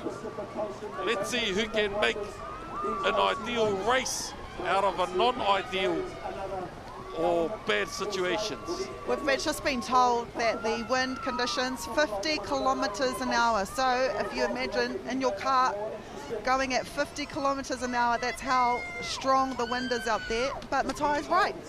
These are some of our top individual paddlers, and if anything, it's good that we've had our intermediates, singles paddlers, and also our Master 80s, Master 75s. All of these paddlers here above the age of 40. So, e rangatahi tonu ana. Wakaama deserves to witness something like this. The best of the best in the worst of conditions. Let's see. These are the Masters and the Premier making their way out. Let's see how we go. Yeah, we heard a bit of applause out there as we saw our Premier men make their way to the starting blocks. And that race is coming up after this race, Master Women Final. Haki Whero, how do they position their waka? The case of a rolling start might work in their favour because the wind will push them back. Now we have a green flag. Ara tua whā. Yeah. Annie Cairns. We've got Olympians here. We have people who would rather say, no, my experience, my time is better than that of someone who's come from another sport. We have other people here who have been around for some time. We have people who have something to prove for the world. We have people who may have lost by a millisecond last year. All those emotions, all those experiences, all that training, all that sweat, we will see the benefits of them all in this race, and it is hoped that we are rewarded with a great race as they make their way to the 250 metre mark. It is Annie Cairns, our winner of 2025 Lane 4, which means the 4th fastest time coming into this final. Look at her go. This is exactly where she wants to be at the moment. Her teammate, Amber Walter, had the fastest time, but it's Lane 4. Annie Cairns, this is Tui Puke Puke, no Tarawera Wakama. All of these women have trained in these kinds of conditions throughout the last few months. I'm fighting in mud now. Can you push through those sluggish moments, those hard times? This is paddling with an anchor at the back. You have no environmental assistance. This is purely you, your mind, your heart, your dedication. There's a bit of science behind it as well. Annie Cairns knows how to propel a waka in the water. A wakaama, oh, might be a bit of a different story. But here we have it, Amber Walters, lane number 1, first, the fastest qualifier. Out there, lane number 6, Ngawai Ormsby. Annie Cairns, if I could just, yes, there we go, back to the wide shot, Annie Cairns, but you never know, down here, Amber Walters, she might be able to pull her back. Moments like this are earned over the years, not minutes, and Annie Cairns has done everything she can, and she has paid that price as she defends her title from lane 4 at Te Whānau. Here she is right here. This position she holds is no gift. It's the result of countless hours of focus and intentional training. Annie Cairns, member of MJ's, we will see them tomorrow, but she is Annie Cairns today, your Master Women Champion for 2025, and now your Master Women Champion for 2026. And you see how strong the wind is as they stop the flow on with the momentum used to get them across the line isn't helping them move forward any faster. That's how hard the wind is out there. That's how strong Te Aroha mai, the wind is out there. Oh, bit of a mishap in that switch over. Me pehe ai, kore ai. If you could just see, I mean, the screen kind of shows it, but the wind out there is so strong. The rain is hard. I'm going to say it was probably difficult for them to see 15 metres ahead of them.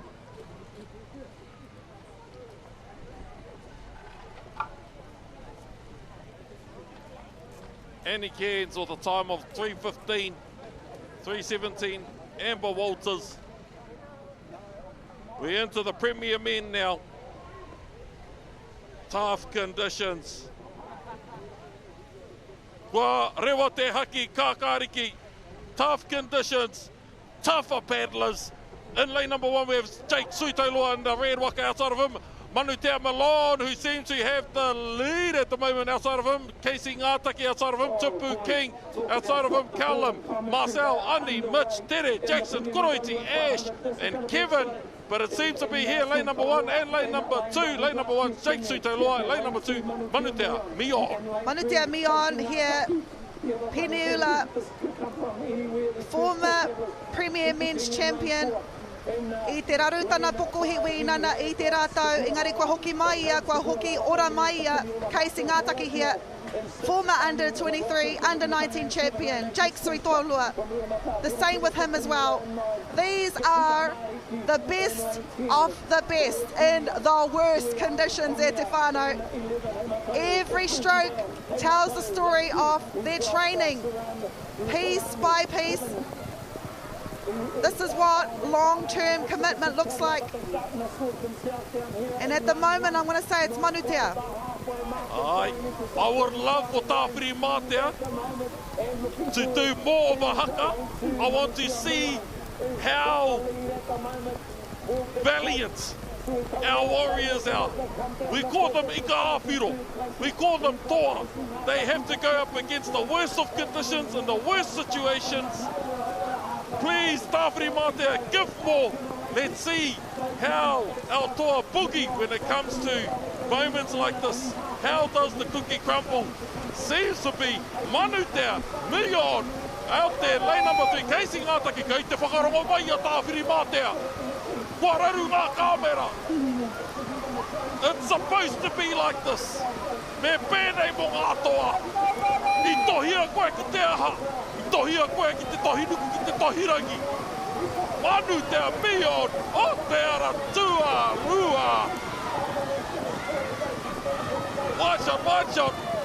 Oh, this is probably the worst kind of condition you could have, but as Matthias said, it's fitting for our best paddlers. Ko wai te toa I tēnei wā, ko manutea mion. E papa no te whatitiri. Literally. Ei te whatitiri a konei. Koe nei, a manutea te toa. Rua mano, rua te kaumaono.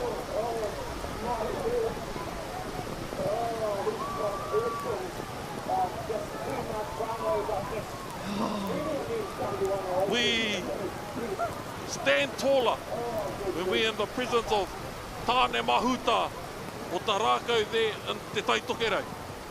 We know we are with tangaroa when we are in the ocean. O tātou toa, they met Tāwhiri Mātea in a form they've never ever seen or met him before. They are privileged to be in Tāwhiri Mātea's presence, and I'm sure Tāwhiri Mātea is just as elated to meet them in the thickness of the papanga o te uira o te whatitiri and our champion Manutea Million 2026. This is our red flag for our final race, Premier Women's. Black flag is flying. I'm surprised I can see the black and red flag, to be honest. Now, as somebody who's been in the game for X amount of years, I'm actually glad it's happening here and not for our tamariki. Tika. Anei te toa mo te wāhi ki te irawahine. Keisha Williams, she's out there, outside of her. Terina Lupertz, Maggie Silva, Ngātuere Hapi, Rose King, Keri Ngātoro, Brian McLeely, Koha Alofa Vitolia, Te Whaioranga Smallman, Jazz Stevenson, Gabriel Wainohu, Abigail, Louis Falani. Not only should we celebrate the fact that they made it to the finals, but I think all of us here at Karapiro, get out of your tents, put your umbrella down, go down to the lake's edge and celebrate and encourage our wahine. The final race for 2026 W1s. Haere, mihia te heke o wera wera. Tikara, this is our final race for the day. The conditions fitting for our premier grades. I think it's too, the weather is so bad that our drone can't be up. So we can only call, here's us halfway now. Acacia Williams has won 7 titles, gunning for her 8th. This moment will carry so much weight for her.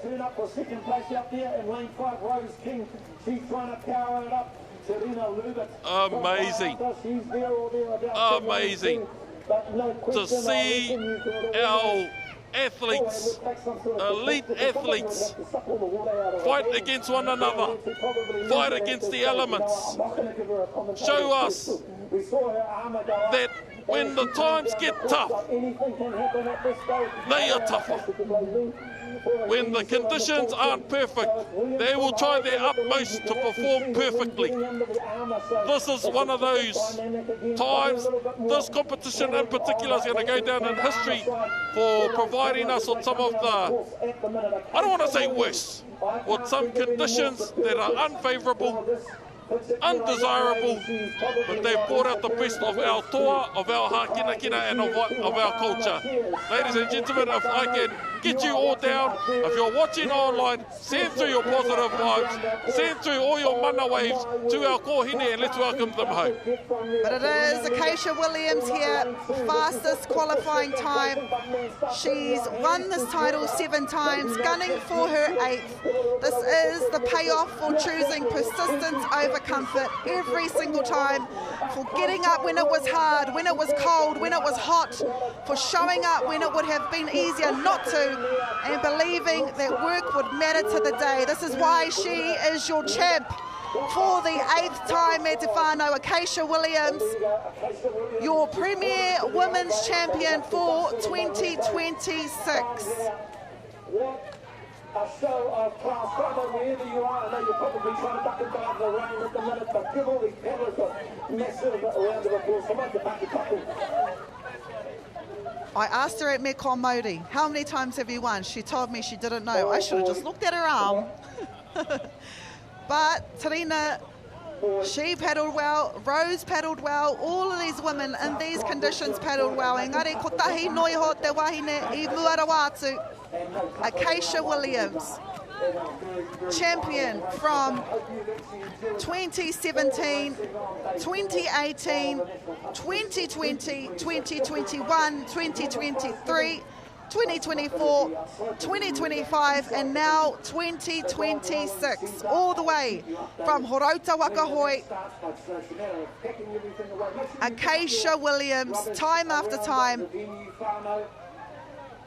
the gold medal moment for her with a time of 2:55. Tarina Lubit, 3:01, and Koha Alofa Vitolio, 3:02. Oh my word, coming from lane 8. Tēnā koutou e karema I mātaki I tā tātou pāpā hotanga. E haere takirua ngā mea katoa o te ao Māori a runga a raro te tika te he te pō te ao, te ora me te mate. Kei te pāpā kraitiana ko te rangi tēnei whakahoki a koe ki te kōpu o te whenua. Haere, haere e oki. E rauranga tira mā koutou I mātakitaki tā tātou pāpā hotanga. E mihi ana, he oi anō ko te akiaki nui, hoki mai anō a popo kia pai ai tā tātou mātakitaki I ngā rehi pakeke, e tai ai rata ki ngā whiringa toa, e ki a mai ai rata he toa whakaihua ka mo te tau, rua mano, rua te kau mā ono. Tēnā koutou katoa I a mātou o Whakaata Māori.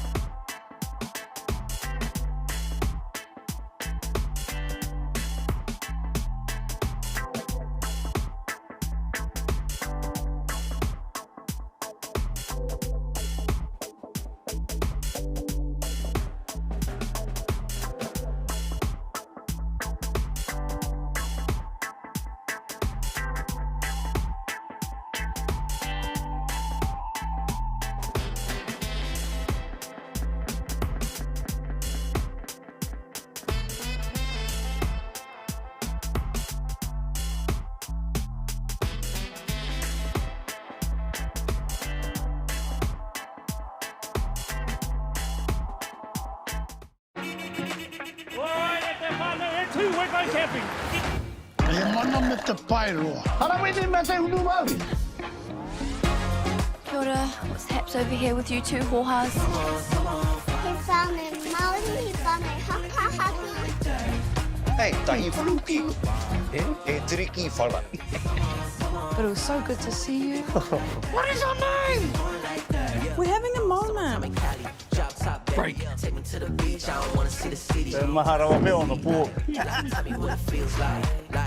It's whakapapa whānau.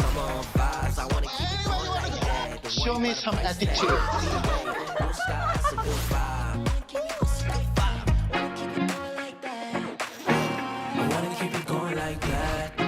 Kia ora, kia whiri. Jeffrey. Kia whiri.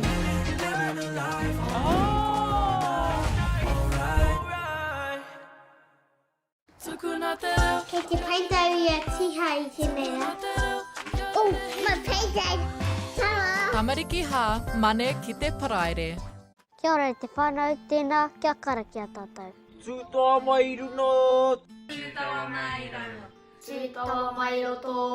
Tūtoa mai waho. Tūtoa mai te Māori su. Te Māori ora ki te katoa. Haue, haue! E tai kie. Whakaria